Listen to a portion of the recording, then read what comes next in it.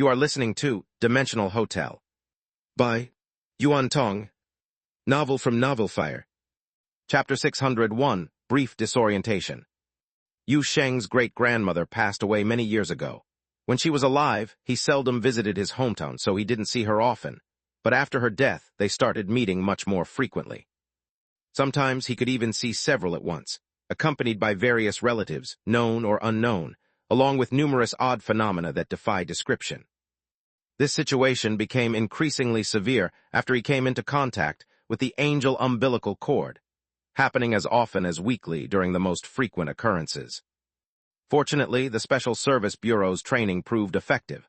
At least, Zheng Zhai is much calmer than before when encountering such situations, and he has learned many immediate self-protection techniques. Upon realizing the surroundings were heterogenizing, and he had possibly stepped into the exotic realm, Zheng Zhai immediately activated the emergency locating, environmental collection, and recording functions on his phone, shoved it into an inner pocket, and retrieved a sanity blocker from another pocket to inject into himself. Feeling a coldness spreading within, the muffled low noise beside his ear briefly emerged and swiftly faded away.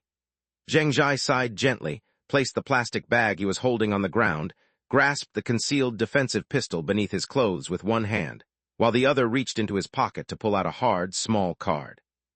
As he unveiled the card, the seemingly ordinary white cardstock revealed a triangular insignia of the travel agency painted with dark red ink, along with several runes that appear mysteriously impressive, though purely decorative.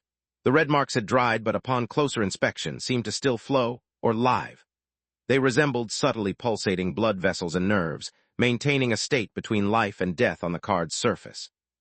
This seemingly modest card offered Zheng Zhai a sense of security that nearly surpassed the Bureau-issued gun capable of launching rocket-assisted explosive rounds. This is the life-saving talisman given by Yu Sheng, a one-time-use pre-made door, already primed for activation. Anyone accepting blood transfer can use it to open a gateway to the Valley's transfer hub anytime. Because Zheng Zhai frequently falls into the exotic realm and retrieving him was always laborious, Yu Sheng simply handed him a stack, so he always carries 2 or 3 when he goes out. Zheng Zhai breathed a light sigh, but did not immediately activate the card in hand, instead observing his surroundings cautiously.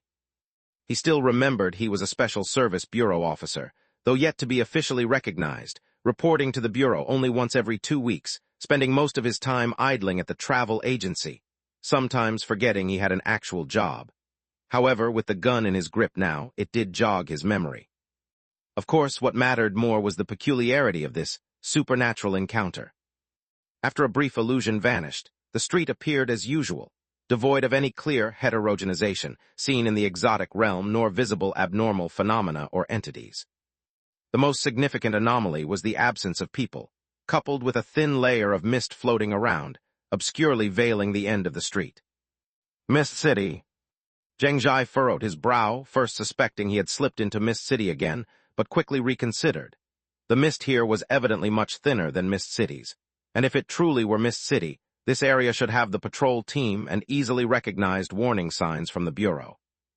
He cautiously transferred to a street corner, using the building as cover to view outside. The sky was dimming, once gray, now darkening as if turning to night, yet street lamps did not light up, furthering the street's grim, oppressive gloom.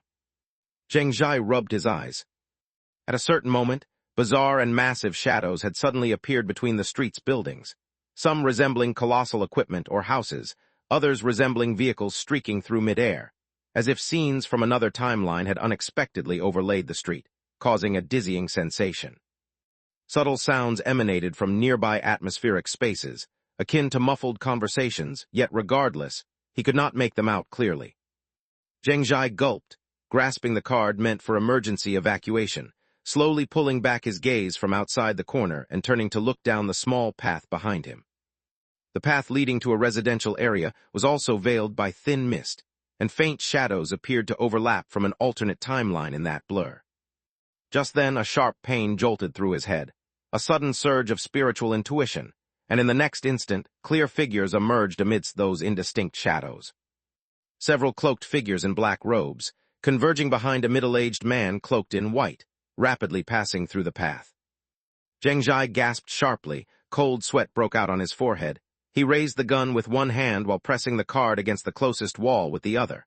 However, just as he intended to shoot and flee, that group seemed oblivious to his presence, walking straight in another direction, disappearing into a nearby building's wall within a few steps. Zheng Jai froze, collecting his weapon and card in a frightfully dazed state, looking toward where those figures vanished. They couldn't see him. Or were he and the group originally positioned in timelines unable to perceive each other? But his observational ability was simply too strong, inadvertently glimpsing the opposite scene. The Special Service Bureau intern officer, gifted from a young age, began analyzing the situation before him based on his extensive experience with supernatural encounters. However, just a few seconds into his analysis, a low conversation suddenly arose nearby. This time, he could make out a few sentences. Still unstable, can't fully replicate. The data is definitely valid. The issue likely lies with the catalyst. It's lacking in power. Recently, the range of the device's influence is expanding. Even on pasture star, bubble phenomena have appeared. Should we consider postponing? The accident at the Black Spot Laboratory serves as a lesson.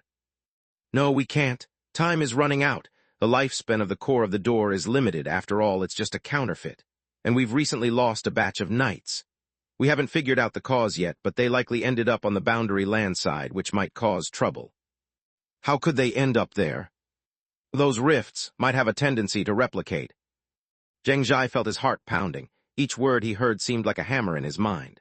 He widened his eyes, straining to see in the direction the voices came from, but he could only glimpse a few very vague shadows. Those shadows stood in the mist, in front of what seemed to be some large control or display equipment. Farther away, there appeared to be a soaring, curtain-like object, which could be the wall of a hall or something resembling a barrier. The next second, the hazy mist before him began to move again, and Zheng Jai felt a blur before his eyes. The shadows on the street changed, seemingly shifted by the mapping of the space. And just as he was trying to discern more from the changing shadows, an inexplicable unease and chill suddenly arose from the depths of his heart. Zheng Jai shuddered involuntarily, quickly turning to look in the direction indicated by his spiritual intuition. He saw a very tall shadow. It was a tall and elegant female figure, possessing perfect poise and a cold demeanor. Its pitch-black shell exuded a metallic sheen, with a face that seemed to eternally bear a compassionate, gentle smile. The tall figure stood at a nearby crossroads, surrounded by many faint, towering illusions, seemingly stationed there but not noticing this side. Miss Luna. Zheng Jai's heart stirred, instinctively thinking it was the friend he knew, but in an instant he realized cold sweat accompanied by dread emerged. It was the artificial saintess under the control of the Venerate Saints Monastery. Almost at the moment of his shocking realization, the illusion standing in the mist slowly turned its head in this direction. It was a perfectly gentle smile, remarkably similar to the familiar Holy Lady from the travel agency. But this familiar visage was now eerily, terrifyingly more so than any entity Zheng Jai had ever encountered in his life. In fact, at this moment, he had a subconscious thought that the other side couldn't see him. After all, the street and its illusions were clearly in two different time spaces. The robed and cloaked figures that had passed by earlier hadn't seen him, but this thought only persisted for a moment before his frantically signaling spiritual intuition told him that murderous machine had indeed noticed this uninvited guest. It could be highly advanced radars, black spirit ability, or some mystical contraption cooked up by the Venerate Saints Monastery. Regardless, he had been spotted across the interdimensional barrier. The next moment, that smiling killing machine transformed into a rapid shadow in Zheng Jai's eyes. He had no time to react, as a few sharp blades were already poised at his chest. However, after a moment of panic, the anticipated pain and death did not arrive. Confused, Zheng Jai looked down and saw the few sharp blades appearing in a semi-transparent, illusory state, lingering in his body like shadows.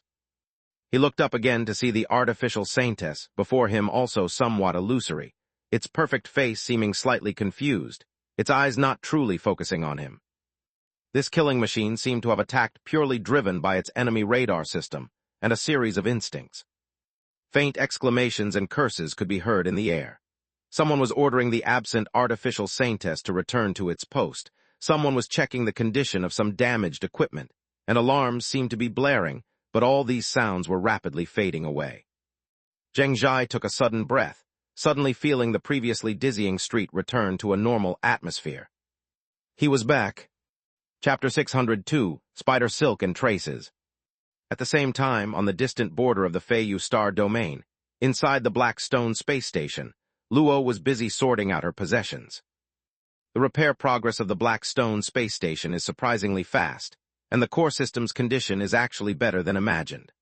Although its Rift laboratory was nearly completely destroyed by the World Bridge earlier, as a large space station, its control center is not in the laboratory, but in the inner ring between the laboratory and the external ring, thus fortunately avoiding previous damage.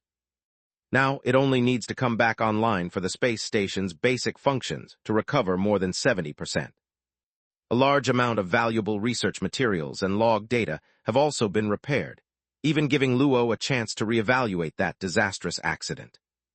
For this great scientist, the cleanup of the World Bridge incident has just begun, and the impact of this on her entire professional career will likely continue for a long time. Her mood is complex at the moment. Being able to return to this familiar place is certainly a cause for happiness. After all, most areas of the space station have not undergone significant changes, and with the help of that, Mo Ran, City Lord Black Stone Station has essentially restored the long-term living conditions for residing there. However, conversely, the fact that the boss's face might pop out from the walls and ceilings at any moment is rather frightening. Busy in the central database, Luo turned her head and looked somewhat helplessly at the distant alloy wall. This place is a giant cabin like a vertical shaft. At the center of the vertical cylindrical cabin is a ring-shaped platform, which was built around a pillar-like silver-white hub host, and the outer edge is connected to the cabin's entrance and exit by 2 suspension bridges. Now Luo is standing on the inner side of the ring platform, while on the opposite side of the ring platform within the vertical shaft wall is Yu Sheng's face encompassing dozens of square meters. The gigantic face emerges on that silver-white high wall, intimidating to behold. "Boss, you're going to scare me like this. Do I look like the kind of big boss in sci-fi TV dramas?" Yu Sheng was quite happy. The kind that adds trouble to the protagonist team every season but never gets killed because they're so popular. "Are you really that idle right now?" Luo looked helpless. "If you're really idle, how about helping me fix the pipelines under the suspension bridge? This place has the smell everywhere from the atmospheric circulation system leaking." "Oh, that's easily said." A slight sound of metal squirming and heeling came from the deep well below the suspension bridge, and several warning signs on the data terminal thus reduced. Luo seriously thought about whether this place is scarier when there's the Dark Angel or when there's Yu Sheng. The conclusion is she shouldn't have sent people to meddle in the gang conflicts on Zorata Star back then. If she hadn't meddled in that mess, she wouldn't have gotten involved with Zolda Black Stone. Avoiding Black Stone would have prevented the subsequent World Bridge event. Without the World Bridge event, there wouldn't be an Angel's Descent. Without an Angel's Descent, her space station wouldn't have been targeted by the Angel Hunter. Then she could still stay at her happy home, studying Black Spirit ability on odd days, subspace on even days, using her research scraps to scam money on the black market during holidays, and casually checking if Bailey Ching's bounty on her had gained another 0. Now it's all totally finished. "Why do I feel your gaze suddenly turned resentful again?" Yu Sheng suddenly spoke again, his voice emerging from that steel face, carrying metal tremors and echoes, like the expression on Hu Li's face when she opened the kitchen cabinet and discovered I put away all the soy sauce bottles. "It would be better if you didn't use that face to scare people here, but came over to communicate with me directly." "That won't do. I'm shopping with Hu Li right now." Luo sighed and no longer paid attention to her less-than-serious new boss, turning her focus back to the work at hand. In front of her, the silver-white hub host, running through the entire cylindrical cabin, emitted a low, pleasant hum, the lights flashing on its surface regularly and steadily. It seems that its condition has fully recovered after the resupply of energy. Luo connected a data terminal to the port of this silver-white pillar, while several cables directly connected from the other ports of the pillar to the mechanical limbs on her back, using the highly modified implant part of herself to direct connect to the database. Here, every large storage server seems to have become her external brain, with a vast sea of data readily available. This is an operation that only she can complete. Alvin and the star scholars he led combined wouldn't achieve this level of efficiency. The massive data streamed through her auxiliary brain, the heat from the neural junction and occasional discharges causing sporadic stinging and itching, while temporary auditory and visual hallucinations have long become habitual. in the disorientation generated by being directly connected to the database. Sometimes Luo even momentarily blurs the boundaries between self and machine, forgetting whether she is a modified elf or merely a pile of chips and living metal mounted on a fragile flesh. Humans' elves are indeed adaptable creatures. She still remembers when her spine was first severed by the Black Dot group and the first piece of living metal implanted. She even thought about dying. Back then, the discomfort caused by the neural junction and personality disorder nearly turned her into a mentally deranged lunatic. But at some unknown time, she adapted to all these machines and even used them to prove her worth. There was a time when she truly considered this self-proof to be a badge of honor. Luo shook her head, and just then, a data stream flowing through her auxiliary brain suddenly caught her attention. Yu Sheng saw the golden-haired elf standing on the platform suddenly furrow her brows, and then her expression began to turn grave. Following that, lights rapidly flickered between the mechanical limbs behind her. A moment later, the entire data center began to resonate with a low hum. Vast amounts of data were being mobilized, and Luo began traversing the entire database, seemingly searching for something. What's going on? Have you found traces of transgression during the Blackstone Station period? No, Luo shook her head with furrowed eyebrows, her tone a bit unsure. It's just that I found something odd in the logistics system and communication logs. Odd? Yu Sheng's image quickly disappeared from the metallic wall above the server array, reappearing on the silver-white pillar in front of Luo. Specifically. Boss, you're going to scare me to death. Luo almost jumped in place, glaring at Yu Sheng before pouting. It's a few strange cross-border logistics orders. Starting from a few years ago, every year there's a batch of goods marked as high-energy minerals passing through my logistics channel, origin unknown, sent to the dark meteor domain, but the recipient is untraceable, and the guarantee serial number seems to be issued internally by the company, but I have no recollection of these orders. Yu Sheng listened in confusion. He completely didn't understand the rules of interstellar logistics, nor did he know how the complex logistics network and approval process within the Black Dot Group operated. But from Luo's expression, he could tell that there seemed to be something fishy about this matter. Does this happen often? It's not supposed to happen. There are always people finding loopholes, but whoever's been doing this consistently for years without me noticing is definitely odd. Luo said while swiping on her data terminal, pulling up a series of documents and logs to show Yu Sheng. Though she felt her new boss likely couldn't understand these things, she had to present a serious work attitude. I don't know how these orders bypassed me. Additionally, there are these communication records, mostly around the times these orders occurred. Several internal addresses of the group frequently communicate with an anonymous external network, seemingly asking about order progress, but all senders and receivers are anonymous. Interesting. Yu Sheng raised an eyebrow. Looking at this, is there a problem with your control over your domain? Luo remained silent for a moment, pressing her lips together with a serious expression. After a while, she sighed and shook her head. In the past few years, I've been severely influenced by the Zolda Black Stone, obsessing over its secrets like a demon possessed, focusing 80% of my energy on that thing. Didn't feel much at the time, but looking back, even if something wrong happened right in front of me, I probably wouldn't notice, let alone these minor issues occurring within the logistics network and communication systems. Yu Sheng didn't speak, simply looking into Luo's eyes. After a while, he finally spoke. But now you don't think it's a minor issue. There's a rat stealing my things, possibly a traitor or a competitor from another department, Luo said slowly. The always lethargic elf spoke with a vigilant coldness, as if she had changed into a different person. These records may not seem like big problems, but my spiritual intuition is warning me. She pressed her lips, paused briefly, then suddenly raised her head. Boss, I'm planning to immediately head back to my hiding place to see if I can find something. All right, approved. Yu Sheng said casually, and immediately Luo saw the air near the hub host suddenly distort. A phantom door appeared out of thin air before her, opening to reveal a familiar starry sky, a barren rocky planet, a small starport, and several satellites floating in the planet's orbit. This space station is now Yu Sheng's body, and it's quite reasonable for him to open a door in himself. Okay, you go ahead, Yu Sheng said. Luo was still staring at the door in a daze. She clearly hadn't yet adapted to her new boss's pace and the travel agency's working style. Her originally planned return trip didn't include this step. After holding back for a long time, she finally spoke. Well, not exactly immediately. I should at least pack my bags and prepare a shuttle. Oh, Yu Sheng closed the door again. Then go get ready, let me know when you're done. By the way, before you head out, make a trip to Mo City and Shuji to get some protective gear from Mo Ran. Luo instinctively responded, no need, I have my own. She has my blood grenades over there. You can plaster them on the faces of people you find unpleasant when you return.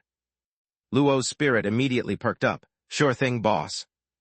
Chapter 603, Connections. After finalizing the decision to return home to investigate, Luo returned to the main hub and meticulously re-examined those suspicious logistics records and communication logs, downloading all of them into her auxiliary brain implant. She didn't discover any more clues. The organizers behind that string of thefts clearly hid themselves well, leaving no name, no reliable network address or code in any records. In fact, if it weren't for Blackstone Station's unique database and her having the highest operational privileges, those few records might not have been preserved at all.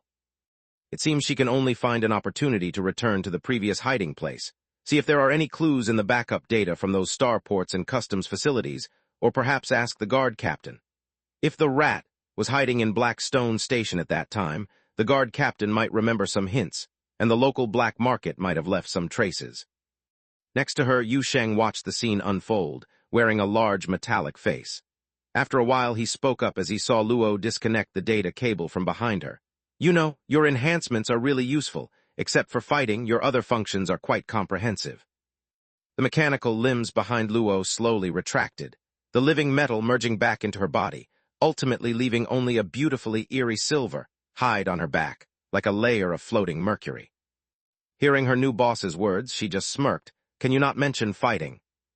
Yu Sheng casually replied with a few words, then asked curiously, so is it common in the Black Dot group to modify like this? Or is it just the elites? I saw the health report from the Special Service Bureau, mentioning that your guard soldiers also have some signs of enhancements. Not as extreme as yours, maybe just an artificial heart and lung set, or a layer of bulletproof internal skeleton in vital areas. The higher the status, the more severe the modifications.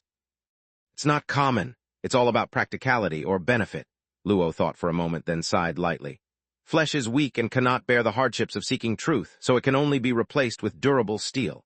Of course, some choose to enhance their original bodies to the extreme or seek dangerous enlightenment from subspace and dark spiritual abilities. As long as the benefit covers the cost, anything is permissible. And indeed, as you said, the higher the status, the more severe the modifications. Within the Black Dot group, efficiency trumps all. Whether it's economic benefits or knowledge advancement, it's worth any cost and must be pursued at any cost. My level of modification is relatively conservative among the management. After all, I'm still trying to maintain a human form. Many of my colleagues have transformed themselves into complete monstrosities, some visibly, others internally. Yu Sheng keenly sensed her emotional change. You seem a bit sad, he suddenly asked. I actually don't like these things very much. Luo slightly turned her head. A mechanical limb extended from the living metal on her back, swaying slowly in the air. Sometimes, they even confuse me, making it unclear whether I am a heavily modified Algredian or just a mass of living metal and logic chips inheriting some unfortunate soul's final memories.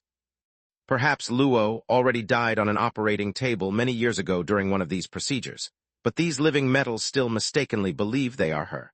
But without them, I wouldn't be alive today. Luo momentarily dazed, feeling the neural connectors in her brain emitting a mild pain, her thoughts wandering back and forth between her biological and mechanical parts, ultimately halting at an indistinguishable position. Like waking from an extremely brief dream, the overly sentimental self-doubt quickly faded from her mind, realizing she had spoken too much. Sorry, just some boring stories. She turned her head, once again fully immersing herself in her work, saying nothing more to Yu Sheng. A cold wind blew over the riverbank, lifting several shattered leaves along the roadside. Walking on the road, Yu Sheng squinted his eyes in the wind, looking at the distant, gloomy sky and not far away, the bustling Huli near the withering shrubs. The demon fox girl wore a thick white coat today, with a fluffy scarf around her neck, happily digging a hole while squatting on the ground. Everyone has a story, Yu Sheng commented reflectively. Huli had keen ears and immediately raised her head. What did you say, Savior? Not talking about you. Yu Sheng waved his hand, glancing at the mound of earth beside her. Remember to cover it back up when you're done digging. The great demon fox was delighted. Hey, got it. Yu Sheng raised an eyebrow. Even though Hu Li had put away her ears and tail now, just hearing her cheerful voice, he could almost imagine a bunch of silver-white tails swinging behind her. He looked around again.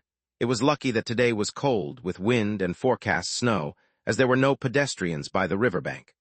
Otherwise, accompanying a pretty girl while she dug in the greenery would surely attract attention, and conscientious onlookers might report him to the municipality. With this thought, Yu Sheng's curiosity piqued. With so much space in the valley to dig freely, why was this girl so eager to dig in the greenery during their walks? This curiosity had just surfaced when he saw Hu Li suddenly springing up joyfully from behind the shrubs, holding something in her hand. "Savior, caught a mouse." Yu Sheng, expressionless, said, "Throw it away." "Okay." Then, after another while, "Savior, caught a squirrel." "Throw this one away too." "Savior, we caught a bird." "Release it, then I'll take you to the pedestrian street over there to buy some food. Fill up the hole first." "Okay." Yu Sheng finally understood. Because of the weather, the vendors selling grilled sausages and candied haws on the usual riverside walk he and Hu Li strolled on hadn't set up their stalls. This girl came here today to hunt.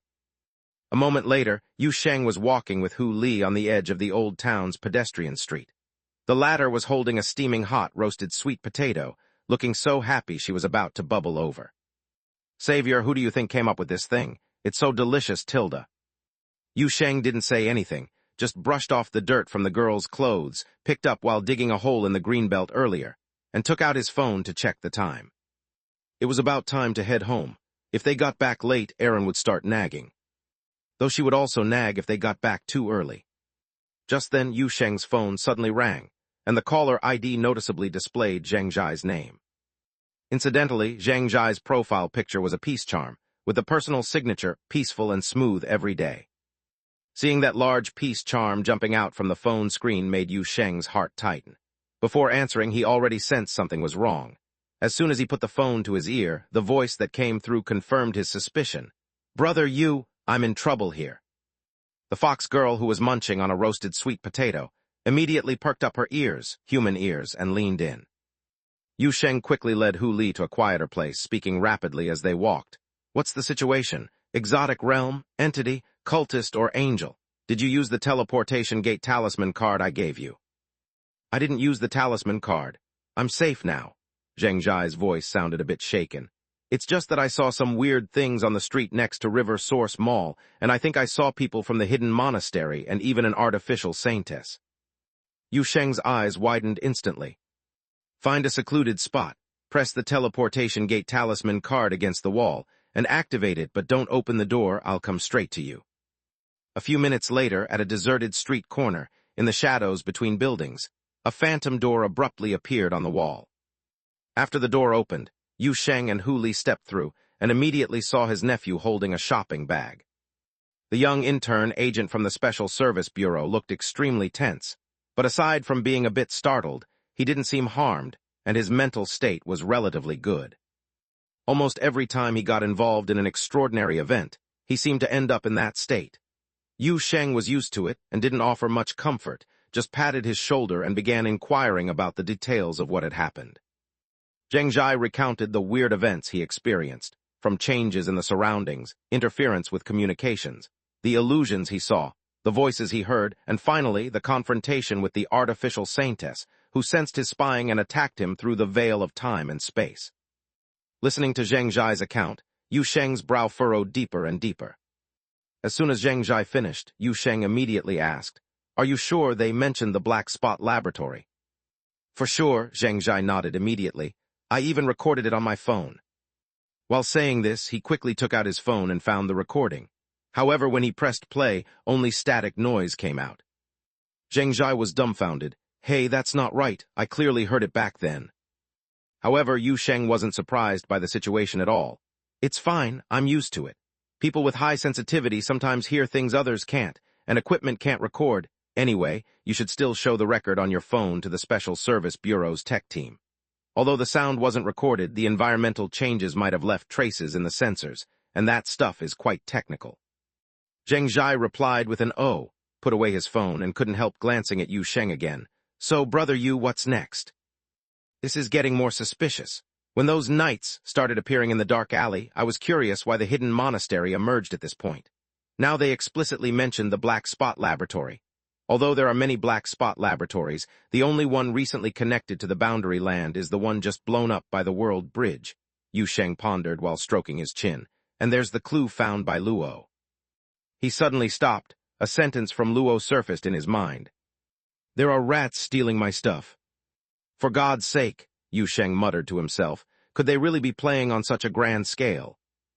Chapter 604, the first snow of the year. Zheng Zhai didn't know what was happening, but he could sense from Yu Sheng's changing expression that the matter was quite serious, feeling so tense that he dared not even breathe for fear of interrupting Yu Sheng's train of thought. Yu Sheng was considering various possibilities in his mind for a brief moment, before focusing his attention on the street and alley in front of him. This was the place where Zheng Zhai had previously encountered abnormal phenomena, but now all the anomalies had subsided, and apart from the sparsely populated street seeming a bit desolate, there was nothing peculiar visible to the naked eye. Yu Sheng still carefully inspected the area, and then concocted some blood to spread a mycelial carpet. He'd become accustomed to this, feeling uneasy if he didn't leave a mark wherever he went, and during his daily bloodletting, he always felt like the constantly regenerating blood was a waste if not let out. Sometimes he thought this habit might be a bit abnormal, but both Luna and Aaron considered it a form of frugality. As for Hu Li, she didn't have much opinion on it, as long as she could suck a few sips after the bloodletting. Just like now, Hu Li quickly devoured the roasted sweet potato in her hand and clung to Yu Sheng's arm, sucking noisily, while Yu Sheng looked at his nephew thoughtfully. Based on your description, what you encountered were just illusions projected from another space. The artificial saintess stabbing you without harm is clear proof. This is distinctly different from what we encountered in the dark alley. The knights we met were actually real. Zheng Zhai pondered. From what I've heard, those knights landed on this side. This indicates that this process is somewhat uncontrollable for the hidden monastery. Yu Sheng frowned deeply. A technology still in the experimental stage, or a force or mysterious object that they themselves cannot control. He paused, turning to Hu Li. Can you sense anything?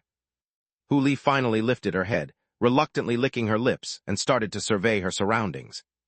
Subtle spiritual power spread around her, and the divine sense of the great demon fox swept across the entire district. After a moment, the fox girl shook her head. No, this place is no different from anywhere else. Perhaps it's related to the exotic realm attribute of the dark alley itself, or maybe it's all happening randomly. Yu Sheng exhaled lightly. Anyway, I'll inform Bailey Qing about the situation here. Having been delayed outside for quite some time, Yu Sheng and Hu Li returned to number 66 Wudong Road near evening. After a day of cold winds, the weather calmed by dusk, but the skies grew more gloomy. Lead-gray clouds piled into dense masses, pressing low over the city. Entering the living room and habitually looking toward the sofa, Yu Sheng didn't see the little puppet that usually occupied it at this time. He quickly heard noises coming from the balcony. Following the sound, Yu Sheng exchanged glances with a line of errand puppets hanging on the clothesline. 5 errands dangled neatly in midair, the line threading through the sleeves of the little puppets, resembling a string of small flags, with the blonde one in the center. Just then the small puppets were still swaying in the air, and the blonde one, upon seeing Yu Sheng return, vigorously kicked her short legs. Yu Sheng, get me down! The C-type buckle doesn't respect martial virtue. Yu Sheng hesitated, was about to ask what was happening, when he noticed a paper note pinned to one errand's clothing. The note was penned by Luna. I shouldn't have tossed the omen wandering star into the water bucket while someone was mopping. Fine, let them hang. Yu Sheng directly ignored the bunch of puppets bickering faintly in the wind, pulled out his phone, and started messaging Bailey Qing. After explaining to Bailey Qing about what Zheng Zhai had encountered and the developments at Blackstone Station, he diverted his attention and directly contacted Luo, who was still at Blackstone Station. Upon hearing that the Venerate Saints Monastery seemed to be discussing the World Bridge incident, Luo was visibly shocked. Those lunatics, what do they want get involved with the World Bridge instead of confining themselves to their secret cult rituals and biochemical experiments? Are they crazy? Can decent people run a cult? Yu Sheng was quite calm, as he realized that cultists are indeed disliked everywhere, even by extreme groups like the Black Dot Group. In any case, we can't confirm how they're involved, but logically this makes sense. The hidden monastery is dedicated to studying the Dark Angel's power and collects angel catalysts worldwide, while the world bridge itself is a dark angel. Even though the bridge is gone now, there is ample reason for them to be interested. This doesn't seem like merely interest. It clearly looks to be causing a stir. Luo's tone was anxious. I sense the taste of a project collapsing. Don't know if it's an illusion, but Yu Sheng actually detected a hint of an experienced feeling in the other's tone. When do you plan to make a trip back to your previous base? He suddenly asked. I've already prepared a shuttle, but I can't leave these days.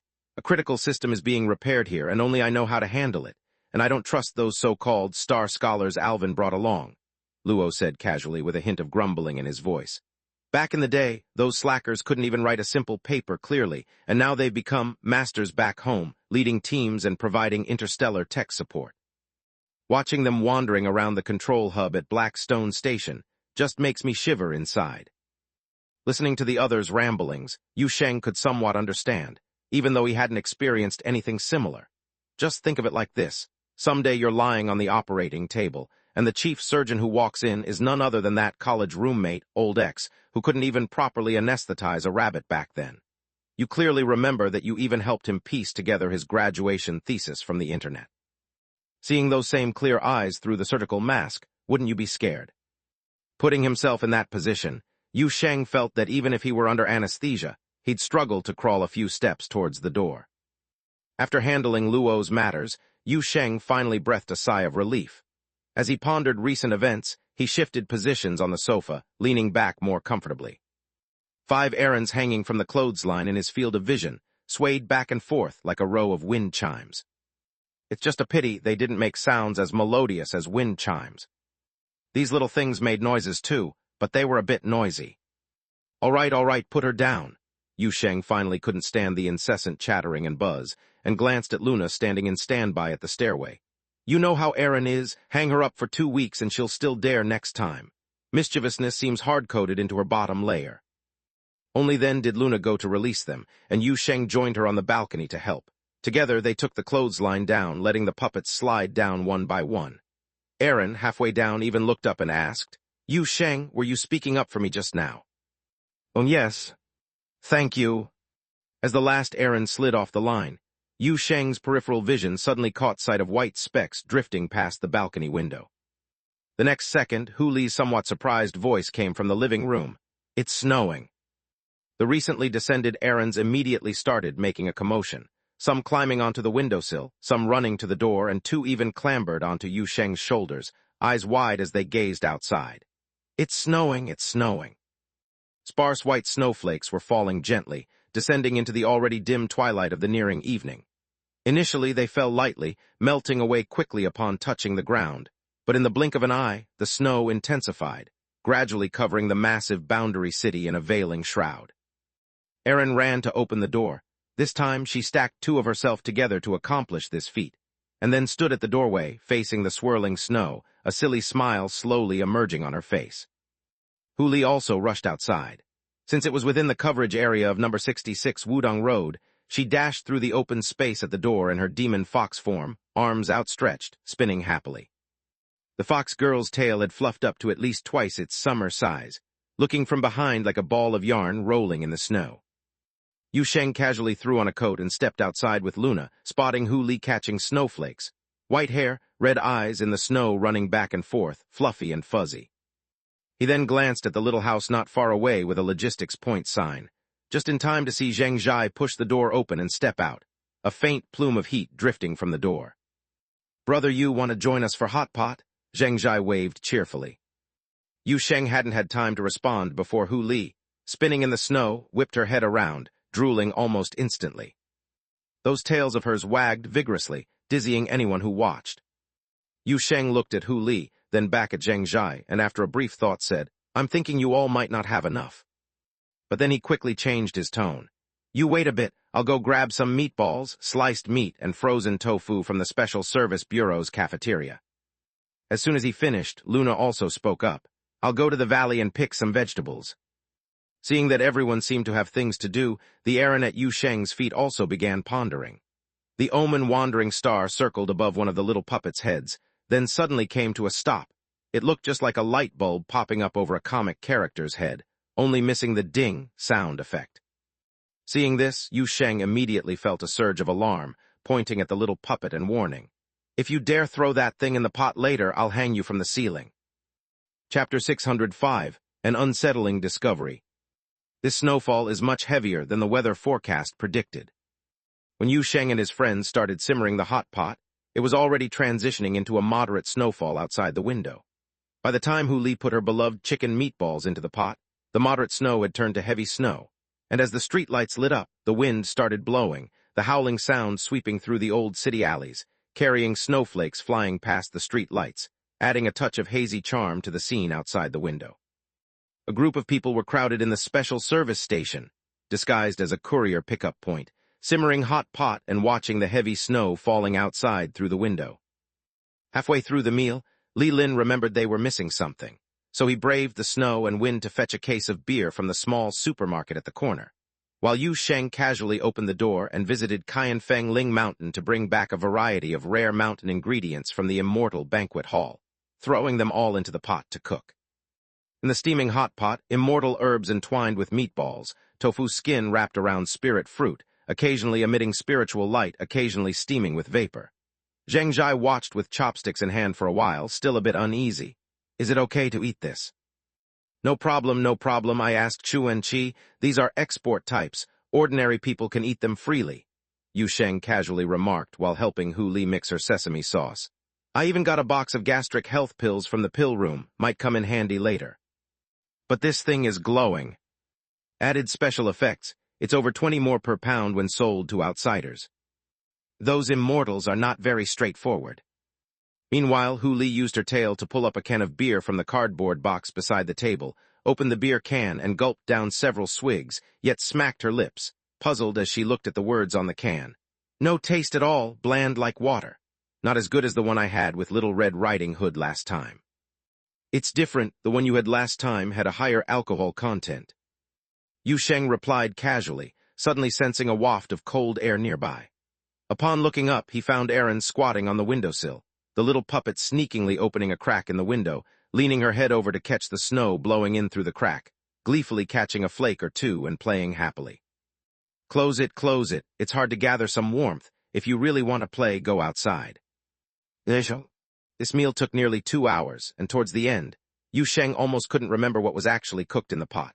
Anyway, Li Lin and Zheng Zhai couldn't eat any more halfway through, leaving the latter part of the hot pot session as Hu Li's own joyful time, cooking whatever came to her mind. She even found the fire not hot enough and used her own fox fire till the assorted ingredients were transformed into a bubbling, wavy mush, finally coming to a stop. No matter what was in the pot before, now it was a pot of fox stew. Yu Sheng felt that the fox girl had some culinary genius in her, as no matter the ingredients, recipe, or procedure, she could turn them into a pot of fox stew, as if in her hands the end of cooking was mush.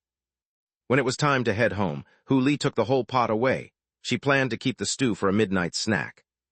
"I'll wash the pot and return it to you guys later." Coming out from the courier pickup point, Yu Sheng, feeling a bit embarrassed, said as he turned back. Standing at the door with one hand on his stomach and the other holding a gastric health pill, Zheng Zhai said generously, No problem. The vacant lot between the courier pickup point and number 66 Wudong Road was already covered in a thick layer of snow. For Erin, this snow was knee-deep. The little puppet joyfully hopped and skipped through the snowy ground.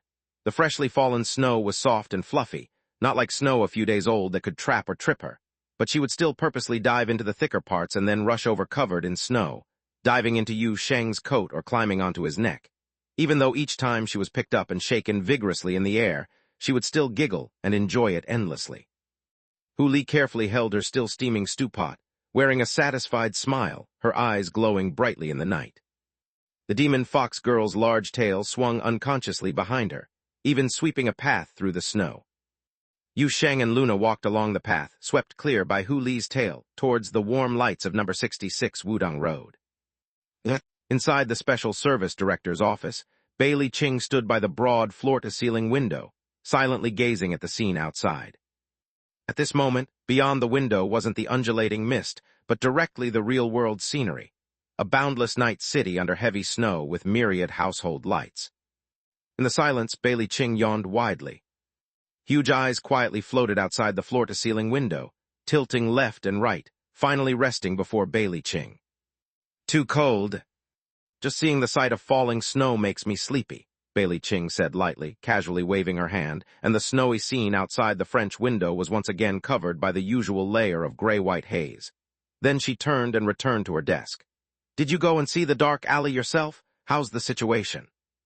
I took a look and there was no sign of the Knights, but the time-space structure is indeed changing. Bailey Zhu's voice came out of nowhere, and her eyes somehow appeared on the computer screen in front of Bailey Ching. Additionally, I took a trip to Mist City and over by the museum, focusing on places where space rifts appeared during the previous World Bridge incident. I checked a total of 5 locations, and 4 of them have varying degrees of space distortion. Bailey Ching slightly frowned. Are they all newly appeared? Yes, Bailey Zhu's eyes moved slightly up and down, but the degree of distortion is actually very small. Basically only I can observe it except for the dark alley. It might be because it's the original rift connection point and was once eroded by the power of the Omen goddess. The time-space structure there is clearly much weaker than other places, and many spots are quite unstable. However, there is also good news. Good news? Bailey Ching raised her eyebrows almost imperceptibly. The dark alley is covered with marks left by Yu Sheng, and those cats are about to be marinated. When I was there, the cats were patrolling the alley like a patrol team. If the Venerate Saints Monastery really plans to do something over there next, they're in big trouble. Bailey Ching nodded thoughtfully, her expression unchanged, but those who knew her well, like Bailey Zhu, could see that she was close to laughing out loud. Just then, the sound of footsteps from outside the door suddenly interrupted the sisters' exchange. There was a knock at the door, and after Bailey Ching responded, a slightly thin middle-aged man wearing glasses and a plaid shirt pushed the door open and walked in. He was the on-duty manager of the technical department. What's going on? Bailey Ching, sitting behind her desk, controlled her urge to yawn and raised her spirit to ask. Director, the middle-aged man greeted, placing the tablet he was holding on the desk. We've just sent the data returned by Zhang Zhai to the technical department for analysis. Among the environmental parameters he automatically recorded with his phone, we found something rather unusual. Bailey Ching's eyes became immediately serious, focusing on the screen of the tablet computer. She knew Zhang Zhai had encountered an abnormal phenomenon in the old city district. Yu Sheng had already sent her a message about this, and afterward, Zhang Zhai also used the Special Service Bureau's internal system to transmit the environmental parameters recorded during his encounter back to headquarters. The Special Service Bureau has a sophisticated process for handling similar incidents. Each agent carries various recording devices, and when they encounter supernatural events, all the environmental parameters around them are transmitted back to the technical department, where an expert team on standby 24/7 conducts rapid analysis to provide response plans or accumulate reference material for future actions. However, under normal circumstances, ordinary analysis reports don't usually reach the desk of the director. But Zhang Zhai, a special super-intern agent, is clearly an exception. The incidents he encounters and the corresponding technical analyses are directly overseen by her. Bailey Ching's fingers quickly slid across the screen, and the report's contents were read word by her eyes. Some key readings are consistent with the characteristics when space rifts were opened during the World Bridge incident. She raised her eyes to look at the opposing technical department manager. Yes, the middle-aged man nodded with somewhat serious expression. But the crucial point is this part. Waveforms are consistent, but intensity is very weak, to the extent of being able to identify only a small portion of key features. Just give me the conclusion, Bailey Ching said lightly. I'm already very familiar with these waveform graphs. Sure, according to data transmitted by monitoring equipment throughout the city, no space rifts were generated within the boundary land during the event. Therefore, these weak signals recorded by Zhang Zhai's work phone likely didn't originate from the boundary city, but rather from afar, the middle-aged man across the desk said seriously and slowly. According to my deductions, what he observed at the time should be a partial overlap of a remote time-space with the boundary land, and due to the special constitution of the person involved, his personal device was also affected by the overlap, and his phone actually recorded environmental parameters from the other side. Bailey Ching's body leaned back on the chair. The other side? You mean a hidden sanctuary of the Venerate Saints Monastery? From existing intelligence, that seems to be the case. So within the Venerate Saints Monastery's sanctuary, there was a phenomenon similar to the opening of rifts during the World Bridge incident, Bailey Ching pondered, and what they're doing is affecting the boundary land. Saying this, she paused, then shifted the conversation abruptly. How much analysis work is left? We've currently analyzed less than a third of the records, the middle-aged man said. Zhang Zhai transmitted a lot of data, and there are many parts in between that were affected or clearly abnormal, so screening and restoration are substantial tasks. Bailey Ching nodded. I understand, but it still needs to be completed quickly. I have a bad feeling. Those lunatics from the Venerate Saints Monastery are undertaking something very dangerous. Yes, Director. Chapter 606, Hu Li's Gift. The snow continued to fall intermittently throughout the night, and there seemed to be a gust of wind in between. The sound of the wind coming through the window was low and muffled, making Yu Sheng sleep more soundly that night. Of course, another reason he slept well might be because Erin was relatively well-behaved that night. Perhaps she got tired from playing in the snow outside the door after coming back last night. She didn't cause as much trouble as usual with her spiral kicks, followed by knee strikes and then elbow hits. She only headbutted him twice. Snowy days are always perfect for sleeping in. By the time Yu Sheng opened his eyes, it was already bright outside. Through the window, he could hear the sounds of noisy children downstairs. The little puppet that slept on the bed last night was gone, and 3 of the 4 boxes in the corner of the wall were empty. Only Erin was curled up in one, playing with her smartwatch. Seeing Yu Sheng get up, she lazily lifted her arm and pointed outside the window. Big Golden Hair is outside playing snowball fight with a bunch of kids. Yu Sheng sat up on the edge of the bed to wake himself up, then walked over to draw the curtains and open the window. A wave of cold air hit his face, filling his lungs with icy freshness, instantly clearing all drowsiness from Yu Sheng's system and making him wide awake. The laughter and chatter of those playing outside turned exceptionally clear. A group of kids was frolicking excitedly in front of number 66 Wudong Road. Yesterday's heavy snow had left a thick layer on the ground. Luna had already gone out early to clear a path from the door to the street. The rest of the snow left untouched had turned into a playground for the kids, who were having snowball fights, building snowmen, or just rolling in the snow, while the most conspicuous sight was a golden fluff ball darting around like wind-rolling grass. Further away, Yu Sheng spotted a shadow dashing around in the thick snow, resembling 2 connected black iron discs, burrowing in and out like a mole. From the second floor, he stared at it confusedly for a while before realizing it was Erin dragging her frying pan. Yu Sheng also noticed Little Red Riding Hood, probably concerned about the long-haired princess, questionable childcare skills. She purposely came to watch over them. The girl wore a bright red coat, with the faint outline of a beastly shadow behind her. Standing with her hands in her pockets on the open ground between number 66 Wudong Road and the parcel collection point. Mature, calm, and cool like a lone wolf from the north. Unfortunately, she was not of northern stock, and the wolf pack from the Black Forest hadn't bestowed her with cold-resistant traits. Little Red Riding Hood's face was flushed red from the cold, stomping her feet every now and then, likely close to spawning snot bubbles. Hey, brother, the perceptive long-haired princess sensed the gaze from above, immediately raising her head and happily waving her arms at Yu Sheng. Want to come down and play? Yu Sheng waved it off. You guys have fun, I'm too lazy.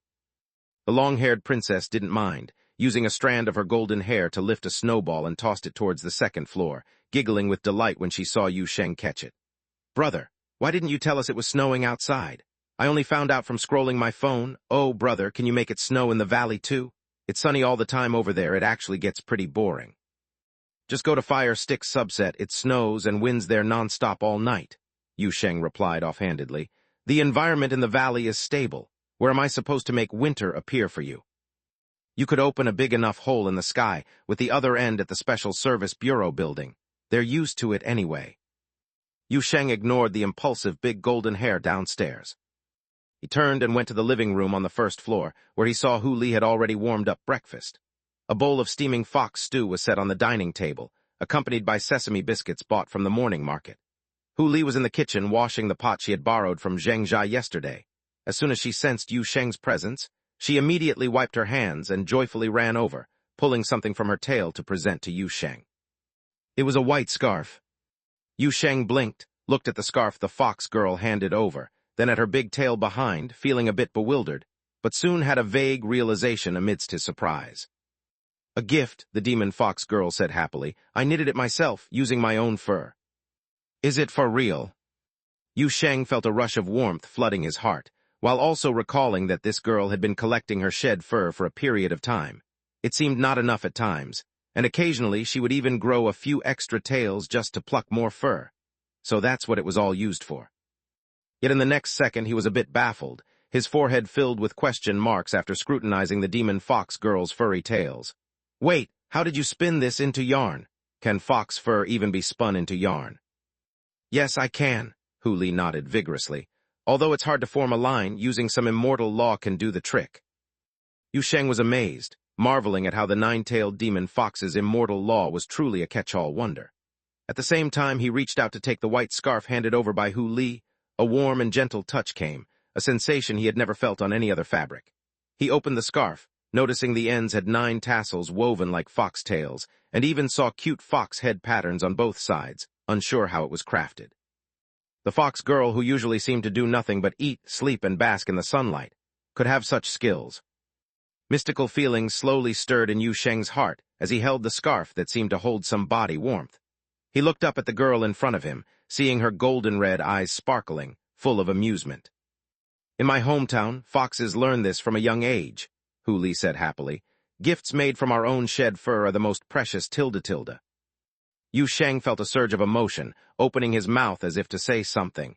But before he could, the great demon fox in front of him suddenly said, Savior, there's more. Hu Li then turned around and rummaged through her tail, pulling out another silver-white item. I also knitted a pair of woolen underpants for you. The emotions Yu Sheng had just begun to brew shattered instantly, just like the recently recovered golden-haired Aaron. He stared at the other gift in Hu Li's hand, dumbfounded, struggling for half a minute before speaking, his lips trembling. Is this also a custom in your hometown? The fox girl beamed. It was Aaron's idea. Yu Sheng's heart clattered at the realization, unsure if it finally felt settled or shattered, with a sense that the world had finally become entirely insane. He turned his head to consult the little puppet, but only saw through the corner of his eye a tiny figure slipping out through the gap in the window with a swoosh, not forgetting to use silk thread to close the window behind it. Hu Li seemed completely unaware of Yu Sheng's subtly changed expression, still excitedly explaining.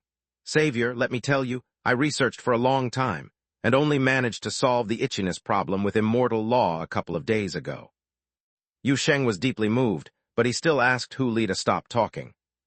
With the most complex expression of his life, he accepted the most absurd gift of his life, silently deciding to bury the item deep within Shuji's earth, while wishing this silly girl in front of him, wagging her tail, would never remember this again. Hu Li was quite happy. She had finally given the gift she had prepared for so long, and the savior seemed quite pleased. So she hummed a tune as she returned to the kitchen to continue scrubbing the pot. Yu Sheng finished his breakfast with mixed feelings, and just as he was about to go to the door to bring Aaron back for a talk, a sudden urgent phone ringing interrupted his action. Upon checking his phone, he saw it was a call from Bailey Ching. Do you have time? The voice on the other end was as calm as always, though Yu Sheng couldn't shake the feeling there was a hint of drowsiness in it. Come to the Special Service Bureau for a visit. It's related to Zhang Zhai's previous encounter. After listening to only a couple of sentences, Yu Sheng's expression had already turned serious. He hung up the phone and immediately summoned a door leading to Bailey Ching's office, calling out towards the kitchen. I'm heading out to the Special Service Bureau. The next second, after receiving a response, he was already standing in Bailey Ching's office. The familiar large floor-to-ceiling window, the familiar spacious desk, and behind it sat Bailey Ching, who got straight to the point upon seeing him. The technical department completed the analysis of Zhang Zhai's transmitted data overnight, and now we can confirm 2 things. First, the illusions he previously saw indeed originated from the Venerate Saints Monastery's secret hideout. It is preliminarily determined that this hideout should be located within a gravitational shadow zone in the Dark Meteor Domain or the Great Triangle Nebula. The exact coordinates are still under analysis, but due to equipment and recording conditions at that time, the data available for analysis is significantly distorted, offering little hope. Second, Zhang Zhai's business phone recorded environmental data from the other side, in which we found critical parameters almost identical to those when a dimensional rift is opened by the World Bridge. Yu Sheng had known before coming that the Special Service Bureau must have discovered something significant, but the two pieces of information that were directly presented still caught him off guard. After a brief moment of stupor, he quickly reacted. "You mean to say the Venerate Saints Monastery is really building another world bridge?" More and more clues point to this possibility, from suspicious logistics information and communication records uncovered by Luo, to your encounter in the dark alley, and now to Zhang Zhai's strange experience. Bailey Qing's tone was grave. "It seems now that the Venerate Saints Monastery has likely been targeting the World Bridge from the very beginning, and they might have known the dark angel nature of the World Bridge since a long time ago, beginning their operations many years in advance." Chapter 607, Deep Within the Starsea. A few minutes later, Yu Sheng roughly understood the situation grasped by the Special Service Bureau. No one expected that the World Bridge incident, thought to be over, would make waves again in such a manner. Actually, using "make waves again" is not quite appropriate, because from the current clues, the cultists' actions against the World Bridge have never stopped. This project has been running on their side for at least several years, and it is very likely that when Luo had just begun researching the Zolda Black Stone, they were already synchronously replicating something similar to the World Bridge. This matter was only exposed until now. If they really targeted Luo's research from the beginning, those suspicious logistics records and communication logs in the Black Stone Station do have explanations. But the key is, where did that group of cultists get the secrets of the World Bridge in advance? Yu Sheng rubbed his chin, feeling extremely puzzled. The matter of the World Bridge has been a rarely known secret since the Omen Goddess first descended 3,700 years ago. According to you, that was the classical era of the Boundary Land, which is separated from the present by an epic transition. Even you, the Special Service Director, can't find detailed information from that era. On the other hand, the only one barely considered, surviving from back then, is the puppet alien of that time. And before we found that divine temple, she stored all the secrets in the gaps of space-time. As Yu Sheng spoke, his eyebrows unconsciously furrowed because at this moment, he suddenly realized a question he had never deeply pondered before. The information and knowledge held by the Venerate Saints Monastery, is it really just based on their so-called saints racking their brains daily? A group of delusional mortals, enhancing themselves with a heap of biochemical technology, adding some black spirit ability and subspace gadgets, then sitting in their dark lair to pray. Could they really pray to understand the dark angel essence of an artifact that descended on this universe 3,700 years ago? Could they even speculate its principles and attempt to replicate it? He voiced his doubts, only to be met with Bailey Qing's rather odd gaze. Those pale gray eyes stared directly for a long time. Even Yu Sheng, thick-skinned, felt uneasy under such scrutiny. Did I say something wrong?" Bailey Qing thought for a moment and gently reminded, "You have an inference star body planted in your churchyard. The World Bridge is a fruit on the giant inference star body tree. From a certain angle, you even hybridized two dark angels." Yu Sheng immediately responded seriously. "That's different. My method is a rigorous and reasonable technology of transformation and cultivation. The entire technological route can withstand my own examination." Bailey Qing said nothing, just continued to stare at him, and Bailey Zhu also drifted out to join in the staring. Yu Sheng couldn't take it anymore, rubbed his nose. "All right, maybe the hidden monastery has a special technological route and intelligence source. I'm just a bit concerned about this. After all, an organization with flexible moral boundaries and possibly some unidentified black technology at hand has an incalculable upper limit for causing trouble. So we cannot allow them to develop further," Bailey Qing said flatly. "I have already discussed this matter with several other members of the council.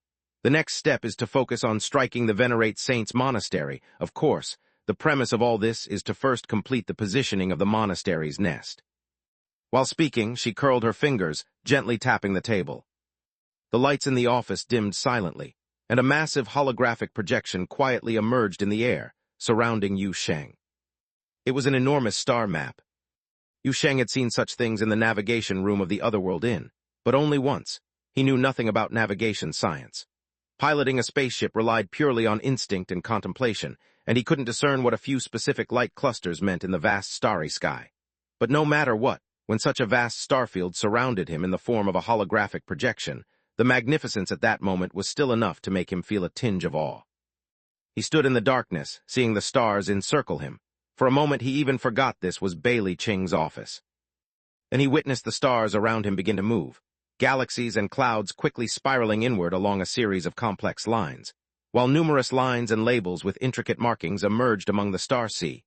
Universe United Industries' interstellar routes, the transport network controlled by the boundary land, the stargates established by various civilization circles, and the leap passages between stargates, as well as those ancient and supposedly hidden paths left from the ancient saints' period, all interwoven like a web across the starry expanse.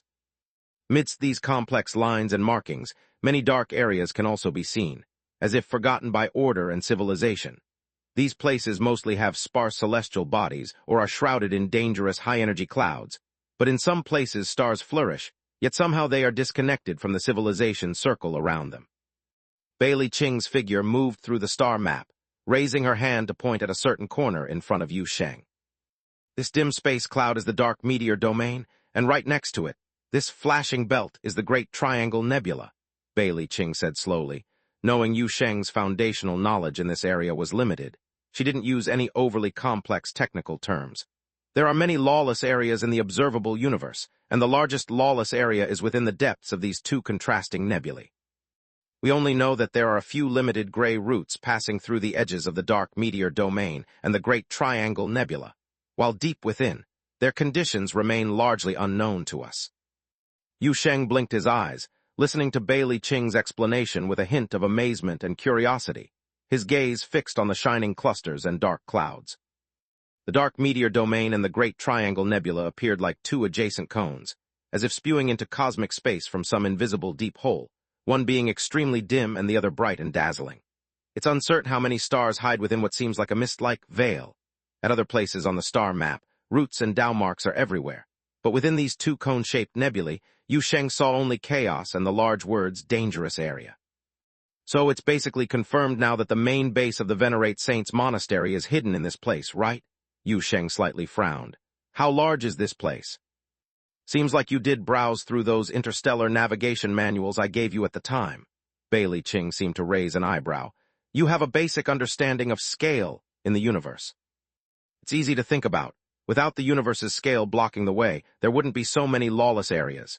It's known that many illegal factions are hiding in these places, yet nobody has gone to clear them. This only indicates that these seemingly insignificant clouds have an astonishingly large actual range. Without a stargate and its corresponding jump code authorization, purely relying on a ship's faster-than-light engine for navigation, setting off from the closest star port to the dark meteor domain toward the gray dwarf star. Even the fastest deep space shuttle of the Special Service Bureau would take about 127 years, Bailey Qing said indifferently. Moreover, celestial bodies are sparse within the dark meteor domain, and many areas exhibit bizarre fracture phenomena, complicating black zone navigation. Once a ship enters, it's like falling into a deep, dark ocean. Trying to find certain specific planets is nearly impossible, let alone specific planets. It's challenging enough to find even a stable landing spot. Yu Sheng could keep up with Bailey Qing's explanation. He was just a bit curious. How do all those illegal factions survive in such desolate and inhospitable places? People outside are also curious about how boundary land people survive surrounded by four-digit exotic realms. Bailey Qing glanced at Yu Sheng. They issue an alert if an exotic realm with a depth over L3 appears on their planets. Yu Sheng, all right, I got it. One adapted to the natural conditions of their environment. Bailey Qing paused briefly before speaking again. There is one person who might know something about matters related to the dark meteor domain. Yu Sheng didn't react immediately. Who? Luo, Bailey Qing looked into Yu Sheng's eyes. I should have mentioned to you before, her hiding place was actually on the edge of the dark meteor domain, and several bases of the Black Dot group were also in the vicinity of the dark meteor domain. The forces within the Lawless Star region maintain a chaotic order, hiding within the protective fields of their mother planets, setting up thousands of illegal broadcasts, evading and calculating against one another. There's a survival law entirely different from other places, and Luo understands the rules there. Ah, now that you mention it, I do remember you telling me about this. Yu Sheng suddenly realized, then rubbed his chin. So, she really is planning to visit her hiding place. Do you think she can find the trace of the Venerate Saints Monastery? Directly finding it might be difficult. As you know, the actual range of the dark meteor domain and the Great Triangle Nebula is extremely vast. And from the name, you can infer that the monastery members are definitely hiding in the deepest part of the lawless area. After all, the Black Dot Group still has to trade with the civilized world, while those cultists do not consider peaceful coexistence with the outside world at all. Luo lived in the Dark Meteor domain for so many years and didn't see many members of the Venerate Saints Monastery, which indicates they are far apart, at least that the monastery members are well hidden. But even if she can't find it, she should be able to open a breakthrough there, even if it's just acquiring a segment of authorized code from a gray root. This way we can send agents to infiltrate. Once the initial situation is opened, finding those cultists is just a matter of time, after all. The vast majority of monastery members are still humans. Even if they don't interact with outsiders, they must conduct activities within the lawless star region, and this process cannot be without any trace. Chapter 608, The Art of Baiting and Chumming. The sound of knocking echoed in the darkness, and the star map projection covering the entire office quickly dimmed and shattered.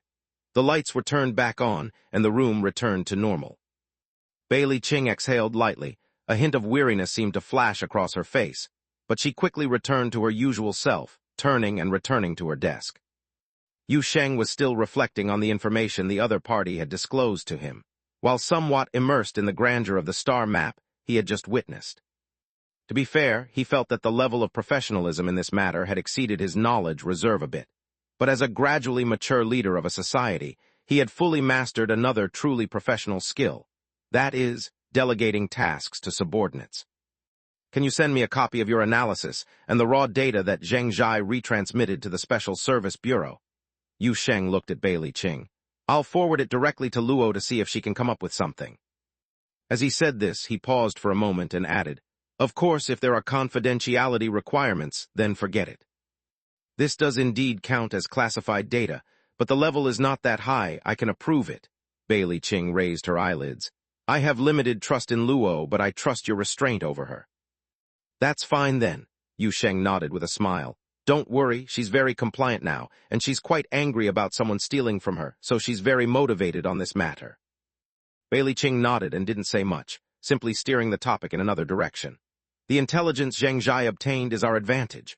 Right now, the Venerate Saints Monastery shouldn't yet know their secret has been exposed, at least in the Dark Meteor domain. They'll be lax on defense. And on the other hand, they already know that their experimental field will connect with boundary land, although the process seems difficult to control at the moment, given my understanding of those cultists. They'll definitely find a way to use this against us. Earlier, the Venerate Saints Monastery acted rather low-key, but since the last Anka-Ala incident, they've exposed their ambitions. The boundary land, a place where angel descent and angel fall have happened numerous times, has a deadly allure for them. I think this can be utilized. Yu Sheng raised his eyebrows at this, almost instantly guessing the other party's intentions. What are you planning to do? Bait them. They're after the angel catalyst. Zheng Zhai heard the term catalyst mentioned in the intelligence, and it seems they urgently need a stronger catalyst to stabilize a certain experimental device. Bailey Ching nodded. The catalyst left by Anka-Ala and the infant star body is tightly controlled by Boundary Land and Cayenne Feng Ling Mountain. Sending out news saying an item was lost wouldn't fool anyone. However, the World Bridge, the incident concluded not too long ago. If we send out news saying cleanup work isn't finished and parts of the remnants are outside, many people might believe it. Yu Sheng was certain that he saw a sly smile on this bureau director lady's face, a pixel-level micro-expression that he'd miss if he blinked too fast. The real situation of the World Bridge's disintegration is known only to a few of us, including you and me, Bailey Ching continued. It disintegrated in the material universe. The residual information and blueprint were consumed by you, leaving no physical remnants behind. But perhaps we can create some fake ones. Yu Sheng's mind had already started to become active halfway through listening. After all, he was not proficient in the techniques discussed earlier like star maps, stargates, authorization codes. But when it came to this righteous business of digging pits, burying people, baiting, setting traps, creating hoaxes to deceive, he had a lot to say. Back in Nightfall Valley, he had fed hunger fake meals, and it was common for him to use his own traps while fighting Dark Angel. However, he was also curious. Fake news is one thing, but how are you going to make the fake goods? Just come up with some building debris, add some effects, and claim it's World Bridge fragments. Would the hidden monastery people fall for it? Bailey Ching thought very seriously this time. Those cultists may be obsessive, but they're not fools. If the act isn't well executed, big fish won't be caught, and more so, they've studied Dark Angel for years. They should have some methods to detect and identify angel catalysts. Bait made too hastily could expose our intentions. Yu Sheng couldn't help but show a thoughtful expression upon hearing this. Real stuff needs to be mixed in. He unconsciously rubbed his nose, starting to contemplate how to prepare the bait. Using the remaining derivative star crystal branch from the Guardian Silence Crust. Not likely. That thing actually doesn't retain much dark angel power and no different from regular minerals easily spotted. Or mix in some anti-ailing crystal. The purity's there, but it's a controlled substance, and what if it really lands in those cultists' hands for them to study? Bailey Ching listened to Yu Sheng's mumblings, after a while suddenly spoke. I think you could discuss this with Luo. Yu Sheng couldn't keep up for a second. Luo, she knows how to make fake artworks. Bailey Ching, she was really blown up by World Bridge fragments. Now that you mention it, it makes sense. She should still have plenty of data related to Zolda Blackstone, and this data will help us replicate similar substances. At least in terms of properties, it should be enough to pass ordinary detection methods, Bailey Ching said leisurely. You tell her she only needs to provide the data. As for the specific production, the Special Service Bureau's lab can handle it. Yu Sheng laughed. That makes things easier. After that, he discussed with Bailey Ching a lot about the details of manufacturing fake angel catalyst and releasing fake news to bait. The more they discussed, the higher they felt the success rate of this plan. And after all, the cost is not high. Even if a group of knights is lured out, it wouldn't be a loss. Indeed, if they can lure an artificial saintess or even a sage-level priest from the hidden monastery, that's a big gain. And at that time, if Luo opens a breach over in the dark meteor domain. With multi-point positioning and internal and external coordination, the good days of the hidden monastery constantly hiding in their comfort zone and remotely harassing people are over. Then it's settled, you send the original data Zheng Zhai transmitted back, along with your analysis report, directly to the Otherworld Inn. I'll forward it to Blackstone Station, and by the way, I'll also inform Luo about the research materials. Yu Sheng got up from across the desk, preparing to open the door and leave as he spoke. Additionally, if knights or artificial saintesses are spotted elsewhere in Boundary City during this time, make sure to notify me immediately. Capture them alive if possible, but of course prioritize our own safety. I understand your point. Bailey Ching nodded solemnly, and as she stood up to see him off, she couldn't help but let out a big yawn. For this usually icy and composed female director, this was already quite an uncharacteristic behavior. Yu Sheng had already noticed the heavy drowsiness surrounding the other person since a while ago and couldn't hold back. Didn't sleep well again, huh? It's not my fault this time, right? I slept well. Bailey Ching quickly adjusted her expression and held her face as usual, just a yawn. Yu Sheng tried not to mind, but Bailey Zhu's eyes kept flickering on the floor-to-ceiling window behind him, repeatedly making sleepy, dazed expressions indicating something. He heard a faint whisper directly enter his ear, because of winter. Yu Sheng's mouth twitched, looking Bailey Ching up and down with a peculiar gaze. Wait a minute, you, hibernate. Bailey Ching instantly turned to look at the floor-to-ceiling window behind her. Those drifting eyes disappeared into the thick fog outside in the blink of an eye. She slowly turned her head back, her expression calm. I don't hibernate, I just get sleepy easily in winter. Yu Sheng continued to stare at her. Bailey Ching slightly tilted her head, calmly looking at a corner of the ceiling where the smoke detector was, and began to speak leisurely, her voice like the female narrator in a game Aaron used to play, telling the opening story. In the distant past era when dragons and magic existed in the world, the colorless dragon would seal its territory during winter, using a vast dream realm to protect its treasure, preventing disturbances from snow demons and frost giants to its realm. This director stood there, dignified, steady, cool, like a proud, solitary dragon from the north. Yu Sheng pondered for a moment. Have you just given me another explanation of dragon hibernation? Bailey Ching sighed, but only halfway before it turned into another uncontrollable yawn. Clearly, even the proud northern dragon was about to be overwhelmed with sleepiness. Yu Sheng felt like he had discovered a new continent. He had known Bailey Ching for over a year, but apparently he wasn't very familiar with her at first, which led him to completely miss this characteristic of hers last winter. And now suddenly he felt that the ever-present cold hardness surrounding her had largely melted away. Judging from her micro-expressions, he imagined that Bailey Ching had already reached a certain level of embarrassment, so he didn't continue discussing the hibernation topic further, simply greeted her and pushed open the door to leave the director's office. The large office fell silent again, and Bailey Ching sat quietly behind her big desk, suddenly propping her head and letting out a sigh. A pair of illusionary eyes floated like a thief to the computer screen opposite her, and then slowly drifted down to the desktop. Keep a close eye recently on places where space rifts appeared during the World Bridge incident, Bailey Ching suddenly spoke. Especially those districts that were highlighted by the Spirit Fox system. The space-time structure there was completely punctured and could potentially become an invasion point for the hidden monastery. Wow, the pair of eyes shook dramatically. Even fighting the instinct to hibernate, you still want to assign your sister work immediately. Bailey Ching ignored the tease. She wasn't sure when, but her sister had become more vibrant by the day, almost as if possessing genuine humanity. Though she noticed this change, she rarely brought it up proactively. She didn't know if this was good or bad. She only knew that the sleepy days of the year had begun again. A Dragon's Yawn. Chapter 609, The Champions of Justice Take Action. Shujimo City, it was still a day of endless rain. A small shuttle, vastly different in style from the local transportation, deftly hovered over the city lord mansion and landed on the immortal boat platform after getting clearance. Luo looked up at the ethereal shield enveloping the building. The endless rain merged into a hazy water curtain on the barrier. Amidst the dense clouds above, a heavy freighter transporting crystal mines, which the locals called Immortal Boat, was slowly accelerating. For some reason, fragments of broken and yellowed images flickered in her mind, bringing back things she thought long forgot. She remembered the old observatory back home, a sudden downpour, and the frustration of missing the H-32 comet during that rainstorm. She recalled the time when the planet's only interstellar flight passed through the clouds, the flames from the engines burning in the rainy night, sparking her first impulse to leave her hometown in her childhood. So much time had passed. Luo withdrew her gaze from the sky and followed the guide sent by City Lord Moran towards the interior of the mansion.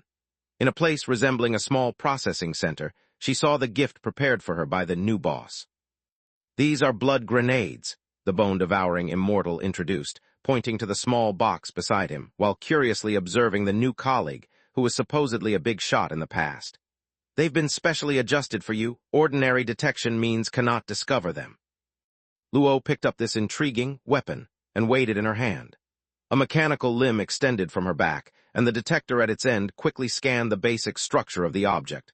Although she could only understand part of it, she quickly grasped how to use it and simulated several scenarios in her mind where modifications might come in handy. At the same time, she felt a subtle resonance with the tubular containers at the core of the blood grenades that constantly emitted a familiar aura, stirring in her both fear and a compulsion to get close. It was as if she was standing in front of an abyss, with the dread of losing her footing and plummeting, mixed with the terrifying thought of stepping forward into death, constantly urging her. Focusing on it almost gave her a sense that her rationality was gradually evaporating. She knew this was the most crucial charge of the weapon. For those who had undergone blood transfer, it could bring power and protection, but for enemies it was a poison of death that could pierce the boundaries of life and death. The withered court elder fetched a few crystal vials engraved with runes from a nearby shelf, and handed them to the golden-haired elf who had come to pick up the goods. "This is unprocessed pure blood, specially ordered by the true monarch for you to take," the elder, whose entire being exuded a strange and dangerous aura, slowly said. "When to use it, how to use it, that's for you to decide, just don't waste it."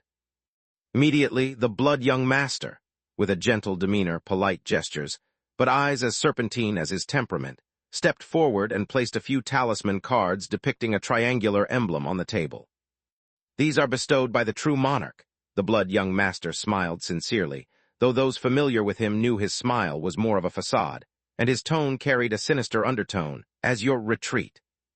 If things really get tough, don't hesitate, run if you can," the bone-devouring immortal advised from the side. A pair of eyes behind the iron mask looked genuine and sincere. "The true monarch is a good person, he won't punish you." The withered court elder and blood young master nodded in agreement, speaking in unison. "Life is most important." Evidently, the talent trio of the Demon Suppression Tower had a strong consensus on this front. Luo suddenly felt a tinge of emotion. After all, her former colleagues at the Black Dot Group weren't like this. In that cold place, having no one to stab you in the back was considered good enough. For a moment, she was overwhelmed with emotions. She looked at the self-defense weapons and life-saving tools prepared just for her, and suddenly found that although these three initially gave off a dark vibe, in reality, they seemed quite nice. Is this what it feels like to embrace the light from the dark? A good colleague relationship, a team atmosphere of mutual help and support, with someone helping with the initial planning and arranging an exit strategy before the mission begins, and the boss not exerting pressure. Luo suddenly felt like the warrior in a story, setting out to slay the evil dragon, carrying the hope of the entire village. 200 years ago, she left the village's hope to go to college but was sold to the lawless Star region, and now she was returning to that dark, cold place with new strength and mission. Destiny, truly an inscrutable miracle. Rest assured I'll bring back good news. She took a deep breath, stepped back, and said solemnly, I won't let anyone down. The three evil cultivators didn't quite understand how their new colleague suddenly became so fired up, but they still clasped their fists and courtesy bowed. Wishing you all the best, and a safe return. Moran was observing the situation in the artifact refining workshop through the lynxy mirror in a dark chamber. Deeply moved by the scene, three evil cultivators sending a terrorist to the lawless Star region as a double agent. The excitement was quite intense. Anyone unaware would have thought they were saving the world. The city Lord Fairy shook her head, setting aside her feelings for the moment, and turned to look at the large crystal beside her. This crystal had extended from the depths of Shuji's crust all the way to the surface, growing into a clear and transparent curtain wall in this dark chamber. At the moment, a vague figure was appearing in the crystal. Luo has set off, and as per your orders, everything has been handed over to her. Yu Sheng nodded through the crystal, perceiving the global situation of Shuji while speaking. All right, continuing with our previous topic, there is a production plan here in the Boundary Land which requires a batch of special minerals. I will send you the requirements later, and once you're ready, deliver them to the mineral sorting platform of Refining Tower number 1. A batch of Special Service Bureau personnel will open the door to pick it up. Keep this matter confidential, dispatch your trusted people to do it, and the ore needs to undergo preliminary processing without any leaks about the process. Moran was curious but didn't ask a single question, only bowing deeply. Yes, Moran understands. Okay, there's another matter. Yu Sheng pondered and then spoke again, spread some information outside, saying, recently, communications between Boundary Land and Feiyu Star Domain are restricted, and there have been unidentified interferences.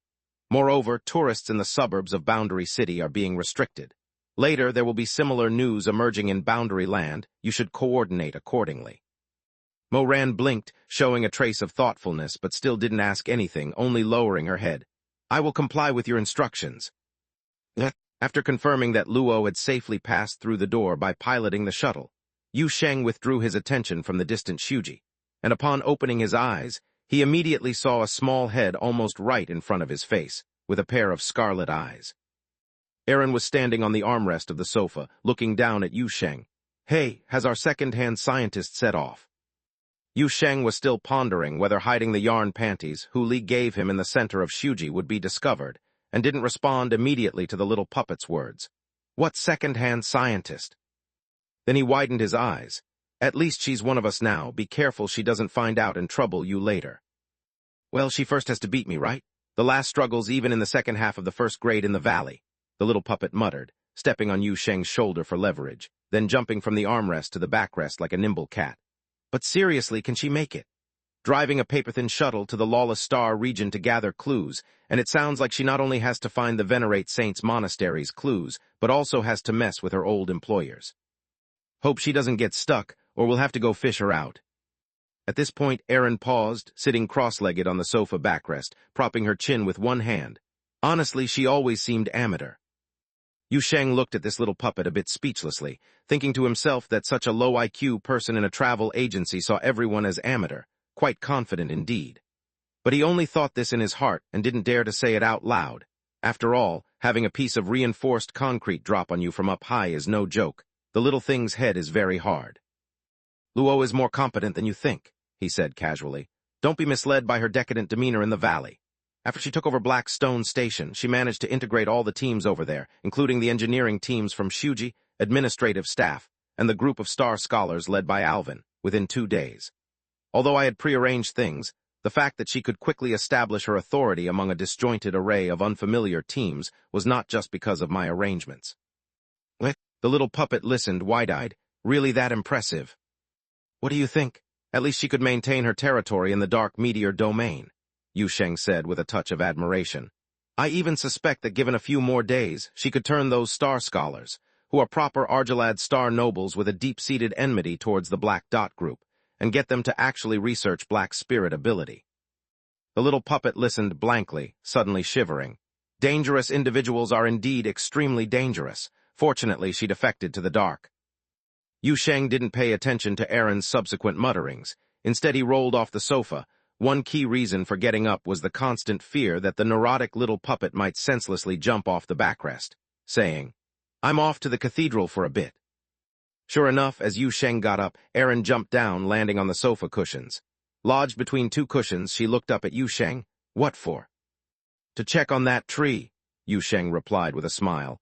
The Venerate Saints Monastery wants the Angel Catalyst, so I'm thinking of adding something special to the bait. Chapter 610, Stirring Up Trouble Out of Nowhere. In the depths of the Soul Wilderness, the gray sky was covered with a thick layer of flowing, invisible clouds. The tall and solemn church towers and walls stood on the wild grassland, and the magnificent and mysterious crystal giant tree had now completely enveloped the cathedral, stretching like a crystalline dome from the courtyard area to the open space above the church surroundings.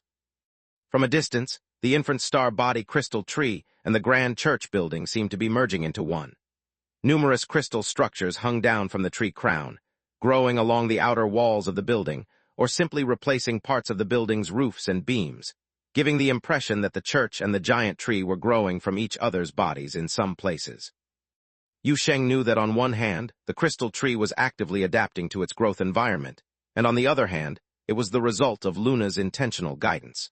In this wilderness dominated by soul power, she and her Night Order could adjust the cathedral at any time. After the crystal tree grew rapidly, she redesigned the entire courtyard area and the rear wing of the church. The first reason was to leave enough growth space for the crystal tree, and the second was because she thought it looked very cool. Yu Sheng had to admit, in terms of architectural design and aesthetics, the Holy Lady was indeed a notch higher than himself. Since you left last time, the tree crown has expanded by nearly a quarter, and the support structure hanging from the tree crown has increased by about 30%. The blonde young female knight next to the massive crystalline trunk in the courtyard area was introducing to Yu Sheng the changes in the crystal tree during this period. But the biggest change is still those fissures on it. They've obviously become more stable than before, and some of them have even formed stable, silk, structures with nearby branches. Look over there. Following Luna's pointing direction, Yu Sheng saw a light stream exuding mysterious starlight. It was like a small river, meandering out from the branches of the crystal giant tree, its edges shimmering with a semi-transparent vague texture. Although the main body floated in midair, many faint light filaments extended around it, connecting like some kind of nutrient delivery structures to the nearest crystal branches. The integration of the world bridge and the infant star body seemed very smooth. It seemed it wouldn't be long before those temporal fissures could grow to a point where they could support a passage. By then, how would this giant tree look? Yu Sheng was quite curious about this. In fact, even now he hadn't figured out what this world bridge could be used for. Initially, he swallowed it simply because it seemed a shame to let such a spectacular creation, built at great angelic power expense, collapse. It felt like a waste not to take it back. After all, everyone knew his habit. If he didn't pick it up, it was as good as lost, especially since it had already been eaten, useful or not. It's better to let Hu Li polish her claws on it later. Of course, Yu Sheng now had a new reason to focus on this thing. The hidden monastery cultists seemed to want to use world bridge technology to do something, so it was hard to blame him for showing those cultists what a truly grand troublemaker was. Slightly narrowing his eyes, Yu Sheng's mind slowly calmed as he synchronized with the crystal giant tree through the link established by his blood. He began to observe and understand the fruits growing on the giant tree, extracting knowledge from those rivers filled with faint light. He tried to extract the temporal order contained within the fissures and write them into the next door he wanted to open. Then he stepped forward, placed his hand on the trunk of the crystal giant tree, and slowly raised his hand, as if grasping some invisible object, pulling it out bit by bit from the trunk. Luna stood by, her eyes wide open, watching the unbelievable scene unfold in front of her. She saw a strand of seemingly living stream of light suddenly appear in Yu Sheng's hand. This stream of light resembled the fissures on the infant star body giant tree. but it exhibited an extremely unstable and turbulent state, with the light appearing as if several virtual images were overlapping at any moment and continually collapsing and reorganizing internally. Although Luna didn't understand the principle behind Yu Sheng's array of mysterious abilities, it didn't prevent her from feeling an extreme sense of danger the moment she laid eyes on it. "What's this?" the holy lady asked, keeping a safe distance from the living fissure, her eyes wide open with astonishment. Yu Sheng turned his head, grinning. "Prefabricated world bridge." Luna was dumbfounded. "This can be prefabricated." "No," Yu Sheng admitted frankly. "At least not at this stage. The world bridge isn't mature, yet even the fissures on the tree are still growing, let alone the shadow I just extracted here."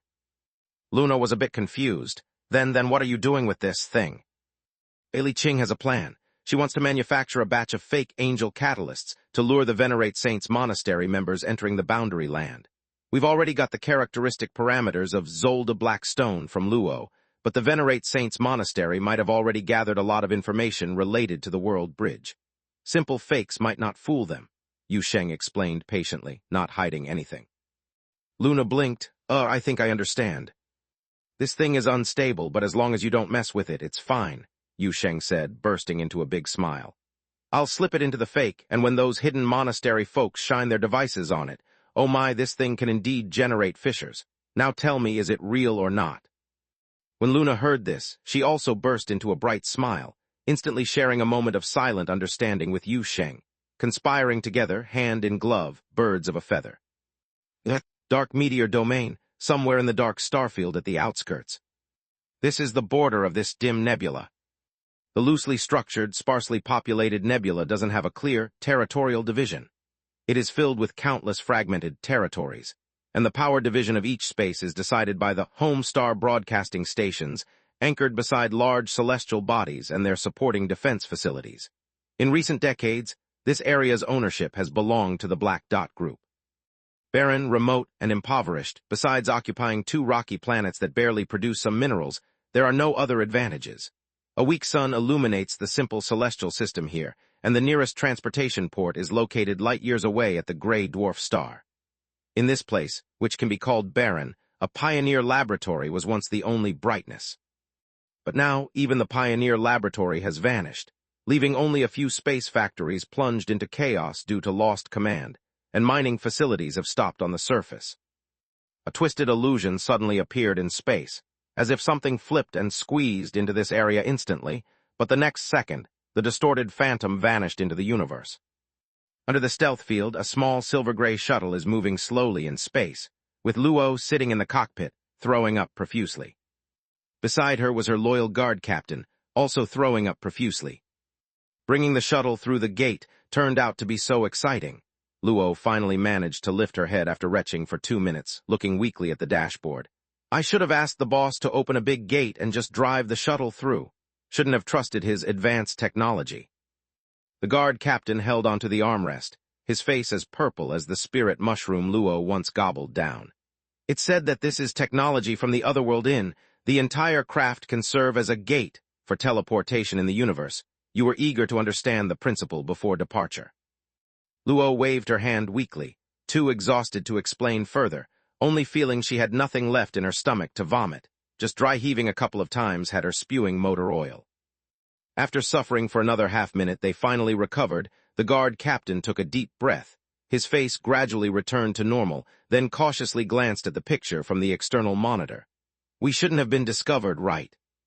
"Probably not," Luo continued checking the instruments. "The stealth field is operating normally. All communications are silent, unless we are hopelessly unlucky and someone just happened to be watching that place during our teleportation. No one would notice a small shuttle's activity in the vast space."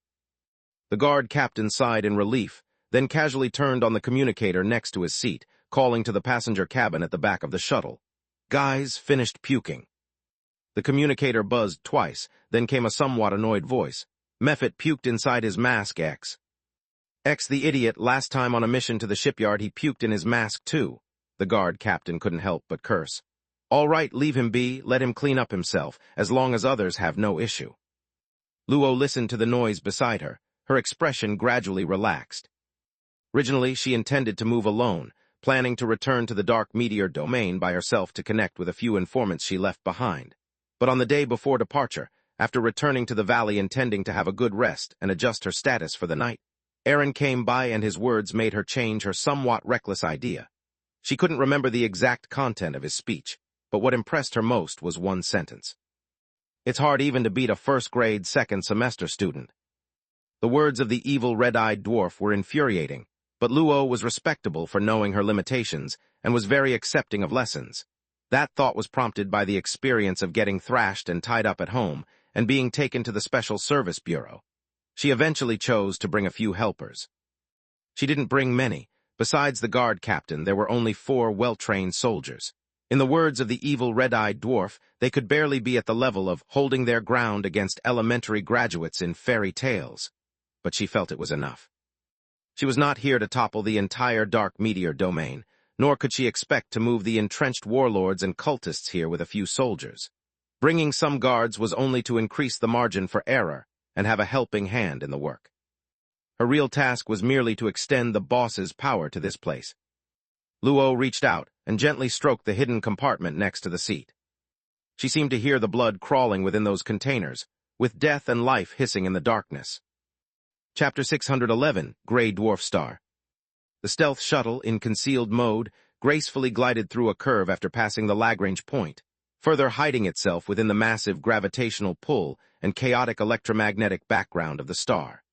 Then it changed direction, deployed the thermal shield at its rear, and remotely aimed the antenna array at a certain point in the dark cosmos. There lay a faster-than-light communication array, located in deep space between Luo's hiding place and the Gray Dwarf Star. Anchored in that darkness was a set of high-powered transmission antennas, powered by an old reactor and a supporting gas collection station, running for hundreds of years now. The array was originally built by a group of audacious interstellar merchants. In the dark meteor domain, this term is practically a linguistic representation of pirates. But after an unpleasant transaction, the Black Dot Group revoked the merchant fleet's business license in the dark meteor domain. Revocation methods primarily involving 12-15 convergence cannons and purgatory fortress torpedoes. Afterwards, the entire communication array became the property of the Black Dot Group. In the dark meteor domain, these homemade communication arrays assembled by various forces are as important as the Dow marks on navigation routes. Often accompanied by dangerous viral broadcasts and countless scam signals, sometimes running very unstably, at least they support the most basic communication business in the lawless regions, preventing those hiding in dim nebulae from devolving into blind and deaf primitive tribes after several generations. After all, neither the Universal Union, Terra, nor Boundary Land are going to set up any infrastructure here. Locals have to resort to their own means to meet practical needs. Chaotic and busy communication signals, noisy illegal broadcasts, all kinds of encrypted codes mixed in dark network communications, and those scam SMS. Luo's mechanical joints pierced the shuttle's control panel, the ship's antenna seemingly an extension of her mechanical limbs. The information echoed in her mind like an odd, endless, roaring whirlwind. Ah, such familiar noise, it's the sound of home sweet home. Luo stretched lazily in the cockpit, letting the resonant noise whistle between the shuttle's antenna systems and her brain implant. She skillfully disguised herself as an insignificant fringe traveler, monitoring the sounds of this lawless star region, searching for anything useful while cautiously activating the ghost identities she'd planted in the local network years ago. The majority of the communication signals originate from the Gray Dwarf Star, considered a frontier town and commercial hub of this barren region, with the minority coming from local broadcasts, sent from the barren rocky planet's surface and orbit. Luo heard discussions in interstellar communication about the missing Black Spot Pioneer Laboratory, others talking about recent spatial disturbances, and anonymous forums even speculating on whether to take advantage of the opportunity to try their luck in those temporarily offline black spot facilities. Meanwhile, local signals had people inquiring about the boss's movements and whether to continue executing the boss's production plans. All related discussions were cut off last week, after a takeover notification from the group's company, at least officially ending the chaos. Streams of light flashed across Luo's eyes as her fingers slid over the control panel, and the cockpit's holographic projection displayed the Black Dot Group's announcements issued locally. "Regional manager deceased in accident, full authority transfer," she muttered, a strange smile appearing on her face. It's quite nice. They've already presumed I'm dead. Lucky I snuck over here. Boss, should we contact the airport manager over there? The guard captain asked cautiously. Lex should still be loyal, he. No rush, let's find a place to settle first, Luo replied casually, looking at the hidden compartment beside the seat. Perhaps we don't need to be that discreet after all. The shuttle's engines quietly lit up, accelerating towards deep space along the radar perimeter, with the jump destination set for the gray dwarf star. Luo activated the communication device and began making calls within Black Dot Group's internal network. After brief noise, a mechanical voice transmitted directly into Luo's mind. Who? Old Cairo. Luo leaned back in the cockpit, her expression cold, the tone in her mind seemingly affable though fake. It's been ages since we talked. Can you still recognize my voice? The voice from the other side fell silent for a few seconds. After a moment of hesitation, the mechanical voice finally spoke again. Ah, looks like you're still alive. I knew you wouldn't go down so easy. It's really delightful. Delightful? Delighted that someone came back to snatch the territory you finally acquired. The regional takeover decision was made by the corporate higher-ups. If I don't take over, another special commissioner will.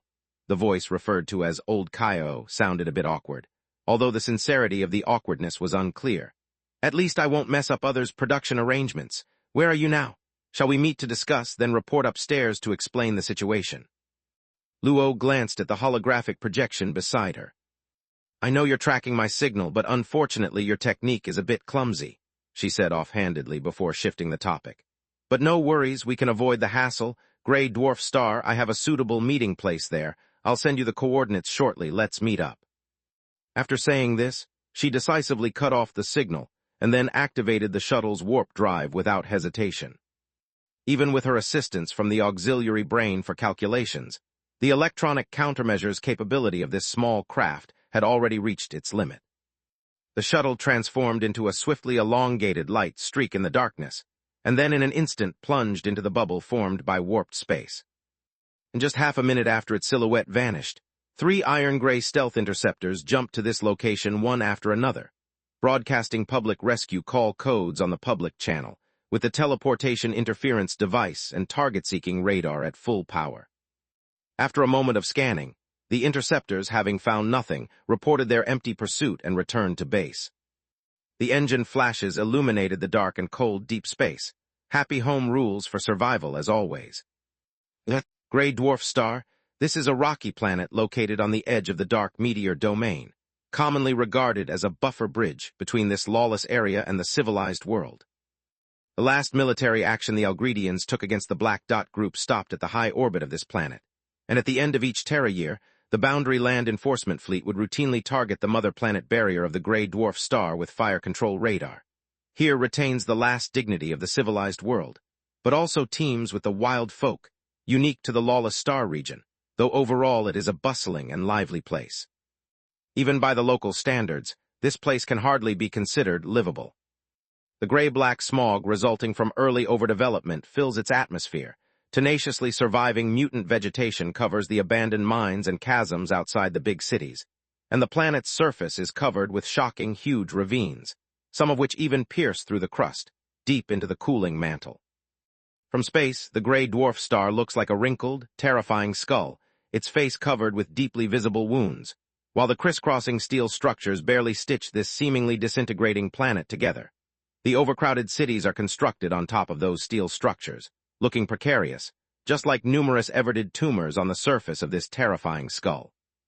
The small shuttle passed through the oppressive clouds, swiftly moved through the crowded, stacked cities, along the way passing countless towering yet dilapidated high-rise buildings, these structures resembling distorted giant pillars that have lost their original appearance through countless augmentations and renovations over the years. Their bases might have originated from factories, bridges, or even churches centuries ago, their upper structures coated uniformly with centuries of time, like some kind of artificial, decayed tree rings. The main framework of many buildings is already on the verge of collapse. Sometimes Luo even feels that just a strong wind would topple these cities like a domino chain, their debris falling into the planet's chasms and ravines, the iron and rock extracted from the crust returning to it, once again filling this planet in some form, turning it from a pockmarked zombie skull into a smooth skeleton. Luo felt she was practically a poet. If only she had studied humanities back then. The shuttle docked in the depths of the megacity, on the upper levels of a towering skyscraper. This tower was more magnificent and splendid than the surrounding buildings, its orderly upper structure untouched by haphazard augmentations. It even had several semicircular docking platforms protruding outside the tower, with guiding lights scanning the midair and uniformed service personnel standing at every gate entrance. High-end community, a high-end community in the gutter. Luo, accompanied by several fully armed guard soldiers, entered the tower, with the onlookers along the way bowing respectfully to her, even though they didn't even know Luo's real name or origin. Luo owned some property here. In fact, 1/3 of the structure of the entire tower was hers. The remaining 2/3 were occupied by an old ancient AI that stubbornly insisted that this was still a church providing refuge to travelers. It was troublesome to communicate with, and despite several attempts to buy the remaining floors from it, Luo was unsuccessful and simply gave up. After a brief check of the building's security system to confirm no signs of intrusion, Luo sent coordinates to Old Cairo. While waiting, she opened a small portable case and took out a petite crystal bottle. The liquid inside the bottle glistened, with an enchanting hue under the light. Chapter 612, Guest. Before the guest arrived, Luo completed her final preparation in her reception room. She attached a teleportation gate talisman card to the door leading to the suite's inner room and activated it, constructing a portal that could access the hostel hub at any time. This building is equipped with an extremely powerful warning antenna and a certain level of defensive firepower, although she believes Old Cairo might not be that bold. After all, making a move in the no man's land and firing on the gray dwarf star are two completely different concepts. But in case one of the logic chips of that mechanical freak truly burns out with astonishing intelligence, in the most extreme scenario, the other party could fire down a purgatory torpedo from space. She still has about a few minutes to evacuate with her subordinates. Having completed this preparation, she gave an early break to all the employees in the building, driving out all the ordinary people who only work here. After patiently waiting for an hour, her guest arrives as promised.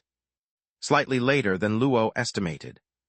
A silver-white luxury shuttle entered the atmosphere, and as it entered the planet, it sent a docking request. At this moment, Luo changed into her favorite silver-white long dress, leaning lazily on the sofa in the reception room. A spherical communication robot floats before her, with a holographic projection above the robot popping up the visitor's docking request, along with a card symbol icon. Luo clicked on the icon, and a beautifully designed welcome pattern appeared, with a line of text jumping before her eyes along with the effect of fireworks blossoming. Congratulations to the best colleague and friend for returning safely. Welcome back among us. Boss, the guard captain's voice came from the side. There are 2 unidentified light frigates parked in orbit, without any group emblem, and they jumped together with Old Cairo's shuttle.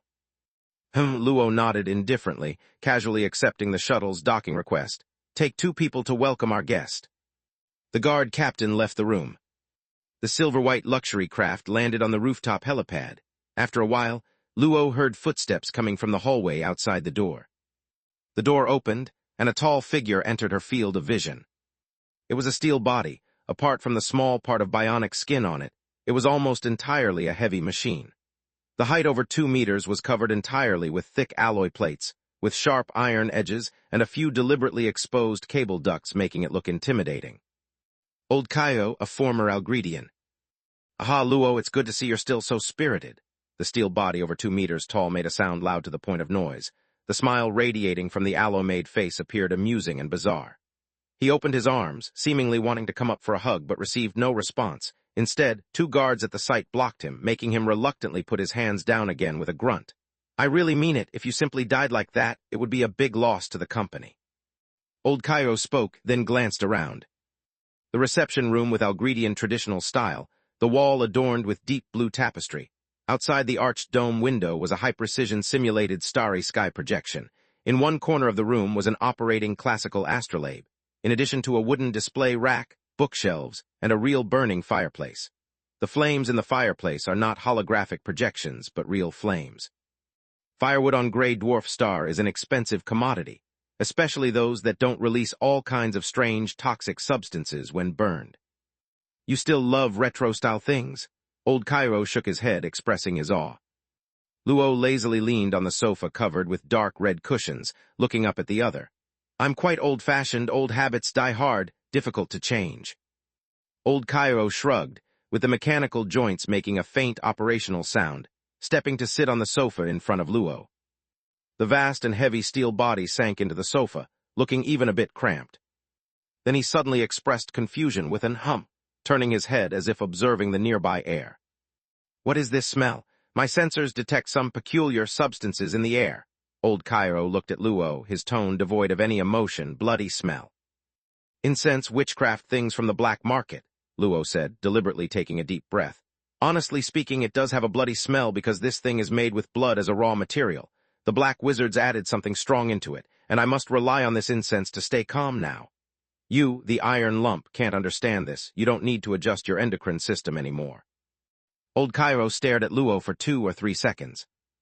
Indeed, there seemed to be a blood-like substance floating in the air, but it appeared to be merely vaporized blood components. His sensors failed to analyze any further information and did not report any toxicity. The golden-haired elf and her guards exposed to this thin blood vapor appeared perfectly normal. The alert in his heart gradually dissipated, and old Cairo's expression relaxed. What poison could possibly affect the resilient, reliable steel body? It seems you've been through quite a lot. He shook his head, his tone seemingly filled with sympathy and concern. Flesh and blood are ultimately a bit fragile, aren't they? Probably, but I always can't let go of this body's ability to perceive the world. Even though you might think these perceptions are vague and inefficient, I still can't quite accept the entire world becoming just a pile of data sent back by sensors, Luo said calmly, his gaze landing on old Cairo. Your steel body is a bit extreme for me. The incense device on the table was operating silently, with wisps of thin mist gradually seeping out. Old Cairo felt some strange signals appearing in his sensors, but when he tried to pay closer attention, those signals disappeared like ghosts. He also felt a slight itch on his back, but how could a steel body have the concept of itch? He had gone too long without dealing with such sensations, so he quickly ignored the bit of itching information. Anyway, I'm always willing to help. He adjusted his sitting posture slightly in the somewhat cramped sofa, squeezing out a stiff smile at the golden-haired elf in front of him. I helped with your first surgery back then. Without that first modification, you wouldn't have made it here today. Luo slowly blinked, his expression unchanged. The agony of the spine being severed and living metal gradually eroding the spinal canal seemed to resurface from memory. She felt her brain implant was discharging irregularly, numbing and stinging spreading at the base of the skull. But in the next moment, it was all smoothed out by the blood scent permeating the air, turning into a gentle illusion. I want to know what really happened. Old Cairo stared into Luo's eyes. I visited your stronghold just a few days ago. It seemed as if a space storm had swept through. Even the entire planetary system had undergone a terrifying global shift. The data recorded in local logs is baffling. Your space station's last communication with the corporation was filled with a heap of chaotic, frenzied babbles, and at that time your personal identification signal had already disappeared. Then we received the news that Boundary Land announced an Angel's Descent and Fall event, and in the limited image data, your space station was floating at the zenith of Boundary Land. An accident, Luo said with a calm expression. I acquired a piece of stone a few years ago, but I didn't expect it to be some kind of Tao mark that could summon an angel's descent.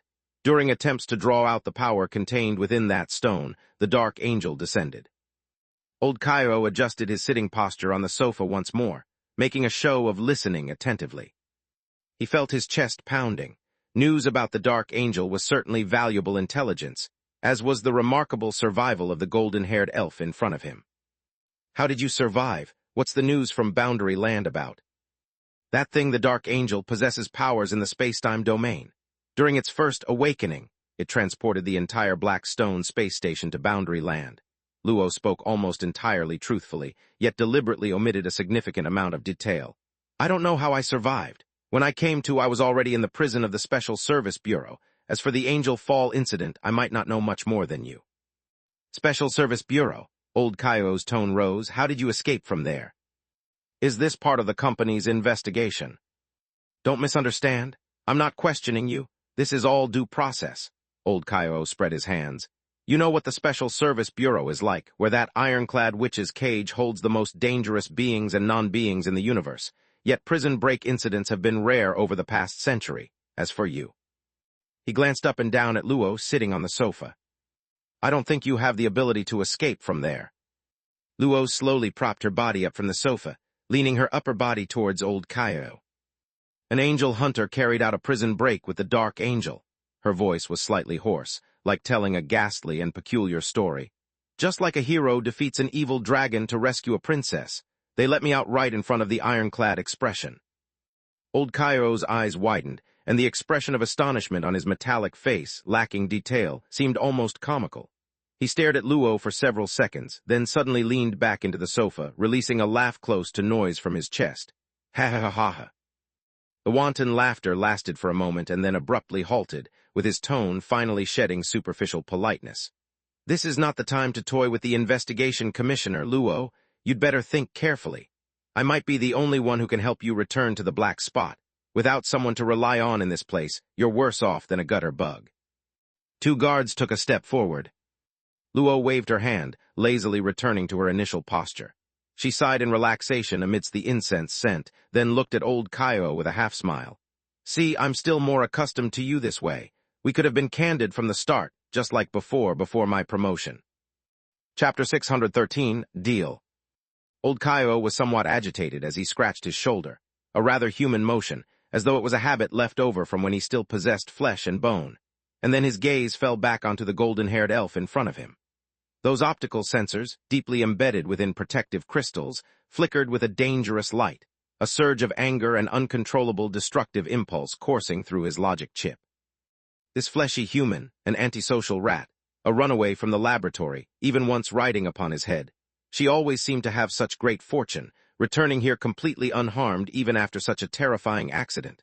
The golden-haired elf's every move seemed like a silent mockery and provocation, and now the fearless calm in her eyes made it all the more unbearable. "I thought after all these years you'd have learned the rules, or at least learned to respect your seniors," old Kaio said casually, apparently unconcerned about the weapons tightly gripped in the hands of the two guards at the scene. "You have nothing now. I know you're surely still hiding some little secrets you'd rather not be seen, but in front of the group company, that's worth nothing. Compared to this, your failure has spread throughout the group's intranet. The losses at Pioneer Laboratory and the increased costs due to trade line disruptions all fall on you." He paused here, his expression seeming to calm slightly. "Need me to remind you? You're already labeled as a dead person on the group's list, and a dead person's debts can originally be written off. But now it seems you clearly don't want to die. You come asking me for help. You need to show the sincerity of someone asking for help." "Exactly, talking business is business. Emotions are expensive," Luo laughed, looking into old Kairo's eyes. "Then name your price. What's this sincerity you speak of?" "Your experimental data from all these years, all of it," old Kaio said, the cold steel giant no longer affording any courtesy. "Don't say you've lost your laboratory. I know your habits. You surely have backups on hand, and even if all backups are lost, your electronic brain at least has a final copy. Additionally, there's your trade keys toward the Great Triangle Nebula. That should have originally been mine." Luo's expression turned somewhat cold. "Old Kairo, isn't your appetite a bit too big?" "I gave you the most important investment." Old Kaio raised a finger pointing to a mechanical limb moving beside Luo. "These living metals are debts you cannot shake off. Their interest has grown for nearly 2 centuries. Now it's permeated into every bit of your assets. It's time to repay, young girl." "Then what do I get out of this deal?" Luo seemed unconcerned by the greed and rudeness in the other's words, asking calmly, "With blood being drained dry and losing everything, then I might as well stay in the Special Service Bureau's prison vault." The air tinged with a rusty smell drifted through the room. This black witchcraft-infused incense seemed to grow more intense than before. Yet old Kaio felt as though he was slowly getting used to this odd atmosphere, seriously scrutinizing the golden-haired elf before him anew, the depths of his logic chip's thoughts far calmer than he was outwardly showing. The once timid and foolish young girl had long grown up, even though until the accident she was still the weakest and most marginalized among project managers of the same level. Weaker as she might be, a black spot warlord is still a warlord. Surely she wouldn't have really come here without the ability to resist. The accident at Pioneer Laboratory might have caused severe damage, but no one dares to confirm exactly what she might be hiding beyond that space station. On the other side of the no-man's land, the 3 fighters struck out in vain, yet at least they did not fire, and since it didn't result in torn faces, there's a necessity to preserve this last bit of politeness. Luo had experienced the failure at the Black Stone space station, and now escaped unscathed from the Special Service Bureau's grounds, returning to the dark meteor domain, proactively reaching out. What does she want? I can help you return to the Black Dot group, help minimize the impact of that accident, at least preserving your manager status. No one will pursue the details of your disappearance in the boundary land. Internal group investigation will end at my level, he said slowly and deliberately. I have a small laboratory in the K's 4 asteroid belt, equipped with logistic facilities. You can continue your research there. He paused, pulling an awkward smile across his face. Don't be polite. You can see this as me making a second investment in you. Well, it does sound pretty good. Luo tilted her head, easily detecting the traps and falsities in his words, yet raising no objections, as though she truly had no other choices left. After a brief thought, she let out a soft sigh. It's better than the current situation. So, then I also need some time to think it over, Luo said, looking serious. Every deal needs careful consideration. Of course, a wise choice. Old Cairo spread his hands. I'll wait for your response anytime. But I hope this won't take too long. The group company will find out you've returned sooner or later, and the next point of contact might not be as easy to talk to as me. Luo said nothing, then coughed lightly twice, her expression turning stern. Since we're already talking this much, there's one more thing I need to ask you. What do you want to ask? About the Venerate Saints Monastery. Luo looked seriously at the steel monstrosity before her. I want to know who among us is doing business with them. That bunch who claim to be hermits. Old Cairo shook his head. Slight mechanical friction noises came from inside. They're somewhat smarter than the angel sect, but only slightly. That group of mystics has their territory and rules. At most, there's some connection with the group company's fringe trade lines, but not to the extent of being business partners. Why do you suddenly ask about this? Luo stared into Old Cairo's eyes, as if trying to discern tiny expressions on his iron shell, and then spoke solemnly. That bunch of rodents stole my stuff, and I suspect someone within the group company was involved. Old Cairo leaned forward slightly. Related to your accident this time. I suspect so, Luo said gravely. Although I have no evidence, they left traces of infiltration in my space station. She suddenly stopped halfway, staring at Old Cairo's face, jokingly saying, Should I be suspicious of you too? Do you think I need to risk being discovered by the corporate group to collude with a bunch of anti-intellectual zealots just to help them blow up a pioneer laboratory? Old Cairo laughed hoarsely. The noise from his chest was a trademark sound. Luo, I've got no grudge against you. Okay, you might have some opinions towards me unilaterally, but I'm not stupid enough to do such a thing. Luo looked deeply at Old Cairo. Best be so. She got up from the sofa and lazily yawned. I need to rest. The Black Wizard advised me to maintain good sleep, as it helps recover my sanity. Is this also related to the aftermath of encountering the Dark Angel? Yes, that thing is very unsettling, and can cause severe sleep issues after contact. Truly incredible. Old Cairo also stood up from the sofa, half-seriously responding. I won't disturb your rest then, but don't forget my advice, and if there's a chance, I'm still very interested in your recent experiences regarding the Dark Angel and Boundary Land. You should have a lot to tell. This intelligence is very valuable. He turned towards the door, but just as he was about to push it open and leave, he suddenly stopped, looking back at the incense device on the coffee table. Moreover, I don't like your incense. The smell reminds me of frail flesh. The heavy footsteps accompanied by the slight sound of mechanical joints operation. That tall figure left the reception room. Only after watching through the monitor that the silver-white luxury shuttle left the tower platform did Luo finally breathe a sigh of relief. She sat on the sofa, not in the lazy and comfortable posture as before, but like an extremely exhausted hollow shell, with elbows resting on her knees and hands supporting her chin. Damn disgusting, she muttered softly. The subtle sound of squirming broke the dead silence in the room. A part of the reception room began to come alive. The hollow shell sensed the vitality. Luo instantly lifted her head, seeing a face slowly emerging on the coffee table before her. Who was that guy? He looked pretty pretentious. Yu Sheng was full of curiosity. The face was quite large, not reaching the size of a wall, yet occupying the entire tabletop. Luo took a sharp breath, feeling as if she was gripped by an absurd and bizarre mighty force, forcibly pulled out from the swamp of happy home, amidst the decayed scars piled on gray dwarf star within the cold gas clouds of dark meteor domain. She seemed to breathe once more the fresh air of the valley.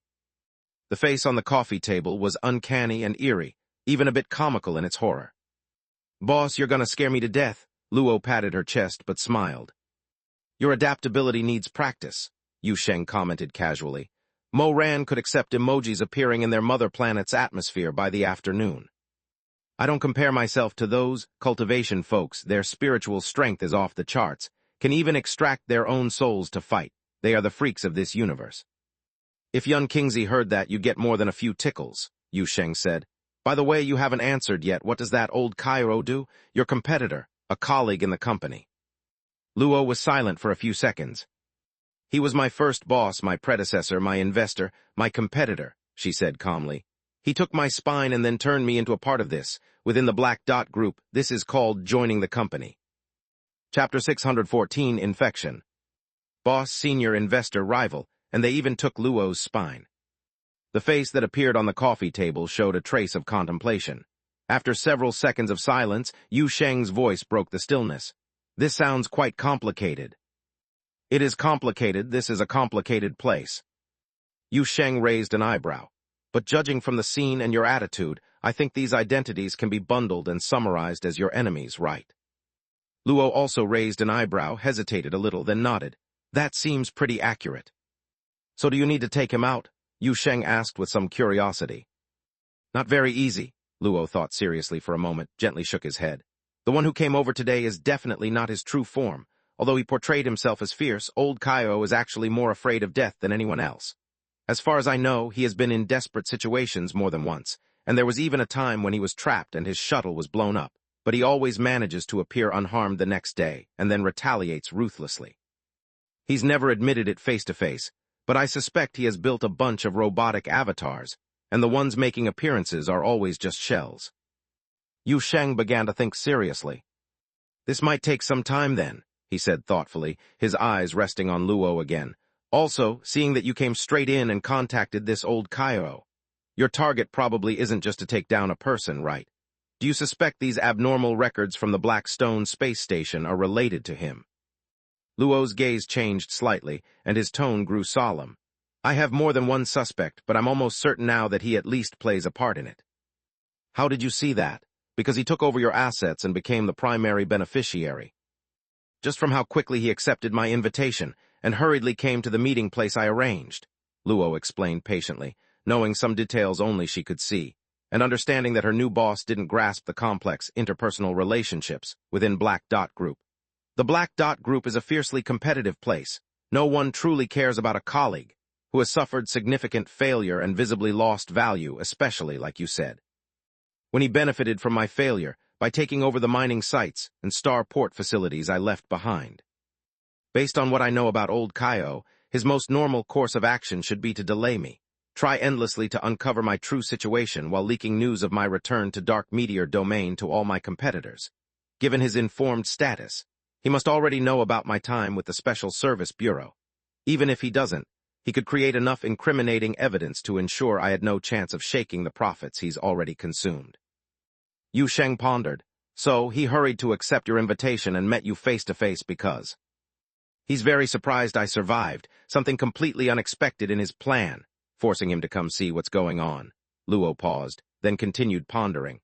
"Of course, this reason alone isn't enough. Old Cairo coming in person proves only his surprise at my survival. What truly makes me suspect his involvement in this issue are the transaction terms he proposed to me." "Yu Sheng, oh, he wants your research data, right? Then the exchange terms are to guarantee your return to the Black Dot Group and grant you a laboratory or something." "It's all a cover. I won't believe in his promises." Luo shook his head. "There's only one truth. He wants my research data from recent years. When he made this request, the temperature at a cooling grate on his right chest rose by 0.2 degrees. This matter holds significant importance to him. In fact, if he weren't wary of me, given old Cairo's character, he might not bother with such trouble. He'd find a way to catch me on his ship, cut open my brain in the laboratory, and directly extract my electronic brain for analysis. He has always done this to defeated competitors." "Your corporate culture is quite wild, I'm serious," Yu Sheng smirked. "What else did you notice?" "He's in a hurry." Luo hesitated for a moment, frowning. "Or rather, too hasty. There's no need for him to expose his intentions so clearly, to directly bring up the research data the first thing he said. This would certainly make me suspicious, and he's not foolish. He couldn't not consider this. Maybe he's not concerned about your suspicion. After all, you've lost most of your assets, don't hold a position within the Black Dot Group, and bear the suspicion of being captured by the Special Service Bureau and disappearing for a long time. In his view, you should have reached a dead end.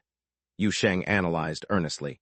He's constantly emphasizing that he's your last support in the Black Dot Group, likely reminding you not to entertain surplus fantasies. Luo frowned. Perhaps arrogance is also one of his traits, not to mention he hasn't liked me very much over recent years. Doesn't like you, why?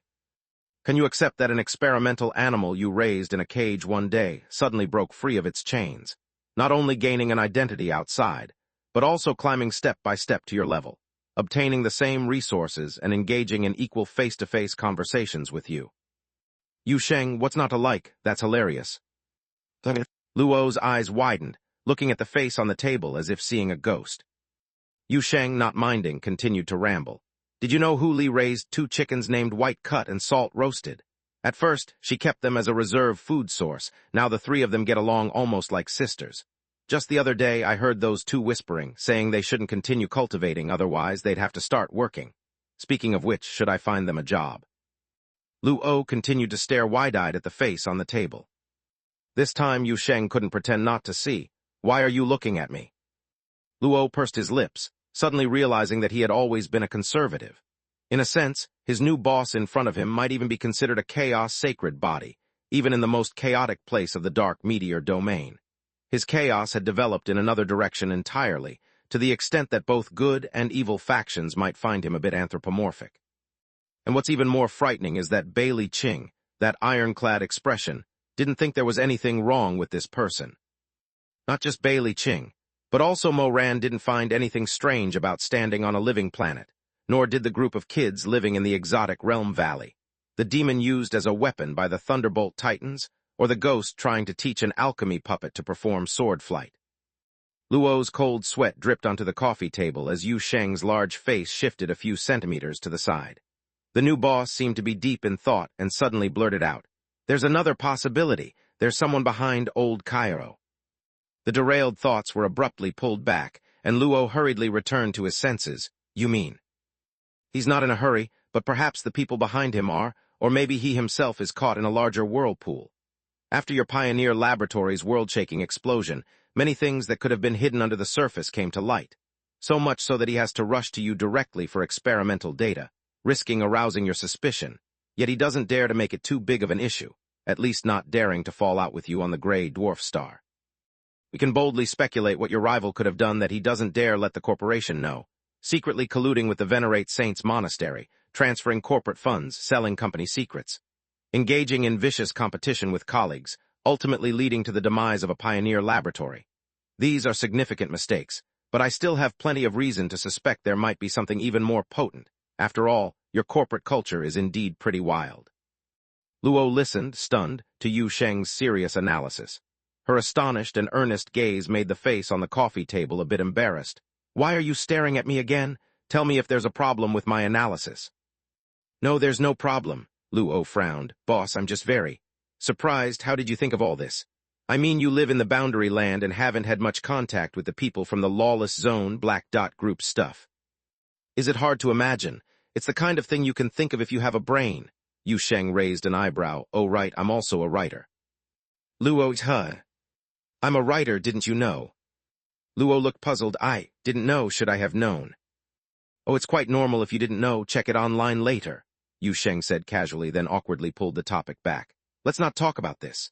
Anyway, I'll keep an eye on that old Kaio from now on. His iron shell might just be a manifestation, but it looks well made, so there must be a time for maintenance back at his lair.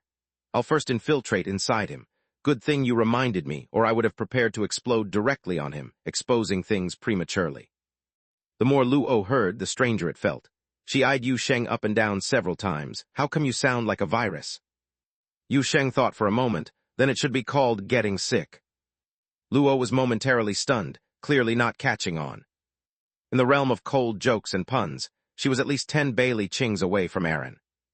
At the same time, above the orbit of the gray dwarf star, a silver-white luxury shuttle was docked inside the cabin of an escort ship. Inside the shuttle's cockpit, Old Cairo did not leave his seat but maintained a state ready to separate from the ship and fly back, connecting to the escort ship's data link and checking the entire ship. Then, not feeling at ease, he checked another nearby ship, as well as the traffic log of the entire surrounding system. He then irritably scratched his shoulder. Since leaving that tower, or more strictly, since leaving Luo's reception room, he always felt a bit itchy. Steel doesn't itch, and he was quite unfamiliar with this sensation derived from a frail body, so much so that after scratching repeatedly, he still couldn't recall what this feeling was specifically called, only that it was a kind of inner discomfort. After another scratch or two, Old Cairo felt like he was about to discover something. Now he just needed to lift a piece of armor on himself, and maybe he would be able to see the nerves and blood vessels pulsating slowly underneath. But suddenly, that peculiar discomfort and unease all vanished. Old Cairo's scratching action came to a halt, with two sizzles sounding from his speaker, the final bit of doubt dissolving into a short electric current in his logic chip, dissipating in that brief noise. It didn't itch anymore. Old Cairo relaxed. Yu Sheng's face slowly faded from his hard steel skull. Chapter 615, The Second Wave of Invasion. Boundary Land, East District, located in the dark alley of the old street. The dim evening light enveloped the alley from above, making the heterogenized streets appear particularly cold. The street front shops emitted eerie lights, with a strange, almost viscous texture spilling from the windows, as if about to flow to the ground, trembling and writhing in the air. Meanwhile, the tangled mess of wires and strings with colorful small flags hung crisscross above, with strings of lights buzzing and flashing with a psychedelic glow. Heavy footsteps broke the silence in the dark alley as several towering figures in power armor slowly walked through the narrow lane, eventually stopping in front of an old bookstore to inspect the traces nearby. Su Jiali opened the mask of her power armor, frowning as she observed several grooves on the ground. A slender figure stood beside her, wearing light power armor, with a pair of pointed cat ears on the helmet. Spiritual servant Lingdeng alertly watched the surroundings. Her vertical pupils expanded in the dim environmental light, reflecting the pervasive thin mist in the alley. "Boss, my spiritual intuition is warning me, meow." Gypro Girl's tail bristled inside the power armor, her voice tinged with tension. "This place is a bit unsafe." "Of course it's unsafe. The danger level here has reached level 3 with 2+ signs after it," Su Jiali said gruffly. "Look at these marks. They're not what should be in the alley. It looks like something heavy was dragged through here. Maybe the knights left them." "Last report didn't mention these," another deep diver remarked beside her. "This could be traces from a few hours ago." Su Jiali rubbed her chin, raising her hand to activate some detection devices on her power armor. Beside her, Lingdeng lifted her head, her cat pupils suddenly fixed on a shop across the street. "Boss, it looks like they sell kins over there, meow tilde." Su Jiali glanced up. "That's a pet store in the dark alley. The cat food inside isn't for you, and you're not really a cat anyway. After work, go back to the dorm and sniff some catnip." Lingdeng grumbled slightly, unclear what she was muttering about, when suddenly several shadows emerged from the shadows of nearby buildings and entered the cat-eared girl's vision. The shadows had a texture like rubber or plastic, as if emerging abruptly from the walls and ground like sludge, quickly forming the outline of cats, with pale glowing eyes at their heads. Lingdeng instantly let out a meow. Her entire body arched, as the mechanical magic ball in her hand floated into the air, starting to buzz. Another spiritual servant nearby reacted almost simultaneously, issuing a high-pitched warning as the mechanical magic ball activated. "Attention, meow, entity generation." The sounds of guns cocking and shields charging buzzed in the alley, as the deep divers immediately prepared to deal with entities. However, the cats that emerged from the opposite corner didn't advance toward them immediately, but instead circled around in the dark, their pale, vacant eyes occasionally glancing toward the mist deeper in the alley. Lingdeng's back hunched high, with several sharp claws extending from the power armor gloves, bright arcs of electricity jumping between the alloy claws, and a threatening growl coming from her throat. "Meow-oo." But Su Jiali, who had extensive experience in dark alley operations, suddenly noticed something unusual. Maintaining a vigilant posture, she placed a hand on the shoulder of the spiritual servant. "Hold off, something's not right. These cats aren't showing aggression." Lingdeng continued to grumble in her throat, but restrained the impulse to charge and confront the local cats. She operated the floating mechanical magic ball beside her to apply a spiritual energy shield to her boss while nervously eyeing the distance, noticing. The alley seemed to be widening. "Boss, the alley is getting wider. This was mentioned in the previous intelligence." "I've noticed too. Everyone stay on guard and confirm the umbilical cord condition." Su Jiali issued orders rapidly, simultaneously observing the cats circling in place. After a moment of hesitation, she boldly took 2 steps forward. "I'm a friend of Yu Sheng." She recalled the previous intelligence and casually activated the projection device on her armor, projecting Yu Sheng's image into the air. "Can you understand? Friend, one of us." The deep-diving team members widened their eyes at their captain's actions. They had heard about the changes in the dark alley's cats, but seeing it firsthand was a first. Lingdeng was tense, her gaze filled with wariness toward the outside cats. Then she realized the intelligence was true. The cats calmed down immediately upon seeing Yu Sheng's holographic projection. They even seemed to discuss among themselves with a few meows, then stretched lazily in front of Su Jiali, lifting a paw to swipe in the air while meowing. Su Jiali paused, turning to her spiritual servant. "What are they saying?" "How would I know, meow?" Lingdeng looked bewildered. "I'm not a real cat." Su Jiali's face twitched, and just as she was about to ask something else, she suddenly saw those few black kittens anxiously scrambling up and down, gesturing and howling towards him. It was as if they were urgently warning him. A chill from spiritual intuition suddenly rose from the depths of her heart, and Su Jiali felt a sharp pain in her mind. In the corner of his eye, he saw a dozen or more big and small black cats, seemingly appearing out of nowhere, bounding out of nooks and crannies, charging frantically in the street as if frightened. Amid the chaotic clamor of the cats, they dashed and piled into a pitch-black sphere, a heap of paws, tails, and ears writhing on the surface of the ball, which quickly rolled into a nearby old bookstore. This bizarre scene sharply heightened the alertness within all the deep-diving team members, and Su Jiali, in particular, felt a distinct killing intent in the chill within his heart. Years of combat instincts instantaneously suppressed his thoughts, and without hesitation, he overloaded the joints of his power armor, launching himself to the side with a fierce pounce. A loud noise erupted from the armor joints, and the power backpack roared to life. His heavy steel body left an afterimage in the air, and as he leapt, Su Jiali activated the additional combat set on his arm, opening an enhanced rigid shield. He then detected sudden distortions appearing in the air. With his superhuman dynamic vision as a deep diver, he barely caught a glimpse of the figure darting out from the shadowy rift. Immediately after, several sharp fingertip blades shattered his first layer of shield and then clawed out sparks of overloaded light on the second layer. In an instant, several clashes occurred. The shield flickered violently, and in the moments between recharging the energy barrier, the high-strength alloy of the power armor had already been marked with several spark-flashing wounds. The slender black figure danced like a specter in the air. The moment Su Jiali landed, another deep-diving team member was kicked flying with a cry of shock. He hadn't even seen how that killing machine changed direction during its attack on him, taking the opportunity to ambush another team member. At the same time, the heavy footsteps reached everyone's ears, and towering brass-armored figures tore through the thin fog, marching in formation into the dark alley. Su Jiali flipped himself upright, quickly pulling out a laser dagger from the weapon rack on his waist. With his other hand, he raised a heavy particle rifle and unleashed a volley at the brass-armored figures. "Lingdeng, prepare a spiritual energy scream. All units engage."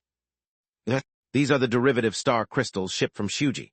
At the Special Service Bureau headquarters, in a high-security laboratory, Yu Sheng pointed to the mountain of pale crystals on the platform beside him and introduced them to Bailey Qing. "They're all excavated from the large cavities in the mantle.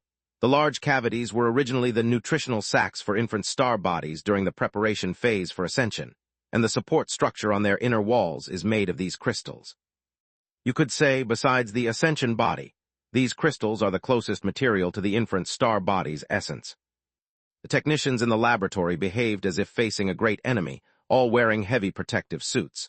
Although Bailey Qing wasn't fully armed like them, she was surrounded by a protective barrier driven by ancient dragon language magic. Approaching the pale crystals, she appeared very cautious. "Are you certain this thing is stable now?"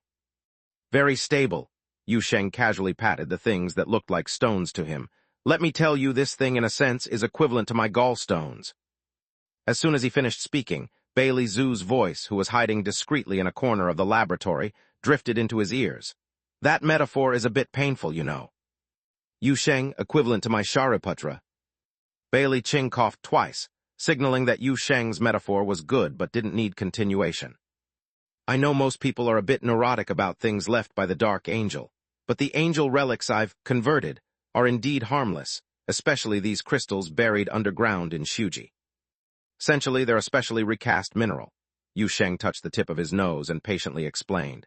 And correspondingly, as long as some technical means are used, this thing is very suitable for making angel catalyst. Firstly, they don't belong to any known mineral, and relatively speaking, this peculiarity doesn't easily expose itself immediately. Secondly, this thing has a high affinity with the world bridge. He looked at Bailey Ching at this point without explicitly stating it, but she clearly understood the implication of his words. Originally, Yu Sheng had not planned to use these crystal fragments from underground Shuji as fake bait. After all, these things had completely shed the characteristics of the Dark Angel and were no different from ordinary minerals. However, the affinity displayed between the derivative star giant tree and the world bridge gave him new ideas after returning from the cathedral. In the cathedral in the Soul Wilderness, the world bridge had already regenerated on the derivative star crystal tree, inspiring Yu Sheng. He believed that whether it was creating fake world bridge fragments or adding extra ingredients into the fakes, these derivative star crystals from Shuji might be excellent base materials. As for how to make the fakes appear more real, so that the finished products could elude the eyes of the hidden monastery sect, this was obviously a matter for technical experts to consider. Bailey Ching nodded gently. Let's begin. She looked towards the lab staff clad in heavy protective gear on the scene. Remember, although there's no contamination, caution is still needed. Yes, Director. Chapter 616, The Critically Injured. The equipment in the laboratory, which left Yu Sheng dazzled, had entered operation mode. Technicians in heavy protective suits began transferring crystal minerals from Shuji to various workstations. They would then further cut these roughly processed crystal minerals into crystal pillars, suitable for analysis and further processing, and verify several transformation processes that had been tested in the simulation system. Yu Sheng and Bailey Ching left the operating area and went to an observation room next to the laboratory, watching the busy scene inside through a thick protective barrier. Now the largest piece of crystal had been cut open, and the operator was sending the first crystal pillar sample onto a circular platform. With the hum of the anti-gravity device, Yu Sheng saw the pale crystal pillar slowly rise into the air. Then several ring-shaped objects floated up from the platform's edge. The inside of these silver rings emitted a dark purple glow. As the glow gradually filled the space, the crystal at the center of the ring began to present a semi-transparent, illusory appearance. Yu Sheng frowned slightly. He wasn't sure if it was an illusion, but his spiritual intuition seemed somewhat agitated, and he vaguely sensed a hint of exotic realm-like heterogenization from those ring devices. When several concentric circles slowly rotated along the axis and formed specific angles, he even felt he saw a phantom not belonging to the real world through the overlapping rings. A pale crystal pillar trembling in an unstable time-space, undergoing reactions similar to disintegration and reassembly. Bailey Ching's voice came from beside him. We've done a preliminary analysis of the research data sent by Luo, where the descriptions of the various characteristics of the Zolda Black Stone are quite detailed. However, we believe that most of these characteristics aren't the main points. The real connection with the angel catalyst lies in those unquantifiable, seemingly device failure-like strange phenomena, such as the sample, trembling within a small time-space range, blurring at the edges when stimulated by energy, and causing mental contamination or inducing auditory and visual hallucinations. To simulate these characteristics, we need to use some special technology. The device you see is called the Reality Misalignment Lens, originally used to study certain dangerous entities captured from the exotic realm. With a little adjustment, it can also be used to impart some unstable, temporary characteristics to normal matter in reality. We're not sure if the products processed in this way can truly mimic the angel catalyst, but at the very least, the spies from the hidden monastery would consider it a suspicious sample. Once it becomes suspicious enough, they are highly likely to bring it back to their lair for further research. Yu Sheng thought for a moment. Sounds like bait for cockroaches. Bailey Ching was expressionless. They are cockroaches. That's true, Yu Sheng nodded in agreement but couldn't help but complain. But you know, this device gives me a evil feeling, quite dangerous. Before Bailey Ching could speak, Bailey Zhu's eyes appeared on the observation window's surface, and her voice directly entered Yu Sheng's ear. Your feeling is correct. This thing is very dangerous. Yu Sheng raised an eyebrow. Reality misalignment lens, one of the fringe technologies. Used correctly, it can counter the exotic realm. Used incorrectly, it can open a new exotic realm, Bailey Ching said blandly. Outside, this type of technology is collectively referred to as Black Spirit ability. Yu Sheng's expression instantly froze. Bailey Ching remained with a calm, yet slightly sleepy demeanor. Wait, why does it seem evil? Turns out this thing belongs to the Black Spirit ability tech tree. Yu Sheng started feeling uneasy. Isn't this forbidden technology? Luo got a whole bunch of warrants because of it. Bailey Zhu moved in front of Yu Sheng. Because hers was illegal, research and possession were legal. Yu Sheng blinked, contemplated for a moment, and looked peculiarly at the big eyes on the observation window. Let me guess. Have you signed something similar to a Black Spirit ability non-proliferation agreement with several major civilization circles, with the main content being the prohibition of this stuff spreading beyond your circles? Internal spreading is fine. Bailey Zhu bobbed up and down. How did you know? Yu Sheng spread his hands. Is that hard to guess? The existence of the universe's objective laws determines that the emergence of certain technologies is an inevitable result of development. Thus, whether a technology is taboo depends solely on who holds it, Bailey Ching said unhurriedly. It's better to wield the knife yourself and let others protest than to let others wield the knife while you can only protest. Moreover, Boundary Land, as a special, focal point area, with hundreds of exotics over and outside Boundary City, do you think it's possible for us not to engage with Black Spirit ability? Yu Sheng touched his chin, recalling several conversations with Luo and some intelligence about the Black Dot group that he learned from her. He felt a bit sentimental. It's best to go the right way, being the villain carrying the black pot and living in the sewers with bounties on your head. All just as friends just gang up on you. It seemed Bailey Ching's mouth slightly curled up and she said, Yawn. Yu Sheng couldn't bear it. Why don't you just take a nap? There was a hint of awkwardness in Bailey Ching's eyes. But just as she was about to say something, a sudden, urgent phone ring interrupted the conversation in the observation room. She picked up the phone to take a call. After listening for a few moments, her eyes turned serious, and her gaze fell on Yu Sheng. Then, without waiting for Yu Sheng to ask about the situation, she quickly hung up the phone and spoke up. A deep diver team was ambushed in the dark alley. Among the attackers was an artificial saintess. The leader of the team is someone you know, Su Jiali. Yu Sheng was startled instantly, and realized from the subtle expressions and tone that the situation didn't seem good. How are they doing? They lost the fight, but luckily it's a deep diver team. At least everyone kept their lives, there in the 3rd medical ward. Hearing this, Yu Sheng quickly responded, Take me there. Soon, under Bailey Ching's lead, Yu Sheng arrived at a medical floor located within the Special Service Bureau building. At the door of the ward, Bailey Ching stopped. I'll stay outside, she said. The wounded will only get nervous seeing me. Su Jiali and his spiritual servant are in this ward. Their condition is relatively good. Yu Sheng nodded. Without much ado, he turned and pushed open the ward door. Before entering, he heard Lingdeng's voice coming from inside. Boss, you really flipped the car this time. Tilda almost got your kidney snatched. Meow. I'll get you some canned food later. Then came Su Jiali's slightly weak voice. I want yellow peaches, not the canned ones. Besides, I got careless, but I was actually more skilled in the end. Yu Sheng's tightly held heart instantly relaxed upon hearing the noises from the ward, knowing the people inside were all right. He stepped in and greeted. Look who's here. He saw the scene inside the ward. This was a special ward provided for deep divers. The spacious room contained only a single bed in the center, surrounded by a dizzying array of monitoring devices, some almost not resembling medical equipment. Su Jiali was half lying, half leaning on the raised bed, with a large section of his torso uncovered, covered with a thick silver-gray gel-like coating, and under the gel, many deep wounds visible to the bone could be faintly seen. Moreover, his torso skin showed a nearly metallic texture, with seeming pipes and connectors buried beneath the skin, his chest and abdomen further covered with black skin, appearing like some sort of enhancement technology. Numerous electrodes and cables connected to this 2-meter-tall man's torso, occasionally causing the monitoring equipment to buzz.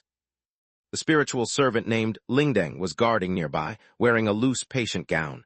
Compared to Su Jiali, with half his body having undergone an extensive overhaul, this Japulo girl's injuries seemed much lighter, merely having 2 headband wraps around her head, one of her fuzzy cat ears donning a band-aid. less like it was wounded by the artificial saintess, and more like she bumped her head while escaping. Upon Yu Sheng's greeting, both Su Jiali and Lingdeng simultaneously turned to look at the source of the voice. The former instinctively tried to prop himself up to greet, but just a slight move pulled at his wounds, making him exclaim and collapse back onto the bed, breathing sharply. "Oh, hurts like hell." "You sound quite spirited." Yu Sheng scanned the other and smiled as he felt relieved. "I was startled when I heard the news, running into an artificial saintess and still coming back whole. You did well." "Well, I just slipped up a bit," Su Jiali sighed. "Let me tell you, if it were just an artificial saintess, it wouldn't be much of a problem. We had the whole deep diver team. In a group fight, we might have prevailed. Key issue was they brought a full team of knights, and fighting them was tough. Though we fought with increasing ferocity, we finally had to tactically retreat. Luckily, Lingdeng managed to release the spiritual energy scream, allowing us to escape the dark alley just in time. My condition's relatively okay. 2 unlucky ones haven't woken up yet." Yu Sheng looked at Su Jiali, though seriously wounded, still somewhat spirited due to his tough constitution, then glanced at the cat-shaped head bandaged beside him, understandingly nodded. It was quite a narrow escape. Lingdeng noticed Yu Sheng's gaze, circling around him twice before suddenly leaning her head over, her pair of vertical pupils full of inquiry. "How come you visit the patients without bringing any canned food?" "Yu Sheng." "Lingdeng, don't be so rude," Su Jiali promptly reminded, then looked at Yu Sheng with a grin. "By the way, why are you here? Did the Bureau inform you?" "I happen to be around. Besides, I did tell your director before, if any information involving Venerate Saints Monastery comes up, let me know immediately." Yu Sheng waved his hand. "Don't move around yet. I'll call the experts over. Then you can give me a thorough account of how you guys got ambushed." Chapter 617. Further Intelligence on the Artificial Saintess. Yu Sheng mentioned contacting an expert, and at first, Su Jiali and Lingdeng didn't understand. But soon, they saw Yu Sheng casually opening a door leading to number 66 Wudong Road. As they saw the figure emerging from the door, they instantly grasped the situation. Luna came over, accompanied by Hu Li and Aaron, who were there for the spectacle. Upon seeing the tall figure stepping through the door, Su Jiali, who was lying on the bed grimacing in pain, instinctively moved his body, almost gasping aloud. Meanwhile, the cat-eared girl next to him reacted with a startled meow, arching her back, and her tail puffed up to at least twice its size, with the fur on her ears standing on end. Of course, Lingdeng knew Luna, but her reaction was instinctive. The psychological shadow left by the previous encounter was truly significant. The terror induced by an artificial saintess as an opponent is hard to dispel. "I might have nightmares for the next couple of days, meow," Lingdeng murmured, coming to her senses after the momentary outburst. She turned her head and grabbed her tail, trying to smooth out the fur. "This is way too sudden." Luna was also a bit stunned. She glanced at Yu Sheng, then turned to look at Su Jiali lying on the hospital bed, riddled with holes, and finally stammered a few words. "Who did this to him?" What's going on, I can't see." Aaron, who was cluelessly following along for the commotion, was anxiously turning in circles on the ground. She climbed onto Yu Sheng's shoulder to get a better view of the situation on the bed, and immediately exclaimed in amazement, "Wow, the flower knife alteration." "Encountered Luna's former colleagues again." Yu Sheng sighed and began to explain. "Still in the dark alley, this time, besides a full complement of the Night Order, an artificial saintess appeared." He gave a brief rundown of what he understood from Bailey Ching and Su Jiali, with Su Jiali himself adding many details, mainly the specifics of the encounter, with some points emphasizing his superior skills. Eventually, even Aaron couldn't stand it and sarcastically commented from her superior vantage point. "Superior skills? You were cut up like a squirrel fish and you've got the nerve." "It depends on the opponent, you know. Surviving in close combat with an artificial saintess during a surprise attack is a win in itself, haven't you heard?" Su Jiali defended himself from the bed, his voice vigorous, probably because the painkiller was kicking in again. "Can any of you actually win against Miss Luna in close combat?" Yu Sheng, listening from the side, felt like teasing but dared not to. Recalling his own encounter with Luna left him with 2 stabs and 8 holes, a record that was both verifiable and embarrassing. Moreover, Su Jiali's words were precise, emphasizing close combat, because when it really came down to it, Hu Li was the most destructive force at the travel agency. Even Luna's armor-grade shell couldn't withstand a re-entry orbital strike, and under a Fox radish shock, all are equal. The cyber Fox deity doesn't argue with you. Luna, the subject of the conversation, appeared indifferent. Her attention was entirely focused on the other artificial saintess. When Aaron mentioned the squirrel fish, she had already approached the bed, examining Su Jiley's injuries closely. After a while, she raised her hand, reaching towards the deepest wound. Su Jiley's forehead was almost breaking into cold sweat, and he stopped boasting about his superior skills, eyes widening. "Hey, wait, But it was a false alarm. Luna didn't press down. Her hand hovered just above the wound as if scanning something, with occasional faint buzzing coming from within her. Yu Sheng leaned in. "So, can you deduce anything from the wounds?" Luna remained silent for a moment, and then lightly shook her head after a few seconds. However, within the blood-forged connection, Yu Sheng saw more information from her memories. He saw a majestic holy temple and a battlefield filled with glory. He saw an army of temple knights and saintesses gathering and departing from Glory Fortress, cutting through the demon-filled battlefield. Within these holy light-filled and hazy scenes, all the faces seemed veiled by a thin layer, the comrades, merely luminous projections filtered through a recognition shield. Luna's voice reached his ears, stammering, "I don't know their faces." The recognition shield imposed by the Venerate Saints Monastery covered the minds of the knights and saintesses. They held no true recognition or memory of past experiences, leaving Luna unable to identify certain former comrades in arms, even if in the past they had celebrated and trained together in the same holy temple. She could only recognize those knights who, like her, escaped the recognition shield, and even this recognition relied on Yu Sheng's blood linking their minds together. Tusk, Su Jiley, lying on the bed, made an irritated noise through his teeth. As the victim of the encounter, his feelings were complex. Towards the artificial saintess who attacked his team, he felt a mix of trepidation, but he was more angered by the controllers behind the artificial saintess and knights. As an experienced deep diver, he always respected those who confronted him openly, yet often he contended not just with honorable enemies, but far more with cultists lurking in the shadows. "This stab is quite shallow." Luna broke the silence, pointing to a wound on Su Jiley's side. "Did the opponent miss?" At that moment, Lingdeng performed the spiritual energy scream. Su Jiley quickly returned to the present, explaining after recalling the situation at that time. The spiritual energy scream can suppress all enemy mental activities, and this move is effective against the artificial saintess as well. I seized this moment to successfully counterattack. Hearing this, Yu Sheng raised an eyebrow. "Successful counterattack, you managed to injure the opponent." I was already in bad shape at the time, so I didn't see clearly, but based on the feel, I stabbed at least 4 times, 2 of which should have pierced through the opponent's armor shell. Su Jiley tried hard to recall, enduring the pain from the wound, and lifted a hand to demonstrate the angle of her strikes in front of Luna. "I was using the Special Service Bureau Type 26 Enhanced Laser Dagger. One stab definitely hit under the opponent's ribs. I'm not sure if an artificial saintess has ribs, but another could have hit the lower back or side waist." He sighed with regret. At that time, her speed finally slowed down. "If only I hadn't been injured at first, I could have one." Lingdeng mumbled beside him.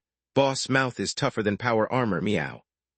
Under the ribs, there's a seam lining living metal. Luna tugged on Yu Sheng's sleeve, pointing to the corresponding spot on herself. "Laser dagger potential to pierce." "Really possible?" Yu Sheng blinked and immediately asked, "Does this place count as a vital point?"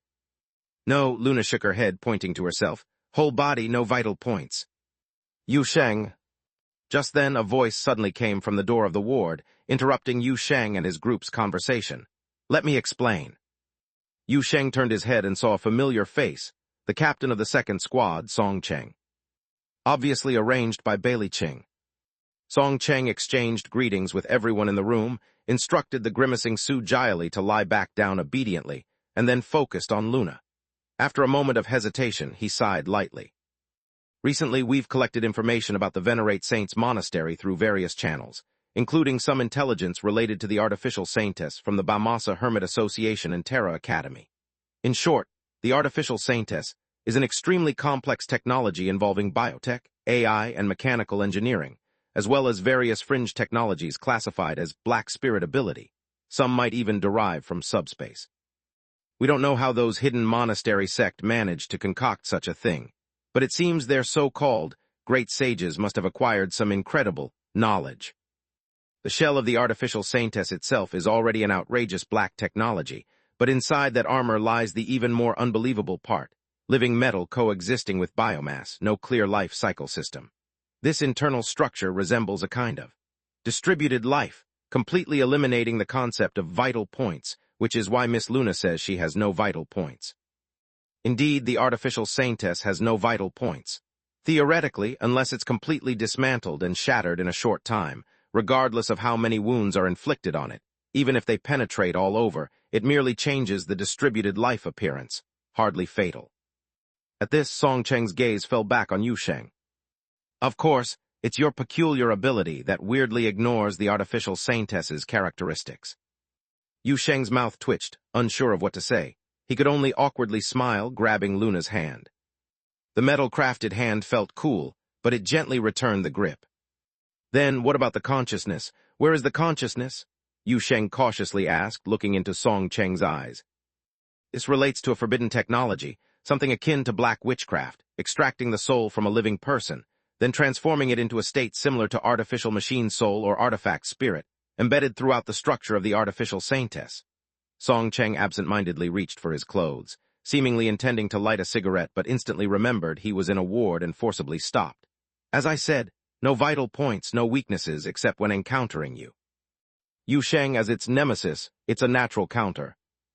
Chapter 618, Signs of Loss of Control. A long time ago, Yu Sheng asked the Special Service Bureau to investigate information regarding the artificial saintess. It seems that his request back then was taken seriously, as the Bureau indeed found a significant amount of related information from various sources.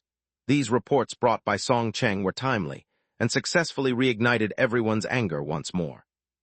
Yu Sheng's gaze fell on Luna's face, yet he couldn't detect much change in expression on her eternally perfect visage. Through the bond formed by blood, however, he could feel a sharp coldness hidden beneath her reason and calmness. This coldness was brewing in her heart, growing incessantly.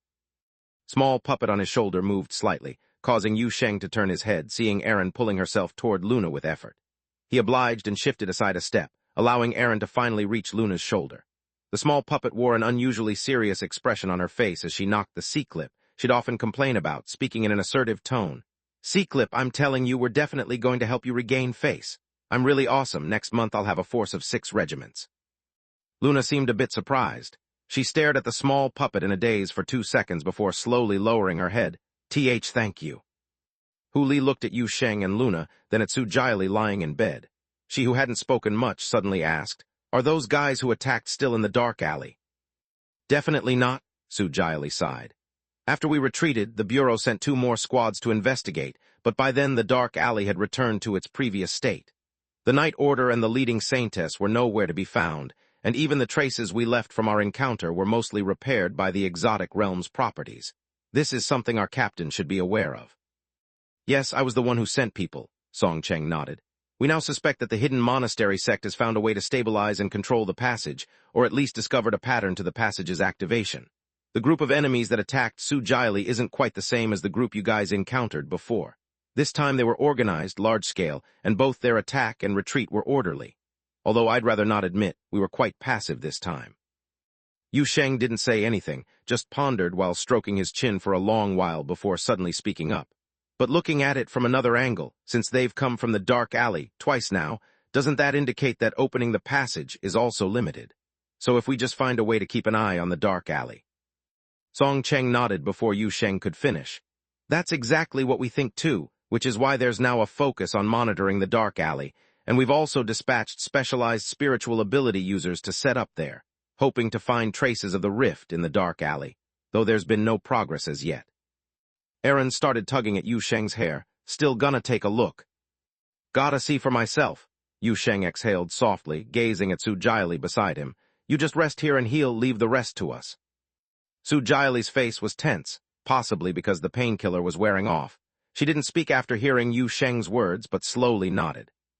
But just as Yu Sheng opened the door leading to the dark alley's entrance, he suddenly shifted. Wait. Yu Sheng stopped and turned his head. Be extremely careful, Su Jiali spoke with a solemn expression. That artificial saintess, very dangerous. I know others are dangerous too, but this one feels particularly off. She's not quite like Miss Luna, I can't put my finger on it, but during the encounter I constantly felt like my every move was being seen through, as if something was persistently trying to infiltrate my mind. Other deep divers also reported experiencing similar situations. If not for the protection from the spiritual servants, our team's predicament might be worse than it is now. Listening to the report, Yu Sheng's expression grew serious. Noted, he replied with extra gravity, nodding as he stepped through the door. The coldness and dimness in the dark alley were as pervasive as always, with the thin mist in the air adding an eerie touch to the old, densely packed buildings. When Yu Sheng's group entered the dark alley, the first thing they saw were the deep divers and spiritual servants guarding the entrance, along with the Special Service Bureau officers in black tactical gear setting up some type of sensing device in front of various shops. The personnel here had obviously been alerted in advance, and seeing Yu Sheng didn't elicit much reaction. They just nodded in greeting and continued with their work. Aaron with blonde hair was holding onto Yu Sheng's head, muttering by his ear, "It really is such a tense atmosphere." Whether the atmosphere was tense or not didn't matter. Yu Sheng could tell this little thing was pretty nervous. He raised his hand to pat the small puppet's head, firstly leading Luna and Hu Li to the place where Su Jiali's squad had been attacked before. The attack site was near an old bookstore, diagonally opposite a small store selling pet food. As Su Jiali mentioned, the Exotic Realms reset property had mostly erased the battle traces here. Now, only some faint gunshot marks and cracks on the facades facing the street remained, and even these were slowly fading.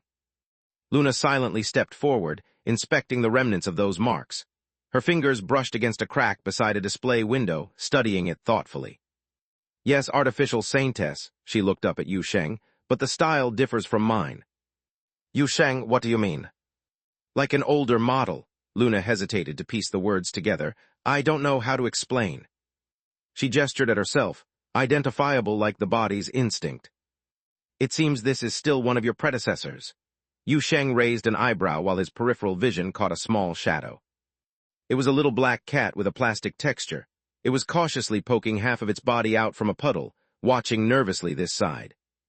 Aaron instinctively tensed up for a moment. "Ah, another cat."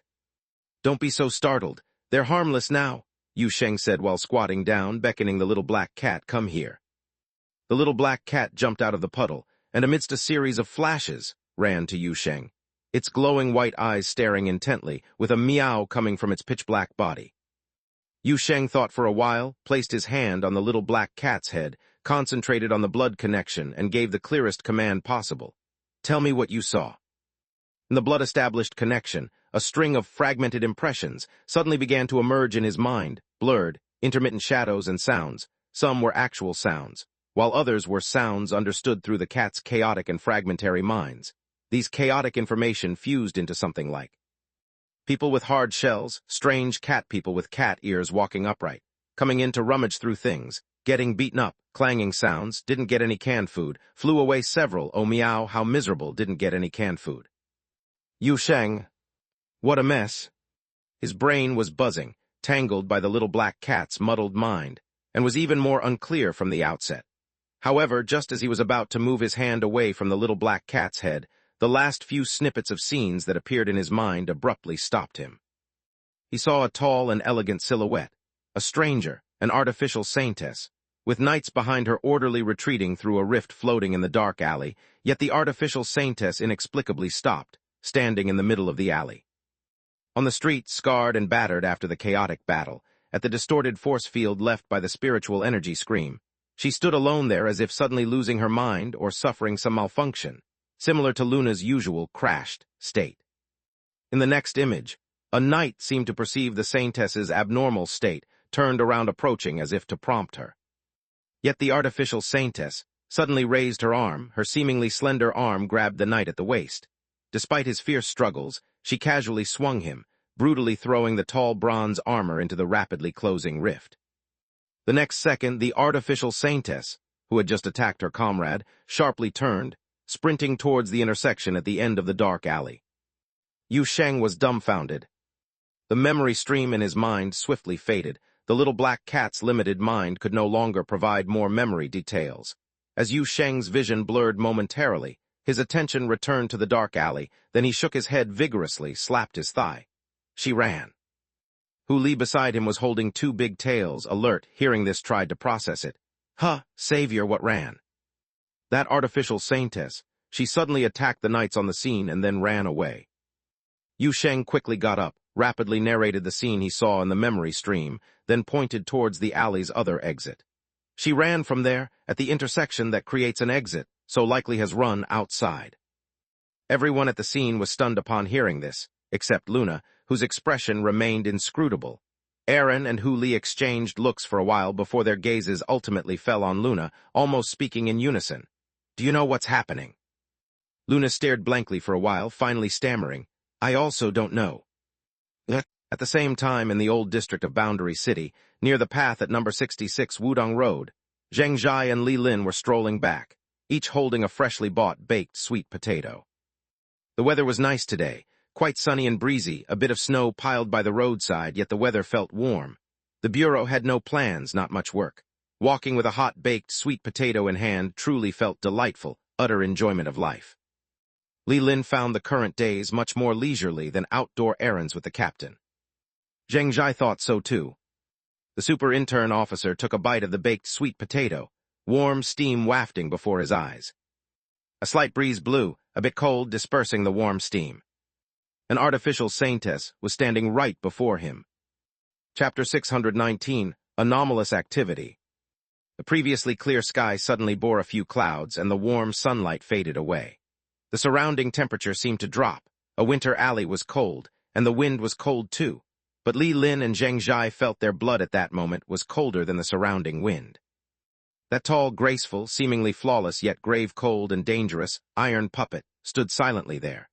No one knew when or where she had emerged from. Her pale female visage calmly watched Zheng Zhai and Li Lin, and the latter didn't dare breathe. Li Lin held a roasted sweet potato, standing like he was struck by lightning. His first instinct was to draw his gun.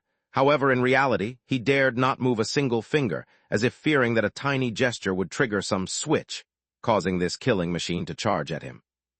He even had a self-deceptive thought, hoping she was merely passing through or that her sensors had malfunctioned and couldn't see him. But that pale face stared directly here, instantly extinguishing his hope in the cold wind. Just then Zheng Zhai's voice suddenly sounded, slightly stuttering, very low. "Li, brother Li, don't panic. I have experience. She's just an illusion. She can't actually touch us."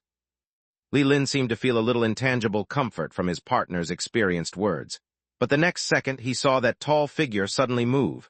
She walked toward them, her heels clinking crisply against the concrete floor, making a cold sound in the street alley.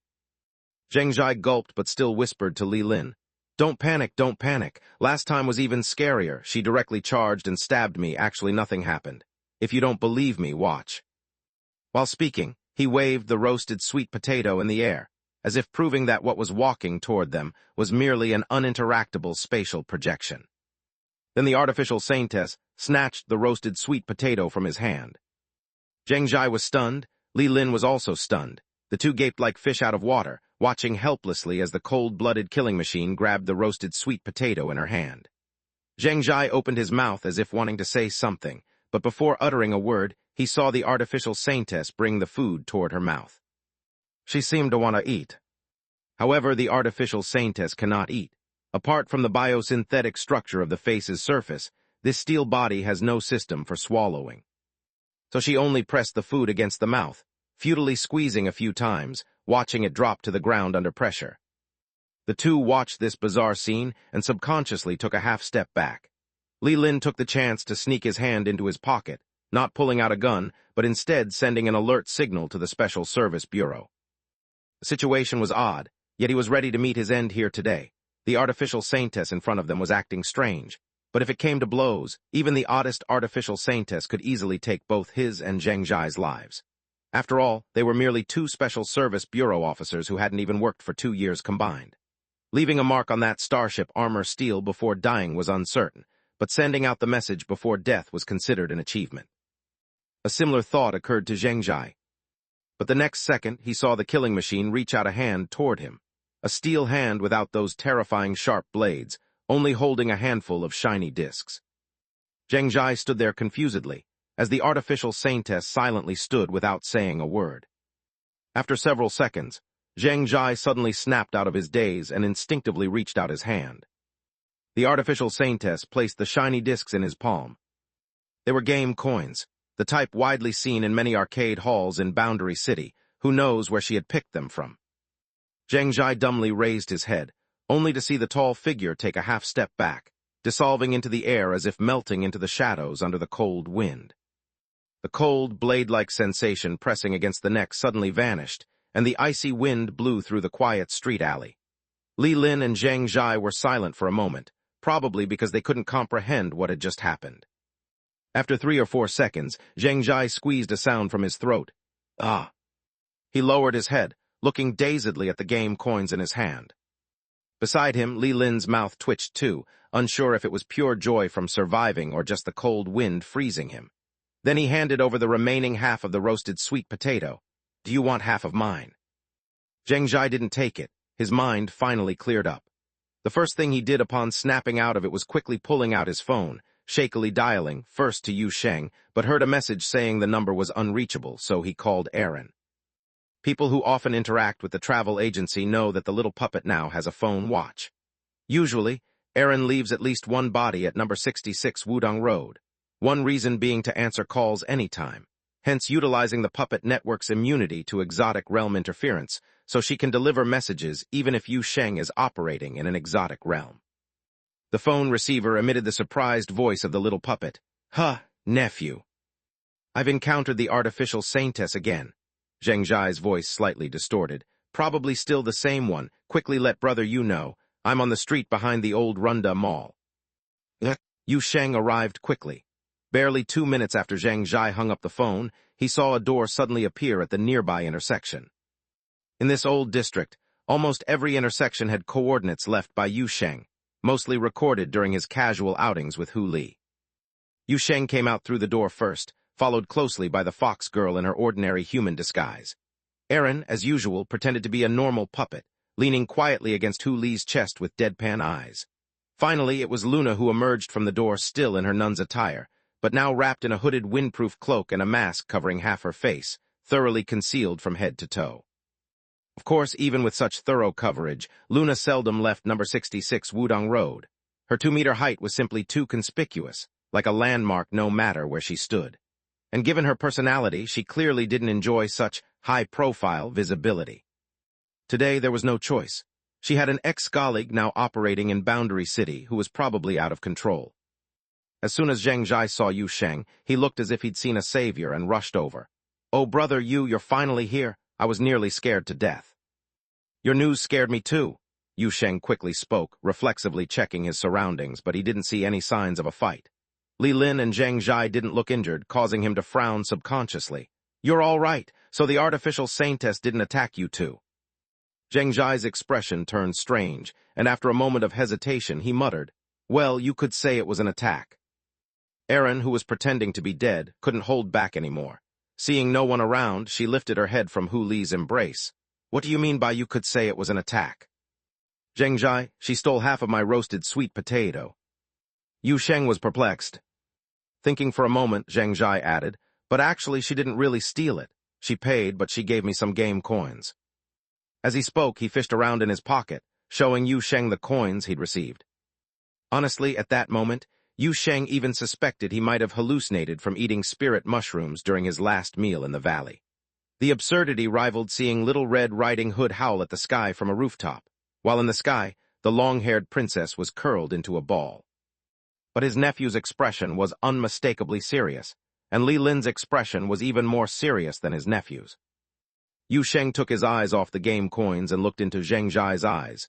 First, tell me exactly what happened. Explain from start to finish. Zhang Zhai recounted the incident in full detail. The situation wasn't complex. It transpired over just a few minutes. Though extremely unusual, it wasn't hard to explain. Once the event's authenticity was confirmed, the only thing left was to ponder the reasons behind it all. Yu Sheng recalled what he'd seen through the cat's memory in the dark alley. The artificial saintess fell into a stupor just before retreating, attacked her own team, and then escaped through the alley to Boundary City in reality, inexplicably stealing food yet seemingly knowing how to pay. And then there was the strange behavior of attempting to eat. Yu Sheng could easily think of many explanations. After all, he was a novelist. Sounds like she suddenly broke free from the mind restraint set by the Venerate Saints Monastery, but not completely. Yu Sheng mused, stroking his chin with a frown. She might still think she's human, thought she was buying food from Zheng Zhai, yet she clearly doesn't recognize currency and seems unable to speak. She seemed anxious while escaping the dark alley. Had she noticed changes in herself then, or did she see the night as a monster? Naturally, no one on scene could provide an answer. Yu Sheng pondered briefly before suddenly looking up. Have you reported this to the Special Service Bureau? Zheng Zhai scratched his head. Not yet. I just sent an alert, Li Lin said, pulling out his phone and dialing as he spoke. I'm contacting the Bureau now to report the situation. Erin lifted her head again stealthily, glancing at Li Lin, then at the pure and clear superintern officer. Hey, do you remember you're with the Special Service Bureau? The small puppet asked curiously. Zheng Zhai pondered, then continued to scratch his head. Chapter 620, Seeking Without a Trace. Not long after Li Lin contacted the Special Service Bureau, several black luxury cars arrived at the nearby intersection, clearly having taken the shortcut from the closest point. As the car doors opened, the first figure to emerge was Song Cheng, captain of the second squad, and from the second car came a figure that surprised Yu Sheng a bit. A white dress suit, white ponytail, cool and composed, struggling to maintain an expression despite being sleep-deprived, Bailey Ching. She actually came in person. Seeing the director come over personally, Li Lin became extremely nervous, while Zheng Zhai beside him appeared quite calm, like an intern who had spent a few months on field assignments and didn't recognize his direct superior, still chuckling stupidly as Bailey Ching approached, only realizing to be nervous a few seconds late. However, the director's sister obviously didn't care about the tense demeanor of the two rookie agents. She simply nodded to Li Lin and Zheng Zhai. Her gaze lingered on the latter for 2 to 3 seconds before turning to Yu Sheng. Yu Sheng spoke first. You actually came in person, huh? There's an anomalous artificial saintess active in the city. It's hard for me to continue sitting in the office, Bailey Ching said quietly, the cold wind in the alley ruffling her hair, seeming to twitch slightly at the corner of her eyes. So, what exactly happened? Yu Sheng immediately explained the current situation to her, including Zheng Zhai's encounter, as well as what he saw as memory illusions in the dark alley. We initially suspect that the artificial saintess broke free from the control of the hidden monastery, but it's unclear how exactly the loss of control happened. It could be a malfunction, a third-party intervention, or perhaps it's simply a trap, Yu Sheng said seriously. The thing is, Luna has never seen such a situation either, which makes it difficult. Bailey Ching slightly frowned, and in the next moment, Yu Sheng saw a pair of illusory eyes float up into the air behind her. Bailey Zhu's eyes quickly rose to the sky. The invisible gaze began scanning the entire city, seemingly tracking clues. Hu Li and Luna both already scanned once using their methods before you came, but neither divine sense nor radar found any traces, Yu Sheng hurriedly said when he saw this. The artificial saintess has the ability to teleport through space and does so quickly at this point. It's possible she's already left the city. Bailey Ching said nothing, merely shifting her gaze back to Zheng Zhai. Did she give you something before leaving? Oh, right, she gave me this, Zheng Zhai suddenly realized, quickly nodding while pulling out a pile of game coins. It seems she used this as money. Bailey Ching silently took a game coin from Zheng Zhai, examining it under the sunlight. A gleam appeared in her eyes, subtle to others, and the next second Yu Sheng noticed the coin's surface suddenly seemed somewhat illusory, as though it was being decomposed by some force.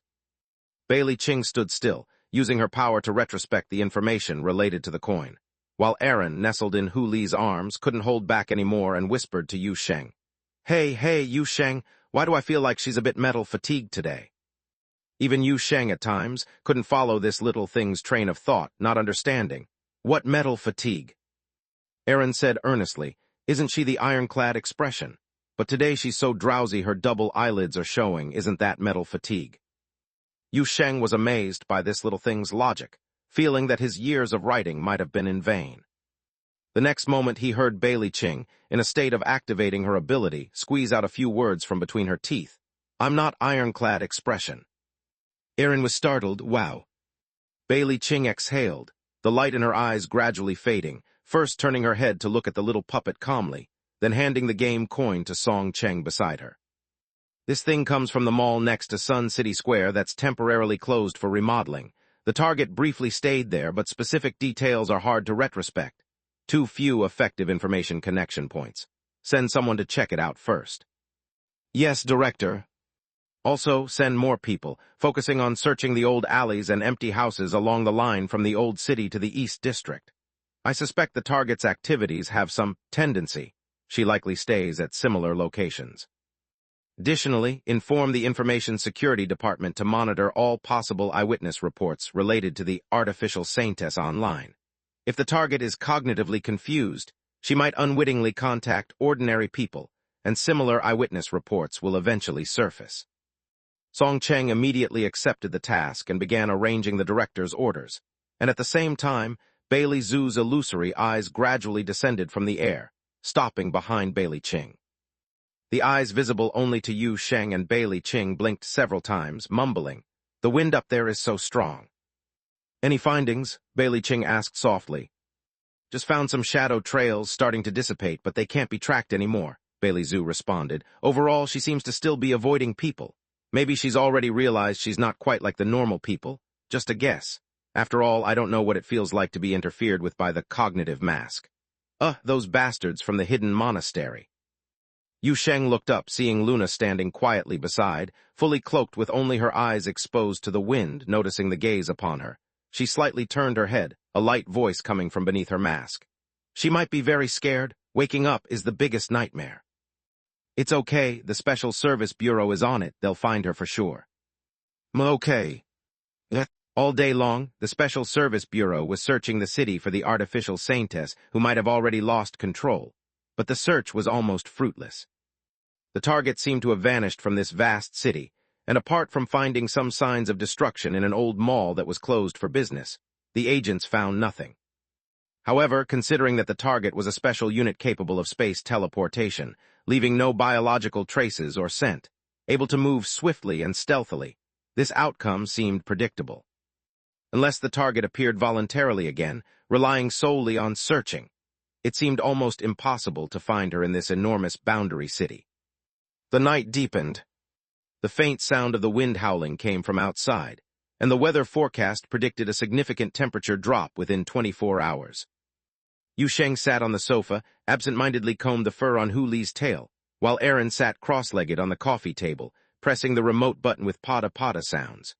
Luna was in standby mode at the staircase. As for Hu Li, she sat cross-legged on the floor with her upper body leaning on the sofa, making a soft snoring sound.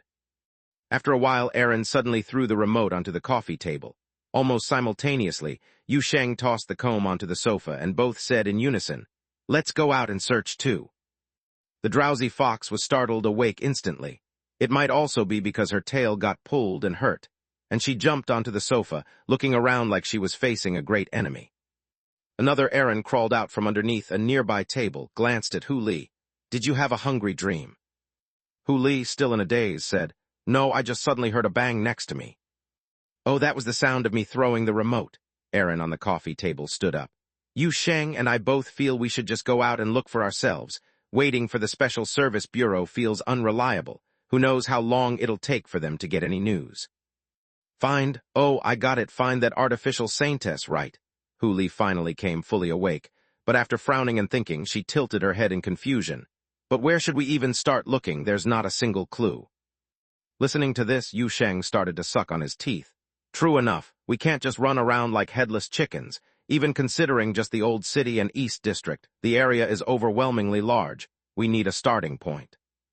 When Aaron scrambled to the back of the sofa and sat cross-legged there, Omen-wandering star circled above her head. After a moment, the star suddenly stopped midair. The little puppet's eyes lit up. "Hey, let's bring the big nephew out." Yu Sheng had thought this little creature had a good idea based on her quick thinking, never expecting that after much pondering this was all she came up with. His look became a bit peculiar. "Does this count as a plan?" The little puppet confidently said, "Why wouldn't it count?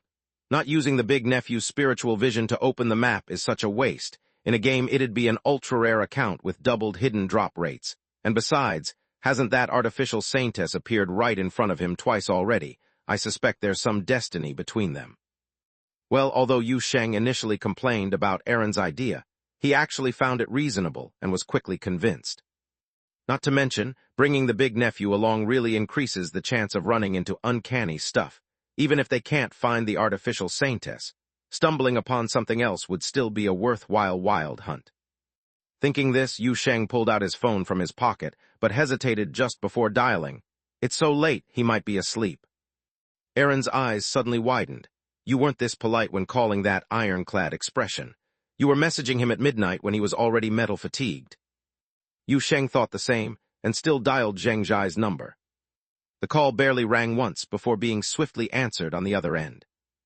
It seemed that the daily schedule of young humans was different from hibernating giant dragons. Yu Sheng picked up the phone and, without waiting for a response, said directly, "We've decided to go out and search."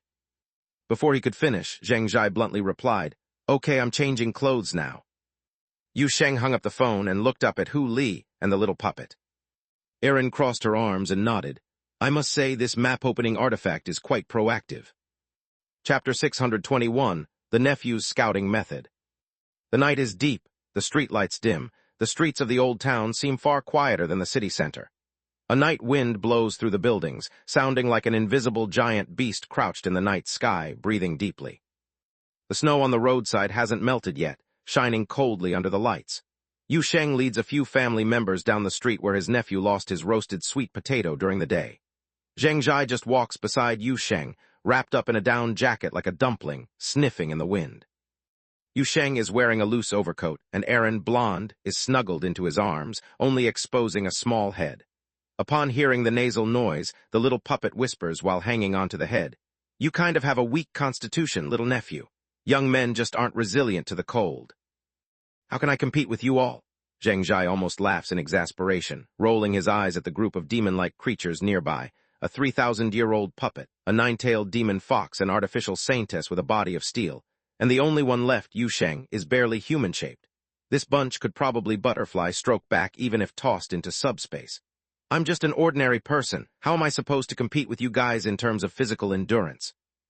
Before Zheng Zhai's words could land, a gust of cold wind sweeps down the street, making him sneeze repeatedly. "Achoo!" The little nephew rubs his nose and looks up at Yu Sheng. "Brother Yu, you haven't said where we're going yet. Is there a plan? Did you guys hear any inside info from the director?" Yu Sheng and Aaron respond in unison, "No plan at all." Zheng Zhai is suddenly taken aback. "Huh. Oh, I forgot to tell you when we left," Yu Sheng says, finally slapping his head and earnestly explaining the plan to the super-intern agent in front of him. "Here's the idea. We'll take you to places where the artificial saintess has appeared or might appear again. Then if you see anything suspicious, dangerous, or pitch black, just go ahead and stick your nose in, and we'll be here to back you up. The main goal is to pull you back before anything happens." Zheng Zhai listens, dumbfounded, and suddenly steps back half a pace. This plan doesn't sound scientific. "But it's mystical." Yu Sheng steps over and pats the nephew on the shoulder. "There's enough mysticism in you. Leave the rest to us professionals. Just think positively. After all, we don't have any clues yet, and the Special Service Bureau has been searching for a whole day without finding a hair. Consider it an evening stroll anyway. It's not a loss." Zheng Zhai nods absent-mindedly, unsure whether he's been fooled by Yu Sheng or stunned by the pats. Suddenly, he shivers in the night. Nearby, Hu Li suddenly perks her ears up, especially since there's no one around at night. She hasn't even hidden her tail. "Did you sense something?" Zheng Zhai wraps himself tighter in his down jacket. "I'm cold." Yu Sheng. But no matter, Zheng Zhai eventually accepts the setup smoothly, mostly because he's used to it. He had coordinated similar tasks on Cayenne Feng Ling Mountain, having abundant victim experiences and an excellently high psychological endurance regarding the human meat map exploration. They did not discover anything unusual near the street alley, where the incident occurred during the day. They only ran into a Special Service Bureau action team patrolling nearby. Upon seeing Yu Sheng, the team almost got scared to death, probably thinking something had happened. Later, they relaxed when they realized the travel agency folks just couldn't stay home and decided to go wild outside. Their expressions relaxed as if the world had restored peace. And Yu Sheng decided they'd better avoid the Bureau patrol teams. After checking several spots in the old town, Zheng Zhai still hasn't triggered any special map events, and time draws near to the late hours. Yu Sheng pulls out his phone to check the time, muttering, "This isn't much better than a headless fly." Something squirms in his arms, and the little puppet's head pops out again, looking solemn. "Do we need to add some trigger condition?" "What trigger condition?" Yu Sheng casually asks while surveying the surroundings. This place is near a commercial street on the edge of the old town, where stores and malls have long plunged into darkness. Silence leaves only the streetlight's warm, dim glow, and a shimmering indicator light by an underground parking entrance is the only thing nearby. Aaron ponders seriously, then turns to Zheng Zhai with a grave expression. Little nephew, how about sending a message to your family? Say you love them. Then message Li Lin telling him you're glad to be colleagues. If you have a secret crush on a girl, confess now. If that doesn't work, start a diary, rip it out, and hide it in a roadside trash can, landscaping belt, or security booth, writing some mysterious number or letter on each page. Zheng Zhai listens and gets increasingly uneasy, finally looking up at Yu Sheng. Brother Yu, why do I feel like I've heard this lousy idea before? Yu Sheng nods in agreement. It does sound familiar, but her last suggestion wasn't this detailed. He suddenly opens a small door nearby and pulls out a pen and several pieces of paper to hand to Zheng Zhai. Anyway, just give it a try. Zheng Zhai is completely shocked, never expecting this lousy idea to be serious. He looks up at Yu Sheng in disbelief. Really gonna write it, brother Yu? A desperate measure for desperate times, no one can say for sure with mystical matters. And mainly, it's already late night without progress, we'll have to call it off and go home. Yu Sheng waves his hand. Don't worry, I've got you covered. Zheng Zhai took the papers with a worried expression, pondering whether to write a diary or a letter to someone. After much hesitation, he finally started writing, muttering while he did. All right, I've got a sister in junior high school. I'll write her a letter, but I can't actually send it, might scare the girl. So what's the most trouble-starting opening line? Yu Sheng stroked his chin. Oh, then start with our family has fallen, that's serious business. Zheng Zhai looked up blankly. There's only 4 of us total. Write it like that anyway. Okay. Zheng Zhai sighed, wrote the salutation, followed by Dear Sister, I've got something to tell you. Our family has fallen.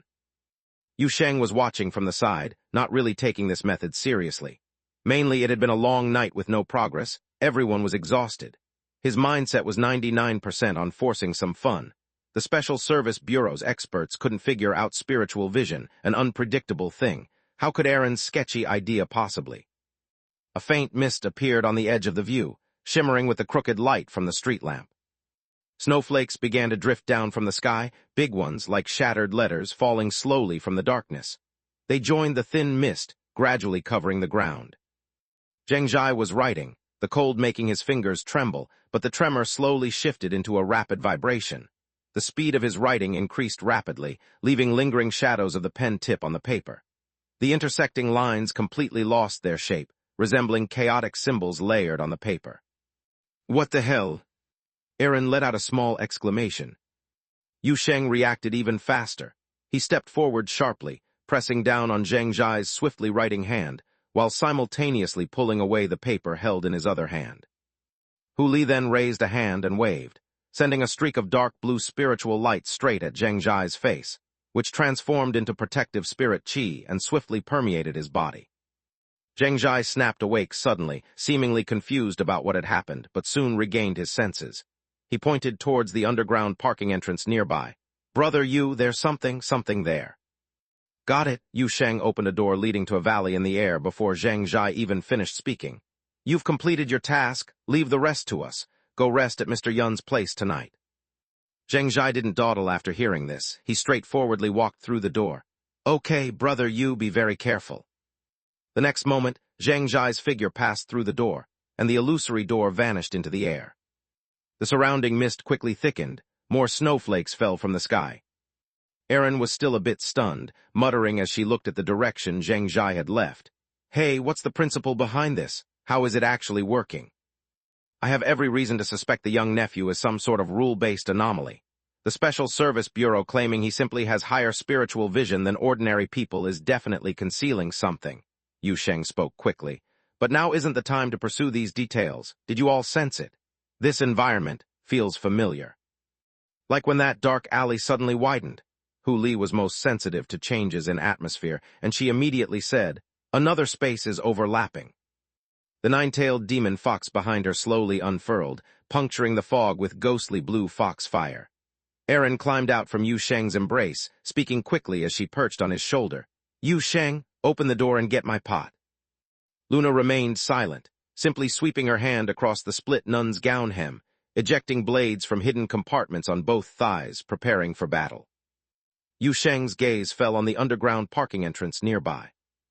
The environment was shifting, The entrance expanded visibly, transforming into a bizarre cave mixed with steel, concrete, rock, and soil. The entrance lights and signs tilted, and their glow turned dark red like blood. From several lamps, viscous matter dripped, hissing with corrosion as it fell on the snowy ground. The group stepped towards that increasingly twisted, bizarre entrance. Chapter 622, Meltdown. The falling snowflakes from the sky grew denser. The streets began to howl with wind. Just a while ago, this place was a clear, calm winter night, but now it felt as if the entire block was engulfed by a snowstorm. Moreover, the mist lingering on the streets not only didn't dissipate, but gradually thickened to the point where even buildings tens of meters away were no longer visible. Yu Sheng felt as if the boundaries of the entire world were becoming blurred. Many things in his perception were mixed together, and he even felt as if the ground beneath his feet had turned into a floating illusion. But just then, ghostly blue foxfire suddenly appeared in the snowstorm. The fires, filled with spiritual power, seemed to form some complex array, swirling and flying amidst the snow and wind. Where the foxfire passed, runes ignited out of thin air, and for a moment the mist and snow around them cleared. Everyone couldn't afford to delay, quickly taking advantage of this momentary stability to rush through dozens of meters of wind and snow, running toward the underground parking entrance that had transformed into a mysterious cave. Before they could step into the cave, the surrounding streets were finally completely consumed by snow and mist, turning into vast silhouettes in the snow and fog. The howling wind suddenly weakened, as if isolated by an invisible barrier at the cave's entrance. Yu Sheng frowned and glanced back at the path covered in snow and dense fog, then turned his gaze to observe his surroundings. He saw the ramp of the parking lot extending before him. The concrete and steel ground appeared torn and shattered, rock and dirt piled up on the roadway, with many strange black substances covering the surface. It looked like obsidian or some similar molten and cooled product. The space at the end of the ramp was wide, seemingly still like a parking lot, yet with large rocks and earth fused into it, expanding the entire space severalfold. In the distance, the view was shrouded in fog, making it impossible to see the end of the parking lot. Without a doubt, this parking lot had already undergone exoticization, but it wasn't any exotic realm that Yu Sheng knew of. The daylight lamps on the ceiling were still working, so the parking lot was not completely dark. Yu Sheng led the way with Hu Li, walking cautiously while observing the environment. Erin, with her short legs, hustled to keep up beside him, while Luna silently walked at the rear, staying alert for anything around them. As they passed a pillar covered in black substances, Hu Li suddenly stopped and pulled at Yu Sheng's sleeve. Yu Sheng followed her gaze, and his eyes narrowed. At the base of the concrete pillar, next to a private car engulfed by the black substances, a tall figure lay quietly. Yu Sheng walked over and confirmed that it was indeed the artificial saintess in loss of control he had seen in the illusion earlier. But she had already ceased functioning. Her vitality was so entirely extinguished that even Yu Sheng couldn't sense her presence. Only Hu Li's keen eyes had spotted this black shell almost melded with the surrounding obsidian material. Luna quickly stepped forward, crouched down to inspect this compatriot of hers. Her movements were gentle, even seemingly tinged with a bit of anxiety. She attempted to open a piece of armor beneath the other's neck, connecting her fingers into a slot there, but shortly after she withdrew her hand, silently shaking her head. "Mind already melted," she said softly. "Yes, remote self-destruct command." Yu Sheng's face turned grim. "Remote self-destruct." "Controller discovered the loss of control," Luna struggled to explain. "Recovery command invalid, hence remote destruction." She raised her hand, pointing to her head, then looked into Yu Sheng's eyes. "I originally had it too, but you washed it away." Yu Sheng said nothing, simply looking down at the cold shell. In his perception, the body held no life force and seemed like an empty black shell, indistinguishable from the surrounding rocks and earth. But after a moment of silence, he suddenly raised his hand. "Luna." His palm was cut open, and bright red blood flowed, drifting in the air, resembling a strand of vivid silk. The blood fell onto the nameless saintess's shell, quickly soaking in, yet Yu Sheng only heard some hollow echoes. The shell showed no reaction, and no new breeze appeared in the soul wilderness. Erin walked over. She seemed to have discovered something. She went forward and used both hands to move the unnamed saintess's palm. That hand was stiff and cold, stubborn like an iron clamp, but the strength of the original puppet body was great, and the hand was pried open, revealing a few shiny game coins and several colorful candies. Erin stared at these things rolling on the ground, feeling a bit at a loss. then picked them up and looked at Yu Sheng. Yu Sheng simply bent down, ruffling Aaron's hair, and collected those game coins and candies. He thought that perhaps, until the moment of mental meltdown, the unnamed artificial saintess still considered herself human, and believed that eating a few candies would make everything all right. And just at this moment, a slight creaking sound suddenly came from nearby, breaking Yu Sheng's thoughts. It sounded like something was cracking open, accompanied by an unsettling, tooth-grinding noise of tearing friction. Everyone instinctively looked in the direction of the sound. Snowflakes started floating in the underground parking lot. Though small, they clearly penetrated the roof, silently falling into this vast underground space. Coinciding with the eerie sight of indoor snowfall, a precarious rift suddenly tore open the mist at the end of the garage, and wavering figures appeared within it. Yu Sheng vaguely heard someone speaking from the other side of the rift. "Recovery signal should be right ahead, quickly, rift maintenance time is limited." The next second, an invisible wind suddenly blew across the underground garage, dispersing the mist. Dozens of brass knights, numerous hidden monastery soldiers in black combat suits, and several priests wearing white robes appeared in everyone's sight. Those white-robed priests looked at Yu Sheng's group with faces full of astonishment. Within the exoticized parking lot space, several strangers were present, which clearly caught them off guard, leaving everyone a bit dumbfounded. But the next second, a chief-looking hidden monastery priest reacted. This sage, clad in gold-patterned white robe, with white hair and beard extraordinarily large, suddenly widened his eyes, raised his hand to point forward. "Heretics!" The brass knights immediately charged over with great strides. Those church soldiers in black combat suits quickly sought cover and started shooting, while the other white-robed priests swiftly hid behind the soldiers and knights. However, facing this scene, Yu Sheng instead laughed. Yu Sheng laughed heartily, even feeling genuinely happy, like receiving an ice-cold cola suddenly on a scorching summer day, or someone handing him a pillow when he's drowsy. His joy came from the heart. Tightly clutching the game coins and candies in his palm sounded crispy. The next second, several foxfires interwove before his eyes into a blazing fire net, from which eerie fireballs roared through the air, streaking with bright trails, as the particle beams sprayed from the other side hit the spiritual energy barrier created by Hu Li, rippling out sharp, explosive reports. Taking advantage of the moment Hu Li and the other side mutually suppressed firepower, Yu Sheng quickly equipped his blood needle launcher, dodged swiftly to the side away from a diving brass armor, then calmly entrusted his back to Luna beside him, lifting his hand and shooting a volley of blood needles at those black spot soldiers opposite.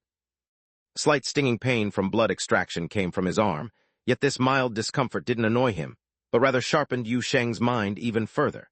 His consciousness skillfully synchronized with the simple artifact spirit housed in the arm armor.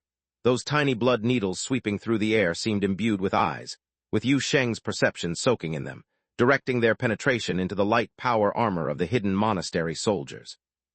The sturdy alloy shell could withstand a barrage of gunfire against seemingly fragile blood needles. However, the needles burst on the chest plates of two church soldiers into small blooming blood flowers, silently absorbing into the steel like a sponge soaking up water. The two enemies at first didn't even realize they'd been hit by something. Yet the next second, a terrifying pressure swept through their bodies. Their armors began to animate, swiftly nurturing flesh and bones within the alloy structures, while the servomotors at their joints emitted a sharp cry of life's ecstasy. Unstable blood plasma coursed through the pipelines of the power backpack. Subsequently, the power armor began to grow inwardly, wildly proliferating blood vessels, nerves, and bone-like structures, crushing their internal human anatomy. One of the soldiers desperately tried to remove his armor, but those electromagnetic clasps had already fused into a seamless metal skin, with countless neural synapses sprouting beneath his mask, while animated cables soon burst through sleeves and eagerly drilled into his skull. Beside him, another hidden monastery soldier didn't even have time to react before becoming a prisoner of his armor. After a first and last scream, he abruptly turned around and frantically opened fire at his adjacent teammates. The particle rifle cheered, its muzzle blooming with exploding blood plasma, as the energy magazine's newly formed heart pulsed with vigorous might. This newborn dead thing fully unleashed its short yet fervent vitality, until its structure completely overloaded and burnt out, crumbling into a certain pale, fine powder resembling ashes, silently spilled. Then a blood grenade was thrown into the center of the battlefield, silently exploding, as a large scarlet mist fiercely spread like a living organism, actively drifting towards all hostile creatures within range. Regardless of anything else, the Demon Suppression Tower's sliding Neil trio truly excelled at dealing with evil cultivators. Their artifact refining techniques on Qianfeng Ling Mountain would easily be seized by security immortals, but within such an orthodox sect like the Travel Agency, everything was just perfect. Chapter 623, Sacrifice. The entire parking lot was instantly engulfed by explosions and roaring sounds, with smoke and flames rising fiercely. The acrid smell of particles burning through the air and flesh mixed with the constantly seeping snow and mist. The battle was fierce from the very beginning, with neither side holding back for any reason. Two hidden monastery soldiers hit by blood needles were quickly eliminated by their comrades who reacted swiftly. This unit, personally led by a priest, was evidently an elite force of the hidden monastery. Despite being initially startled by the terrifying situation, they quickly realized the possible reason for their comrades' sudden loss of control, and while rapidly seeking cover, began pouring bullets and particle beams toward Yu Sheng's position. Meanwhile, a white-robed priest hiding behind a soldier suddenly raised his hand toward the center of the battlefield, pointing distantly at the blood grenade continuously emitting red mist. Initially, he summoned a gust of wind, but when he found that even the wind couldn't dispel the seemingly thin blood mist, he promptly summoned a large barrier, keeping the blood mist at bay. The blood mist kept corroding the shield, producing a hissing sound as if strong acid were corroding steel. In the next second, two foxtails spewing long propulsion flames suddenly sliced through the air, fiercely bombarding that energy barrier. The explosion triggered by the Fox Radish missiles shook the entire underground garage. Fox fire soared skyward, making the barrier waver and shattering it with the arrival of the next missile. The white-robed priest let out a startled cry. Perhaps never in his life did he expect his shield to be blown to smithereens by a foxtail. Amid the intense dizziness and pain caused by the backlash of spiritual energy, he desperately tried to summon the shield again while widening his eyes. He saw a towering brass knight suddenly split in half in midair, its sturdy charged armor cut open as if made of paper, and his peripheral vision barely caught a fleeting shadow. In the next second, that shadow suddenly stopped on the battlefield, seemingly intentionally for the hidden monastery priests opposite to get a good look, as Luna slowly raised a hand amidst the smoke, with sharp fingertip blades glistening with the glow reflected by the eerie blue fox fire. The fiercely burning fox fire spread and soared behind her like an angry and flamboyant cloak, with the pervasive blood mist swirling around her, serving as an extremely dangerous, living blood to enemies, yet continuously strengthening and repairing her body. It's the errant machine body. A hidden monastery soldier seemed to finally recognize something, pointing in Luna's direction and shouting, "The one mentioned in the report." Before he could finish speaking, he saw a small shadow suddenly piercing through the smoke and mist on the battlefield, its speed fast and body small, combined with fox fire spreading all over the ground. He couldn't make out what it was, only felt a blur at the corner of his eye, and two brass knights in the front line fell down, followed by the small shadow charging at them with a jump slash. It was an unimpressive-looking short, squat puppet, holding a black, round, handled object in its hand. "What the F?" The church soldier only managed to let out a short exclamation on the communicator before feeling a sharp pain in his knee. The energy shield and armor layer of his power armor were shattered instantly, and he flew sideways without making a sound in midair. His comrade saw clearly beside him. It was a frying pan. "Quickly stop that thing." A series of particle beams instantly showered at Aaron, but the small puppet's body sharply dodged in a series of acute angles during the charge, golden threads guiding her as she dashed around among a group of church soldiers, even using the frying pan to block those unavoidable barrages several times. Then she rolled past a brass knight charging at her, aimed at the nearest soldier to her, and jumped up to slam the frying pan on the opponent's knee. The small puppet rampaged across the battlefield, exploiting the cover of smoke and her 66.6 cm height to rush into the enemy's ranks, darting around like a mad cat under the feet of brass knights and church soldiers, taking advantage whenever unnoticed with a jump slash. Last time she encountered brass knights, she wasn't very adept, but now she's skilled enough to jump up and knock knees of various heights. The brass knights, once struck by her frying pan, would immediately collapse, as if their souls were dispelled and ceased operating, whereas human church soldiers, although not directly killed, would be severely injured on the spot. The joints of power armors were inherently fragile structures, and that pan dealt critical hits causing real damage, smashing knees with precision. Within that short time, chaos ensued wherever the small puppet went. The wreckage of brass knights blocking the church soldiers' retreat. Soldiers with legs smashed cried out in pain or directly fainted, and Erin didn't pursue them. She simply focused on smashing the enemy's knees or tapping toes with the frying pan, specializing in hitting then immediately turning to flee, so even rabbits were no match for her. Ahaha, come hit me. You bunch of idiots can't even brush against my skirt. The small puppet dodged a series of furious gunfire by weaving through legs and rolling, shouting arrogant taunts with time to spare. Yet at this moment, a sense of foreboding suddenly exploded within her. Erin felt a chill down her spine, energy swelling and unsettling all around her. She reflexively turned and ran towards Yu Sheng, but as soon as she reached the center of the battlefield, she felt as though her limbs were tangled in something, finding it hard to move. Even her hair stood on end. Once smooth, blonde hair fluffed up like a golden feather duster. What? She looked in astonishment towards a certain direction, just in time to see a hidden monastery priest in gold-trimmed white robes open his hand towards her. The priest's face burned with fury. His white robe fluttered in the energy turmoil, his body visibly heightened, muscles swelling, skin faintly glowing with saintly gold light, even his face gradually resembling a kind of classical marble statue emblematic of gods and heroes. While a halo of thorn illusion flickering with golden electric light hovered above his head, like a sacred crown. Listen to the omen of the saint realm. The priest shouted in anger. Erin only had time to utter a cry of surprise before her vision was enveloped by a dazzling thunderstorm. Instinctively, she raised a frying pan over her head in defense, only to feel herself being blown into the air, shattering into many pieces that scattered throughout the parking lot. A sphere of lightning erupted from the center of the underground parking lot, the thunder transforming into layers of charged storms that pushed outward relentlessly, sweeping across the entire space. Yu Sheng watched as Erin was torn apart and flew out, followed immediately by Hu Li's recently launched fox tails being detonated in midair by the lightning storm. Luna rushed in front of him, and with sheer force, sliced through a surge of the approaching thunderstorm using her fingertip blade. But the second and third layers followed quickly, blowing her away as well. Yu Sheng was also blown away. Faced with the all-encompassing sweep of the storm, he had nowhere to hide.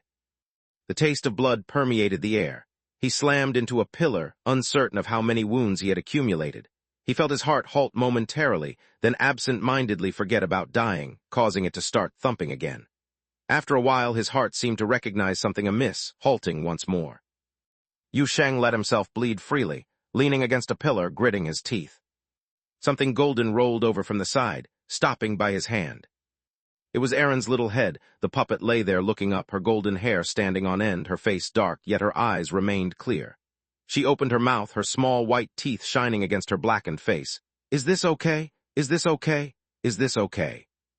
Heavy footsteps sounded once more from afar, and Yu Sheng strained to lift his head, only to see another batch of brass knights crossing the rift at the end of the parking lot, entering the battlefield.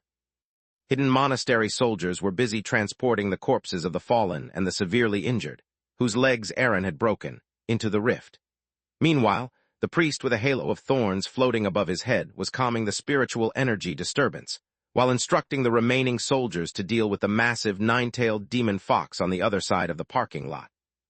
The instant the lightning storm erupted, Hu Li transformed into the nine-tailed form, relying on the robust physique of the demon fox to withstand the thunder directly. Now she was brimming with electric light, summoning a batch of fox travel cannons again, using the foxfire barrage to barely suppress the opposing hidden monastery sect. Quick, summon the mass-produced puppets. Yu Sheng turned his head, looking at the puppet head beside him, while that leader over there is still on cooldown. At this moment, he was somewhat relieved that Erin hadn't rushed to bring the mass-produced puppets onto the battlefield earlier. Otherwise, the chain lightning storm might have turned the fragile mass-produced units into shattered debris. Despite being mass-produced, instant large-scale destruction would surely impact Erin significantly. However, Erin did not respond. The little puppet head was still lying on the ground, somehow looking a bit dazed. The blood flowing beside Yu Sheng stained her hair, clinging to her blackened face, slowly submerging half of Erin's face in blood. She heard Yu Sheng's words but seemed too slow to comprehend them, gradually lifting her eyelids, opening and closing her mouth repeatedly, uttering small murmurs. A sacri. Yu Sheng, struggling in pain, almost lost his breath at her words. Do you really need to remind me I'm about to kick the bucket? My heart's been on pause for several minutes. The puppet's mouth continued to move. Face. Yu Sheng, He watched the little puppet head bit by bit sinking into the pool of blood, almost seeming to melt into it. As more than half of her face was submerged, a wisp of a smile slowly appeared on Erin's face, a smile that was almost saintly. Sacrifice. Chapter 624, Combat Skills. Sacrifice. When the small puppet, with its strange yet saintly smile, softly murmured those two words, the tiny golden-haired head finally completely submerged and dissolved in the pool of blood. This scene felt as if the red liquid surface had become some kind of passage connecting to another dimension, and the puppet's head slowly sank into another time-space. Yu Sheng couldn't figure out what was happening, while a lightning bolt that streaked across the underground parking garage instantly interrupted his remaining thoughts. Several other priests in white robes from the hidden monastery, seemingly of lower rank, had already stabilized their position under the command of the great sage. A pale golden glow surged across their bodies, and the powerful spiritual energy transformed into thunder in their hands, dozens of lightning bolts manifesting out of thin air in the underground space, fiercely striking toward the large silver-white demon fox in the center of the parking lot. This round of thunderstorm was jointly unleashed with full power by several priests, its might no less than the great sage's previous furious strike, yet the silver-white demon fox remained unfazed, because not far behind her was her savior. Of course, now he was almost her savior's corpse, but at least this corpse was still breathing. The fox girl wanted to give her savior some peace in his last moments in this life. Though she let out a threatening low growl, the protective spirit chi fiercely reverberating around her. Continuous thunderstorm and gunfire created successive explosions by her side, and amidst the smoke and fire, a sharp whistling sound suddenly came. A silver fox tail spewing fierce propulsion flames tore through the smoke, scorching the air as it flew straight towards the tall figure draped in a gold-embroidered white robe in the distance. The great sage of the hidden monastery saw the demonic fox tail flying out from the smoke, yet having witnessed its power, he showed no intention of avoiding it. After swiftly glancing back at the unstable rift behind him, he turned to face the direction where the fox tail was flying, his head adorned with a phantom-like thorny fire ring leaping with lightning, his whole body swelling with flesh, his figure suddenly elevated, and then taking a direct step forward, he opened his arms to embrace the flaming fox tail fiercely. The fox tail exploded violently, yet the intensely erupting fox fire was compressed into a dazzling, light ball within the great sage's embrace. His body seemed close to fragmentation for a moment, yet forcibly returned to its original state, while the firelight grew before vanishing into invisibility. Even Hu Li herself was briefly taken aback seeing this scene. Yet other priests and soldiers of the hidden monastery were greatly inspired by this sight, quickly concentrating all their firepower on the dangerous nine-tailed silver fox during this brief window. At this moment, a scream shattered the previously coordinated efforts among the several priests. A white-robed sage suddenly convulsed all over, curling his body in agony, blood instantly spreading from his chest throughout the white robe. He hunched his body, lifted into the air by some intangible force. Only then did the unseen object reveal its outline as soaked in his blood, a sharp spider appendage. The appendage flicked, tossing the hidden monastery priest who died with a pierced chest aside, then slowly dissipated in the air. Spider, another white-robed sage, felt a sudden rise of alarm in his heart, his spiritual intuition instinctively compelling him to look in a certain direction. He saw a pool of blood amidst the spreading fox fire and smoke. A seemingly conscious, living blood was surging across the ground, the blood pool gradually expanding, something swiftly taking shape within the blood. The next second, he saw a figure rising from the blood. It was the golden-haired puppet, a face indistinguishable from a living person, golden hair shining like sunlight, wearing an exquisite and luxurious deep blue gown, elegant and tall stature. Holding a frying pan in her hand, the golden-haired puppet looked down at herself, then at the cultists opposite. Then she nearly jumped for joy, turning to shout at Yu Sheng, "Hey, Yu Sheng, I've grown, I've grown." Yu Sheng leaned against a column in the parking garage, struggling to catch his breath. I see, but is this really the time to be talking about that?" At this point, he no longer wanted to figure out what was going on. Meanwhile, the cultists had already reacted, several brass knights instantly charging toward the golden-haired puppet risen from the blood. A white-robed priest under the cover of the brass knights rushed up too, holding a silver longsword entwined with spiritual energy lightning, his whole body seemingly surrounded by dazzling radiance, he leaped high toward the puppet, shouting furiously, "Heretic!" Without turning her head, Erin swung her frying pan. "I said I've grown, are you deaf?" The silver longsword shattered with a bang. The surrounding brass knights were bound by golden threads before they even got close, pinned harshly to the ground by near-transparent spider appendages. Only that white-robed priest remained silent even as he was flung away. Erin delightedly watched the cultists sent flying by her, turning to look at the tall figure wearing a thorny fire ring, standing like a deity in front of the rift. She carried the frying pan as she walked over, her steps light, picking up pace as she went. The great sage sensed a strong danger from the newcomer, and in his vision it seemed that more than just a golden-haired puppet was approaching him. A massive phantom, invisible to the naked eye, was emitting strong, ominous premonitions in another dimension. The phantom frantically moved, occasionally piercing its limbs into this world, disturbing the flow of spiritual energy in the air. "Everyone fall back." The great sage suddenly shouted to the others around him, and almost at the same time, his body, already exceeding ordinary human limits, swelled once more. A marble-like texture covered his skin. His human eyes were burnt hollow by spiritual energy, dazzling lightning filled the sockets, and the crown of thorns on his head materialized, golden spikes fused into the skull and emitted an indescribable divine form. This image was precisely what the saints of the hidden monastery constantly described in their doctrines. Reaching perfection and approaching the divine. They imagined the majestic form that a divine entity should possess and continually tried to approach this stance, even if it only lasted moments, even if it required burning life, most of the time, burning others' lives.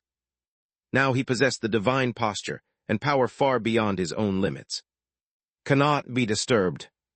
The giant-like great sage muttered deeply, stepping forward to meet the golden-haired puppet approaching him, each step causing the ground to shatter, his marble statue-like body seemingly drawing infinite power. And Erin, who had just returned to a normal human height, appeared quite small again before such a giant. The golden-haired puppet looked up, thought for a moment. "Damn it, isn't my height just wasted then?" She muttered without much grace, but suddenly a bright smile spread across her face. "Fortunately, I have something taller." The next second, her figure suddenly exploded into a mist of blood, dissipating from the real dimension in the blink of an eye.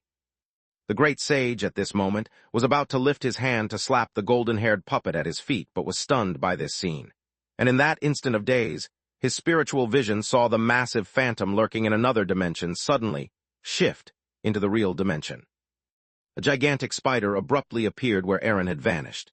The terrifying spider body seemed forged from obsidian, its carapace covered with mysterious symbols, its upper half female in appearance, resembling Erin by 70 to 80%, but with black hair sprawling, eyes glaring red, and a luxurious gown replaced by insect-like armor. This spider goddess was even taller than the giant-formed great sage. Stunned, the great sage raised his head, and the next second he saw those crimson eyes filled with hostility, the spider body rising high, two terrifying limbs stabbing toward his upper body. His reaction was swift, raising his hand sharply before the limbs could hit, grasping two balls of thunder to meet the desecrating alien form ahead. But the spider goddess disintegrated in front of him in the blink of an eye. The great sage hadn't even reacted. When a rush of astral wind hit his feet, the golden-haired puppet shifted into the real dimension, swinging a frying pan and smashing it fiercely against his knee. The height was just right. The giant's scream shook the underground parking lot. But to be fair, the giant's health was indeed thick. The senior priest of the hidden monastery was not an ordinary person, even crippled a leg on the spot. He still didn't fall down, rapidly regaining composure, bending over to grab the golden-haired puppet by his leg that hadn't yet adjusted posture from the swing. The next moment, Erin's figure vanished again. The massive spider goddess instantly shifted into reality, swinging out a round slap. The great sage's heart suddenly rose with alarm, fearing the blow might threaten even his life, hurriedly ducking back with his body while raising his hand to block. But without waiting for it to land, the spider goddess once again switched back to the golden-haired puppet. Erin spun a full circle, swinging the frying pan again onto the great sage's knee. After the swing, her figure vanished again, the great sage now exceedingly shocked and angry, yet despite facing such a bizarre opponent for the first time, he quickly realized the puppet spider routine. Enduring the severe pain from his crippled legs, he clapped his hands directly. A rapidly expanding thunderstorm emanated from him, spreading quickly in all directions. But the next instant, a small golden-haired figure measuring only 66.6 cm high squeezed out from the gaps close to the ground, little Aaron leaping around with the frying pan and jumping up to smash it against the great sage's toe. The thunderstorm dispersed instantly with the giant's scream, and the 167 cm tall golden-haired Aaron emerged again from the air, swinging the frying pan in a jump slash, this time hitting the opponent's tibia. Circling, slipping, getting up, patching feet, as if a set of combos etched in her bones. Yu Sheng, witnessing this scene with a heart that hadn't beaten in over 10 minutes, couldn't bear to miss it, insisting on watching it all till the end. Chapter 625, Route. Although I'm not sure why, Aaron is evidently very keen on using a jump slash to attack the area below her opponent's knees. Perhaps because every time she uses it, she encounters opponents much taller than herself. After all, in her debut battle 3,700 years ago, she faced the Omen goddess, whose legs were longer than Aaron's life. The underground parking lot reverberates with chilling bangs, and due to exoticization, this expansive space has grown unknown times larger, as if constantly struck by invisible forces. Even the dome and distant, indistinct boundaries are beginning to ripple like waves. Aaron's stance continually shuffles in and out of the real dimension, Omen, puppet, dwarf. Those encountering her for the first time cannot possibly keep up with her bizarrely erratic combat rhythm.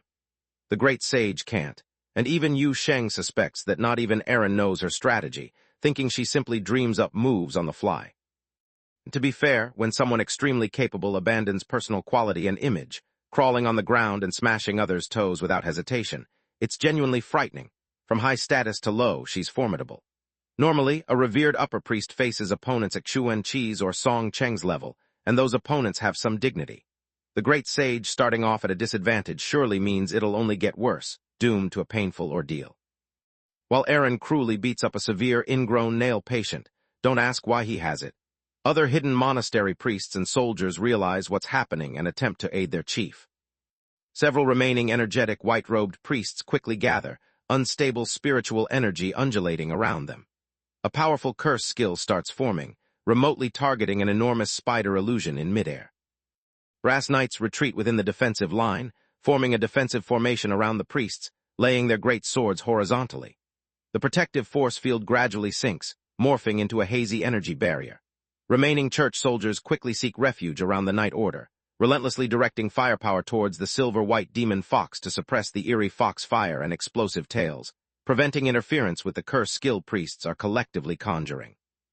But then, a white-robed priest guiding a spiritual energy impact suddenly feels intense unease, realizing everyone seems to overlook something critically important. He suddenly looks up, his gaze sweeping across the smoke-filled battlefield. He sees mist rolling around the underground space, with fine snow passing through the roof, swept by heat waves and swirling above the smoke. Thin blood-colored mist spreads everywhere, seemingly possessing independent life, concealing unsettling shadows. Suddenly, a twisted, blurry illusion leaps out from the edge of the blood mist, puncturing the brass knight's barrier at its only weak spot in an instant. Only a commanding knight's artificial saintess knows how to effortlessly break through this layer of barrier. Heresy mechanism. The white-robed priest manages to let out a terrified scream before he feels the spiritual energy in his hands lose balance, losing control over all extraordinary power.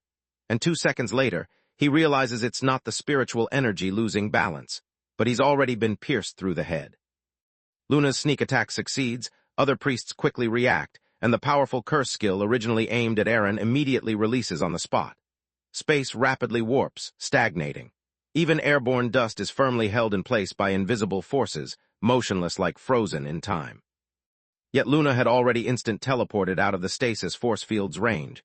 She's too familiar with the hidden monastery's various tactics and priests, divine arts, fluctuations.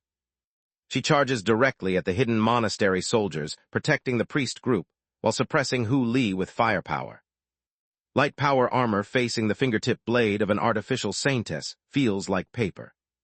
But then, alarming cracks suddenly echo from the direction of the unstable rift, followed by a piercing ripping and whistling sound resonating throughout the entire underground garage. The ground starts shaking violently. High-concentration spiritual energy residue across the space spontaneous generates indiscriminate discharges. dense lightning and flames colliding madly before recoiling and collapsing towards the rift's direction. Almost simultaneously, the great sage collapses with a scream. The giant with godlike grandeur and majesty finally falls, unable to defeat the current omen puppet despite the power bestowed by sanctification. His tremendous vitality and extraordinary resistance only bring pain of pulverized fractures below the knee, along with the humiliation of being chased and smacked with a frying pan by a low-quality puppet for half a day. Crucially, this puppet not only hits with a frying pan, but also insults constantly, its foul language beyond anything he's heard, losing his parents within 3 minutes of combat. Subsequently, all his direct relatives are verbally annihilated by the puppet. Eren doesn't spare even the worms at his door or the neighbor's dog. Desecrating alien form, desecrating alien form. Unable to fight or outmatch curses, suffering now even from crawling, he mutters angrily, fallen to the ground, elbow propped down, arduously crawling towards the rift, whispering, filthy and inferior beyond redemption. What the hell are you babbling on about? A chilling voice comes from ahead, several spider limbs appear in the view, the great sage lifts his head, seeing the puppet morph into a horrifying, desecrating alien form. The black spider with a female upper body towers over, gazing down at him, scarlet eyes glowing with ominous omens. The cold, dark threads suddenly appeared in the air around him, with 2 spider limbs weaving them into a web, blocking his retreat from all directions. The great sage struggled to prop himself up, fixing his disdainful and proud gaze on the desecrating alien form before him. But a sharp spider leg brutally pierced his back, pinning him back to the ground. Was it you who issued that remote meltdown command? Eren pressed down hard on her enemy, surprised by his tenacious vitality, but at this moment the outcome was already determined. His struggles were in vain. Did you kill that artificial saintess? The fallen giant didn't answer her question, only squeezing out a powerless curse from his throat. Eren grew even angrier, the blood seemingly surging in her scarlet eyes, while the black spider threads around tightened inch by inch. She just wanted to eat a piece of candy. She didn't even get to eat it. The sea coupling can still go farming, water flowers, argue with me, and go tell on Yu Sheng she just wanted to eat a piece of candy. The spider limbs crushed down, pinning the giant to the ground and slowly tearing him apart. But suddenly the giant raised a hand, twisting his arm almost to the breaking point. He grabbed the spider leg on his back. Senseless nonsense, he murmured in a slurred tone. The heat in the surrounding air began to rise rapidly, and in Eren's vision appeared a dense, blinding flash that emerged from nowhere. She felt a tingling sensation on her shell and skin, suddenly sensing danger. What the hell? She saw the great sage's skin, as if carved from marble, suddenly crack open, revealing not flesh and blood, but a powerful, near-limitless glow charged to its limits. The final stage of sanctification. Beneath the mundane shell lay only pure, endless light. Listen to the echoes of the saint realm. The great sage clutched the spider limb impaled in his back, letting out one final roar. Eren's whole body, if she had skin, got goosebumps, and the next second her massive spider body dissipated into the air, and the blonde puppet holding a frying pan dashed out from the slowly expanding white light, sprinting towards Yu Sheng. Oh no, it's gonna blow. The next second the intense, endless light erupted. In the instant Eren and Luna swiftly retreated to Hu Li's side. The light engulfed the entire unstable rift area. Even the white-robed priests, defensive army soldiers, and brass knights who didn't make it out in time were swallowed, and with a few brief screams, the figures within the white light evaporated without a trace. However, just when everyone thought the light would continue spreading, and Hu Li had already prepared his protective spirit chi to withstand the blast, the burst of white light abruptly collapsed and vanished. All the brilliance collapsed in silence, and the space formerly occupied by the hidden monastery order was left with nothing but a hot crater, the molten ground presenting an apocalyptic scene, with the brass knights and soldiers, along with the priests, turning to ash at the bottom. Where the great sage had fallen, only a slowly evaporating remnant of glow remained.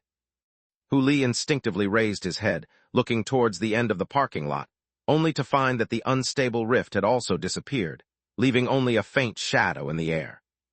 Immediately, the environment in the underground parking lot began to change.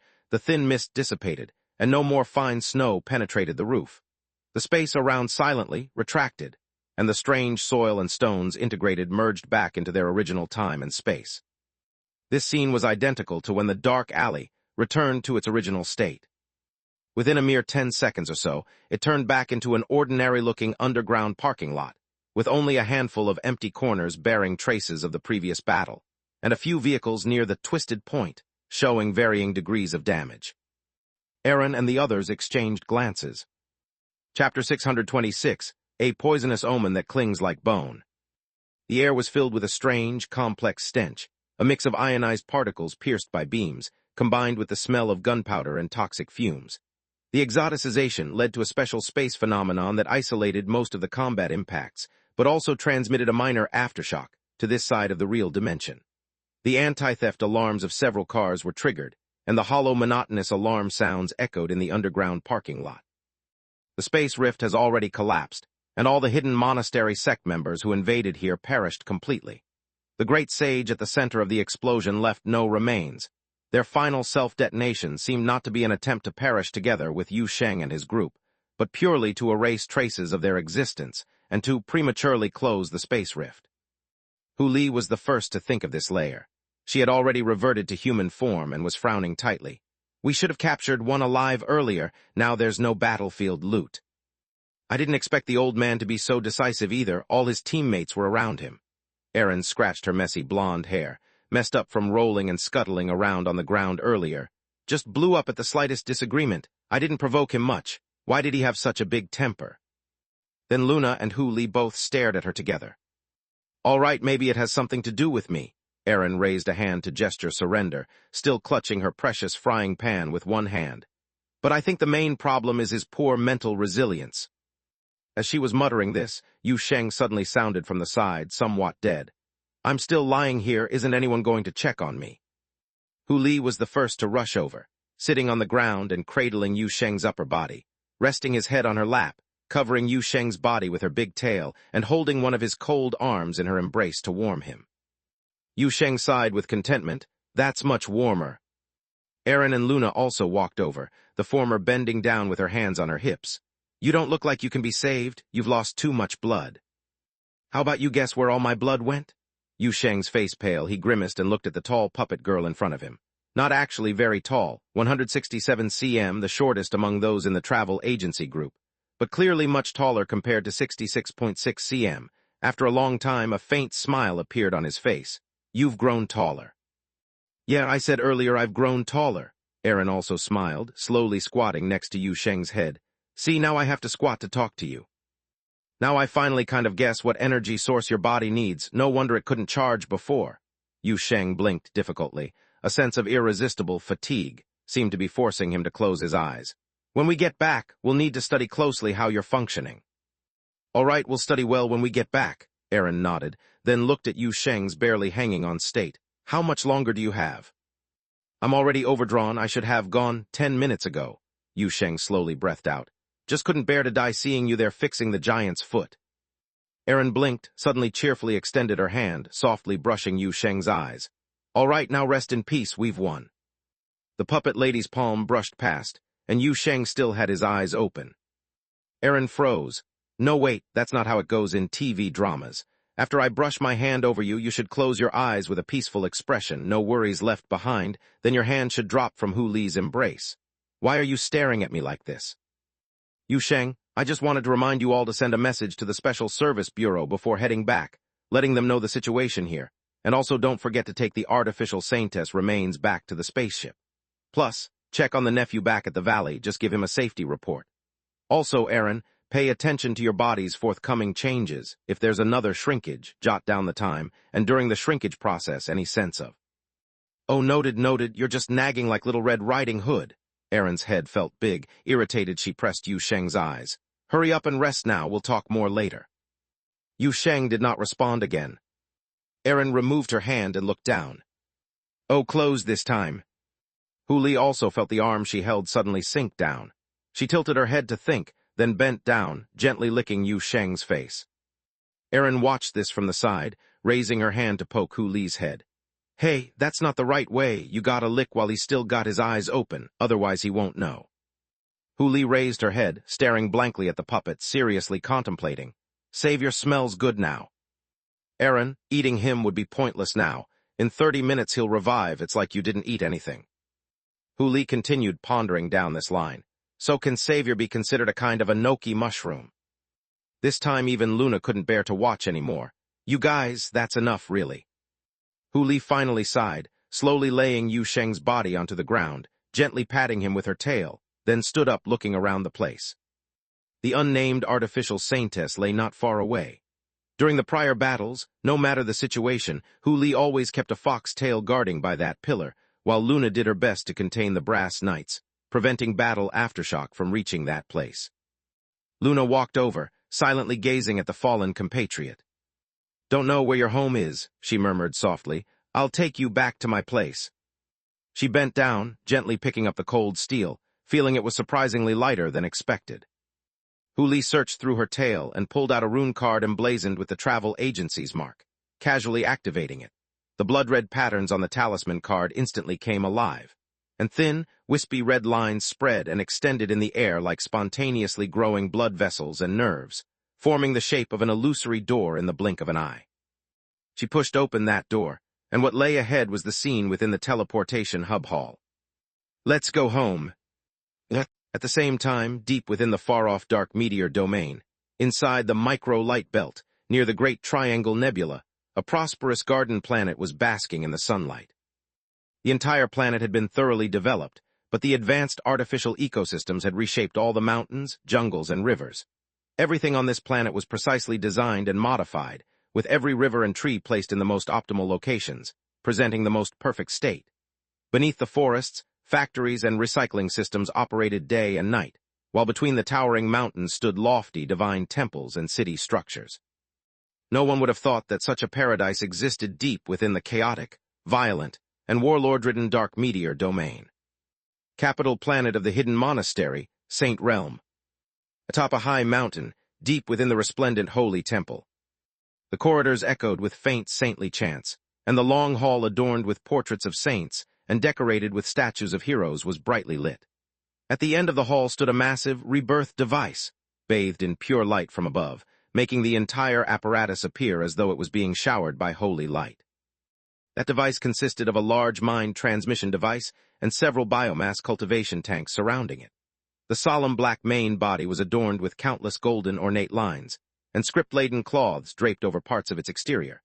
These cloths and lines were not mere decorations, but were meant to ward off spiritual bodies wandering in the starry depths, preventing fatal contamination or interference during mind transmission and soul reshaping. No one was moving in the silent long hall. Only a few servants wearing mind shackles stood in the shadows near the door of the rebirth device, ready to attend to the call. Suddenly, these servants seemed to have received a certain command, and they all simultaneously looked up towards the direction of the rebirth device. The lights in the long hall flickered a few times, and then a series of indicator lights and holographic projections illuminated the surface of the mind transmission device. Soon after, the whole apparatus began to operate automatically, and faint sounds came from one of the cultivation tanks on its side. The script-laden cloth covering the outside of the cultivation tank suddenly ignited and transformed into ashes in the blink of an eye. One of the servants witnessed this scene and wanted to raise an alarm, but as the cloths ignited, it simultaneously burnt away his memory from just a moment ago. As the ashes of the script-laden cloth dispersed in the wind, the poor man's expression reverted to its previous numb and devout state. In the next second, the cultivation tank opened, and a figure with a stern face, graying hair, and a burly physique emerged. Great Sage Cullender, his expression now filled with fury. He had returned here from the throes of painful failure, reborn from death. The servants quickly advanced, devoutly attending to their master by wiping off the biomass solution and dressing him in a robe adorned with golden runes. The remolding of flesh signifies a disgraceful retreat. Every activation of the rebirth device leaves a stain on the saint's perfect path of venerate saint. Hence this long hall forbids any lower-ranking believers from witnessing. Only servants bearing mind shackles are permitted to attend. "The Holy is waiting for your report," a servant said with bowed head. Cullender took a deep breath, calming himself, and then nodded lightly. "I understand."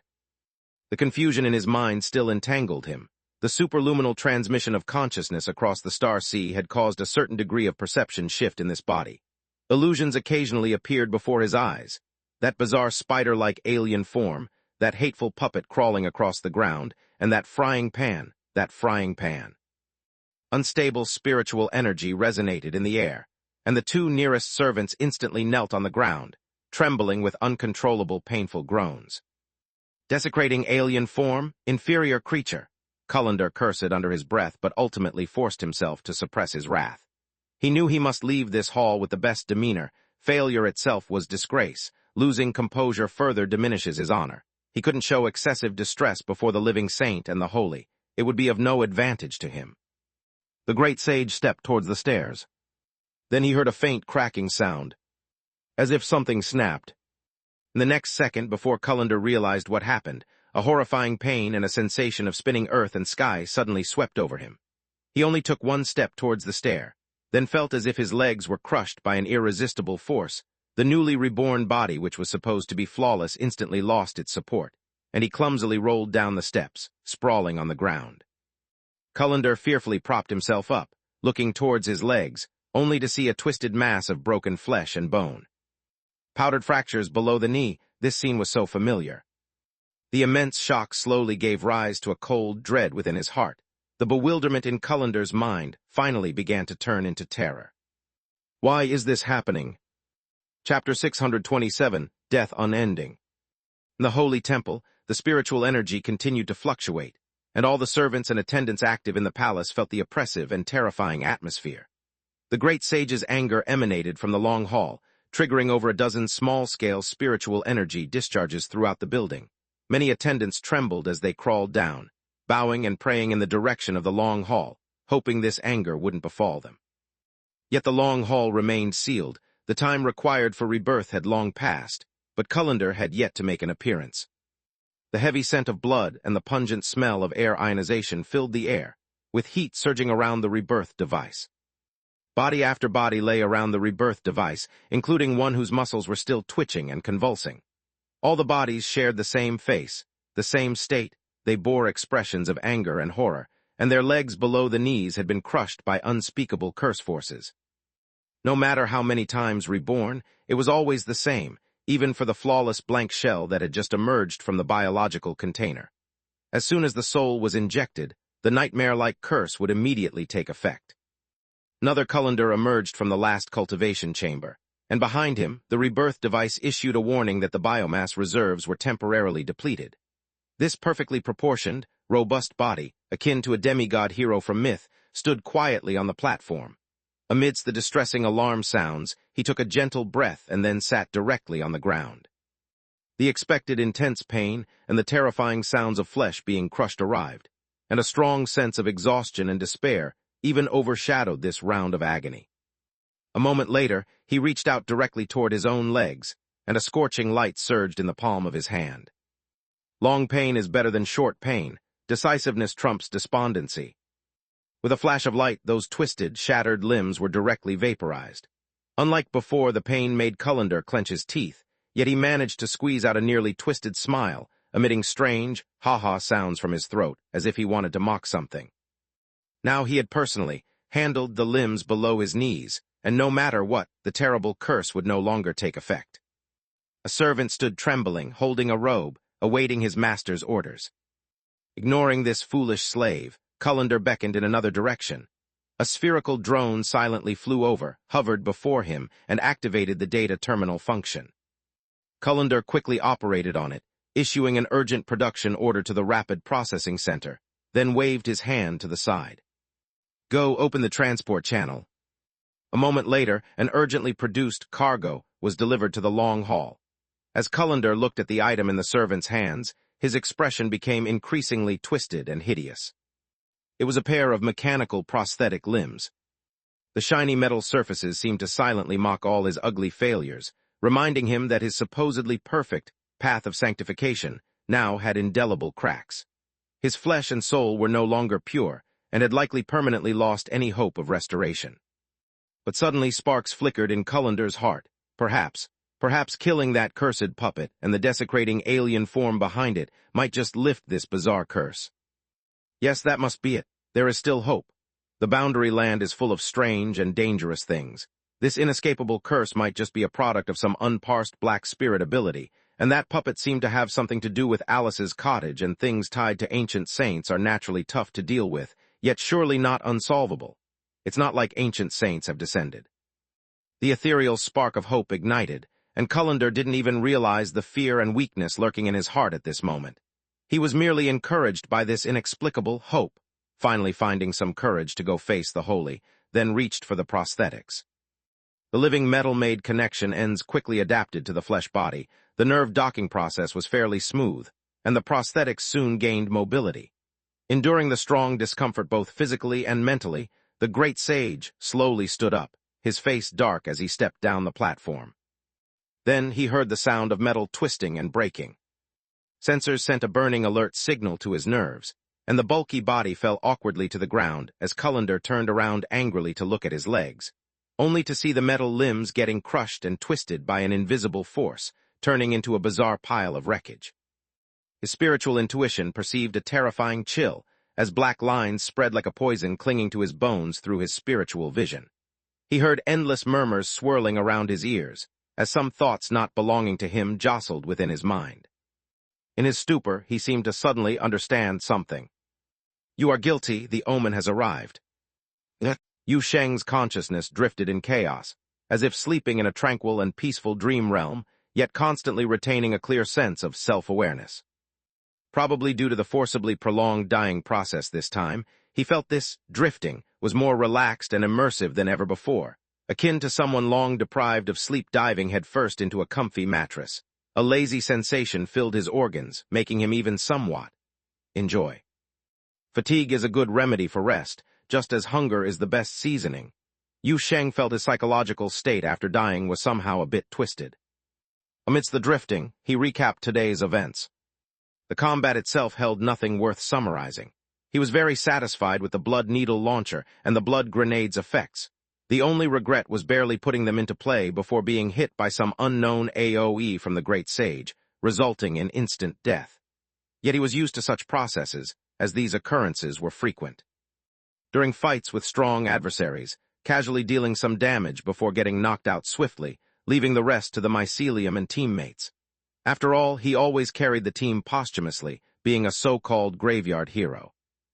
This is how Yu Sheng understood it, anyway. What truly warrants attention and caution is the way those hidden monastery sect members appeared, and the self-detonation of that great sage at the last moment. The skirmish took place at the edge of the old town in an underground parking lot, not in a dark alley, not even in an exotic realm. This was different from Yu Sheng's initial judgment. He originally thought those cultists could only open passageways from the dark alley, assuming it was due to some limitation of the world bridge technology. Yet today's events proved that the hidden monastery sect actually had the ability to open exits elsewhere, even forcibly, propping up a space similar to an exotic realm directly from the real world. Upon reflection, the environment of that parking lot was obviously evolving towards something akin to an artificial exotic realm, though the process was unstable. Has the hidden monastery sect made a breakthrough in their research on the world bridge? Or was this a trick they had long kept hidden, unintentionally exposed today? And that high-tier priest's self-detonation in the final stage, it was an explosive burst of astonishing power. But in truth, Hu Li could have indeed withstood it. As a body cultivator capable of executing orbital strikes with her headbutt, who knows how high her defensive potential could be? Yet what no one expected was that most of the explosion's power was compressed near the rift, not even released in Hu Li's direction. In other words, that priest used all his strength at the last moment to close that rift. This matter was of greater importance than his life, to the extent he was willing to abandon the last chance to perish with the enemy, just to ensure the rift could be completely, entirely closed. So what exactly is on the other side of that rift? Yu Sheng's thoughts descended into the darkness, many conjectures spread aimlessly in his consciousness. Free from the shackles of flesh and blood, even his thinking became infinitely free, quickly jumping from one direction to another. He recalled Aaron's appearance at that time. A small puppet head submerged in his blood, after which the fully formed blonde Aaron appeared. But more shocking than blonde Aaron was the enormous projection of the spider goddess. An omen form, clearly under Aaron's control. And the small puppet's mumblings of sacrifice, blood sacrifice. Yu Sheng's thoughts drifted far away but were suddenly pulled back. Amidst the chaos, he finally glimpsed the border of the soul wilderness. Gray-black clouds covered the plain, nameless tall grass swayed in the wind. A crystal giant tree stood in the center of the endless wilderness, and a solemn black cathedral towered beneath the crystal tree, bathed in the glow from the infant star body. Yu Sheng's spiritual body descended from the sky, forming at the cathedral entrance. He saw a tall figure with blonde hair standing in the garden of the forecourt. Luna, not dressed in her usual knight's armor, without a longsword at her waist, wearing instead a gown similar in style to her nun's robes from the real world. This attire lent a touch of serene atmosphere to the usually somewhat boisterous girl in the soul world. "You have returned." Seeing Yu Sheng appear, Luna smiled slightly, bowing lightly in respect. Yu Sheng was briefly unaccustomed. After all, in the soul world, it was rare for this girl to say only one sentence when she spoke. Yet he quickly thought of something, gently nodding as he looked at Luna's attire, then turned to glance towards the cathedral entrance. After a while, he softly broke the silence. "No visitors." "Yes, I've waited for quite a while," Luna said softly. "Here's only the sound of the wind." "Perhaps still on their way," Yu Sheng added. "The road here is sometimes not easy." Luna pursed her lips but finally just shook her head. Yu Sheng wanted to say something, yet many words failed to come out. After a few seconds of silence, he rummaged in his pocket. He brought some items from the real world into this wilderness. A few game coins and some colorful candies. He handed these to Luna. "There should be a cemetery behind the cathedral. This is the soul wilderness. Let it be a resting place for weary souls." "All right." Chapter 628, 8 Pairs of Long Legs. A strong wind began to blow in the old town during the second half of the night. Although there was no snowstorm in the real world, the whimpering wind outside the window still made people inevitably think of the screaming wind and snow outside the parking lot. Erin, 167 cm, lay on the windowsill in the living room, peering outside at the cold and deserted streets and street lights. On her head was a little humanoid doll made of lightweight clay, and 3 other dolls, 66 cm, were lined up on the windowsill beside her, filling up the otherwise spacious window. "Why isn't Yu Sheng back yet?" The blonde doll shook her head in boredom, turned back to glance at the living room, saw Hu Li asleep on the sofa, and Luna was nowhere to be found. Sighing, she muttered to herself, "Such a bore.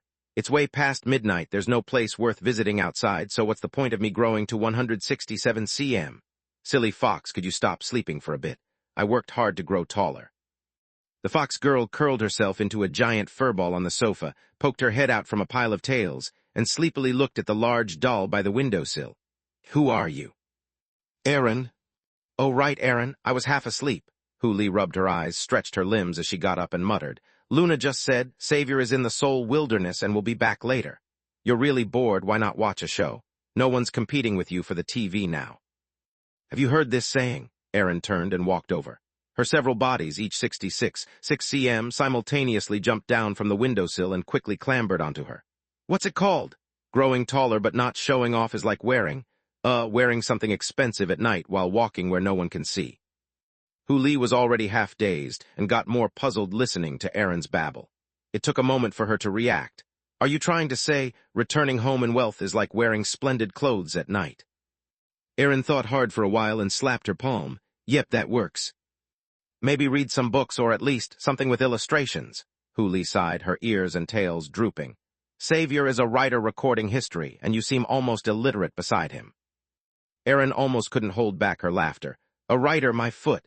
He's just a procrastinating author who digs holes and never fills them. Silly fox, aren't you using a massive filter when looking at Yu Sheng?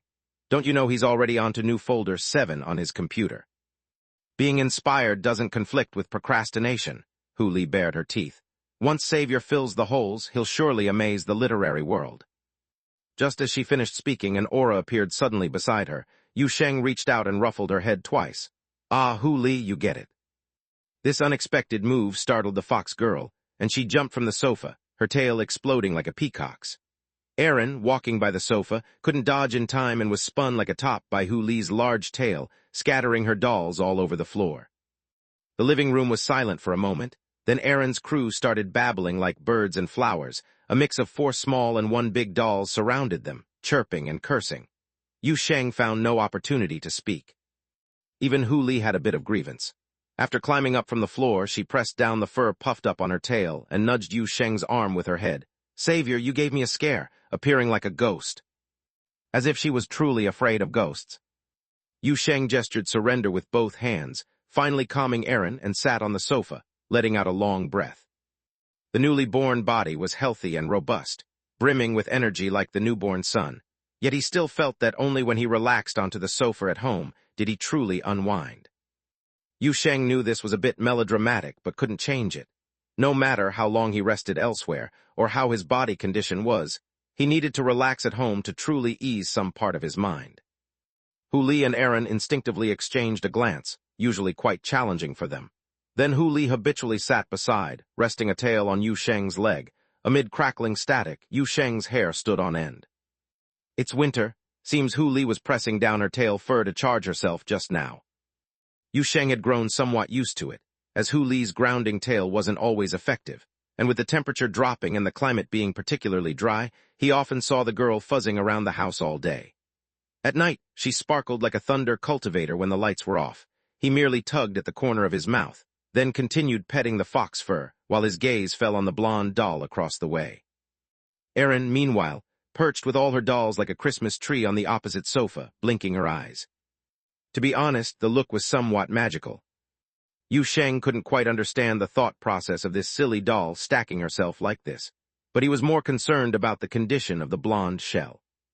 Any signs of shrinkage? Seems not for now. Aaron Lotus scratched Aaron's blonde head, while Aaron Mysterious Iron on the other shoulder stroked her chin thoughtfully. I'm keeping an eye on the state of the original body as you advised. Besides a bit of fatigue, there aren't any noticeable issues so far. A bit tired. Yeah, but I can't quite put my finger on it. As time goes on, I just feel less and less like moving, and resting doesn't help, Aaron, blonde-haired, said. I wonder, could it be that if I get tired enough, I'll start shrinking? Yu Sheng didn't speak. He just thoughtfully stroked his chin. After a while, he suddenly spoke up again. What about your other form, like that spider when we were fighting before? Before he finished speaking, he saw the large puppet across from him raise its hands slightly to the side. An illusory spider limb appeared out of nowhere in the air, winding around the sofa and coffee table, and lightly placed itself on Yu Sheng's shoulder.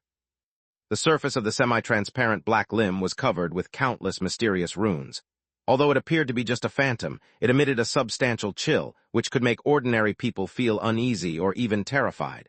But Yu Sheng felt more of some subtle familiarity and peace. As if in his eyes, death was just a peaceful curtain. Can't fit the whole thing here, so I can only extend one leg over, Aaron said while adjusting her cocky posture on the sofa, her expression full of swagger. Let me tell you, my legs are longer than your life. Nonsense, there are lots of things longer than my life. Yu Sheng brushed away the spider leg that was poking his shoulder. Put it away first. Come with me to the valley. What for? What else? Didn't you say you can't fit here? Find a spacious place and figure out what's going on with you now. Oh. At this time, the outside world was still in the latter part of the night, and naturally the valley was still shrouded in darkness. However, this was no problem for Yu Sheng. The hub pyramid was brightly lit, and there were plenty of spacious areas. Thanks to someone's original thought of building this pyramid with the mindset that big is good, and just add more layers regardless of their use. At least half of this enormous wonder building was empty. Yu Sheng had never figured out what to do with these vacant halls inside the pyramid, but it turns out they now came in handy. The wide and empty hub pyramid was spacious enough to accommodate the spider goddess's shell, and most of the floors here were enclosed, so there was no worry about scaring the kids outside. Of course, whether those super kids would be frightened is another story.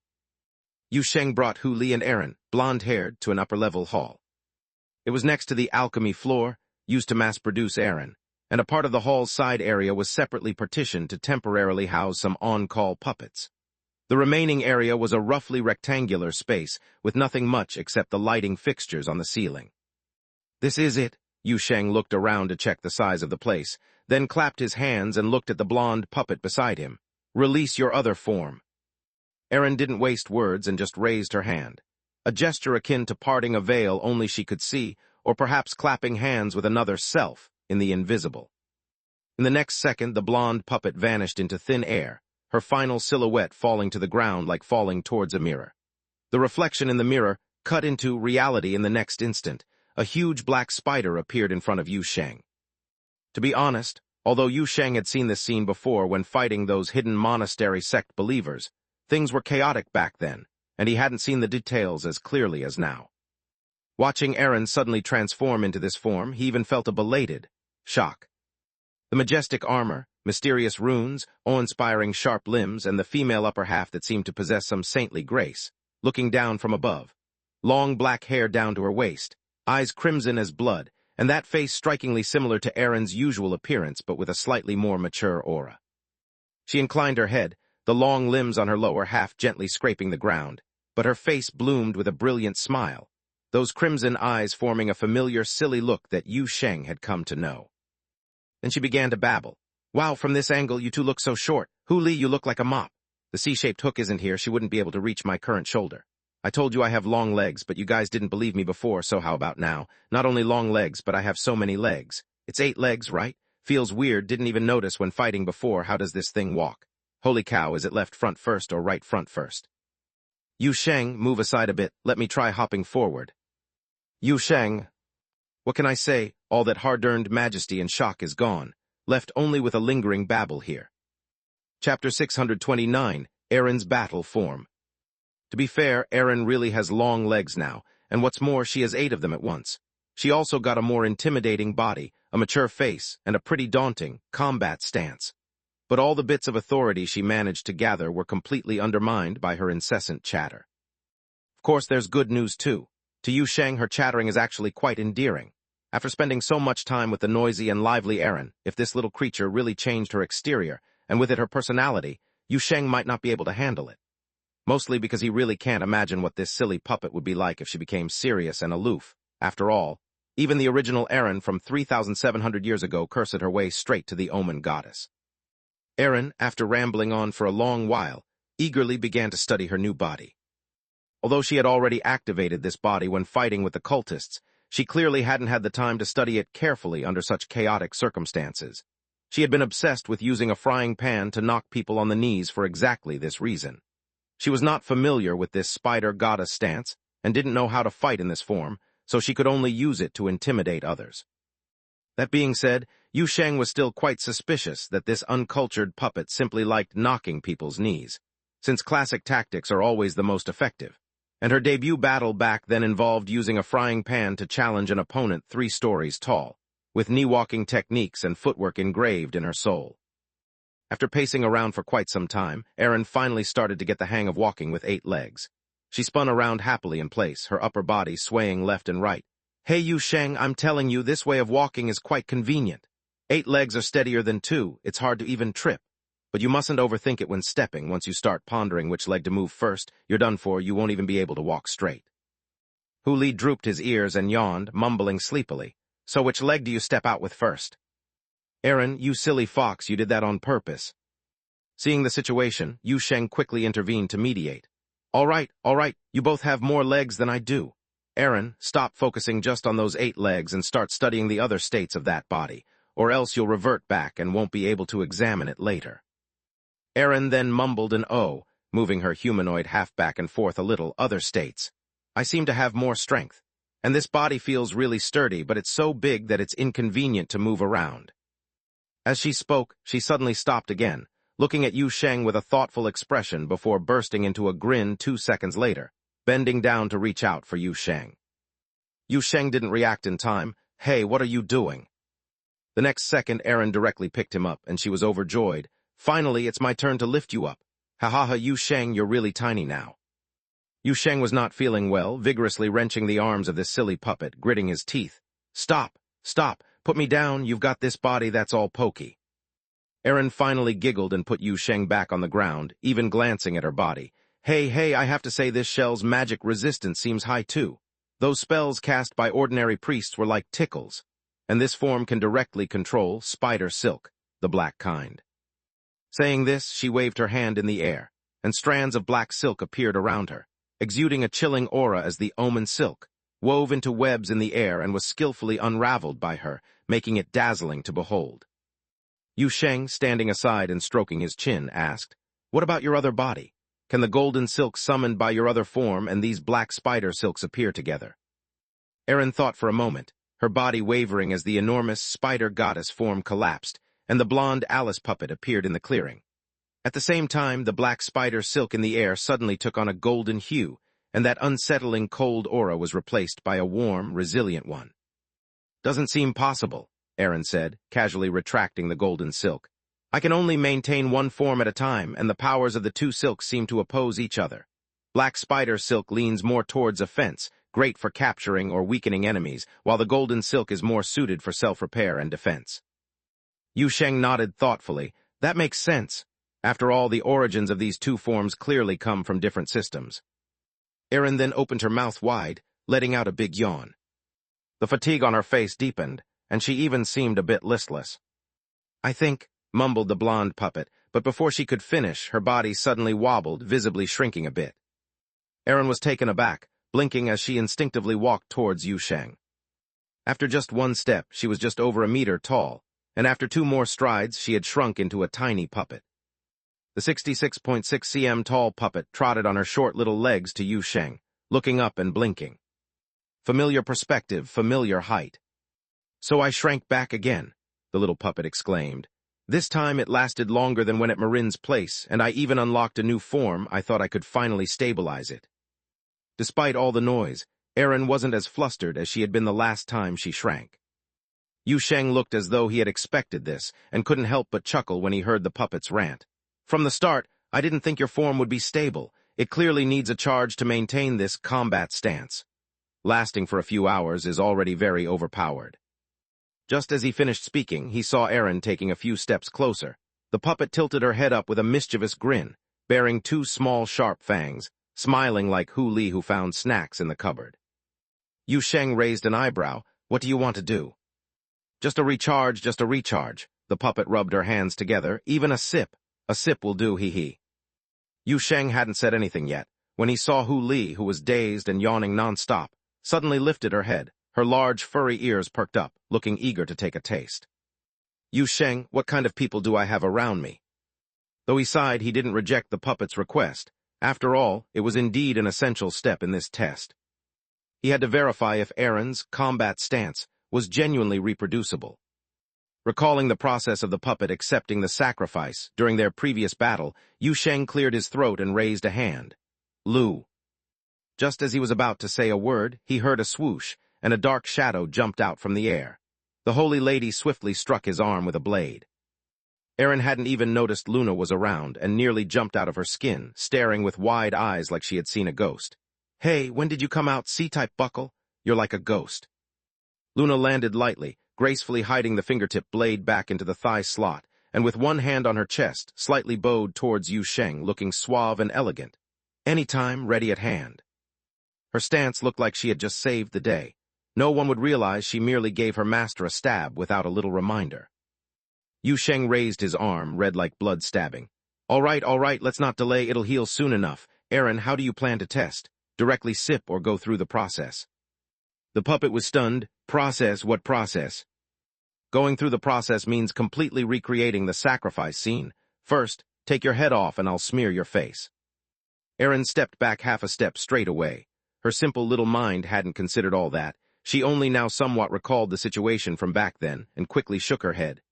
No, based on how I felt at the time, just absorbing should suffice." "All right then," Yu Sheng bent down, offering his arm to the puppet, "while it's still warm." Erin blinked, stepped forward, and took a bite on Yu Sheng's arm. The crimson blood smeared over half her face.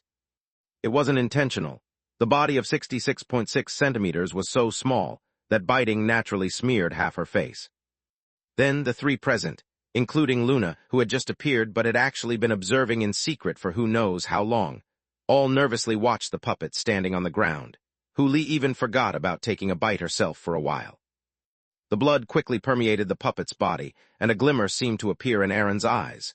This time, Yu Sheng could clearly feel the change in her aura.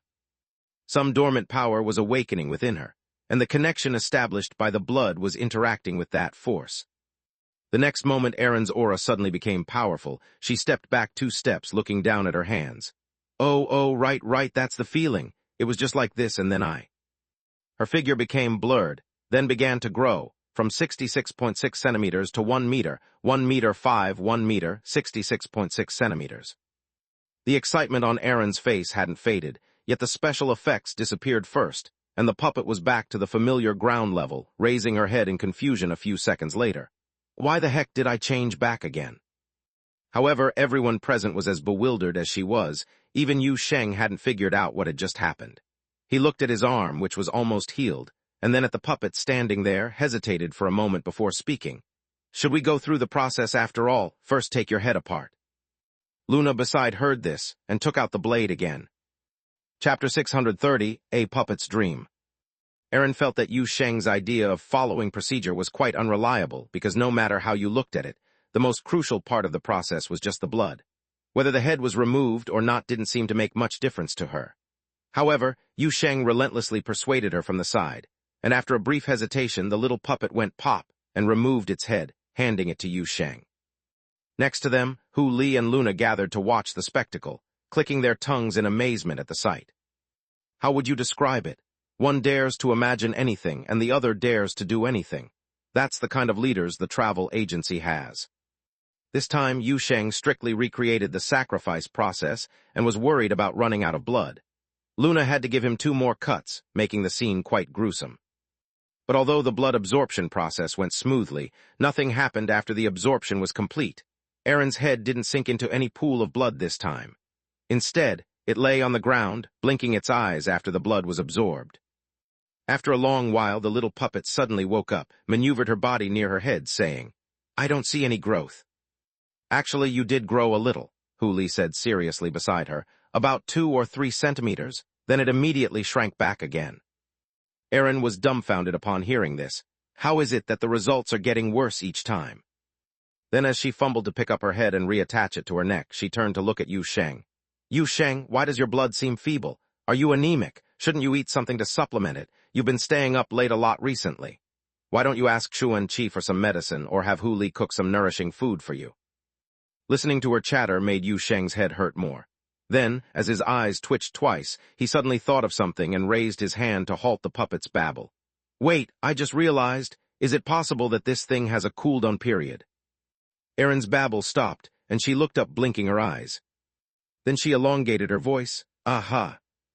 During the first test, you showed pretty obvious changes. In the second test, there was almost no reaction at all, which indicates that the test direction should be correct." Yu Sheng spread his hands. "I've just completed resurrection and my condition must be fine. You are always lively, so your condition seems okay too. Then the only thing left is the cooldown time. Although I can't rule out other complex possibilities, I couldn't think of anything else for the moment." "Now that you mention it, that does seem possible." Erin seemed to easily accept this explanation, probably because she's quite immersed in games regularly. "Then, how long do I have to wait for this cooldown?" "How would I know?" Yu Sheng glanced at her. "You need to feel it for yourself. Haven't you mentioned a kind of exhaustion accumulating? That might be your cooldown gauge. When you feel ready, we'll test again."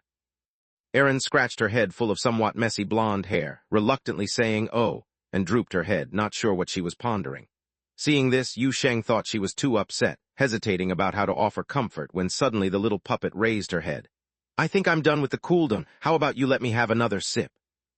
Yu Sheng looked expressionlessly at Erin, who had every thought written on her face. The latter held her head high with an air of righteousness, shameless, having no sense of guilt, and taking honor in shame. "All right, let's talk about it later."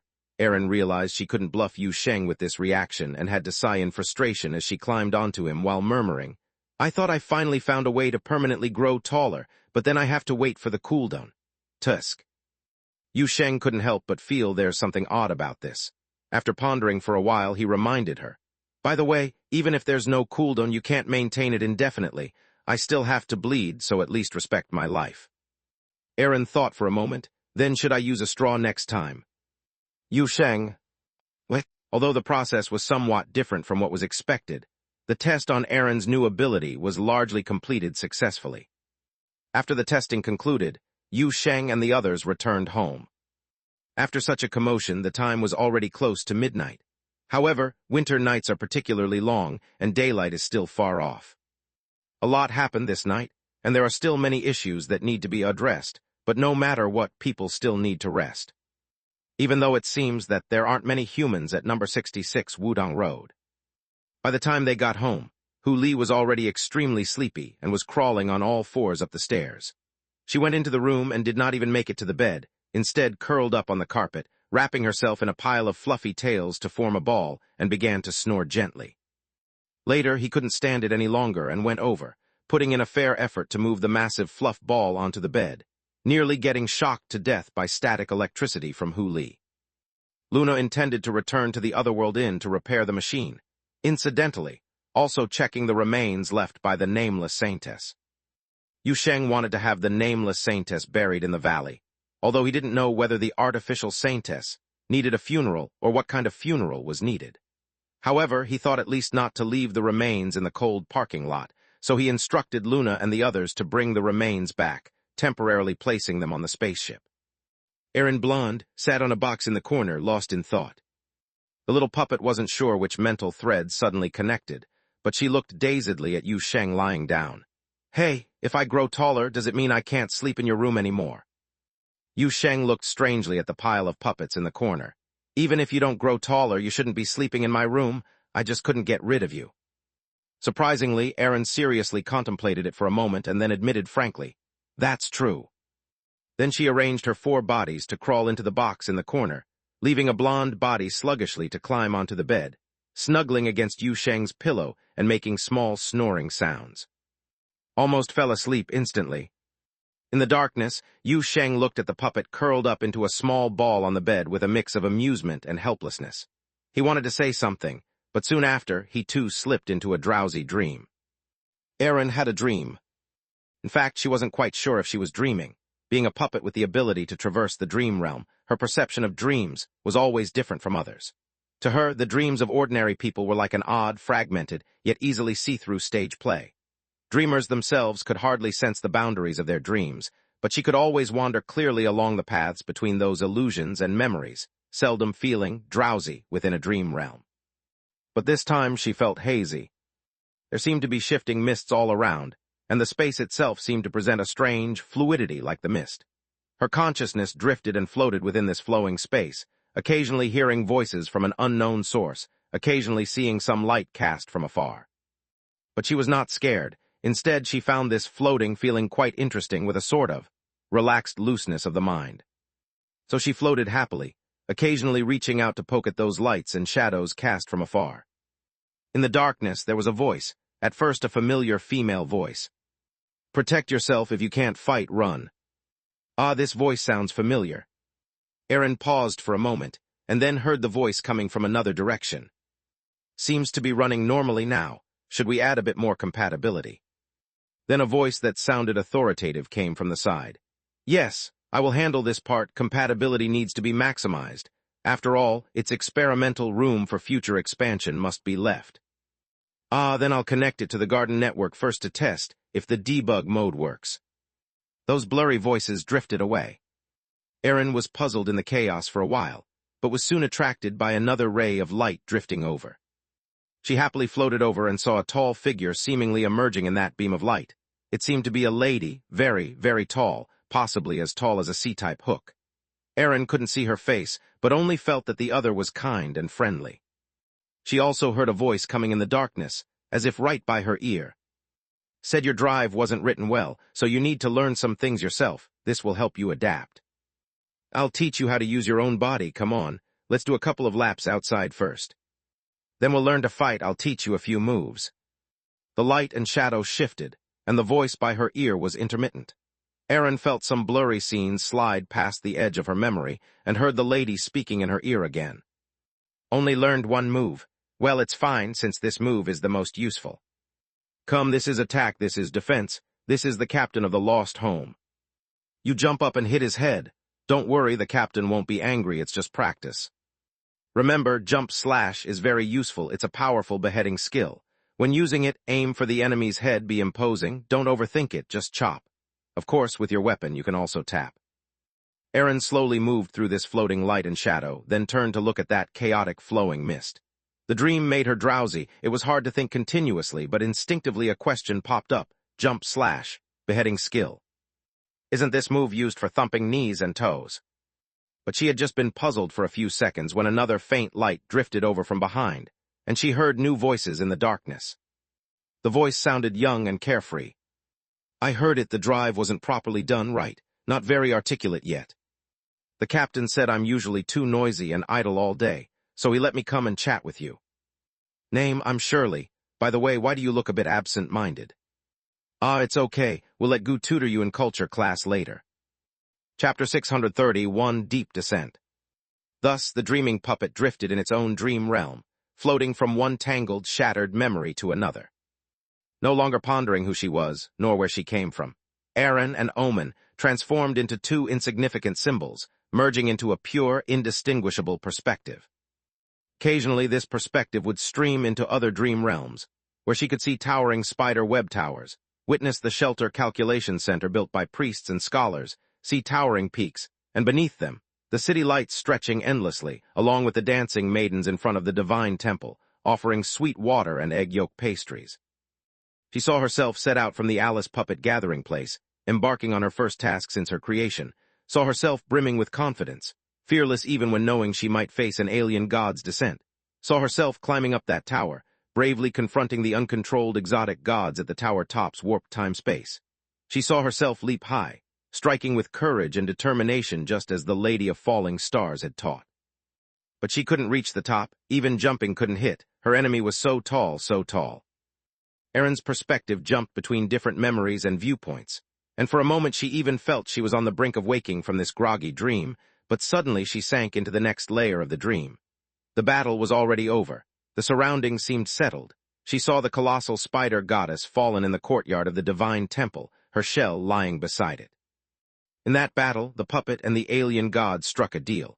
With their mutual deaths, they sealed away the disaster of loss of control in a forgotten exotic realm.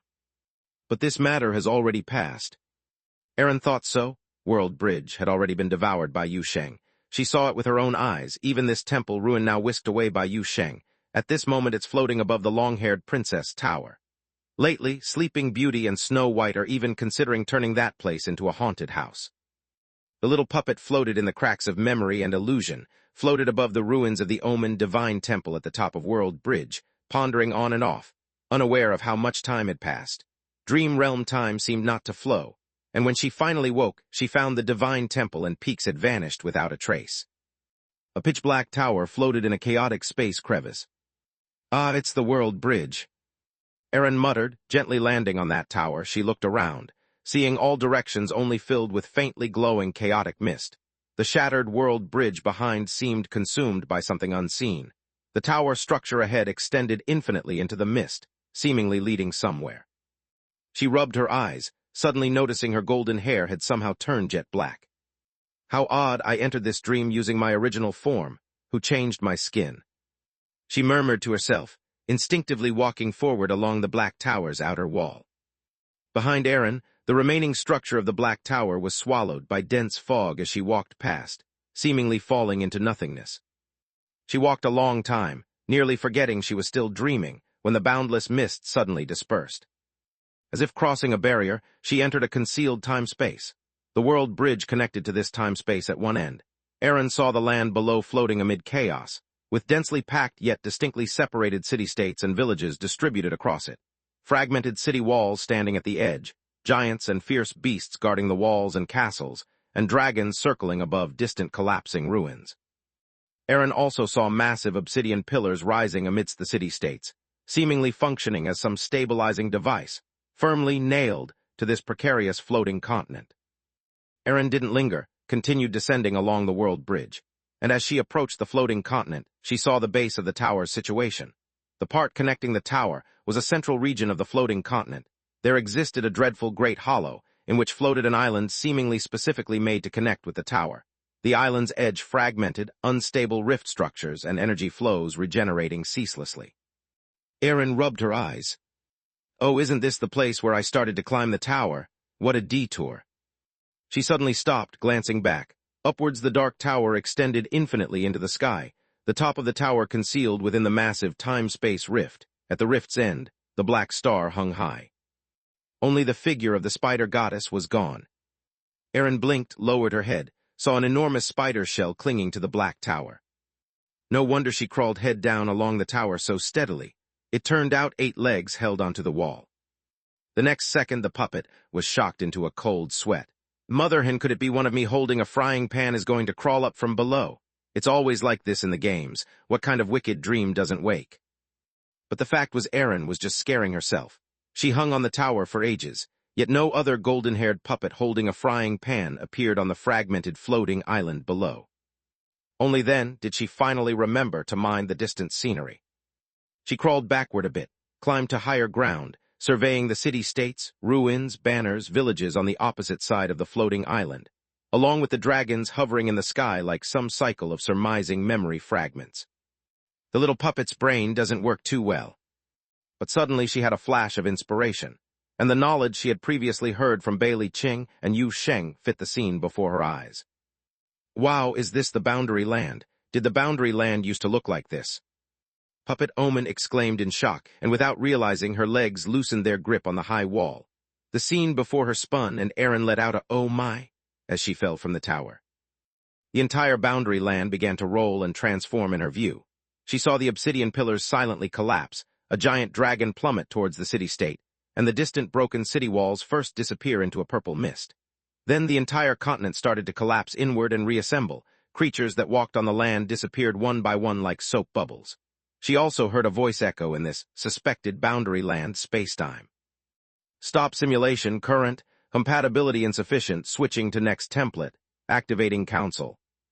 But the subsequent words were inaudible, and Erin was still tumbling downward. She waved her 8 long legs futilely, realizing at that moment that the length of her legs wasn't very useful. She plummeted solidly onto the broken island at the base of the tower, but then something incredible happened. She crashed through this place. Just like passing through a model, she briefly felt contact with the ground and then passed through what was marked as ground. She found herself still falling, and the world bridge that seemed to just connect to the Boundary Land had extending structures below. Erin watched as the scene marked ground receded in her view, watched the black tower pierce through the surface structure of the Boundary Land and continue extending downward in the darkness. She kept falling along the route of the world bridge, passing through countless layers of bizarre lights and shadows, falling as if for a century until she suddenly felt herself slow down. But she only slowed for a moment before dropping solidly onto the ground. Fortunately, she landed on soft cushioning, a tall patch of nameless wild grass. Erin lay on her back amid the tall grass, feeling like her waist was about to break, since her upper body connects to her spider torso at a 90-degree angle. This structure led to her upper body either crashing into the ground or bending her waist at 90 degrees if she were lying on the ground. She wasn't sure which was the more unlucky situation, but obviously the second one would hurt her waist a lot. Not yet familiar with her spider form, the Omen puppet summarized another cold fact of being the spider goddess. Unless necessary, don't sleep lying down.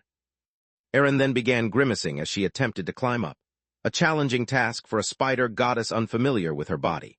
She shook back and forth vigorously until she finally found the right angle to exert her arms, and after several strong pushes, managed to rise from a lying position and support her nearly broken waist. On this matter she felt grateful, because fortunately her waist bent forward. If she tilted back upon falling, it would have truly broken. She was always a cheerful puppet. After slightly moving her body and confirming her joints weren't broken, Erin raised her head to curiously observe this place. A vast wilderness stretched endlessly, a gray and chaotic sky above, with the black tower world bridge piercing a large hole in the sky, slightly tilted and connected to the land. It looked as if it had punctured the heavens and earth.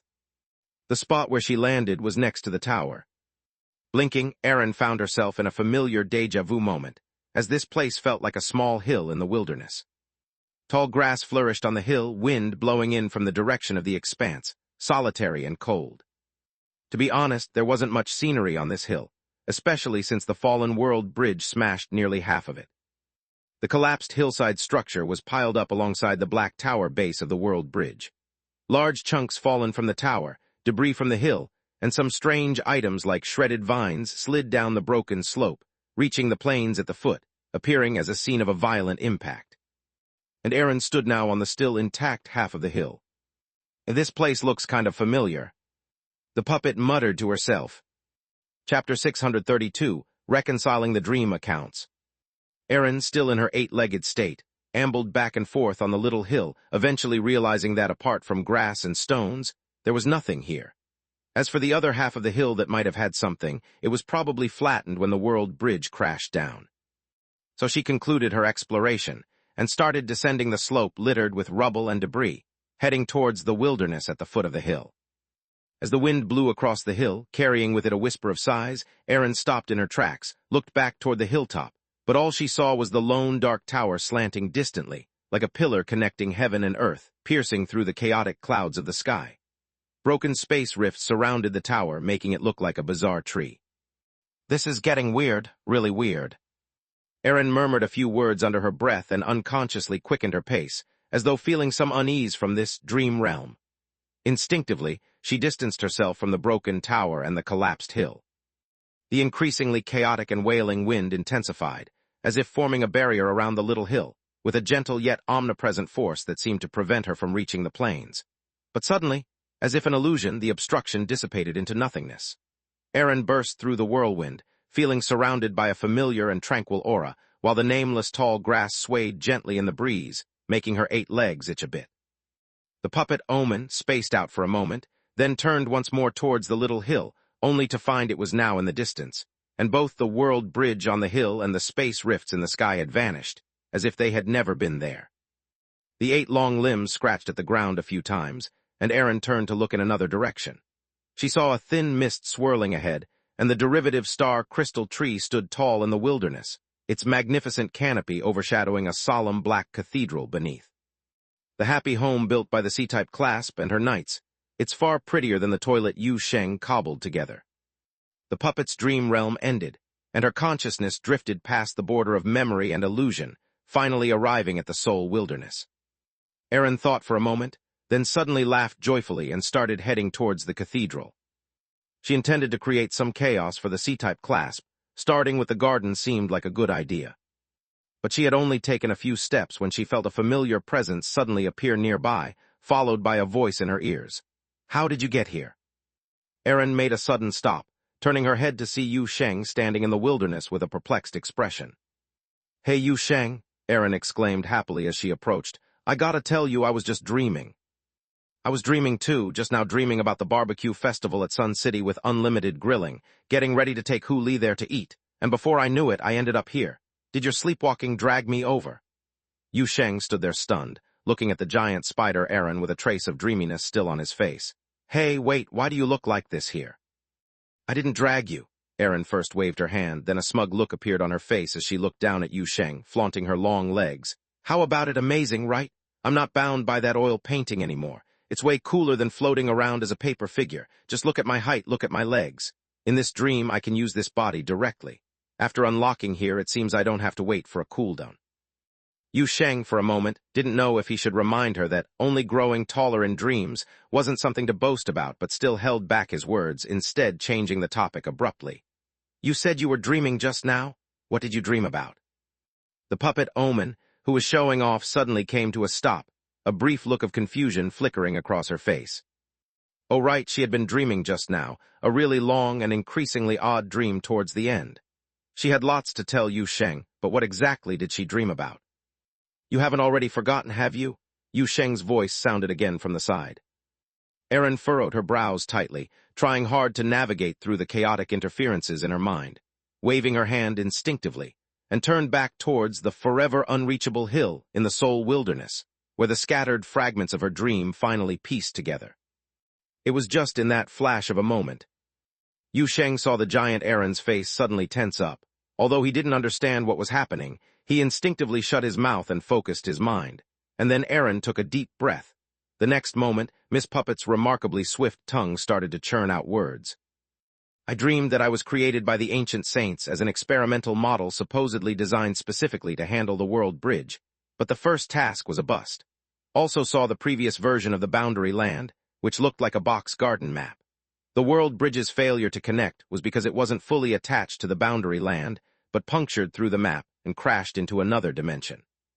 That place looked like this soul wilderness, with the bridge piers crashing on the mountain there, and I couldn't figure out what was happening. Coming down from the mountain, I just ended up over with you. Ah, my tongue hurts." Yu Sheng felt like each word from her mouth spewed out like a machine gun, explosively hammering his brain with hurricane-like impact, leaving him dazed once he'd heard it all, nearly losing his breath in shock. Whoa, wait. At that moment, Aaron was gasping for breath, sticking out her tongue. Seeing Yu Sheng's reaction, she widened her eyes. I'm telling you, if you want me to say it again, I'll flip. I nearly bit my tongue off. No, I heard it. I heard it all. Yu Sheng quickly waved his hand, trying hard to go over the torrent of words he'd just heard in his mind several times to reinforce his memory. After running through it 4 or 5 times, he finally split his focus to contemplate what he had heard. He felt unpacking the contents of those words was like unzipping a compressed file, and many layers of details were clearly missing. But I need to sort this out. Starting from the ancient saints bit, what do you mean by you were created as an experimental model by the ancient saints? What exactly did you remember? Aaron quickly took that sentence as a keyword to extract from her chaotic memory, folding her arms and pondering seriously for a few moments before nodding and pointing at herself with her thumb. Me, Alice Puppet Special Type, awesome. That's all she got to say in the end. Yu Sheng messed up the first mission that badly. Aaron, Yu Sheng, you bastard. What? Yu Sheng and Aaron were reconciling some mysterious accounts in the dream realm for who knows how long, until a phone call from the real world woke them up. As soon as he opened his eyes, the daylight outside was already bright. It was nearly noon. The phone on the bedside table was buzzing, and Yu Sheng turned over to see Bailey Ching's name on the caller ID. Aaron also scrambled up, sitting on the edge of the bed pointing at Yu Sheng. Haha, you got woken up by Ironclad Expression too, ah. The little puppet was so giddy that it tumbled off the edge of the bed. Yu Sheng ignored the cursing little thing, answered the phone, and put it to his ear. Hello, Director Bailey. A familiar, cool voice came from the other end. Yes, it's me, still not up. Stayed up too late last night, Yu Sheng said casually, but it's no big deal, what's up? It's about those hidden monastery sect members who invaded Boundary City yesterday.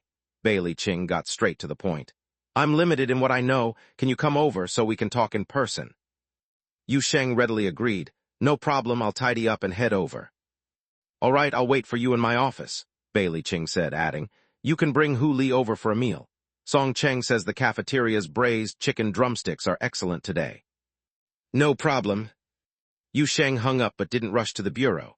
Instead, he watched Aaron, blonde, crawling back onto the bed, then glanced at the 4 boxes in the corner of the room opening one by one, as a line of puppets climbed out, rubbing their sleepy eyes and heading to the bathroom. Aaron, blonde, clung to the edge of the bed, both hands grabbing the sheets, half of her body dangling off the side, staring wide-eyed at Yu Sheng. Aren't you going to help? Oh, Yu Sheng finally reached out and pulled the little puppet up with a yank.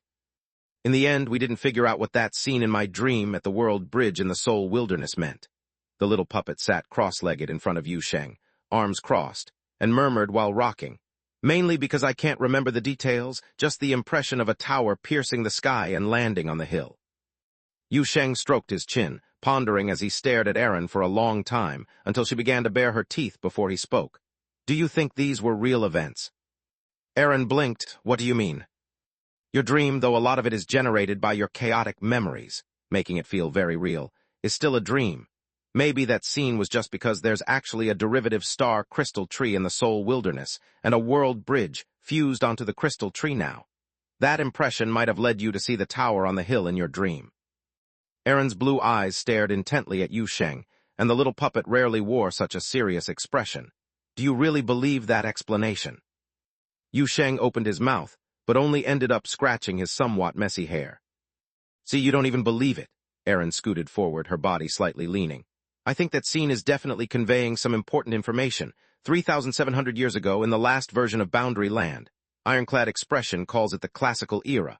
On that day, the Omen Goddess came to this world. I went out for my first mission, and the world bridge punctured Boundary Land. The tower landed in the Soul Wilderness. Yes, on that day, everything happened. Yu Sheng stared blankly at the puppet in front of him, finding Aaron so serious, quite imposing. The imposing little puppet lifted her hand, pointing towards Yu Sheng. So, she said with a grave face, what about you? Were you there on that day as well? Chapter 633, Traces. Aaron usually doesn't show such a serious expression, so when she does become this serious, it's definitely not an ordinary situation. On that day, will you be there too? The puppet's eyes showed an extraordinarily earnest expression. On the day when everything happened, on the day when the outer realm alien god descended, on the day when the observable universe opened a channel to the unknown fields beyond the world. Yu Sheng suddenly felt an inexplicable panic, a tingling sensation slowly crawling up his back, but it dissipated into nothingness. He instinctively took a deep breath, looking at the serious little puppet in front of him. "You're saying this, but I have no idea. No, how could I be there? That's something from more than 3,000 years ago. More than 3,000 years ago." He murmured, slowly furrowing his brow. A voice arose, and some thoughts he had nearly forgotten echoed in his heart again. About the memory of that homeland that had turned yellow with age, that seaside town under the blood-tinted sunlight, the childhood and youth in his impression, and those mundane daily lives almost too quiet to capture any memorable points. How could he be there? On the days when all that happened, he was just a foreigner, a wanderer who opened the door from another peaceful, uneventful world without exotic realms or entities to this place. The stories happening in this world were originally unrelated to him. That's how it should be. But that soul wilderness... Actually, my guess is quite baseless. Erin's voice came from the side, interrupting Yu Sheng's wild thoughts. The little puppet crossed her arms with a thoughtful face. After all, the only connection between the whole affair and you is that soul wilderness, and we still haven't figured out what that wilderness is all about. It's closely connected to you, but it fundamentally seems like an independent, exotic realm. Who knows what the situation was 3,000 years ago? Yu Sheng didn't reply, merely continuing to frown, striving to understand things he couldn't fathom at the moment. The sound of water splashing came from the direction of the bathroom, followed by several of Erin's chaotic shrieks. A little puppet darted out from the bathroom, drenched like a wet chicken, and began scurrying around the room. Yu Sheng, I fell into the sink." Yu Sheng's train of thought snapped instantly, and he jumped up from the bed. "Stop running around, stand there, don't move." The hairdryer hummed as the drenched little puppet was hung on the clothes rack, swaying back and forth in the wind, taking the chance to open her mouth and yell into the windstream. As Yu Sheng dried her, he reflected, fortunate the one who fell into the sink had a body made of ultralight clay. Otherwise, the simple clothes rack in the bedroom might not have been able to hold her.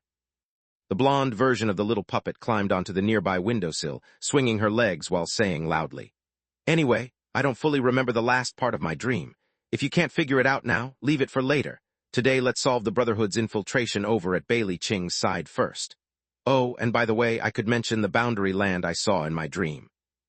"I think you're making sense," Yu Sheng said, pushing aside Erin's hair while blow-drying, turning off the dryer once he confirmed it was mostly dry, and removing the little puppet from the rack. "You brush your own hair, I'm going to wake up Hu Li." "Nah, no need for that hassle." The blonde Erin waved her hand, standing on the windowsill and shouting towards the corridor. "We're off to freeload some food at the Special Service Bureau." No sooner had she finished speaking than Yu Sheng heard a series of crashes from the other room, followed by a loud bang, and an instant later, a white shadow burst through the door towards him. Honestly, a few months ago, Yu Sheng would have been done for then and there, but over time he'd lived long enough with these monsters at home to have ample experience. The moment he heard the commotion in the corridor, he'd already assumed a horse stance, sinking his chi into the core, stabilizing like a mountain as he exhaled a deep breath. "Hey!" and got knocked out along with his horse stance. Fortunately, Hu Li was a considerate and gentle girl. Knowing her savior's frail constitution, she wrapped Yu Sheng tightly in her tails to cushion the impact, almost suffocating him on the spot. Bailey Qing raised her head, looking at Yu Sheng who came through the door, Erin, blonde, sitting on Yu Sheng's shoulder, and the nine-tailed demon fox with her tail drooping beside him, her eyebrows showing a barely perceptible twitch. "It's rare for you to be this late." "Something small came up." Yu Sheng grinned awkwardly, not wanting to admit that this early morning, though it was no longer early. A home fox demon had wrapped her tail around and possibly cracked several of his ribs, so he just vaguely brushed it off. "Let's talk business first." Bailey Qing nodded and casually asked, "Where's Luna?" Yu Sheng frowned slightly, stayed back to look after the house, need her there. Bailey Qing shook her head. "Not necessary, considering it involves the Venerate Saints Monastery's rift technology, she probably wouldn't know." Yu Sheng immediately caught the crucial word, and his expression turned serious. "Rift technology? Has your investigation had any progress?" Bailey Qing opened her mouth, but before she could speak, a loud rumbling sound came from the scene. The fox girl standing behind Yu Sheng with her tail drooping awkwardly raised her hand. "I'm hungry." "Ah, right, you came to eat." Yu Sheng realized instantly, noticing that his fox hadn't eaten since last night, and quickly turned to Bailey Qing. Well, it's mealtime anyway, why don't we? Before he could finish, Bailey Ching already stood up from behind the desk. Let's go together. I've notified the canteen about a private room. We can eat and chat as we go. The Special Service Bureau's canteen naturally has private rooms, with one even specifically prepared for Hu Li. The staff here even gave it a name, Tactics Dining Center. Though outsiders might find it hard to imagine, it's actually an important part of a series of collaboration projects between the Special Service Bureau and the travel agency. What's even harder for outsiders to imagine is that the Special Service Bureau even has several departments or project teams directly tied to this Tactics Dining Center, including at least 2 special materials labs and 3 precision machining centers. Su Jiali privately revealed some inside info to Yu Sheng, mentioning that these departments often fought, ending up with heads bleeding. Of course, those familiar with Su Jiali's talk know that she's at least exaggerating by 80%. But excluding Su Jiali's exaggerated parts, this Tactics Dining Center, prepared especially for Hu Li, indeed has many special features, the most unique of which is a dedicated conveyor belt in the room.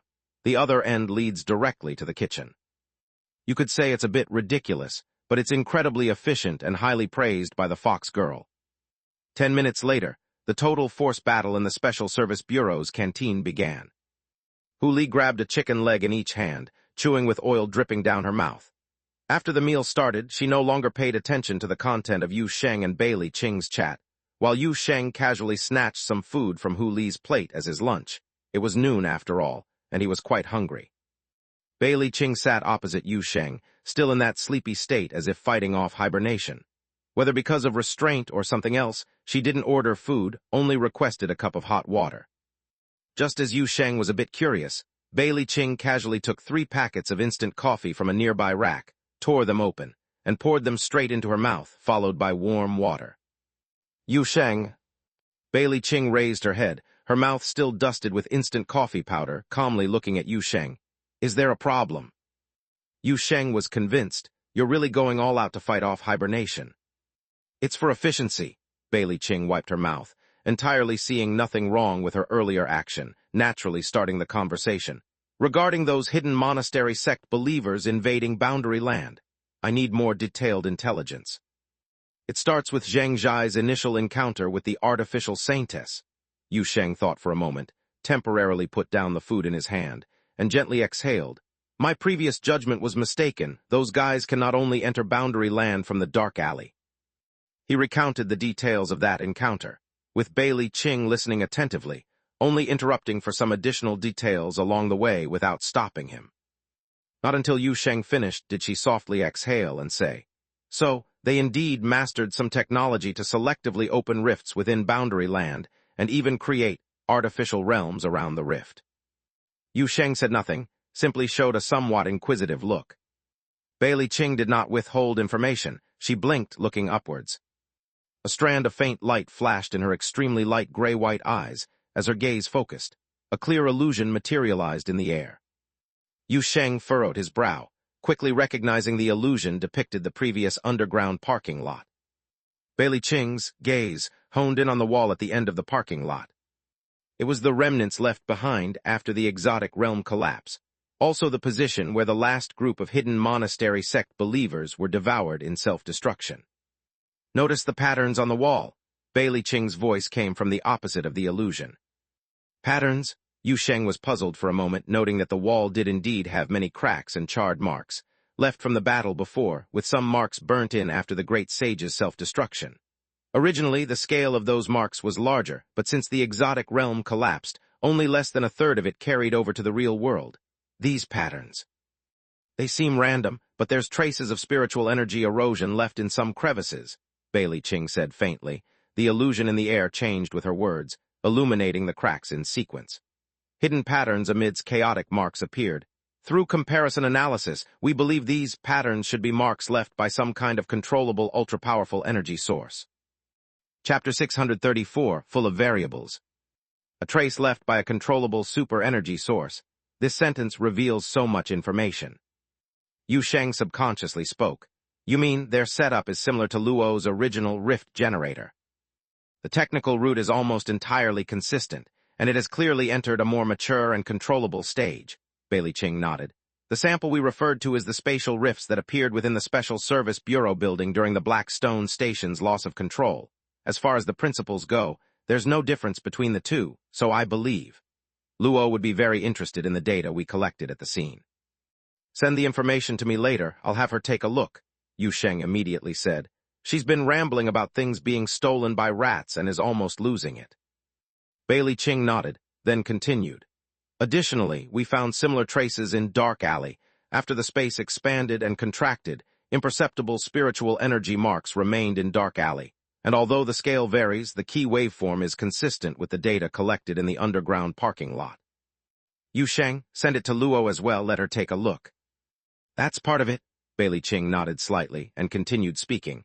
After all, we had previously guessed that the hidden monastery stole some key technology from Luo's pioneer laboratory, so their ability to open rifts wasn't surprising in itself. The current focus is if the technical department's judgment is correct. This space rift based on world bridge principles requires more than just control technology. Yu Sheng sensed something from Bailey Ching's tone, a bad premonition slowly surfacing in his heart. You mean, Angel Catalyst? A controllable super energy source, the key is two parts. One is controllable, the other is energy source, Bailey Ching slowly said. They stole the control technology from Luo and they themselves have an energy source. Yu Sheng opened his mouth, and a long-ago obtained piece of intelligence surfaced in his mind. The Venerate Saints Monastery holds the remains of a deceased angel named Shadowless Skeleton, sleeping in a mysterious ruin known as Adar Giant Pit. They have one, but isn't that dark angel already dead? Yu Sheng frowned. A captured cultist previously said the catalyst's activity on that thing was too low to be usable. As he spoke, his tone became somewhat hesitant because he realized the world never lacks variables, especially when it involves dark angels and cultists. Too many things are uncertain.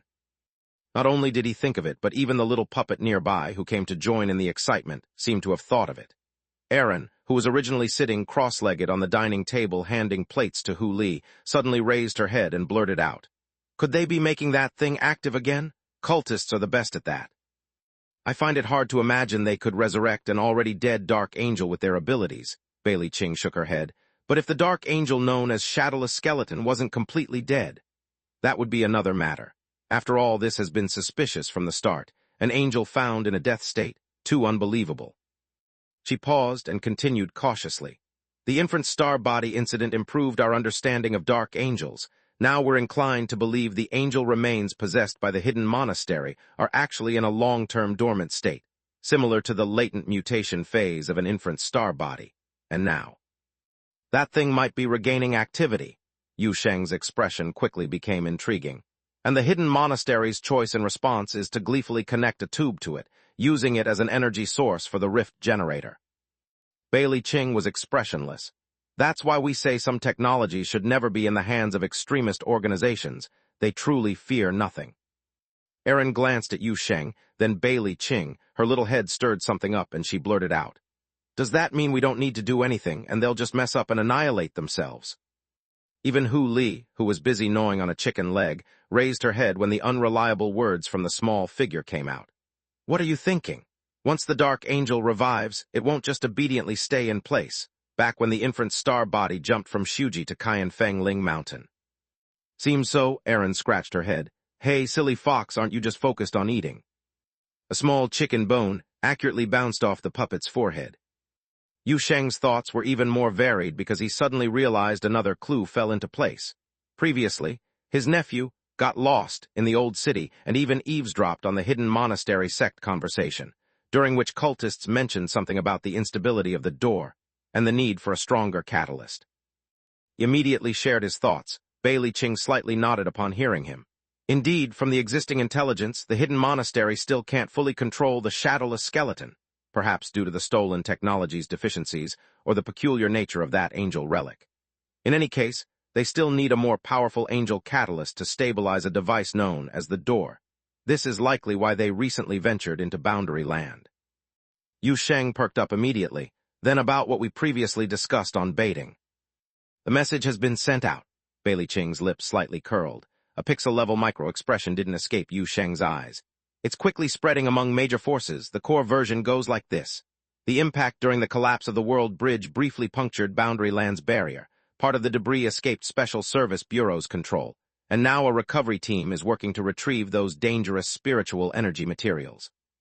But some of it has already fallen into the hands of black market traders. Yu Sheng shifted forward. Do you think they'll fall for it? Certainly those cultists are like cockroaches hiding in the dark. A little bait and they'll swarm in droves. Not to mention they're really desperate for the powerful angel catalyst now. Bailey Ching's voice carried a hint of joy, possibly the boost from coffee's warmth taken with warm water.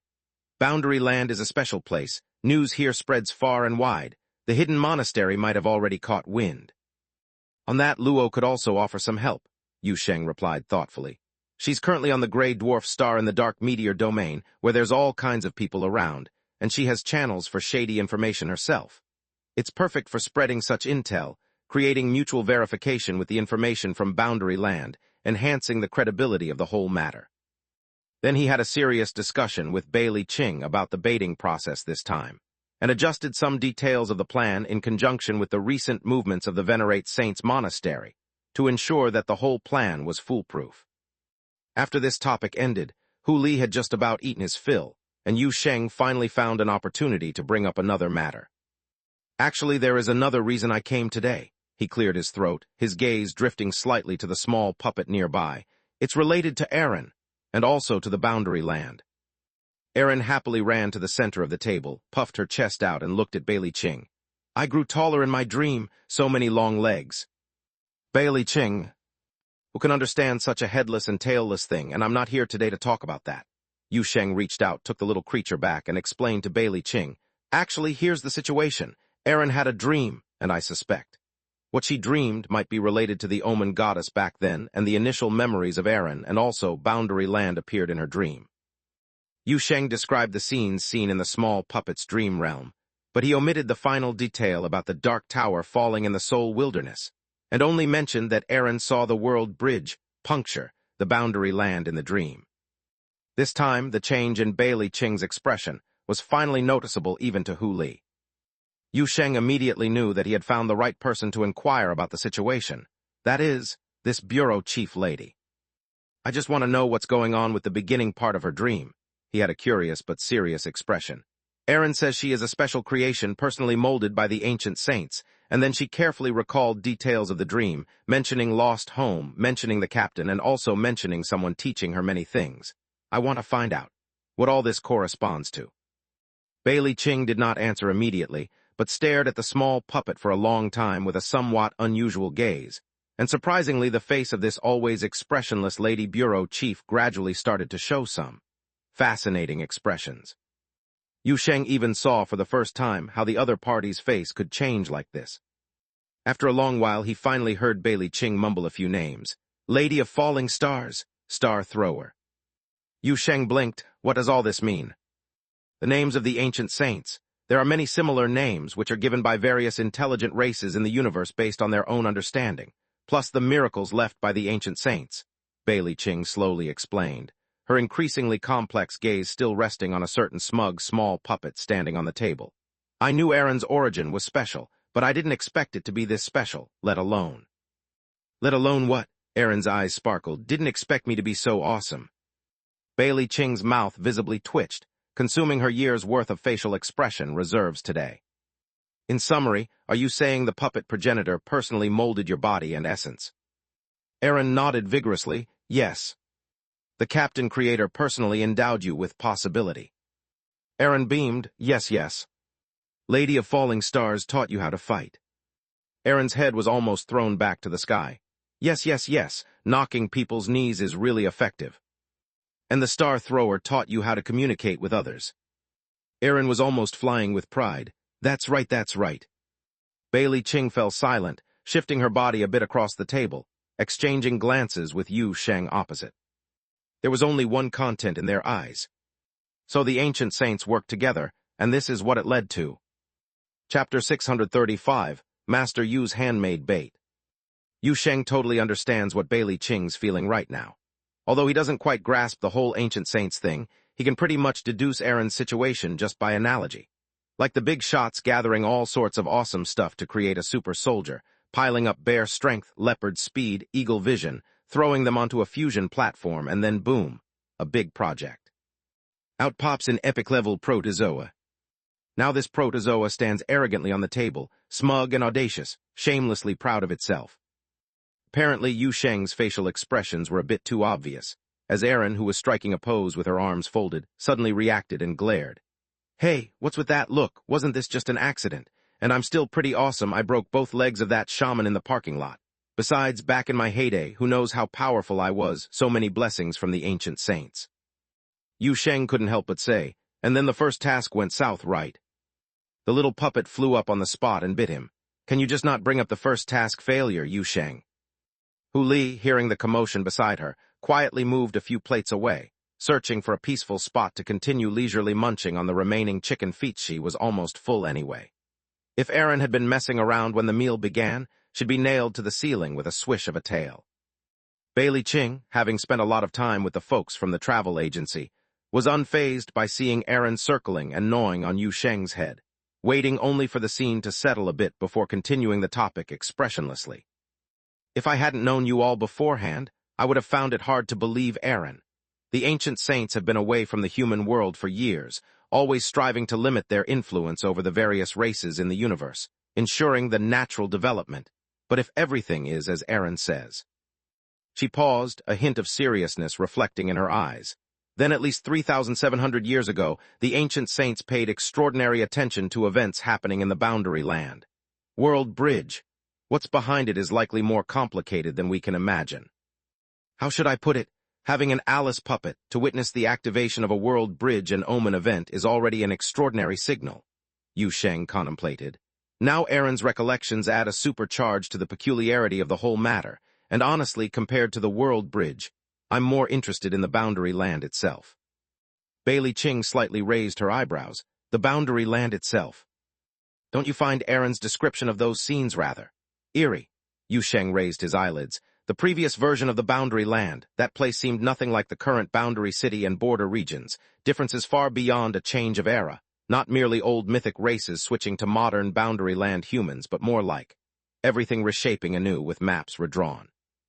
Aaron mentioned seeing a fragmented floating continent, lands filled with city-states and ruins, massive walls standing at the edges. She described a great hollow at the continent's center with a solitary island in the void, and the World Bridge's base tower resting on that island. She noted when the World Bridge punctured the land, a voice echoed above the Boundary Land, talking about simulation, compatibility, and templates, highlighting a specific term, council. Yu Sheng paused, seemingly waiting for Bailey Ching to ponder these thoughts, then adjusted his posture before speaking again. "Moreover, even not considering these, just looking at the World Bridge and the descent of an omen, why choose the Boundary Land? Is it merely because it's the transport hub of the universe?" Aaron climbed onto Yu Sheng's shoulder again, shaking her head as she folded her arms. "Hey, the Boundary Land, it's got such stories." Bailey Ching, however, remained silent, continually listening with a serious expression, her deep, calm eyes seemingly burying all thoughts. No one could comprehend what she was thinking at this moment. "Honestly, do you really know nothing more?" Yu Sheng curiously gazed at the Special Service Director's eyes. "About the past of the Boundary Land, especially regarding the transition from the classical era to modern Boundary City, the so-called change of epochs. Can't you, as the Special Service Director, find more information on this?" Her response was a gentle sigh from Bailey Ching. "If someone could truly uncover these lost secrets, even the Council might offer him a place," Bailey Ching slowly remarked. "But the intelligence Aaron brought this time has really advanced our archaeological efforts considerably. At least it's our first explicit insight into what the classical era Boundary Land looked like. Not merely disarrayed, fragmented writings or distorted shards of knowledge, but a reliable eyewitness report. Based on this alone, the Council should thank Aaron." The little puppet immediately started jubilantly wobbling on Yu Sheng's shoulder, uttering silly he noises. Yu Sheng glanced at Hu Li beside him. The demon fox girl, holding her fluffy tail, wiped her mouth and noticed the gaze, promptly turning to flash a bright smile. "Yu Sheng full." Hu Li nodded, a bunch of tails swaying behind her. "Just in time, we're done here." Yu Sheng ruffled the fox's head twice before standing from the table, eyes moving towards Bailey Ching. "Any plans next?" A few minutes later, on a certain floor of the Special Service Bureau, inside a heavily guarded advanced laboratory. Yu Sheng stood behind a thick isolation wall, accompanied by Hu Li and Aaron, watching the technicians dressed in full protective gear carefully manipulating the force field transfer device. They transferred some irregular black crystals from a certain cultivation container to a nearby platform. Not far from the platform, the device known as the reality misalignment lens seemed to have just shut down. Technicians were performing checks and shutdown resets on the equipment. Someone was removing key components for storage, others were recording values, and some were conducting on-site mental evaluations on the operators who had just been taken off duty. Meanwhile, 2 spiritual ability users were comforting the mechanical soul by holding crystal pendants and mechanical magic balls. Overall, the scene emphasized a mix of different styles, but everyone was doing their part without interruption. Erin's attention was almost entirely focused on the black crystals being transferred from the cultivation container. She couldn't help it.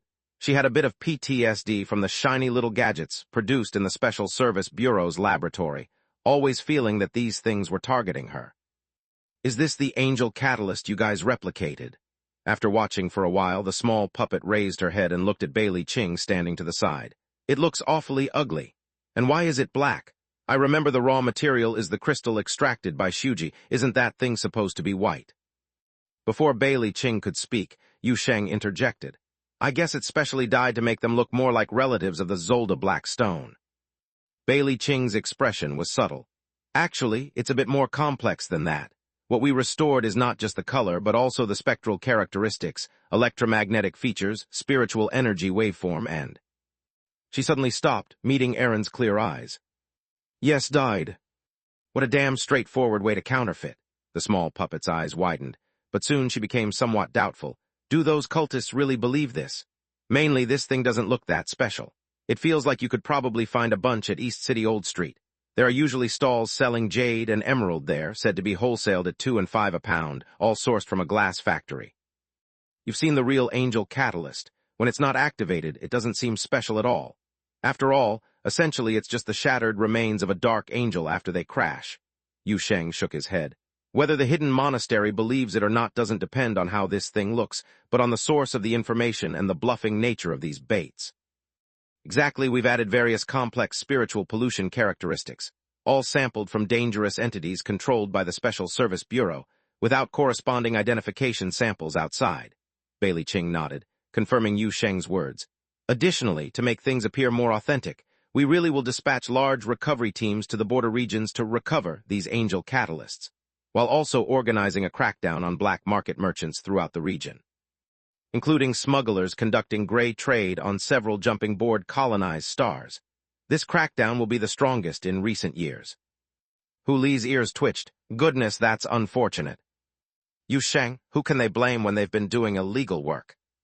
Meanwhile, the preparations in the laboratory were completed, and the technicians dressed in heavy protective suits completed the handover with the dispatch room through the protective barrier, then exited the area.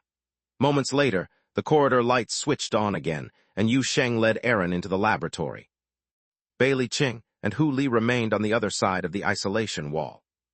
This was because the upcoming operation carried some danger, and Yu Sheng and Erin had more lives to spare, so they were not afraid of danger. Several seemingly unremarkable black crystal fragments lay quietly on the platform, the largest about a foot long, the smallest only palm-sized. Under the surrounding force field, the surface of each crystal seemed to float with an unstable glow and color, giving off an insecure feeling. One could only say that if they didn't already know these were newly fabricated fakes, the aura they emitted was indeed somewhat intimidating. Yu Sheng steadied himself and directly placed his hand on one of the crystal fragments. The blueprint of the world bridge emerged in his mind. "Time to fill in the stuffing," he muttered softly, embedding an unstable door into the bait. Chapter 636, Dust and the Iron Nest. Gray Dwarf Star, Steel Node City. Sunlight penetrated the dense gray clouds, spilling onto the rooftops of tower buildings in the upper city. A beam of light slipped through the gaps in the curtains, illuminating a meticulously decorated bedroom. On the luxurious bed, Luo slept with a furrowed brow. The golden-haired elf curled up in a nightmare, her body slightly convulsing. After struggling multiple times, she finally jolted awake from the nightmare. Luo widened her eyes, but her entire body remained rigidly curled on the bed, as if her consciousness hadn't fully returned to this body. Sunlight streamed in through the window gaps, and the ventilation shafts blew in warm air, yet she still felt the entire world was chillingly cold. The things from the nightmare still clung to her mind, as if they had slipped into reality upon waking. The intense pain, the wailing, the pleading and screams muffled by walls, the convulsions of the dying suffocating, the hands reaching out from cages, those eyes pleading for help, and the spine bones hanging from the ceiling. A sharp pain shot from the base of her skull down to her tailbone, forcibly starting her rigid body from its sluggish state. Luo couldn't help but curse, clutching her back fiercely, while several mechanical limbs uncontrollably extended from the living metal, haphazardly poking near her spine.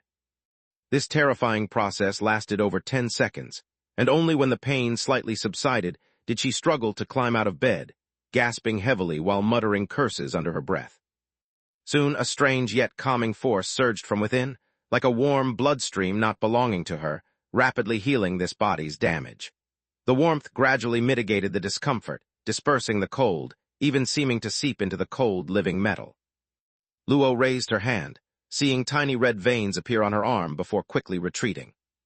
A new job, definitely better than before. She muttered, slowly getting up to change clothes, but her eye caught sight of the data terminal on the bedside flickering with lights. A mechanical limb immediately extended over, picking up the data terminal. "Is it from the boss?" Luo's eyebrows twitched, quickly opening the contents, her expression swiftly becoming serious after a brief scan. The holographic projection above the terminal displayed a set of complex patterns left by spiritual energy ablation, along with explanations of the pattern and a series of detailed parameters of the corresponding spiritual energy waveform. A collection of data the technical experts from the Special Service Bureau had gathered from the remnants of the space rift opened by the hidden monastery. To her, these data were not unfamiliar. Luo quickly changed clothes, took the data terminal to the table, connected one mechanical limb to the terminal's side interface, while her other hand opened a secret compartment beneath the desk, a hidden control panel emitting a faint glow. She activated another set of hidden antennas within the building, and began sending data to the distant Blackstone space station in the Feiyu Star domain through a secret information link. The vast array of data was broken down into hundreds of seemingly meaningless and unrelated noise signals, transmitted to deep space through the superluminal communication array at the dark meteor domain border.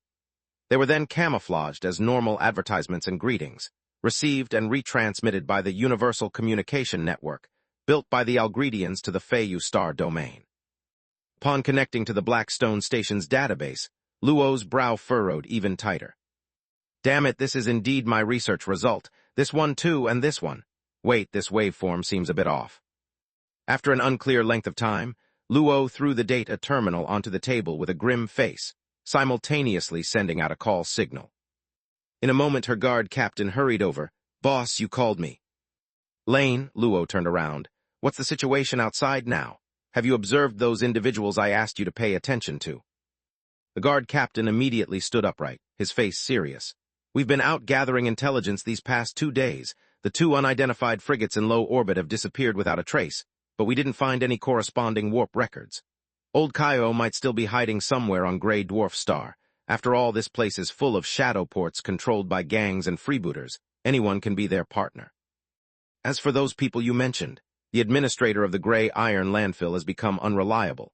He's recently been in contact with Old Kairo's people, and there are strangers keeping an eye on the vicinity of the contact point.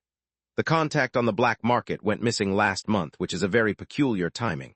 It's hard to say if Old Kairo is behind it or if it's just a simple case of infighting. As for the others, the contact at the crawlspace bar, Earth River Farm, and the central water purification station should be fine." Luo nodded slowly, seeming as if she was still lost in thought, contemplating something far away. After a while, she suddenly stood up. "Very well, we're going to the Grey Iron landfill." "All right, huh?" The guard captain nodded instinctively, then responded abruptly and looked at his superior in bewilderment. "You mean the Grey Iron landfill? The administrator there might already."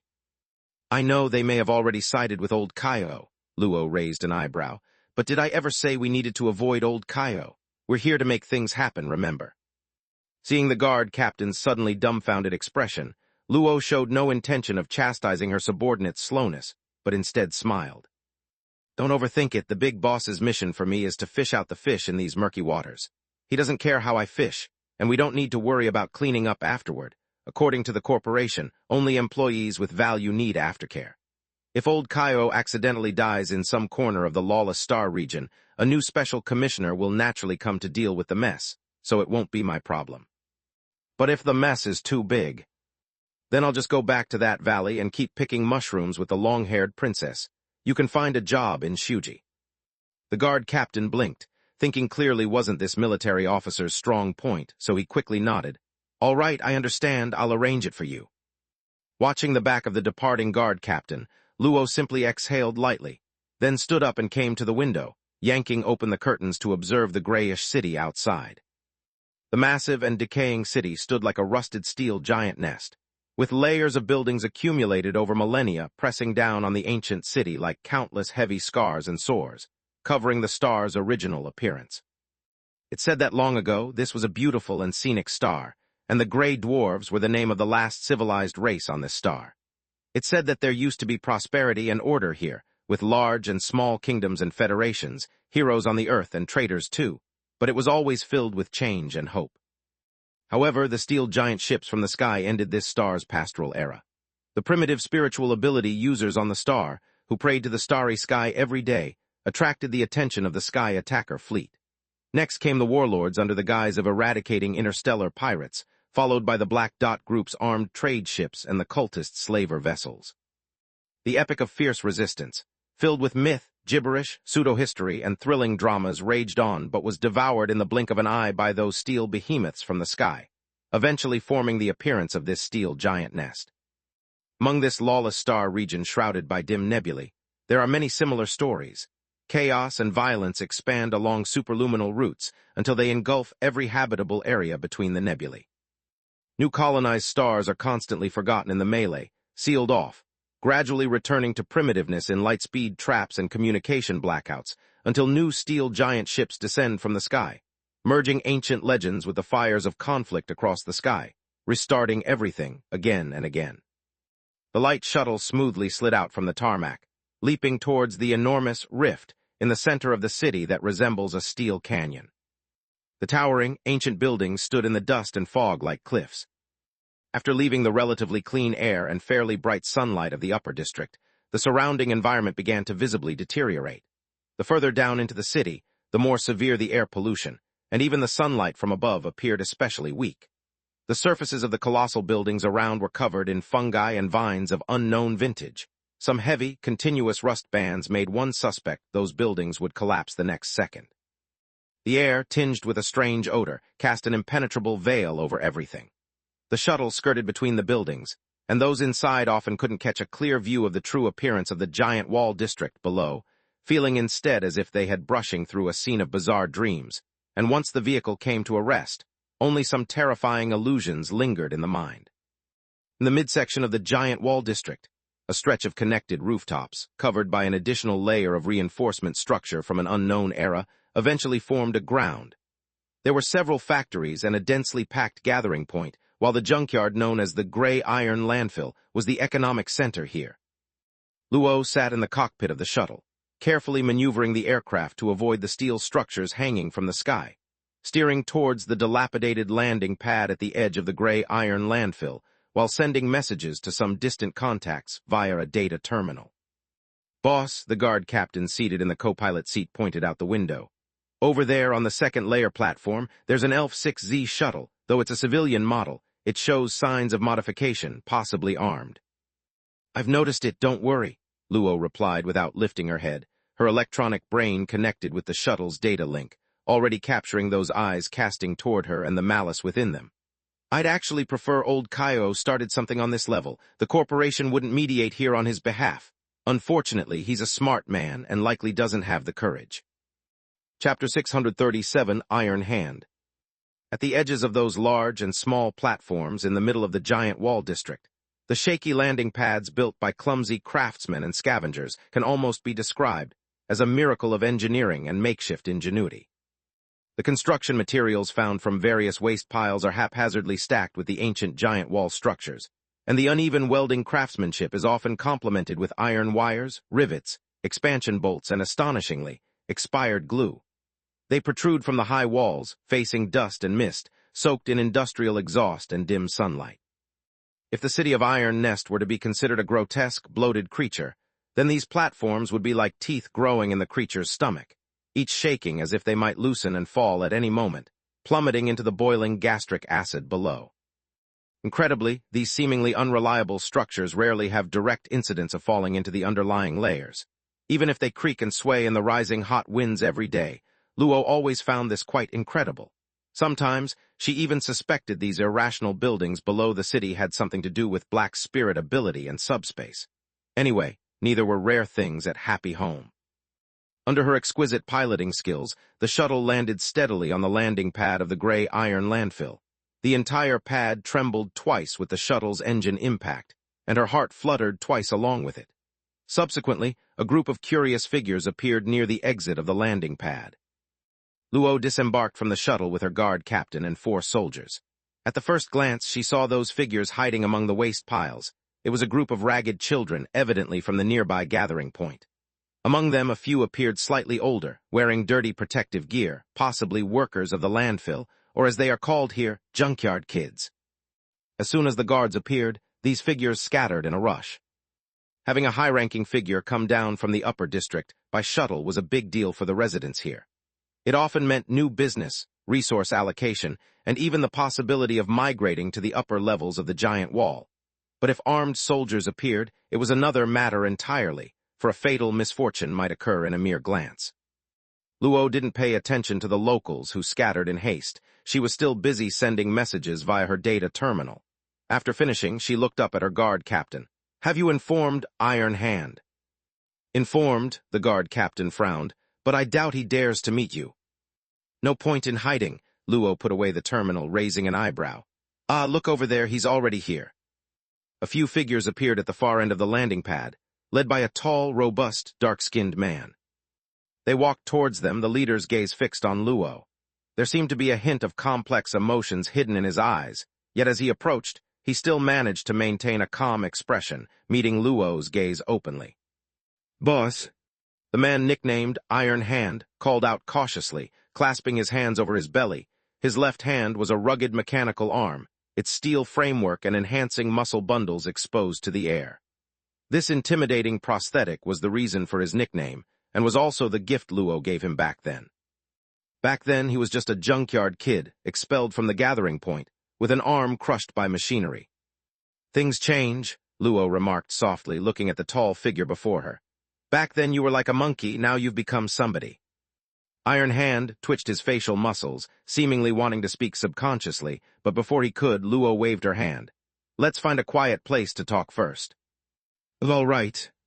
The group passed through the loading area in front of the landing pad, traversing the sorting stations and conveyor lines of the landfill, finally arriving at an independent platform near the inner side of the giant wall. This area was elevated above the entire gray iron landfill. A small 2-story building sat on the platform, and the roof platform provided a view of the whole landing pad area.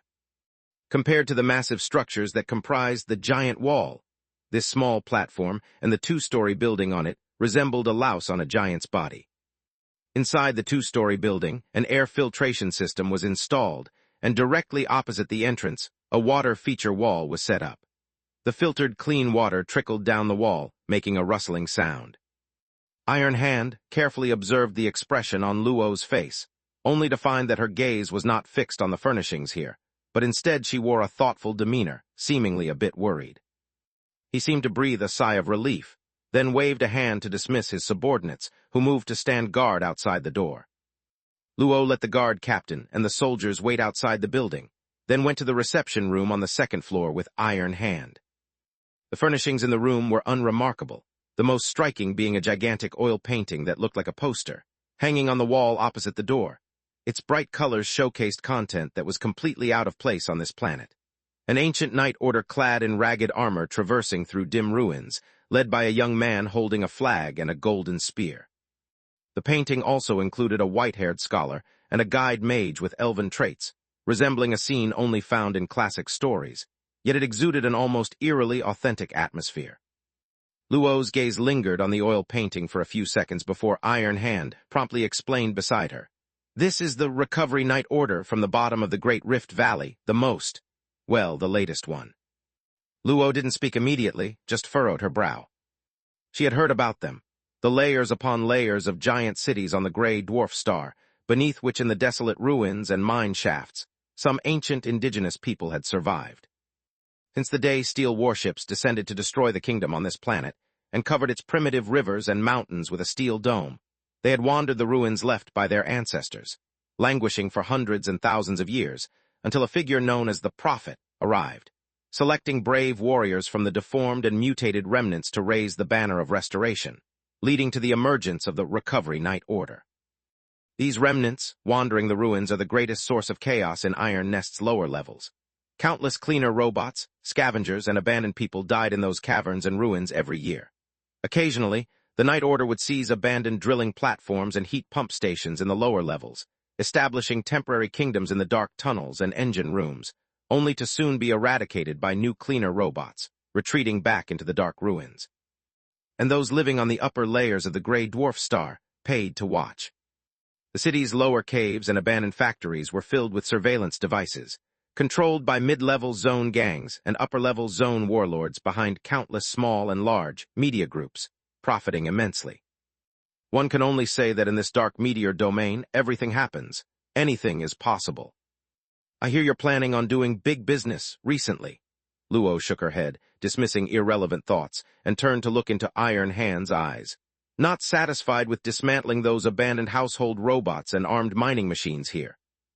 One must make long-term plans. Iron Hand seemed to want to squeeze out a smile, but ultimately failed under Luo's gaze, opting instead to sit sheepishly in a chair. You know, the recycling business in the mid-level zones is increasingly hard to do, and the planet's last geothermal energy is slowly drying up.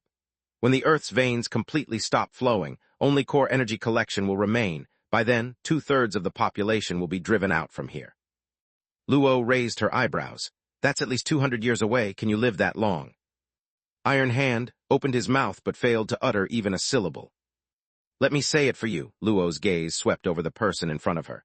A little operation from the Black Dot Group along with a few doses of genetic potion, right? You could live many years longer.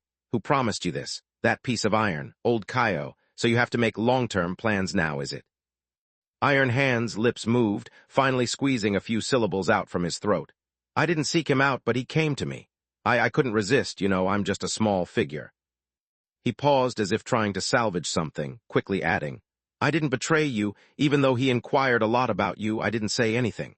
Nor did I disclose any of your other contacts here. Luo casually tossed the data terminal onto the table, and a holographic projection instantly lit up above it, displaying a cargo list and a series of Stargate jump codes. But you sold a trade line I gave you, through several modified addresses and signatures, a set of crucial devices and data units destined for Node Star YN-135 was sent to some black domain star system, using your disguise code. Iron Hand's face turned deathly pale in an instant. He stared dumbfounded at the images on the data terminal, his mind seemingly blank for a moment, before finally squeezing out a few words. I didn't expect this. The people who came said they just wanted to sneak a few cargo items along and asked me to add a drop-off location. I didn't anticipate that ship would lose contact directly after leaving Gray Dwarf Star. I really just added a location on the jump path and cleared a spot in the cargo hold.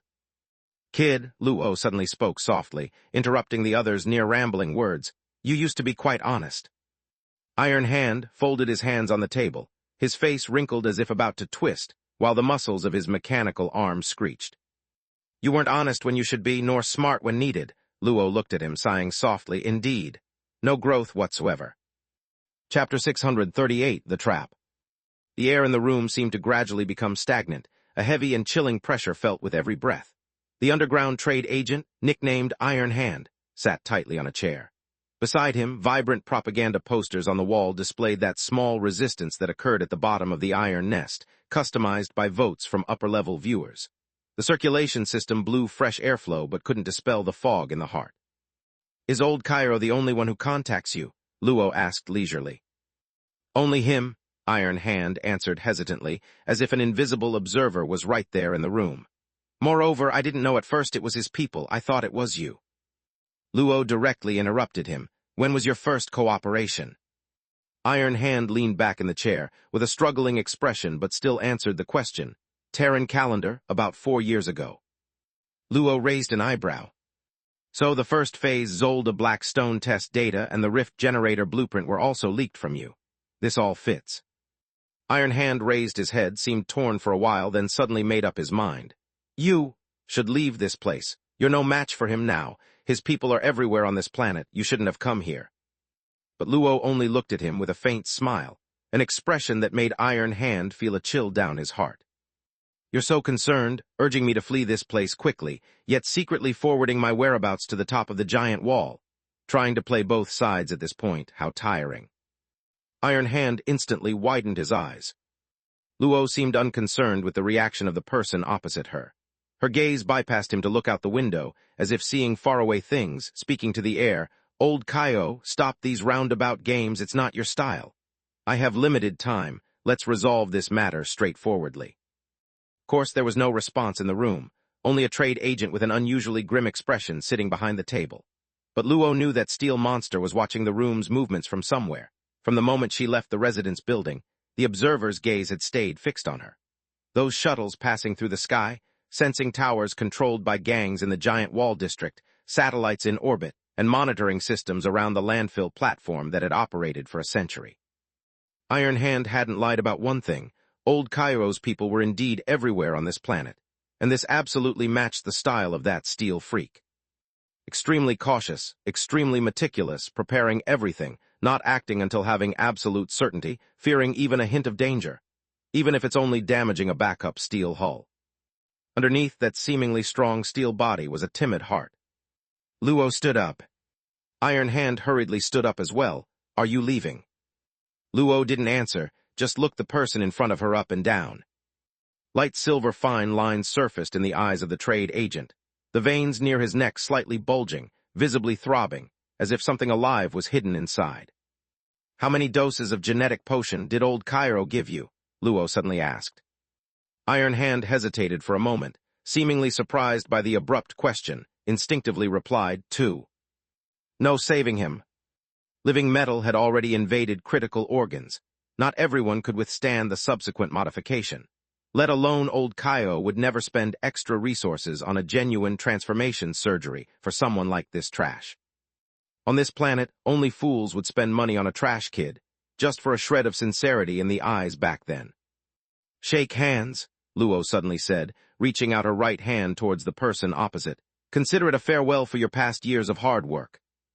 Iron Hand blankly stared at the slender hand reaching towards him. His lips moved a few times. Boss, It won't hurt much, Luo softly said. Iron Hand blinked, finally extended his hand too. With his still intact palm, gently held the elf's fingers in front. He vaguely remembered, decades ago, it was this hand that pulled him out of the trash heap. Back then, the owner of this hand seemed so tall, and her voice was like the breeze blowing past the upper layer of the high wall, but he no longer remembered the words exchanged back then. Luo turned and left the room. She crossed through the staircase and living room, past the water feature wall flowing filtered clean water, and arrived at the entrance to see her guard captain and soldiers, while the bodyguards who had been following Iron Hand earlier were now disarmed, handcuffed with electromagnetic shackles to the railings, each with a bruised face. A few thin managers and technicians stood to the side, unbound but trembling with fear. Luo walked past those managers and casually pulled out a badge, tossing it into the arms of one of them. From now on, you're the new boss here. The young man who received the badge shivered with fear and instinctively glanced toward the small building on the platform, focusing on a particular window on the second floor. The window was open, and the hot wind filled with foul exhaust carried bits of paper from the upper area, swirling into the window. Iron Hand was breathing heavily, looking at the paper bits that landed on his shoulder. He reached out to brush them away, but the action squeezed out the last bit of airflow from his chest. A blazing spiritual fireball burst from his body, engulfing everything around in a rolling heat wave. Exclamations came from the platform behind, and the guard captain instinctively looked back while walking with Luo toward the helipad. The two-story building was now billowing thick smoke. Minions were shouting outside the platform, some rushing in to extinguish the fire, others coldly standing nearby. What a pity he used to be reliable in his tasks. The guard captain shook his head, sighing casually.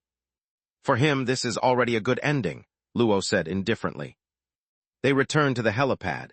The shuttle they came in was still parked there, but near the boarding gate, soldiers discovered a charred corpse on the ground. "Someone sent by old Kaio," Luo remarked with a calm expression, as if she had expected it. "He probably intended to tamper with the shuttle. Every private aircraft I own is connected to my cyber brain. Old Kaio knew this, yet still sent someone to try. That's just how he is."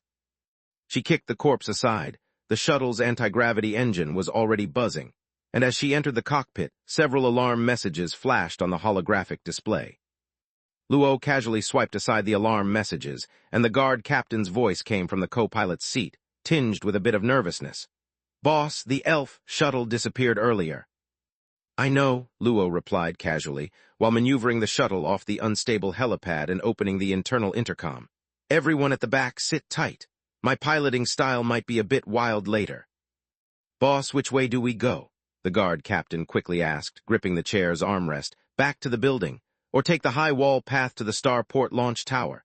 We can use the tower's signals to mask our entry into orbit. The smuggling ship in orbit is ready. It can cover our escape from this planet." "Escape? There's no way out. The place at home is already surrounded. Old Kaio's armed drones are everywhere," Luo replied casually, her holographic display showing scenes from various surveillance angles near her residence building, the sky filled with the twinkling lights of drones.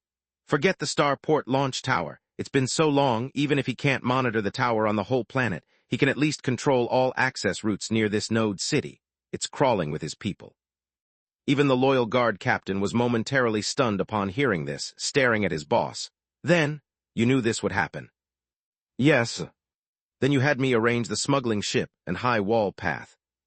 "It was to specifically let old Kaio intercept them." Luo maneuvered the shuttle to fly along the canyon section of the high wall, slowly lowering altitude.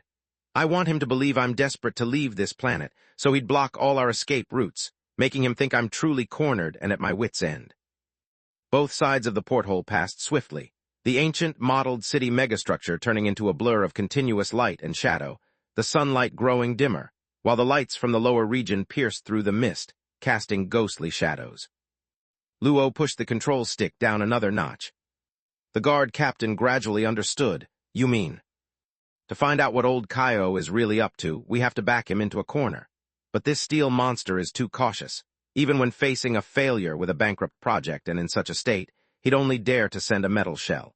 So to make this coward truly show himself, we must give him a foolproof situation where he believes he has full control. I initially hoped he'd act directly at Gray Iron Landfill, but it seems even in the lawless area of the midwall, he only dares to let his subordinates make minor moves. Therefore, we have no choice but to." The shuttle shuddered, and the scenery beside the portholes began to rise rapidly.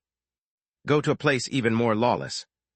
The shuttle started to dive toward the base of the giant wall district. Almost at the same moment, a piercing alarm sounded in the cockpit. The control panel flickered with glaring red lights, and warnings of radar locks sounded continuously.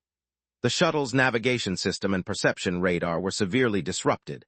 The main control screen displaying the surrounding terrain turned into a white void. Suddenly, 2 tongues of fire shot out from a nearby massive abandoned building, while a spectral shadow darted from the structure. The guard captain quickly recognized that shadow. "Boss, it's the elf shuttle from before." Chapter 639, The Abandoned Land. An armed and modified elf shuttle flew out from a nearby abandoned building, and this was merely part of the ambush. Soon, 2 swift dark shadows appeared between the ancient buildings that formed a high wall. Their black coating and distinctive twin-barrel rapid-fire cannons made Luo frown. That was a heavy attack drone manufactured by the Black Dot Group. But old Kaio didn't like this type of drone. He didn't really trust those fully automated systems that completely removed humans from the loop. In a flash of thought, the 2 heavy attack drones had already started pouring out firepower. The twin-barrel rapid-fire cannons emitted a sharp whistle, and high-energy particles wrapped in force fields slashed scorching trails in the air like a whip lashing out at the shuttle's shield. Then the elf shuttle from above opened its belly. What was originally a cargo space was forcibly filled with a launch system, and 2 light hyena missiles detached from the rack, spewing propellant flames as they rapidly approached. The missiles attacked, the shield was damaged, and the alarms of various system interferences filled the cockpit. Flashing red lights illuminated Luo's eyes. Yet just as the guard captain beside her began to tense up, she suddenly burst into laughter. She even laughed out loud, In her growing laughter, she directly punched the main console. Part of the control console shattered, sparks and smoke erupted from the panel, and Luo's body leaned forward. As if she were hunting, the mechanical limbs gleaming with silver light extended from her back, with two of them directly piercing into the broken hole on the main control console. The living metal melted in the smoke, seeping into the shuttle's main control line. Sparks flickered on the surface of the mechanical limbs, and the various devices around the cockpit suddenly started howling as if going mad. Then all the alarms subsided. They no longer polluted human ears futilely. Instead, they roared directly in Luo's mind, as she felt the engine's scorching heat, the shield's pricking pain, and the mild dizziness of being radar-locked. She slowly pulled the corners of her mouth. The engine roared, and the shuttle maneuvered in the air in a way completely beyond its design limits. Two fighting missiles collided with each other in the air, followed by a strong interference appearing around the shuttle. The two heavy attack drones biting at its rear visibly deviated from their trajectory. One of the drones wobbled its way closer. Luo suddenly looked up, staring at the black war machine. Her eyes glimmered with a peculiar light. The mechanical limbs at her back were almost bathed in fine electric light, and the antenna system of the shuttle began to project her thoughts to its surroundings. In nearly an instant, all the lights on the surface of that heavy drone went out. It fell as if dead, and then suddenly rebooted while falling, then abruptly turned, charging toward the elf, in the high sky preparing to launch a second wave of missiles. Luo heard that elf sending out a call. The pilot's voice sounded panicked. "Drone has been taken over. Repeat, drone has been taken over. Someone hacked into my life support system. I can't breathe, I can't breathe." A dazzling explosion of fire erupted in the air. The elf was repeatedly hit by its own drone companion. High-energy particle groups fired by rapid-fire cannons tore apart its shield and armor. Yet in the fire and smoke spreading endlessly, the second and third armed shuttles appeared again under the shadows of the massive wall. Luo's mind tingled slightly. She perceived more signals from light assault units, along with more drones, and the various noises from weapon systems activating in the ruins of nearby high walls. He began diving toward the endless abyss beneath the iron nest. The power core of the shuttle let out a sharp, unbearable screech. A series of high-energy beams striking from above swept across the flimsy light shield. Outside the porthole, a series of intensely fluctuating flashes lit up. The shield's burning feedback transformed into the pain of falling into scorching fire in Luo's mind. Yet she felt increasingly exhilarated, even revealing an ever more brilliant smile. Yes, just like this pain. Can't get complacent. Complacency means death. This is right, it's all back. Old Cairo, it's all back. Old Cairo, this is what I'm familiar with. She laughed happily, slapping the now useless control console with her hands, like a child suddenly receiving a gift, like that foolish girl who just signed a work contract thinking she'd soon pay off her student loans. She called out on all reachable channels, projecting her mind into every feedback signal source she could find, desperately hacking into every electronic system she could discover, whether it was a shuttle, a drone, some unlucky pilot's life support system, or merely a long-abandoned camera in some corner of the nearby ruins. The artificial spine sent a burning pain. Living metal surged beneath the skin. The electronic brain was filled with sharp noise, and her spirit and mind spread across the signal network, constantly dissociating into various non-human forms, forcibly collapsing back into the shape of a human. She hadn't felt this way for a long time. In a flash of feedback signal, she even felt as if she saw that iron monster's stunned face for a split second. She heard a hoarse noise, that voice stirring in her brain. "You'll die here today. Everything will be clean." Chapter 640-639, Land of Abandonment, Part 2. Luo curled his lips and showed a middle finger to the illusion in his mind. "I want to resurrect your mom and then launch her into the yuzu bug nest." A camera located somewhere was angrily crushed, and the shuttle Luo boarded was hit by an air-to-air missile from a tricky angle. The already faltering shield instantly died out. One engine was swallowed by a fireball. The body shook violently, and then fell into the abyss covered by darkness beneath the giant wall, spinning and spewing thick smoke. The pursuing firepower from behind struck like a storm, continuously tearing apart the armor plates on the shuttle, and puncturing the futilely restarted shield system once more. The sound of explosions was like being right next to the ear. Luo's hand had long since left the control lever. Only two mechanical limbs were still stabbed into the console. She leaned back, happily saying to the in-cabin broadcast, "Boys, hold tight, we're going to crash land. I swear I'll never ride on a shuttle with you again. the guard captain said, shaking his head as he pulled out a personal protective frame from under the seat and fitted it onto Luo. "Last time in Canlock, when you crash-landed with us, it wasn't as thrilling." A smoke-emitting fireball passed through the dust layer of the city, bringing a fearful howl among those gloomy, waterlogged, ancient, and mysterious giant buildings. Some deformed creatures lurking near the sewage river were startled and ran wildly among ancient ruins. Then, two cleaner robots unknown when dropped from above emerged from the caves, firing warning lights towards the falling fireball, only to be blown into pieces by a few stray missiles. Yet the fireball performed a miraculous slowdown above the ruins. It did not directly crash among the broken walls, but adjusted its posture with the last bit of power, then contacted the ground amidst an earth-shattering commotion, sliding out hundreds of meters on a piece of dry land. As soon as it stopped, the cockpit and troop compartment of the shuttle automatically unlocked, triggering the emergency separation system, blasting the separation bolts on the doors. A few deformed armor plates flew into the air. "Quick, quick, quick! Find cover, take advantageous positions, don't dawdle." A golden-haired figure in a silver-white long dress jumped out from the shuttle, exceedingly excited. She rushed into the troop compartment, dragging out the still somewhat dazed guard soldiers, shouting as she dragged. As everyone detached from the shuttle, which seemed ready to explode at any moment, and had just steadied themselves near the ruins, an unsettling mechanical footstep broke the peace at the city bottom. Several black-painted, automatically armed tactical walking machines emerged from nearby ancient buildings, their red lights flashing on the heads, and they began pouring ammunition towards Luo's direction relentlessly. This was within Luo's expectations. Right, old Cairo is a cautious person. The ending of aircraft crash, where no corpse is visible, is not enough to set his mind at ease. Just wondering how many people he could gather in a hurry for this ambush. The guard soldiers reacted just before those walking machines appeared. The moment the enemy showed up, they began to retaliate with their weapons. After the brief exchange, the soldiers, led by the guard captain, began to escort their boss into the depths of the ruins. Luo, though mentally exhilarated, wasn't about to laugh manically like in the movies and gain an 8,000 boost to offense and defense. She knew she couldn't beat old Cairo's men head-on, so she swiftly darted into the chaotic ancient buildings at the city's bottom. But the tactical walking machines equipped with advanced detection devices soon locked onto this small group. They paved their way with firepower, quickly following into those waterlogged, crumbling ancient streets. Then a large number of Black Dot Group soldiers in black combat uniforms emerged from various places, starting to seal off all the exits to the ruins. Heavy dust clouds blanketed the neighborhood, towering buildings forming a giant wall like steep cliffs standing over the ruins, weak sunlight unable to penetrate the dust, and the bottom of this giant wall seemed shrouded in eternal darkness. A dozen Black Dot tactical squads, with walking machines at their core, cautiously traversed the waterlogged ancient streets.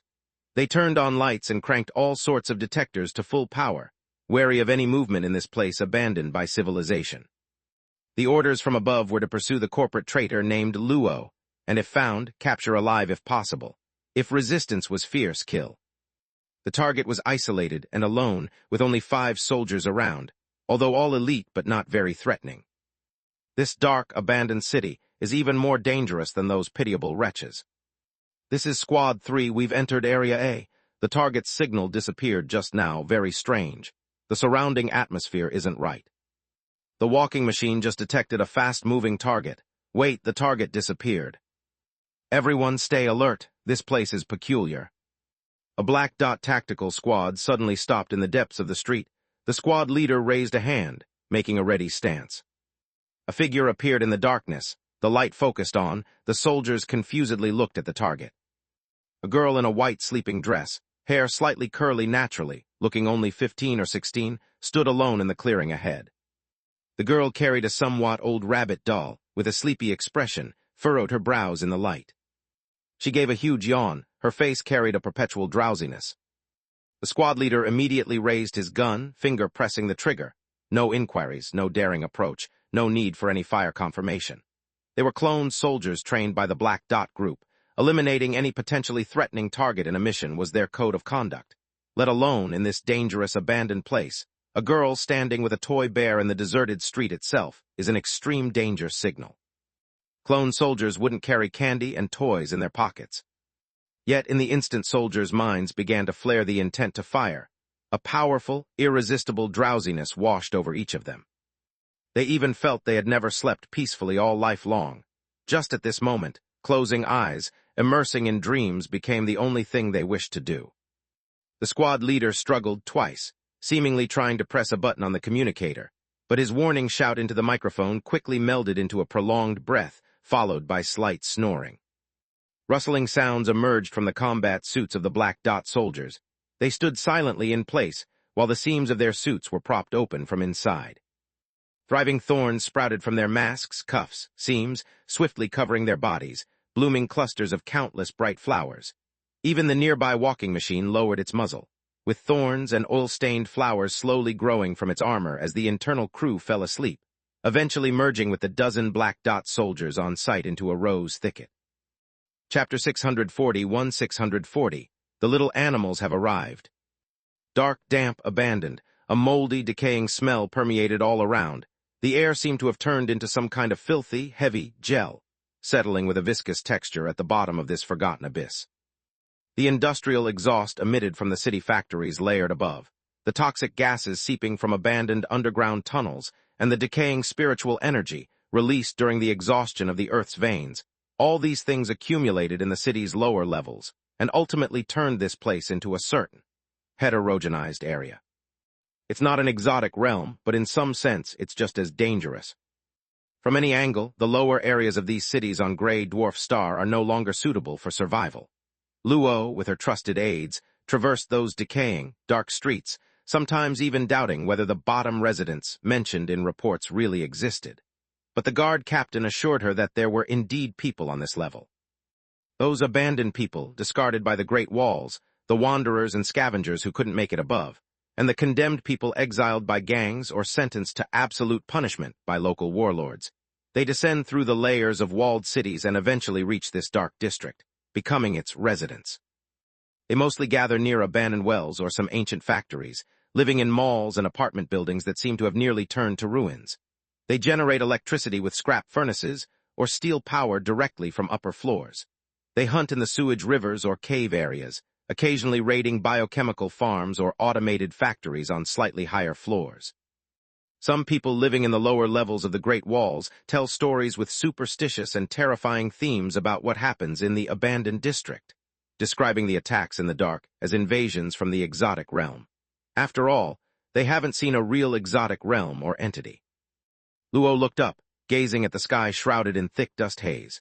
From this position, she couldn't see the great walls formed by the stacking of massive buildings within the city, but she could see countless overlapping shadows and crisscrossing pipes and beams in the air. Occasionally, something falling from the upper districts broke the tranquility in the distance with a loud crash. For the residents of this level, that would be a rare supply. And the Recovery Night Order established by the planet's indigenous people, along with their small royal court in a cage, still lingered in the deeper layers of the underground city and mines. Luo's mind inevitably drew some associations. She felt like the entire Grey Dwarf Star was a dirty deep sea.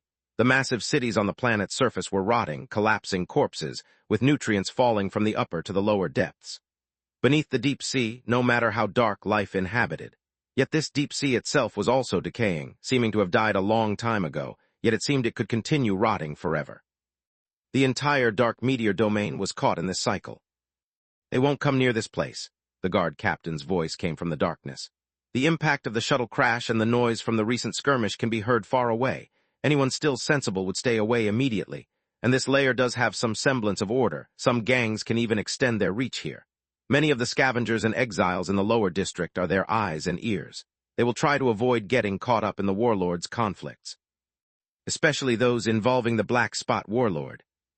Luo nodded and led the soldiers deeper, occasionally spotting a light at the edge of the district. It could be a tactical squad, or it might be one of those ancient lighting devices still functioning in the abandoned district, or perhaps a local brave enough to come out and check the situation. In this darkness, chaos was breaking the long-standing silence. She casually stuck a piece of card paper, decorated with a triangular emblem, onto a nearby wall. From afar came faint screams and sounds of gunfire. A flash of fire passed the street corner, and the air carried a faint metallic scent of blood. But in the air already filled with various pungent odors here, the blood smell was hard to distinguish. Blood oozed from the surface of the rune card paper, quickly merging into the wall. The sound of flesh growing was particularly distinct in the darkness, and veins and nerves began to surface on the wall, gradually forming the outline of a door. Almost simultaneously, Luo's spiritual intuition was triggered, her heart tightened, and the living metal and artificial spine on her back began to hurt slightly. Old Cairo is here. As if to confirm what she said, a burst of hurried mechanical footsteps suddenly tore through the silence on the street. Several lights appeared in the nearby building ruins. Flares were shot into the sky, and in the briefly descending light, Luo and the soldiers' position was exposed. "They're here." A tactical squad rushed out from the shadows of the building.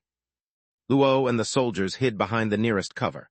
The faint light from the emergency shield device illuminated their surroundings.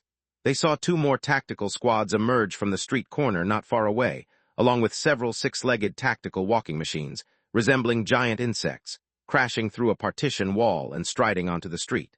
The walking machines' lights made the area as bright as daylight. Several black spot soldiers across from them opened fire, but the brief skirmish quickly quieted down, as if it were merely a probing pressure. Luo, behind the shield, stared intently at those war machines. Electronic scanning results told her that old Cairo was inside one of those walking machines.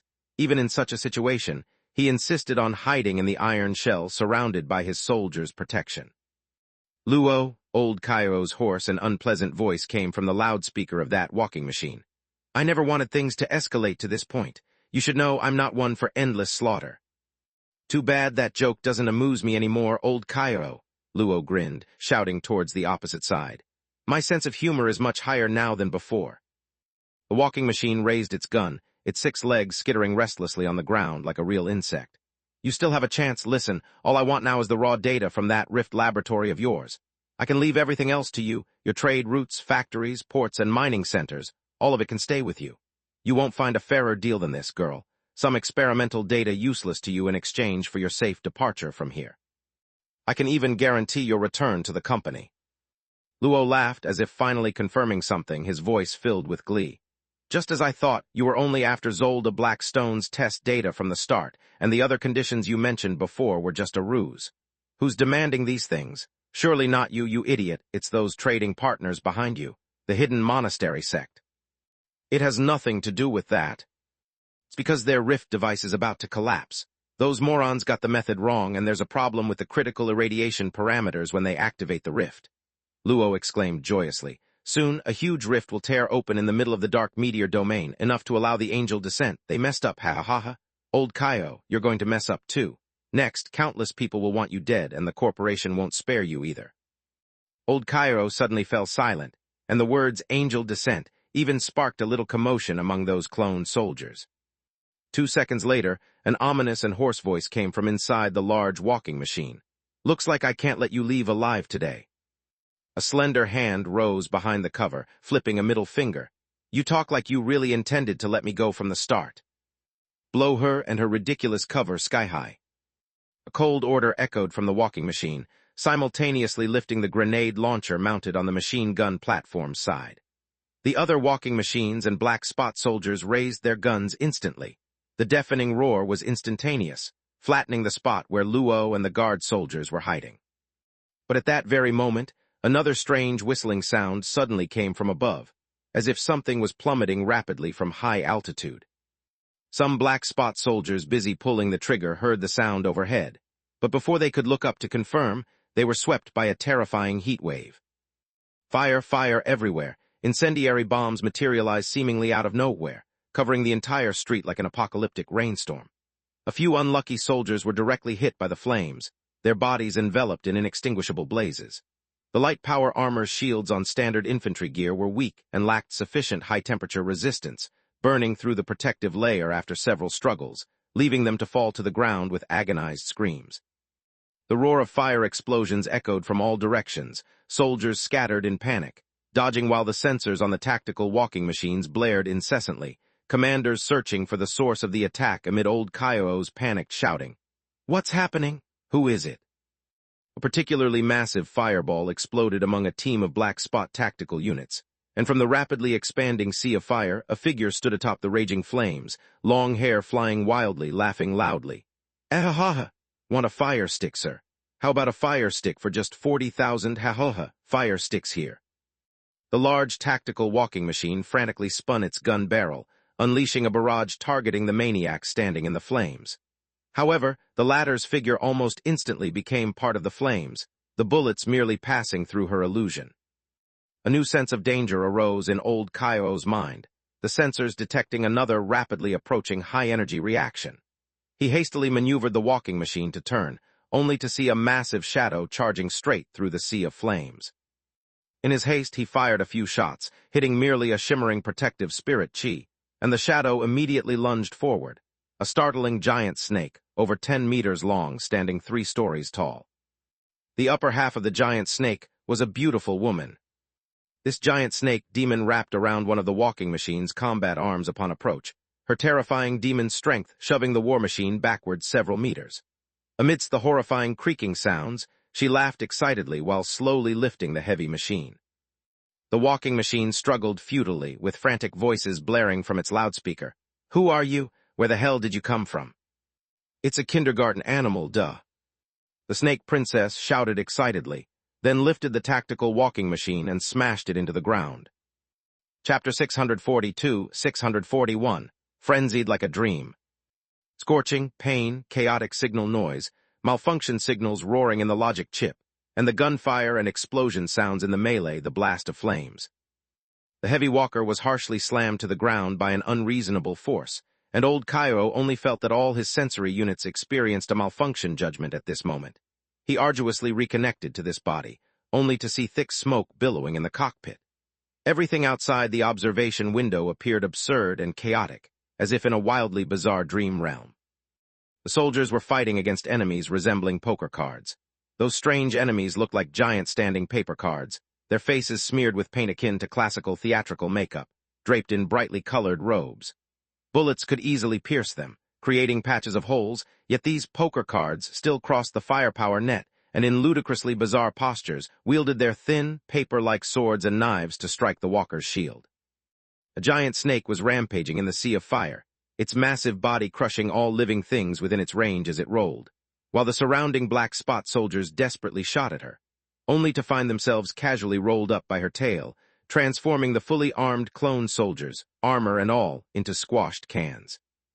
Another strange wailing sound came from the sky, echoing like the cries of specters amidst the thick dark dust. The external monitors of the walker captured the shadows diving from below the clouds.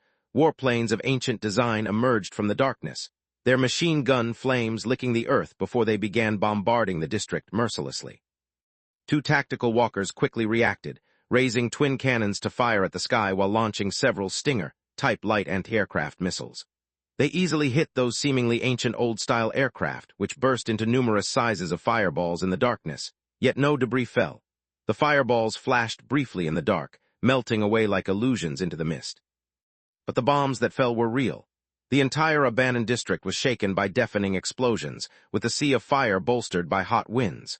Shockwaves swept through everything wrapped in flames, and the blaze illuminated the ancient, abandoned city as bright as daylight. Midst the soaring flames, the figure with wildly dancing hair emerged once more, her entire body distorted and burning like fire, holding a blazing fireball as hot as solar flares. "Fire stick!" threw fiery balls at every living creature in her sight while laughing aloud at the black spot soldiers scattering away. Her cries echoed in the ruins. "Sir, want some fire sticks? Want fire sticks? Want fire sticks?" Then, amid this frenzied dream realm, the clone soldiers in fierce combat heard a song. Dark, plaintive, and melodious, nearly reminiscent of the beguiling voice of sirens in stories, pleasant yet deeply unsettling. The song, accompanied by a restrained and solemn organ melody, echoed through the dark district, resonating at the base of the giant wall. Singing, singing, the giant snake demon raised her body in the sea of fire, her eyes shining with excitement. Her form grew further in the darkness, with several additional heads sprouting from behind as her body split. They swayed unsettlingly in the firelight. "This girl's singing is truly nice. Clap your hands, clap, clap your hands." The snake princess clapped happily, and the numerous heads behind her plunged into the flames, each grabbing a burning clone soldier and wildly waving them in the night sky like glow sticks. The severely damaged tactical walker slowly trudged forward with mechanical legs, using its remaining power to crawl towards the edge of the fire zone. The surviving clone soldiers and other walkers under orders continued charging towards the battle's center, using their lives to shield their master. More tactical backup squads were on their way from the rally point, as well as over a dozen heavy drones taking off from the midsection of the giant wall, soon to arrive. But the urgent task was to ensure he could retreat to safety. Old Kyo was racking his brains. It had taken great effort to extinguish the flames on the control panel, and now he began to review everything that happened today, reconsidering all his judgments and decisions from the past period. Something's off, these things. Not human, can't be human. That lunatic Luo, that freak who escaped from the laboratory, must be hiding something, hiding it from him, hiding it from the entire corporation. Where did she get these reinforcements? Where did she find these monsters? Should have been wary when the first tactical squad suddenly lost contact in the Dark District. But everyone thought it was just Luo leading her soldiers on a sneak attack, believed it was merely a lucky trap. Who would have thought such ambushers would emerge from the abyss of forgetting? It makes no logical sense. How did they appear out of nowhere? Luo, you traitor, you must have sold yourself to subspace. No, to something more dangerous than subspace, to evil spirits. Damn you, you little bastard. Old Kyo cursed under his breath, but suddenly a slight smile appeared on his steel-covered face. But no matter what, that little bastard must be dead. Such a degree of direct firepower, she and her cover were blown sky-high on the spot. He saw it with his own eyes, there's no mistake. The roar of artillery and those chaotic laughs finally began to fade into the distance, the scorching heat gradually receding from the armor. Nano-repair devices were striving to mend the walking mechanism and the damaged pipelines of control circuits. The tactical walker's power was restored to 30%, and those monsters, especially the self-proclaimed little animal, snake demon, did not seem to notice his escape. This was a victorious retreat. Old Kyo accelerated the walker's pace while continuing to order other reserve squads to establish a defensive line around the Dark District, even actively stirring things up, if necessary, as long as it could hold those strange enemies at bay. Luo was dead. Although the critical data couldn't be secured, at least she wouldn't have any chance to speak nonsense elsewhere. The fundamental goal was achieved, making this operation not in vain. Regarding those soldiers left in the district, some of them heard things they shouldn't have, so they can't stay. Although clone warriors have always been loyal, even the most loyal living person can't compare to a corpse. Sparks spewed from the joints of the walking machine, running faster and faster in the depths of the Dark District. But the haunting and sorrowful female voice continued to echo through the surrounding darkness, its source indistinguishable, as if the entire space resonated with the sound, a background noise of the entire region. The song was beautiful, yet old Kyo found it particularly agitating, as if something was still tracking him, impossible to shake off. He stopped before a building that had been abandoned for years. The building was now nothing but a hollow shell, with several reinforced pillars extending from the base of the giant wall, penetrating the structure as if pinning an ancient corpse to the ground. The remnants still faintly testified to its former glory. It might have been part of this planet's surface civilization, or perhaps a symbolic structure that an early colonial fleet constructed while coaxing trust from the locals, but all its glory and stories had faded with time. Now it lay beneath this iron nest, merely a pile of decaying remains surrounded by an empty wind. The walking machine's power core was overheated. The forced acceleration, while damaged, had overburdened it, necessitating a halt to rest. Old Kyo cautiously observed the street through a set of still-functional external monitors. It was quiet around him. The bizarre pursuers were temporarily unseen, aside from the eerie song constantly ringing in his ears. This place seemed safe. He exhaled a small sigh of relief. Yet just as he was halfway through that sigh, the corner of his eye caught a sudden shadow. The logic chips briefly warmed, but quickly returned to normal. It was a four-legged walking animal. Was it a wolf or some unusually large dog? Old Kyo was unsure. The creature seemed furry, like a flickering shadow in the darkness, comparing to the giant snake, card soldiers, and the arsonist in flames. This furry being seemed almost friendly and quite normal. It carefully emerged from between the gaps in the buildings, approaching the walking machine as if observing curiously. Then it raised its head, as if smiling at the walking machine's monitor, grinning widely. The shadow wolf held a blood grenade in its mouth. The wolf instantly turned into a shadow, dissipating into the air. The grenade fell to the ground with a crisp metallic clink, rapidly spewing a thick crimson mist from one end. At the moment the shadow wolf vanished, old Kaio realized something was wrong. However, the overheated walking machine failed to start immediately. He soon saw the spreading blood-red mist. All of his logic chips felt like they had been struck by an electric current, instantly recalling a certain scene. Luo's table incense. Damn! He exclaimed, instinctively pushing the control lever to the limit. The machine buzzed internally, and its mechanical legs finally lifted, but he soon found he wasn't moving forward. Instead, the entire machine was ascending. External monitors delivered a scene causing his chips to overheat. A gigantic being, standing over 10 meters tall, draped in fine gold armor glittering with lightning, with a majestic and stern appearance, strong as a Titan god from religious tales. Who knows when he appeared on the street? He effortlessly grasped the struggling tactical walker, slapped it a few times, knocking off its 3 pairs of mechanical legs. Then the giant sat cross-legged on the ground, rummaging around, pulling out a can opener fitting his huge size from somewhere. From the tactical walker came a desperate roar. Chapter 643-642, Breaking Through the Encirclement. The tactical walker let out a furious roar, and the ear-piercing noise from the speakers seemed capable of waking the dead. Energy leaked from the damaged power core, sparking beneath its broken shell.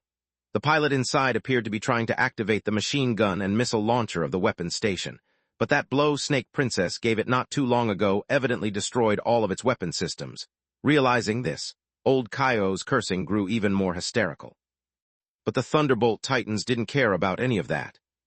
The giant grabbed the main body of the walker with one hand and a can opener with the other, prying its lid open with a click.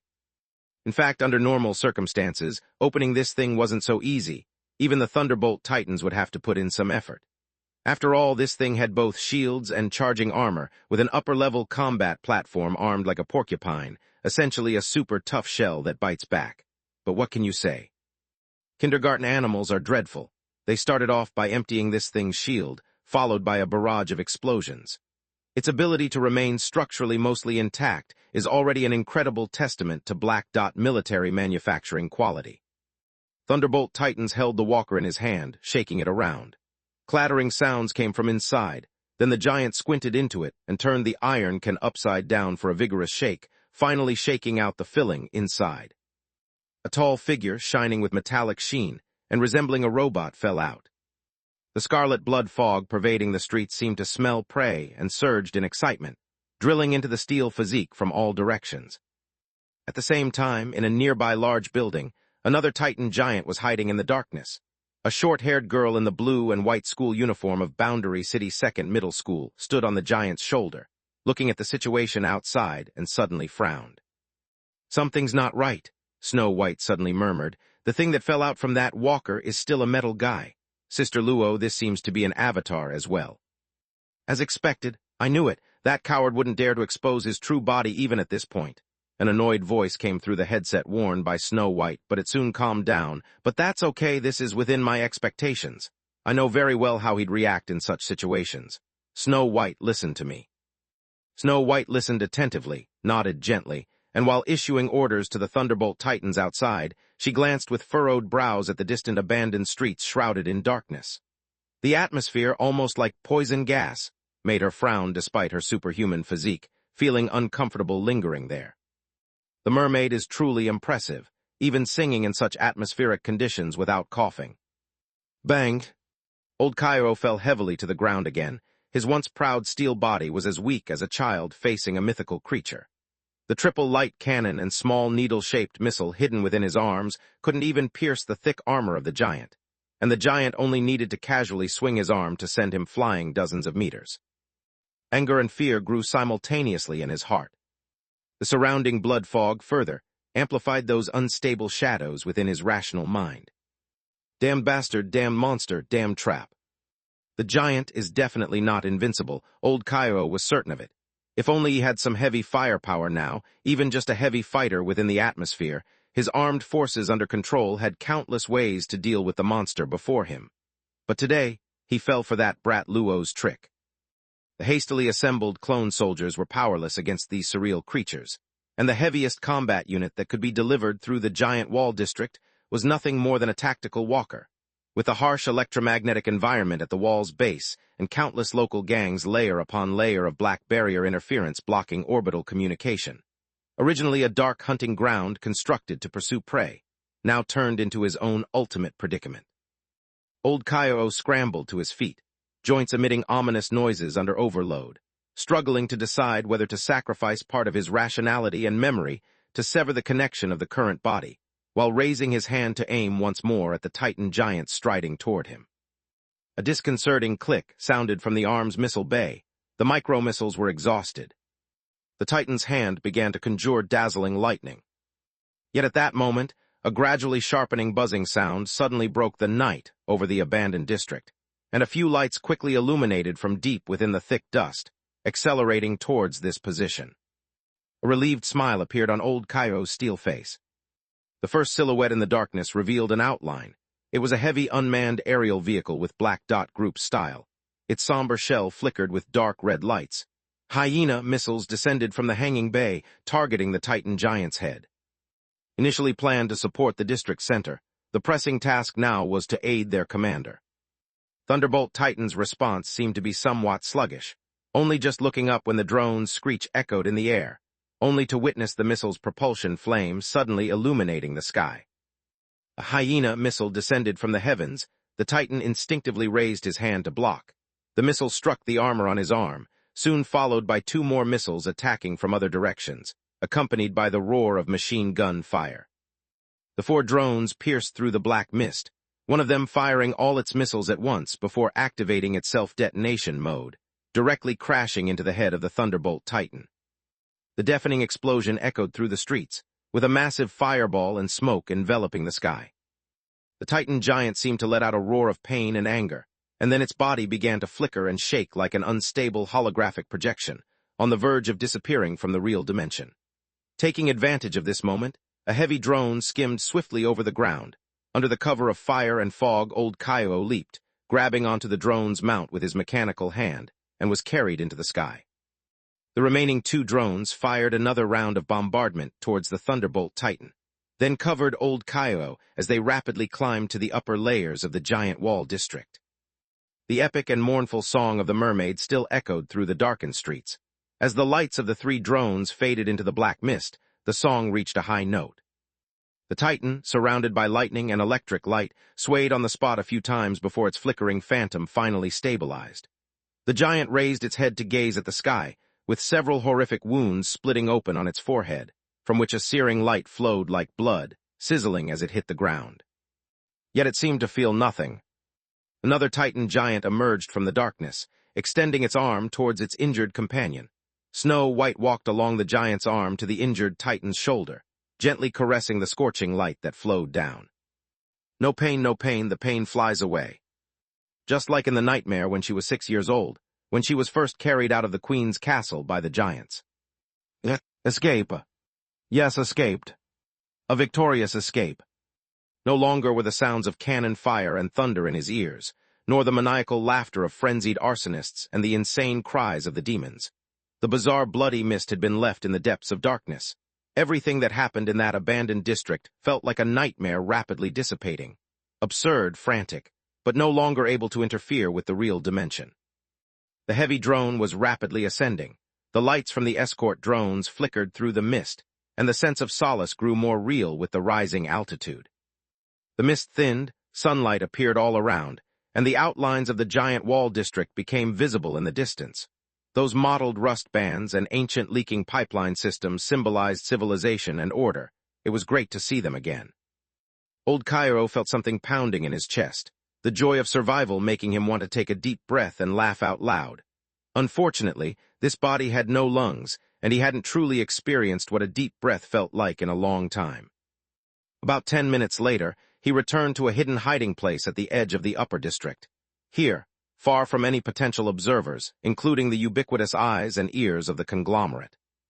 What happened at the base of the giant wall was more than just an internal competition. It was a failure that could cause the conglomerate to question its capabilities. And in the Black Dot Group, the most dangerous thing is losing value. The board can accept any form of internal competition and various extreme projects, even tolerating a significant level of project loss of control. but what they can't accept are low-value employees occupying positions that don't match their performance. Employees whose benefits can't cover costs must be eliminated, and a special commissioner who nearly got himself involved in resolving a stray dog. Evidently, his abilities were no longer fit for his position. Countless competitors were waiting for him to make a mistake. What happened at the base of the iron nest must not reach the top. At least, not until he's fully prepared to let the news out. A modestly designed civilian shuttle was already waiting at the platform of the hiding place, and the entire system had been activated since he crossed the midpoint of the giant wall. He could leave the planet at any moment. Old Cairo laboriously dragged his damaged shell into the cockpit of the shuttle. This body must be repaired as soon as possible. He needed to restore every ounce of power before those vulture-like colleagues detected his failure and weakness. The steel giant was thinking while preparing for the shuttle's departure procedure. His escort ship was already prepared within the shielded zone of an illegal spaceport. Once he reached orbit, he could board the ship and then jump away from here directly. Fortunately, that bitch Luo was dead, so his failure wouldn't be considered complete. As long as he prepared adequately upon returning, the whole event would have enough leeway on the report. Old Cairo's hand was on the control stick. Wait, is Luo really dead? Chapter 644-643, Hiding Place. The shuttle's engine started, with dazzling halos spreading out from the edge of the anti-gravity generator, creating ripples in the perpetually foggy atmosphere of the gray dwarf star. This nimble craft slipped through the radar-blind spots at the city's edge, accelerating along a beam of sunlight towards the orbit. Old Cairo sensed strange noise within his logic chip, a stir of thoughts and emotions that seemed alien to his consciousness, causing unease and persistent doubts that made him increasingly restless. He attributed these malfunctions to the damage sustained in his previous encounter with that eerie giant, and the impact from being thrown to the ground by that little creature. The repair of his body needed to be completed as quickly as possible. This thought beat in his mind repeatedly, overshadowing all other chaotic notions in his head at times. Yet he occasionally questioned, had Luo really died? Initially, this question only flickered in old Cairo's mind as the shuttle took off. But as time passed, this sudden unease grew stronger, prompting him to repeatedly recall the situation at that time, reviewing every detail of the ambush's beginning. He realized he hadn't actually witnessed the moment of Luo's death. With the collapse of the shield behind the cover, the flash of gunfire and smoke had blocked his view, followed by the descending incendiary bomb and the giant snake demon that had suddenly emerged, diverting everyone's attention from the target. Old Cairo slammed the control console in front of him, cursing with all the vile curses he could think of. However, he no longer dared to return to that dark, lost city to search for traces of Luo. He had already lost a significant number of clone soldiers and drones, walking machines there, and this was a complexly influenced gray dwarf star, where countless military factions had entrenched themselves. Those marauders and warlord forces considered this planet to be within their domain, and he could no longer deploy more ground forces to this star. At least not in the short term. Furthermore, the trump cards in Luo's hand were unknown. Initially, she behaved like a dog with a lost home, hiding with a few trusted aides in a safe haven in the upper city. But in hindsight, it seemed she might have been acting even then. That bitch lost a pioneer laboratory and many troops, but evidently during her days captured in Boundary Land, she received some other kind of help. He underestimated her. The shuttle shot out of the atmosphere, crossing the vast, cold darkness, found a guard ship docked at a secret dark port, and quietly slipped into the hangar of the guard ship. Upon boarding, old Cairo immediately scanned the personnel on board the guard ship and connected himself to the ship's host computer, verifying the entire state of the spacecraft. He trusted no one, not even the clone soldiers loyal to him, including the AI systems on his ships. He would never allow his true self to be exposed to those dangerous, potential traitors on the outside, and he was even cautious when interacting with the outside world through his avatars. Not until confirming everything was normal did he finally relax a bit, then ordered the guard ship to jump away from the planet at once. The priority was to leave first, everything else could be considered at length.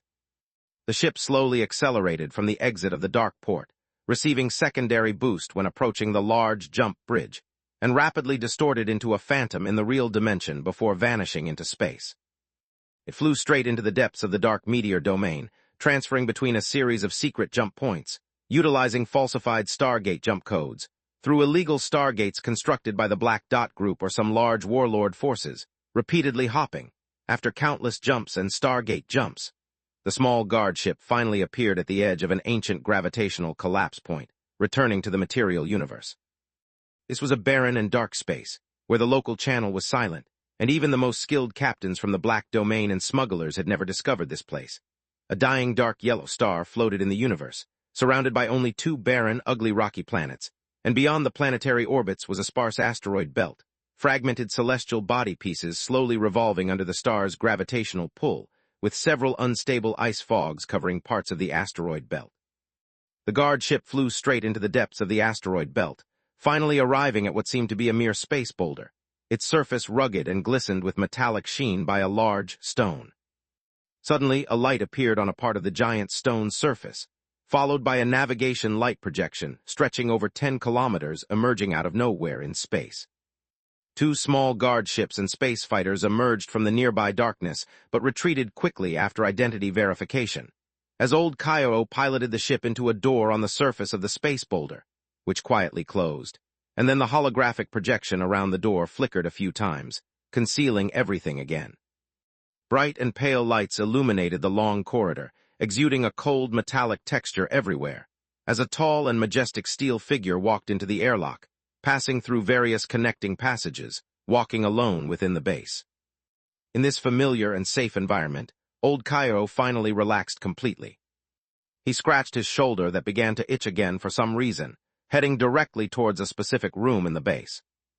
All systems operated automatically, responding strictly according to the owner's habits, adjusting the intensity of the lighting, shifting the color and surface texture of nearby walls, and equipment in the room initiating themselves before the owner steps in. Old Cairo walked into the communication room, where the holographic projection device in the center was already lit up, displaying an encrypted tag on the glowing communication interface, with a slightly flickering processed blurry image. "We hope there's good news." A monotonous mechanical synthesized voice emanated from the communicator. Old Cairo walked up to the projection device, and in what seemed like a venting gesture, pressed both hands heavily onto the console. "You may have to be disappointed. That woman is more troublesome than you imagined." "That's your imagination, not ours." The voice in the communicator sounded particularly calm. "It doesn't matter." A stiff, sardonic smile appeared on old Cairo's steel face. "Anyway, she's ready to see you make fools of yourselves, which is what you deserve for withholding crucial information from me." The communicator went silent for 2 seconds. "What do you mean?" "How about we first talk about the loss of control on your end?" Old Cairo's mouth twitched upwards. "A void big enough to cause an angel's descent. That's not what you told me before. You said everything was under control, just needed Zolda Blackstone's raw data to optimize the charging process for the Gate of Eden. You seemed so relaxed, and I was already suspicious back then." This time the silence from the communicator lasted longer, and it seemed like there were shadows whispering in the flickering blurry image. After a while, a processed voice finally came through the speakers. "This is the internal affairs of the Order and does not affect our transaction content with you. We only need that data. The price can be adjusted for this. Now we need a precise answer. Do you still have the capability to complete this transaction?" The living metal coating on old Cairo's face twitched a few times, and after temporarily turning off the microphone, he cursed viciously. "Fuck! A bunch of dumb cultists, uncivilized low-level creatures, deserve to live like neither man nor ghost in a cesspool." Then he turned the microphone back on, gritting his teeth as he spoke. "The deal can continue, but I need some time to prepare again. The negotiation with the target fell apart. Next, I have to find another way to deal with her." "Very well, we trust your ability and commitment." A mechanized voice came from the other side of the communicator, but before the communication disconnected, old Cairo suddenly spoke again, this time his voice even colder and harder. "Listen, the risk I'm taking this time is enormous. I'm even sacrificing my own future in the Black Dot Group to complete this deal. I mean nothing else, just a necessary reminder to you that the trouble on your side is bigger now. We all take what we need." The voice from the communicator seemed to have some disruption, accompanied by crackling noise. "Don't worry, the Path of Venerate Saint will record everyone's merits and demerits. All contributions will be rewarded on the day of reckoning." The voice in the communicator faded. The holographic projection above the large device flickered a few times, gradually dimming. Old Cairo stared at the wisp of light in the air for a few seconds, a dissatisfied mumble emanating from his chest. He withdrew his hands from the console, but furrowed his brow in confusion for a moment when lifting his hand, glancing at his palm, then at the console. Whether it was an illusion or not, when he lifted his palm he felt it was somewhat sticky. As if attached. He checked briefly and found no sticky substance on his hand, and the console surface was also clean. In perplexity, old Cairo scratched his suddenly itchy shoulder, then began scratching his chest, arms, and lower back. The strange itch sensation spread everywhere, adding to his irritability. The equipment lights in the room flickered unnaturally. A hiss, similar to breathing with bronchitis, emanated from the ventilation pipes. The monitor in the corner slowly adjusted its angle, and the cold camera inside its protective shell stared at old Cairo's metallic bald head. Old Cairo sensed something, suddenly looked up at the corner but found nothing. His irritability increased. He muttered softly to himself and turned to leave the room, traversing the corridor outside, arriving at another place with bright lights. When he felt upset, he would come here to appreciate the art he created himself, relaxing his mood. The sliding doors on the wall emitted a slight hissing sound. The lifting mechanism on the ceiling gently descended. Cabinets hidden under the floor rose from the end of the room. Soft, allured tunes came from speakers in the corner of the room. Old Cairo sat on the sofa in the center of the room, leaning back comfortably, a satisfied smile on his face as he looked at the artworks that he meticulously crafted and carefully maintained. Those robust limbs, beautiful eyeballs, smooth skin, and healthy spinal bones. Chapter 645-644, Truly Frightening. In the gradual relaxation, old Cairo felt that some new sparks seemed to be jumping between his logic chips. Loose and pleasant nerve impulses spread within his body. The drowsy whispers like warmth coming from the border between sleep and awakening, giving him some new inspiration and ideas, some new processing plans and processing objectives. It seemed as though he had already forgotten the damages sustained by this shell, forgotten the need to repair his body. Old Cairo's vigilance was being worn down bit by this comfort that seemed to be lulling him into slumber, and then after a moment he suddenly heard some sounds in his half-dreaming state. There was a rustling sound coming from the opposite side. A silhouette swayed in front of his eyes. Old Cairo tried hard to open his eyelids. Somehow, sometime, his living metal face had become covered with vein-like protrusions, and a membrane similar to skin had covered the surface of his eyes' monitors, causing his vision to blur. A figure with flowing blonde hair and wearing a white long dress walked slowly between the display cases and the biomass tanks. The spine specimens hanging from the ceiling clinked against each other like wind chimes swayed by the wind, swaying behind her. She turned and looked at old Cairo, and there seemed to be mottled bloodstains left from the last surgery on her long dress. Luo. A hoarse syllable squeezed out from old Cairo's throat. He was half lying, half sitting on the sofa, his chest heaving rapidly. A hissing sound of airflow came from his trachea. Old Cairo, long time no see. The figure in the blonde hair and white dress spoke, but her voice was directly drilled into his mind. Your taste is still as bad as ever. The biggest mistake I've ever made was letting you walk out of the laboratory alive. Old Cairo mumbled as if sleep-talking. He felt he should stand up, but this body felt as if it had drunk fake alcohol, unable to muster any strength. The whole room in his view seemed to be soaked in a layer of blood color, and the liquid in those containers began to slowly wriggle under the red filter, with the contents inside coming back to life one after another. I should have corrected it earlier. Cough, cough, cough. He started to cough violently. The trachea and lungs forcibly generated inside the steel body were forming some kind of bizarre coexistence structure with the surrounding machinery. He vaguely felt that something was not right with his body's condition, but for a moment couldn't pinpoint what was wrong. He blinked several times, looking at the woman in the white dress in front of him, then frowned and muttered, Wait, no, why are you here? I've been searching for this base all these years. Luo seemed not to have heard his words, but instead looked around. You crammed me into a tank, sent it as a gift to Ursula's lab, but until her dying breath, Ursula refused to divulge where the shipping destination was. You've hidden yourself too well. Even the most adept hiding mouse I've seen can't hide as you do. Old Cairo shook his head vigorously, seeming to want to dispel the sluggish feeling in his mind. He tried hard to think with the remaining rationality, trying to find the oddities in his body's state and the surrounding environment. As for why Luo was here, he had no time to think about that now. Traitors, traitors, all of you are traitors. None of you can be trusted, those with flesh, those without flesh, those who can breathe, those who can't. He wobbled as he stood up from the sofa, but felt as if the floor was sinking downward like soft fat, almost falling as he stepped into the void. He saw Luo walking toward him, but midway, she suddenly changed into another face, one that had been a material that died in his lab a long time ago, whose name he even forgot. "Are you leaving? Where are you going? Don't leave me on the operating table. I can still be of use." In the next second, that figure changed again into a new form, this time completely devoid of human shape, but became a mass lump of sprawling, confused limbs and bones, crawling on the ground, faces flipping out from within it, wailing and begging for mercy from him, crying and howling. "Have mercy, please. Let us go back, we beg you." Old Cairo forcefully waved his hand, and the shadow in front of his eyes dissipated from his vision. At this moment, reason briefly broke through the blockade. He suddenly reacted.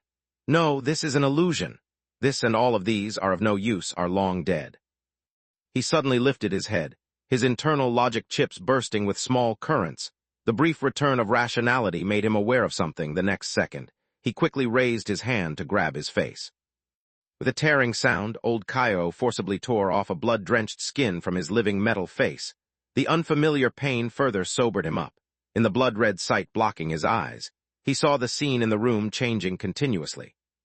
The silver-white metal walls growing twitching blood vessels and nerves, returning to normal in the blink of an eye. Organ specimens in the tanks restored their blood color. Each cleaved heart started to throb as if resurrected. The limbs in the display cases were twitching, madly banging against the surroundings as if coming back to life. Sometimes deceitful and terrifying, sometimes returning to normal like an inverted chaos, a nightmare spreading continuously on the edge of reason. "No, it's contamination. I've been contaminated by something." Old Cairo struggled to get up, muttering to himself. Oil mixed with blood foam seeped from the corner of his mouth. "Spiritual ability user, I need a spiritual ability user." There was an odd noise from inside the steel body. He seized the moment of consciousness to send a signal to the spiritual ability users left behind in the base. But only an empty echo responded to him. The surroundings continued to switch between nightmare and reality, with no one rushing in to aid their master. Old Cairo seemed to sense something, hurriedly reaching for his chest. With a terrifying breaking sound, he directly snapped off a piece of the steel plate on his chest with his fingers, pulling out a bunch of cables from inside. There originally was an encrypted communication module there, specifically used for communication with the base's internal circuitry. However, now those cables had turned into blood vessels and nerves. Amid the haphazardly growing flesh, there was an eye rolling around in fear. Deep within the chest cavity, a heart composed of flesh, bolts, cables, and metal tubes was pounding. "Blood, I'm bleeding." The mighty steel giant let out a tiny scream from its throat. A fear that hadn't surfaced in centuries finally rushed into his mind, the fragility of flesh tightly wrapped around his sanity like a suffocating net. He staggered back 2 steps, not daring to look at the pulsing heart in his chest, but instead frantically searching his body for something. An emergency beacon, a backup repair kit, a container of living metal, anything would do as long as it could fix this body, or get those idiots outside to come in and save him. Anything would do. Suddenly, old Cairo froze. A peculiar object fell to the ground from a hidden compartment on his body. It was a palm-sized card, smeared with a triangular emblem in dubious red paint, surrounded by runes that seemed to have no meaning. "What is this? Why is it on me?" The fire of reason wavered, and old Cairo felt his head grow heavy again. He recalled all the details, vaguely realizing that the only possible window for this thing to end up on him was during the chaos when that giant forced him out of the walker. Instantly, he was on high alert. This thing was off. It must not be touched. His body slowly bent down, carefully picking up the card as if it were a sacred relic. "Stay away from it. Throw it far away." He held the card aloft, a hint of obsession and reverence on his semi-biological, semi-mechanical face. "Tear it apart, tear it to shreds, tear it." A life-giving warmth surged through his arm. The red emblem on the card glowed subtly. Countless tiny red lines emerged like blood vessels from the edges of the card, rapidly growing in the air and tracing out the shape of a door. The heart, mixed with metal and flesh, jumped out of old Cairo's chest, bouncing excitedly on the ground, emitting tiny screams of joy in front of the door until it stopped moving. Old Cairo slowly retreated half a step, his heavy body falling onto the sofa. He looked up at the door, a strange smile gradually appearing on his face. "Ah, beautiful." Then the door opened. A small black figure shot out from the door like a cannonball, feet together, firmly kicking the faceplate of the steel shell, causing his head to snap back 90 degrees on the spot. Then Erin landed on the ground, patted her skirt and looked up politely.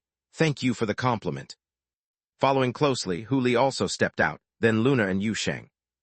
Finally, dressed in a silver-white gown with golden hair draped over her shoulders, came Luo. Tie him up quickly, don't let him spring back to life," Yu Sheng instructed as soon as they entered the room. "Luna, guard the door and scan the surroundings with the radar. Huli, give Erin a hand." Huli acknowledged and stepped forward to hold down the slightly twitching steel shell, while Erin quickly summoned black threads, wildly weaving them until old Kaio was securely bound. Luna was already guarding the door, and Luo was the last to walk through, still appearing somewhat dazed. She stood in the center of the room, scanning her surroundings, a dazed look in her eyes. It wasn't until the voice of her new boss beside her pulled her out of her daze. "Oh man, what a hassle this was. Luckily the second half of the plan went smoothly. We managed to drive him back to his lair." Yu Sheng sighed beside Luo, watching Erin tie up the metal lump, and only then did he breathe a sigh of relief, glancing around. Containers on shelves, locks in cabinets, hanging from the ceiling, richly diverse, a dazzling array. "Whoa," Yu Sheng gasped and took a half-step back, quite terrifying.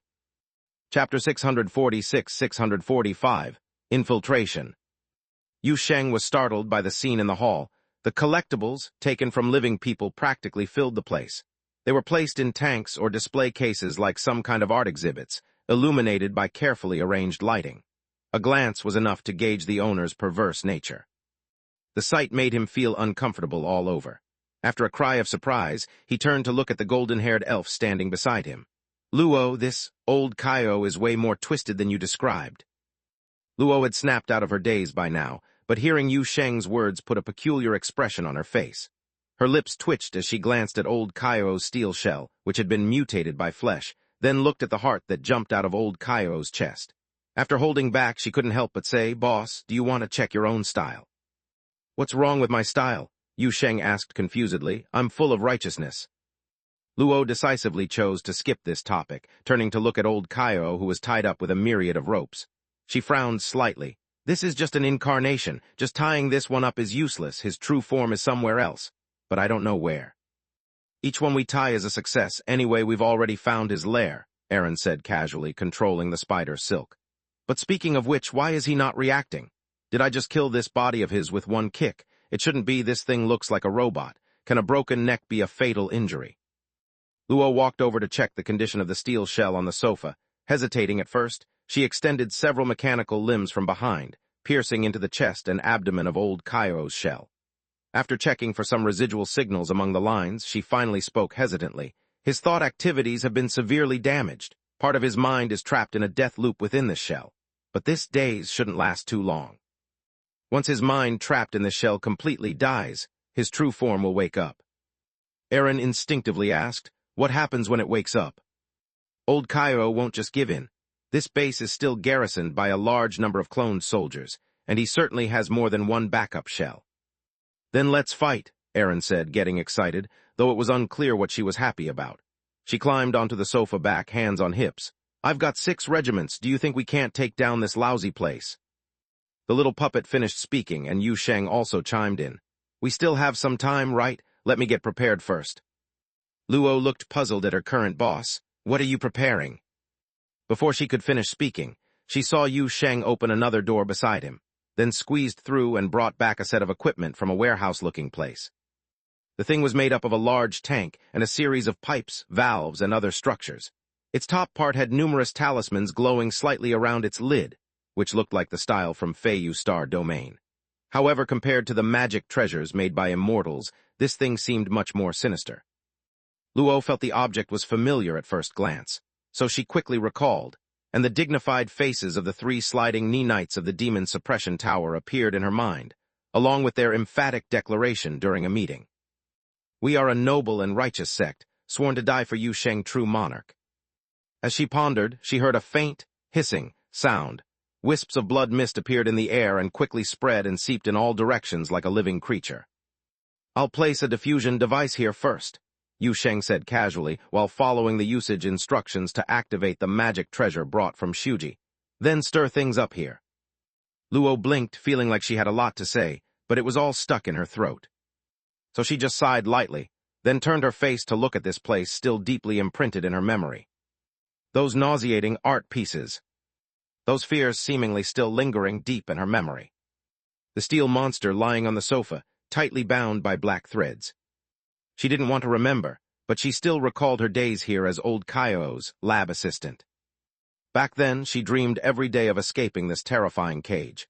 Yet after escaping and many years later, she again dreamed of finding this place. Destiny is such an unpredictable thing, and now she truly returned. Not only returned, but also brought along powerful allies. Although some styles seemed a bit off, and the whole process wasn't exactly what she imagined before. Luo laughed, with a smile brighter than ever on her face. "Why are you grinning like that?" Erin's voice suddenly came from the side, her presence startling Luo. "Hurry up and tell us about this place, terrain structure, defense layout, and such. I've seen in movies that lone troops should have this info. We're not familiar with this place, and at least you've lived here." "My information might be outdated. After all, it's been many years since I left," Luo instantly responded, pulling out a data terminal while speaking. "But the general layout should remain the same. The entire base is built relying on the original cave structure of this asteroid." The hissing airflow echoed in the room, the blood mist kept spreading, and quickly seeped into the walls and floors. Yu Sheng, while listening to Luo's explanation on the side, devoted a considerable part of his attention to the diffusion device. He could feel the connection between those blood-red mists and himself, and sense his perception continuously expanding inside this secret base as the blood mist permeated. Within another layer of vision, he could already see the pipes and support structures around the hall, his visual field gradually widening, the scene ahead fading like mist. The diffusion device, whipped up by the skating Neil trio, is indeed a good thing. The efficiency of its diffusion and infiltration far surpasses his previous crude methods involving finding a place to hang and bleed all over. But even though the efficiency is high, and the scale of this secret base is limited, he still needs some time to fully grasp this place. The contamination, carried by old Kaiou's avatar upon its return, is ultimately limited. Although it's enough to plunge him into illusions and frenzy, it's still far from sufficient for Yu Sheng to exert enough influence on the facility. Just then Luna, stationed at the door, suddenly raised her head. An unidentified unit is gathering nearby. Old Kaiou's main body has awakened. Luo suddenly felt her breath quicken. It was hard for her to tell how much she was excited or nervous at the moment. He should first let the clone soldiers in, and will arrange some avatars to lead. The most likely route is from channel number 2. "I need a bit more time here," Yu Sheng spoke quickly. "Don't let anyone come in and disrupt." "No problem." Erin, full of confidence, then stood on the sofa back and waved her hand. Twisted space rifts appeared out of thin air throughout the hall, with heaps of mass-produced puppets with dead fish eyes being teleported into the hall. "Hey, I have a suggestion." Luo witnessed this scene and suddenly seemed to think of something. Her eyes lit up as she looked at Erin and said, "There's a ventilation duct. Your puppet army can get inside." Erin immediately widened her eyes. "My dignified Alice puppets to crawl into ventilation ducts." Yu Sheng didn't lift his head. In the movies, special forces always crawl into ventilation ducts. "Is that so?" The corridor leading to the base's core area flickered with an ominous red light. Dense footsteps shattered the surrounding silence. Fully armed clone soldiers silently raced past the connecting passage, and the oppressive, tense atmosphere lingered in the air. A steel figure over 2 meters tall strode at the forefront of the team. The 2 eyes at its head position flickered with furious red light. However, within that fury, there seemed to linger some remnants of fear from a nightmare. There were invaders within his base. Through some tricks possibly involving Black Spirit ability or subspace, they'd mocked the great Kaiou. The red light beneath the steel giant's eyes flickered, as those eerie and absurd illusions surfaced again in old Kaiou's mind. He felt as if he'd had a long nightmare, a nightmare that seemed to have started when he left Grey Dwarf Star, but might have had signs even before. In the nightmare, he was dazed and confused, as if his thoughts were trapped in a recurring, sinking mire. A fatal defect in his body entrapped his mind in the dead cycle of a faulty shell, making it difficult for him to take action in the real world. Many details of the nightmare were already unclear to him, He was unsure how he broke away from the dead cycle, but evidently the defective body was thoroughly destroyed. Before its destruction, he only vaguely remembered seeing the invaders and lose figure. Time to resolve this mistake. Old Kaio gritted his teeth and murmured to himself. The multiple enhanced bodies he left in the base were already activated. The clone soldiers stationed outside the core area had also assembled to enter, and a spiritual ability user force was entering the fortress from the upper passage, with the base's defense system also activated. No matter the background of the invaders who crawled in, there's no escape today. Yet, why is there still such a strong sense of unease stirring within?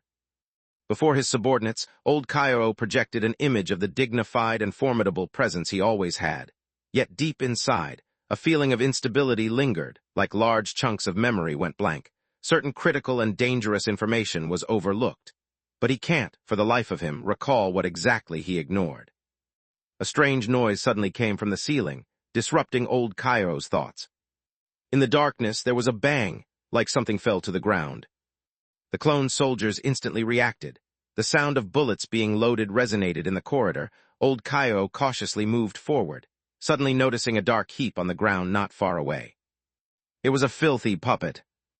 Chapter 647-646, Total Annihilation. A puppet. Old Kaio stared in astonishment at the dark mass on the floor, initially thinking he was mistaken. It was a puppet that appeared to be only a few dozen centimeters tall, resembling the dolls that children hold, yet incredibly exquisite, with a lifelike face that seemed like a miniaturized, living human. The puppet was dressed in a luxurious black dress, looking very pretty but covered in dirt, as if it had just crawled out of a dusty place. She lay motionless on the floor not far away, without any signs of life like breathing or heartbeat. But she had body temperature. The sensors detected a temperature similar to that of a human. Old Kaio's eyes flashed red, and he immediately raised his arm without hesitation. The triple-barreled hand cannon hidden in his forearm popped out instantly, firing 3 scorching energy blasts directly at the puppet. It's impossible for the base to have such childish things, especially under the current invasion situation. Anything unusual appearing in the corridor is a danger signal in itself. No matter where that thing came from, opening fire is the safest choice. Cautious as he was, at times like this he would not foolishly approach it. As old Kaio fired, other soldiers followed suit, and the air around the puppet seemed to twist slightly. However, before anyone could see clearly what was happening, explosive flames engulfed the area where she was. But almost simultaneously, a sudden sense of alert arose. An ominous intuition of being targeted shocked old Kaio and the genetically engineered clone soldiers around him. The next second, a flash of scorching light appeared at the edge of old Kaio's vision. A high-energy beam pierced through the ventilation duct layer on the corridor ceiling, shooting straight at the closest clone soldier. The soldier's shield blocked the first beam, but that was just the beginning. A deluge of thermal rays instantly shredded the entire ceiling along the ventilation duct. Countless flashes filled everyone's vision. Beams sizzled through the air, burned shields, and melted steel. The clone soldiers reacted swiftly. At the moment the first beam descended, they were already raising guns to fire. However, the downpour of beams from above clearly exceeded their ability to resist, and amid the continuous screams, the number of people around old Kaio suddenly reduced by a third. Immediately following, the roof riddled with holes collapsed continuously, and countless black tiny figures fell into the corridor from the ventilation duct. These were small-sized puppets, black-haired, black-dressed, exquisitely made, identical puppet army. "Fire, fire!" old Kaio shouted in panic. The fact of being ambushed in his own base made him both astonished and furious. The scene of the ceiling breaking open to continuously drop puppets stirred an indescribable, tingling sensation in his heart. He led the soldiers quickly toward the relatively safe corridor corner, constantly aiming and firing, while a tremendous sense of shock filled his mind. Why hadn't the base's invasion perception system reacted? How had these puppets climbed into the ventilation ducts invisibly? The sound of gunfire echoed through the corridor. The flashes of firing continued endlessly. At this moment, more puppets were still dropping from the ceiling. Even the ventilation fan openings on both side walls began to have their figures crawl out. These exquisite little monsters had vacant eyes, were fearless of pain, hard to aim due to their agility, and the lasers emitted from their fingertips could easily cut through steel. No matter how many were knocked down, new puppets continued to emerge from unexpected places, rapidly filling the gaps. This scene was chaotic and deceitful. A clone soldier nearby shouted, and old Kaio hurriedly turned back, seeing more puppets crawling out from the corner ventilation hole. Some were immediately shot into pieces by the soldiers, but the remaining ones had deftly darted through the hail of gunfire, simultaneously firing beams around while crazily climbing onto the soldiers. One soldier was a tad slow and had a creepy puppet climb onto his leg. In a hurry, he drew a laser dagger, trying to get this terrifying little monster off, only managing to cut off half of her small leg. The next second, the puppet climbed onto his shoulder, and her tiny hands suddenly clamped around his head. "Help!" The soldier managed only a short, terrified shout before a scorching flash erupted between the puppet's hands, effortlessly penetrating the helmet of the power armor, roasting the head inside. Although that puppet was shattered to pieces by nearby soldiers the next second, at this point, the number of standing soldiers around old Kaio had already decreased to less than half. Meanwhile, in another connecting passage hundreds of meters away, a different old Kaio was swiftly advancing toward the core area with his troops. "Damn it, bastard! It all started when that bitch returned to the dark meteor domain." The steel giant kept cursing under his breath, his eyes flashing red, fury burning in his mind module. His several bodies led their teams from different directions to reinforce the core area, and at the moment, 3 squads had been attacked in the corridors and garages. The attackers were those bizarre living dolls. When singled out, the tiny puppets looked harmless, even somewhat cute and comical. However, as they swarmed out from ventilation ducts and windows, firing scorching beams everywhere while crazily climbing onto soldiers, even dismantling soldiers' power armor barehanded and roasting people through the armor. It was anything but cute. But more concerning than those unknown origin puppets was the situation in the base's core area. The alert system suddenly became unresponsive just moments ago, followed by sensor errors one after another, and the monitoring system continuously going offline from the core area outward, as if an invisible black hole was slowly expanding from the base center. At this moment, old Kaio suddenly regretted having arranged all the living defense troops outside the core area for security. But then again, who could have anticipated the invaders would drill directly into the core hall? Who would have thought the base's own defense systems would be the first to betray? Anxiety and anger intensified in his heart, while old Kaio had to remain vigilant, perceiving the surrounding situation. He adjusted the detection function of this body to the maximum, constantly guarding the ventilation ducts and maintenance passage exits left for autonomous robots. The base's security system is no longer reliable, and he can only rely on himself now. Those dolls don't breathe or have a heartbeat, so conventional life detection radar is ineffective against them. However, they have a human-like body temperature and make tiny noises when moving in clusters, which can be detected. Strangely, while all areas are under attack, this connecting passage is eerily quiet, with no dolls detected. Feeling uneasy, old Kaio instinctively slowed down, his gaze scanning the surroundings. This should be an ideal place for an ambush, with narrow terrain and only one exit. Have those dolls failed to find this spot? Just as this thought flashed through old Kaio's mind, he noticed a cloned soldier ahead suddenly sway, then silently fell to the side. "What are you?" He had just uttered a few words when he saw a thin crack on the soldier's power armor, stretching from the head down to half the body, as if sliced instantly by something extremely sharp. A soldier on the side seemed to sense something, hastily raised the gun and fired. The muzzle flash illuminated the dim connecting passage, and in an instant, a faint black shadow flashed by nearby. The firing soldier and 2 of his comrades nearby immediately collapsed. But they managed to slow down the attacker slightly. In the instant when vigilance reached its peak, old Kaio finally captured a shadow swiftly charging towards him. Mechanical joints overloaded in an instant, extra shield activated, armor energized, and old Kaio's iron body suddenly burst with speed and power beyond imagination, managing to withstand dozens of fierce slashes and stabs in the blink of an eye, a terrifying impact that could almost break his arms. He stumbled back several steps, then almost entirely by luck, caught a sharp blade aiming at his chest with his wrist joint, finally seeing the opponent's appearance clearly in shock. A smiling pale face appeared before him. The elegant mechanical girl slightly tilted her head, her figure flashed, drawing the blade back, then pounced again, cutting down 2 cloned soldiers attempting to rush up to protect their master in the process. Old Kaio was shocked beyond words, finally unable to suppress a curse. "Is it TM artificial saintess?" The hidden monastery has made a move against me. Why? In the last connecting hall leading to the central area, a steel giant advancing with a heavy firepower team suddenly halted. I lost a shell. The attacker is an artificial saintess.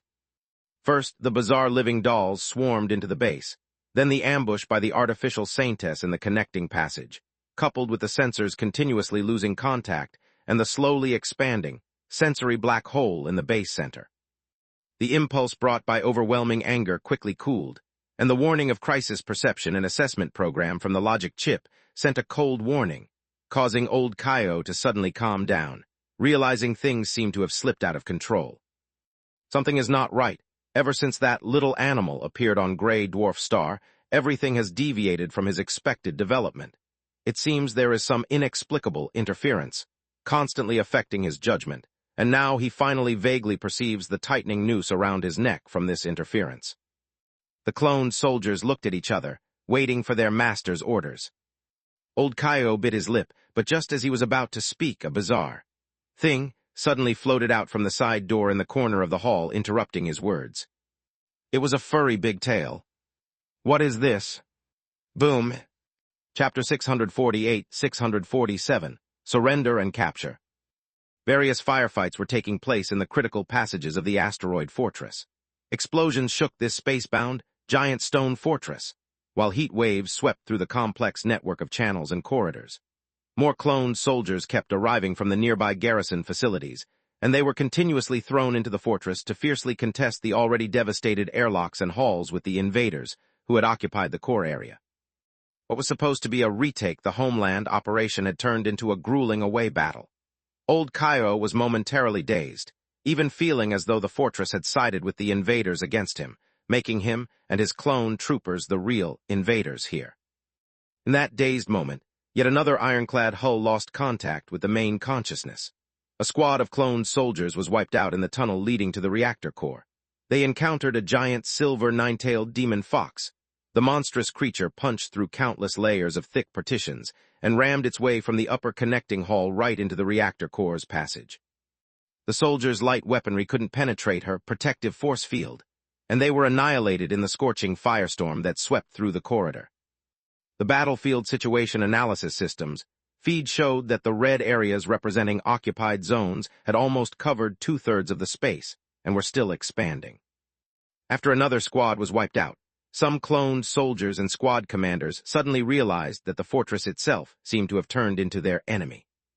Sentry cannons are firing at us. Repeat, we're under attack from the base's self-defense systems. The gates are locked. We're trapped on the second connecting bridge. The access control system reset automatically.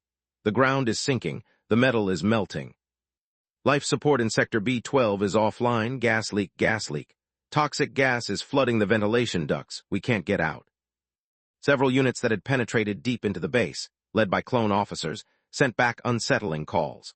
The remaining sensors in the base repeatedly transmitted bizarre failure signals through the intermittent communication links.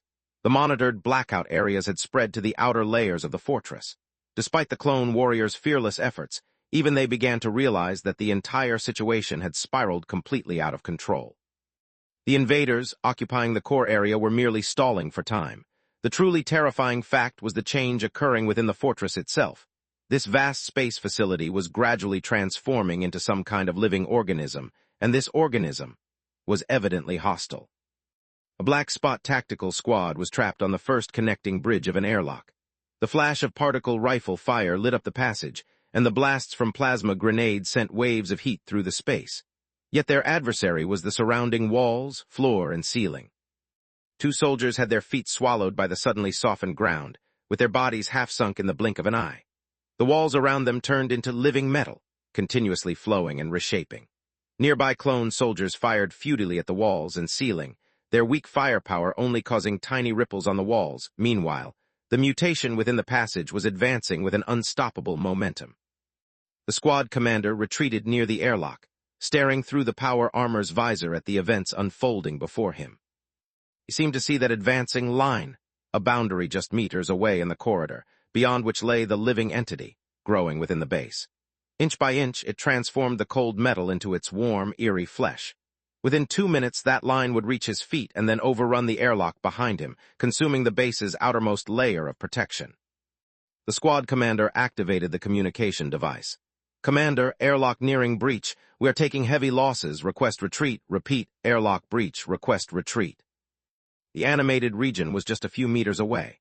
The last of the cloned soldiers backed up against the airlock, raising their rifles yet unsure of where to shoot. Above them, the sentry turrets on either side of the airlock slowly lowered their barrels from the ceiling. Their bases trembled as if in a seizure, before slowly rotating to aim. "Commander, do you copy? Request retreat." Only a series of crackling noises came from the communicator. No one responded to the squad commander's call. But suddenly, the signal light on the communicator lit up again. The signal encryption was brutally cracked, and a female voice came through the commander's helmet. "This is Senior Project Manager of the Corporation, Luo, identification code SP-01055. Former Special Commissioner Kaio is under investigation for serious dereliction, espionage activities, and responsibilities for significant losses. He has automatically lost jurisdiction over this facility. Now issuing a notice to remaining warriors in the fortress. Immediately lay down your weapons and surrender to the nearest surveillance device. Timely surrender will be regarded as maintaining loyalty to the corporation. Repeat, surrender immediately and prove your loyalty." In the core area's hall, the stored blood in the diffusion device was already depleted. At this moment, Yu Sheng was staying next to the diffusion device with a hole punched in his arm by Luna.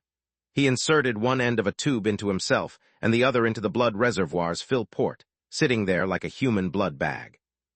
He felt that if he drained any more, he'd die, but draining a bit more would secure the space base.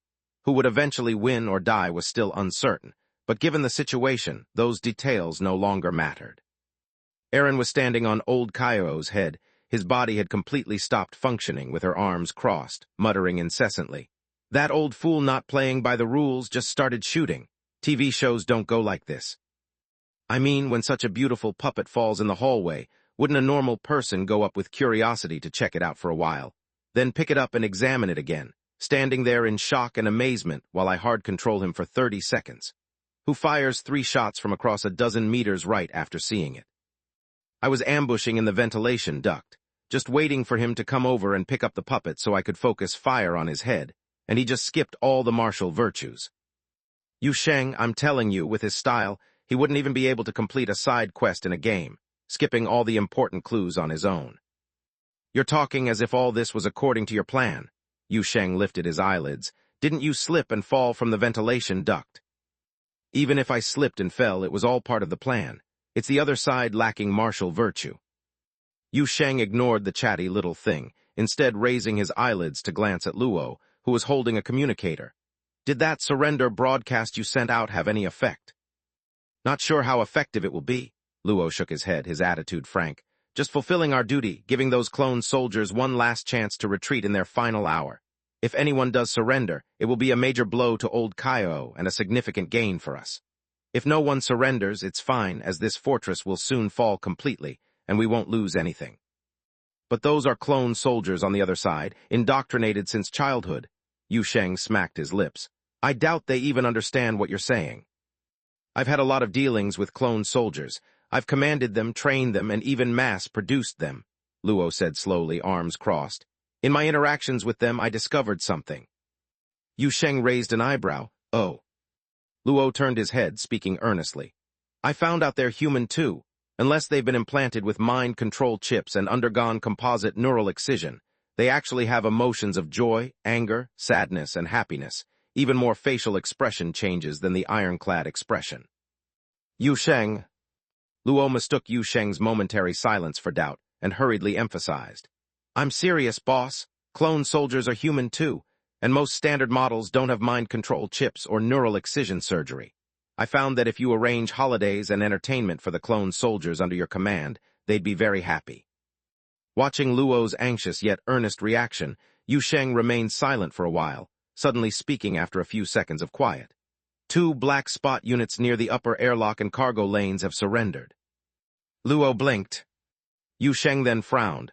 "Wait, there's a sudden heat source appearing in a region at the fortress's edge. A shuttle is attempting to break out." Luo reacted instantly, his expression changing. "Stop it." None are reliable, all are traitors. I knew long ago all are traitors. A creaky, angered voice synthesized from the sound system, as the cockpit echoed with the activation sounds of each system going online, the shuttle engine warming, the launch channels gate slowly opening. At the end of the passage emerged the vast dark space and the distant flickering stars. AI will betray, clones will betray, trade partners will betray, even iron and stone will betray. I was right from the beginning, all are potential traitors. All of them. The control stick pushed forward, anti-gravity engines buzzing, the shuttle slowly disengaged from the docking platform, suspended in the stasis field, lights lining the passage illuminating in sequence. The person inside the cockpit lifted his head, eyes gleaming with near-crazed red light. Corporate group's hidden monastery. You all are worthless. Inferior life forms, you've offended true big shots, real big shots. I still have a chance, just as long as I can get out of here, I still have a chance to turn the tables. Old Cairo opened the command panel on the console, embedding his finger into a custom groove on the panel. Shut down the stasis field, he said in a deep voice. The holographic projection above the control panel flickered a few times, popping up two words, "Don't shut." Old Cairo. He was stunned, then suddenly felt the shuttle drop sharply. The stasis field on the docking platform intensified by several magnitudes, forcefully pulling the entire craft back to the platform, while the gate at the end of the launch channel began closing rapidly, distant starlight blocked by thick alloy armor. Even this secret launch channel, isolated from the main system and known only to him, had betrayed him. No, it shouldn't be like this. The cockpit finally resonated with a roar. It shouldn't be like this. However, new text soon appeared on the holographic projection of the console. Should. Chapter 649-648, Old Cairo's True Form. The owner of the shuttle was already beyond furious. The fall of the last secret launch channel was the final straw for Old Cairo. Realizing that all systems within the fortress were out of his control, he simply pushed the control lever to its limit, heedlessly cranked the engine to its maximum, and activated the shuttle's self-defense cannon. The anti-gravity engine and propulsion engine roared simultaneously, and the thin craft began struggling to escape the platform's suspension field. Amidst the difficult movement of the shuttle, two light particle rapid-fire cannons unleashed sharp whistles, hurling scorching high-energy particle groups towards the isolation gates at the end of the channel and the locking mechanism beside them. But just then, a series of booming roars from the distance abruptly interrupted Old Cairo's desperate action. It sounded as if a colossal war beast was demolishing buildings along its path, frightening collapses and thunderous crashes as walls and support beams broke, echoing like thunder in the enclosed base space, shaking the entire channel, and soon after the lights on the platform side became erratic. Power suddenly cut out, an isolation wall leading to the fortress broke into a large hole, dust and smoke rose instantly, the sound deafening. What the hell is this now? Old Cairo barely managed a startled shout before a large silver-white figure emerged from the smoke, surrounded by intense blue flames, charging straight towards his shuttle like a high-speed kinetic bullet. Boom! The shuttle, struggling to break free from the suspension field, didn't even have time to accelerate before being flipped over by the silver-white beast's head, almost slamming sideways into the wall of the launch channel. Half of the fuselage was turned into a twisted chunk of metal waste, and soon after, the rapid-fire cannon coil caught fire. Dazed and confused, Old Cairo hadn't sorted out the situation before suddenly seeing a giant fox head emerge from the flames outside the cockpit. Its muzzle was larger than he himself. A massive demon fox bit the front half of the shuttle, then began to shake and bounce wildly, playfully leaping and swinging in the air countless times. Finally, it tore the front and back ends of the shuttle apart, then placed a paw on the fuselage and ripped open the final layer of protection outside the cockpit. Huli reached her head inside the cockpit, caught a frantically writhing and struggling figure in her mouth, and spat him onto the ground. How should I put it? It's no surprise that the Black Spot warlord who perfected mechanical ascension. A normal person might have died several times by now, yet Old Cairo remained conscious under such circumstances and even managed to pull out a small self-defense gun at the moment of landing, continuously firing at the large demon fox in front of him. However, Huli seemed unaffected and only felt her nose itch as she sneezed twice firmly. The first sneeze blew Old Cairo over, knocking away the weapon in his hand in the process, while the second sneeze came with fox fire, welding half of Old Cairo's leg to the floor. Savior Tilda, the massive demon fox raised her head, happily shouting towards the large hole in the wall nearby. I've dug out the filling. Coming. You're way too fast, Yu Sheng said, emerging from the hole with Aaron Luna and Luo behind him. No need to rush. I've melted the outside of this channel into a single clump so he can't run away. Old Cairo's body was critically injured, welded to the floor by foxfire, struggling desperately to no avail, only able to watch as a few figures emerged from the dust and thick smoke. Leading the group was a seemingly unremarkable male human in his 20s, his face pale as if about to keel over from excessive blood loss, while a black-haired, red-eyed puppet sat on his shoulder, resembling the eerie puppets that had swarmed the fortress before. Beside them, a nearly 2-meter-tall towering figure walked out gracefully, the artificial saintess, who had recently wiped out several action teams, wearing an algaed star-made dress resembling a nun's robe. Old Cairo's gaze passed over these figures, finally landing behind Yu Sheng. It was an argled elf dressed in a silver-white gown with flowing golden hair. Luo stood behind Yu Sheng, calmly looking at the old opponent before him. Old Cairo suddenly stopped struggling, his gaze still full of disbelief, as if he couldn't believe that this experimental animal from his lab had truly led people to break through his fortress, standing here as the victor. At this moment Yu Sheng suddenly frowned. Why is this one made of iron? He looked at the enemy before him, discovering that this old Cairo attempting a last-minute escape was also a robot.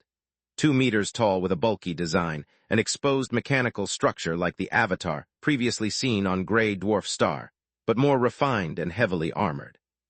This iron shell is different from the others, Luo said with a smile that lacked warmth, containing complex emotions that perhaps even she couldn't explain, murmuring softly as she approached, her mechanized limbs unfolding, bent over old Cairo.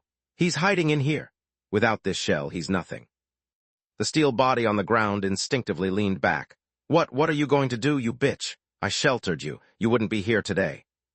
Old Cairo looked exceedingly panicked, but amidst his seemingly timid exclamations, his arm suddenly rose. A hot plasma blade sprang from the forearm armor, aimed at Luo's neck. Yet almost simultaneously, a mechanized limb behind Luo intercepted the attack. Its tip formed into a sharp needle of living metal, piercing precisely into old Cairo's elbow joint. Tiny sparks flashed by, extinguishing the plasma blade. Another figure flashed past, and Luna deftly stretched out her fingers, slicing off old Cairo's 2 arms. In a low voice, Luo said thank you, but her gaze still lingered on old Cairo. She extended the mechanical limb behind her, switching to tool mode at the end, and said calmly, I've practiced many times already. Do you remember? There was a laboratory riot years ago. A Gypro youth almost reached your main body. His companions managed to disable all your weapon systems, but they didn't expect there would be a knife hidden under the arm of your body. I've genuinely practiced many times, old Cairo. The tool head at the end of the mechanical limb buzzed as it started dismantling the armor at the chest area of the steel shell, and old Cairo futilely shook his body. I should have known. You were involved that time too. I shouldn't have excavated your spine. I should have gouged out your eyes first. The armor plate was lifted up, revealing a layer of living metal inside, as if it were a living thing. I really screw fast, and I'm good with the laser knife, right? Luo smiled, hacking into the control center of the living metal, interrupting and then peeling it away. The outward threat finally turned into terror. What is it that you people want? I can give you anything within my authority, or do you want the information on the hidden monastery contacts? I have plenty of intelligence. Luo, you're a rational person. SHHH. Luo put her finger to her lips, gently shushing, while cutting a line near old Cairo's neck with a mechanical hand. Then she reached into the layer of now-stalled living metal, slowly prying out a peculiar device. Connecting cables detached one after another, accompanied by sizzling sparks. Yu Sheng saw it clearly. It was a cylindrical device of unknown material, with complex metal top and base structures at both ends. The middle was a transparent tube container, inside floating a wrinkled brain, beneath it attached a shriveled, deformed spinal cord, along with many tiny pipe-like circuits. This was old Cairo.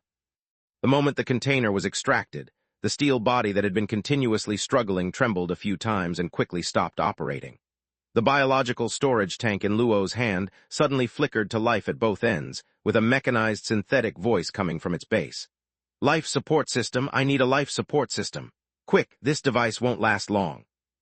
Once you've disclosed everything you need to, I'll naturally connect you to the life support system.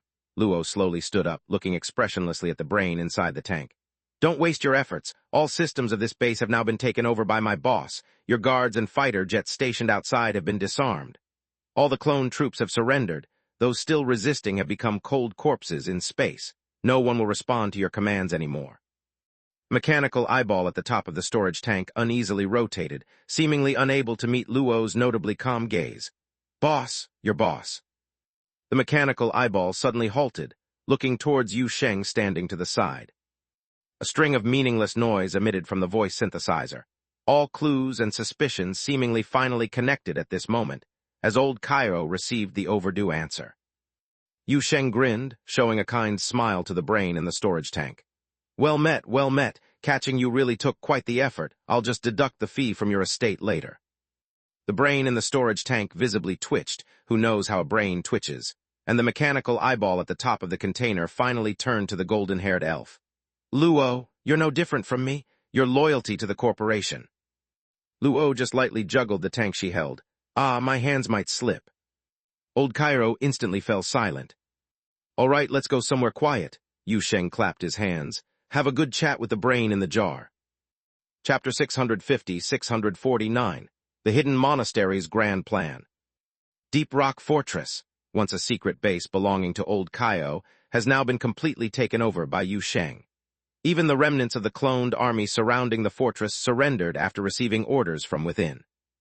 At the same time, within minutes after the battle ended, Luo had already taken control of the entire antenna system of the fortress. She severed the connection between the local network and the Black Dot Group's main data network, replacing all network ports with a complete set of false addresses and database interfaces, ensuring that no one would know what happened here. In the core area of the fortress, in the hall where Old Cairo originally collected his artwork, a new tank was activated and connected to a simple interactive system. Luo transferred Old Cairo into this new tank, and between the cables and processors connected to the tank was the temporary cage she prepared for this old friend. A string of bubbles emerged from the nearly transparent biomass solution inside the glass tube, with a shriveled, wrinkled brain quietly suspended within the container. The monitor next to the tank displayed jumping green characters. This monitor was currently Old Cairo's only external interaction channel. He had been stripped of all senses, with his consciousness trapped in a disconnected brain. Looking at the setup before him, Yu Sheng found it difficult to imagine what that sensation was like. It's an extreme darkness and silence, an emptiness that gnaws at a person's spirit and will from all directions, Luo explained softly with a touch of recollection, standing beside the tank. Without the stimuli of the real world as an anchor, the brain's perception of time quickly becomes chaotic, with every second being infinitely prolonged. In the interminable long night, fear becomes almost eternal, and death turns into a luxury. She exhaled gently, a smile on her face as her fingers slowly traced the cold shell of the tank. He often used this method to punish disobedient or grave-mistaking assistants, sometimes merely to fulfill his research needs. The simple monitor connected to the tank flashed green characters. Darkness, cold, I promise you everything, anything. Who was your contact within the hidden monastery? Luo's mechanical limb directly connected to the tank, her thoughts turning into words that quickly appeared on the screen. Do you have a rendezvous point? No fixed contact, they call themselves the envoys of the Holy Seat, and the contact changes each time. We communicate through an encrypted channel. Lines of text continuously scrolled on the screen. There is a delivery point within a gravity collapse point near the Morona Fault, but they never show themselves. I also use intermediaries to interact with them. As Luo quickly recorded the contents Old Cairo confessed, she continued to question. Do you trust those cultists so easily? How did you connect with them? I don't trust them. This time, the words on the screen appeared with a hint of hesitation, but they offered conditions I couldn't refuse. Conditions you couldn't refuse? Yu Sheng frowned upon seeing the answer. What conditions? Luo swiftly inputted this question, bubbles again emerging from the biomass tank, and Old Cairo's reply quickly appeared on the screen. They showed me something, a new world waiting for conquest. This response even surprised Luo, a new world. Those hidden monastery sect members used an ancient term to describe it, calling it Eden, the brain in the container replied honestly. They accidentally discovered its existence and then considered it a hope for achieving the path of venerate saint, which you know is their mumbled doctrine. They believe Eden is an unpolluted original paradise fit for ingenious and perfect transformation. Luo furrowed her brows deeply. And then, what's the connection between this and Zolda Blackstone and Rift technology? Because they only observed the existence of Eden, and to safely reach there, they need to open a stable passage. Those preachers call that thing the Gate of Eden, essentially. It's a larger and more stable version of your gadgets, but now it seems their Gate of Eden seems to have encountered some issues. Yu Sheng and Luo exchanged glances, seeing bits of shock in each other's eyes. Both had considered that the cultists might pull off a major operation, but neither expected it to be this grand.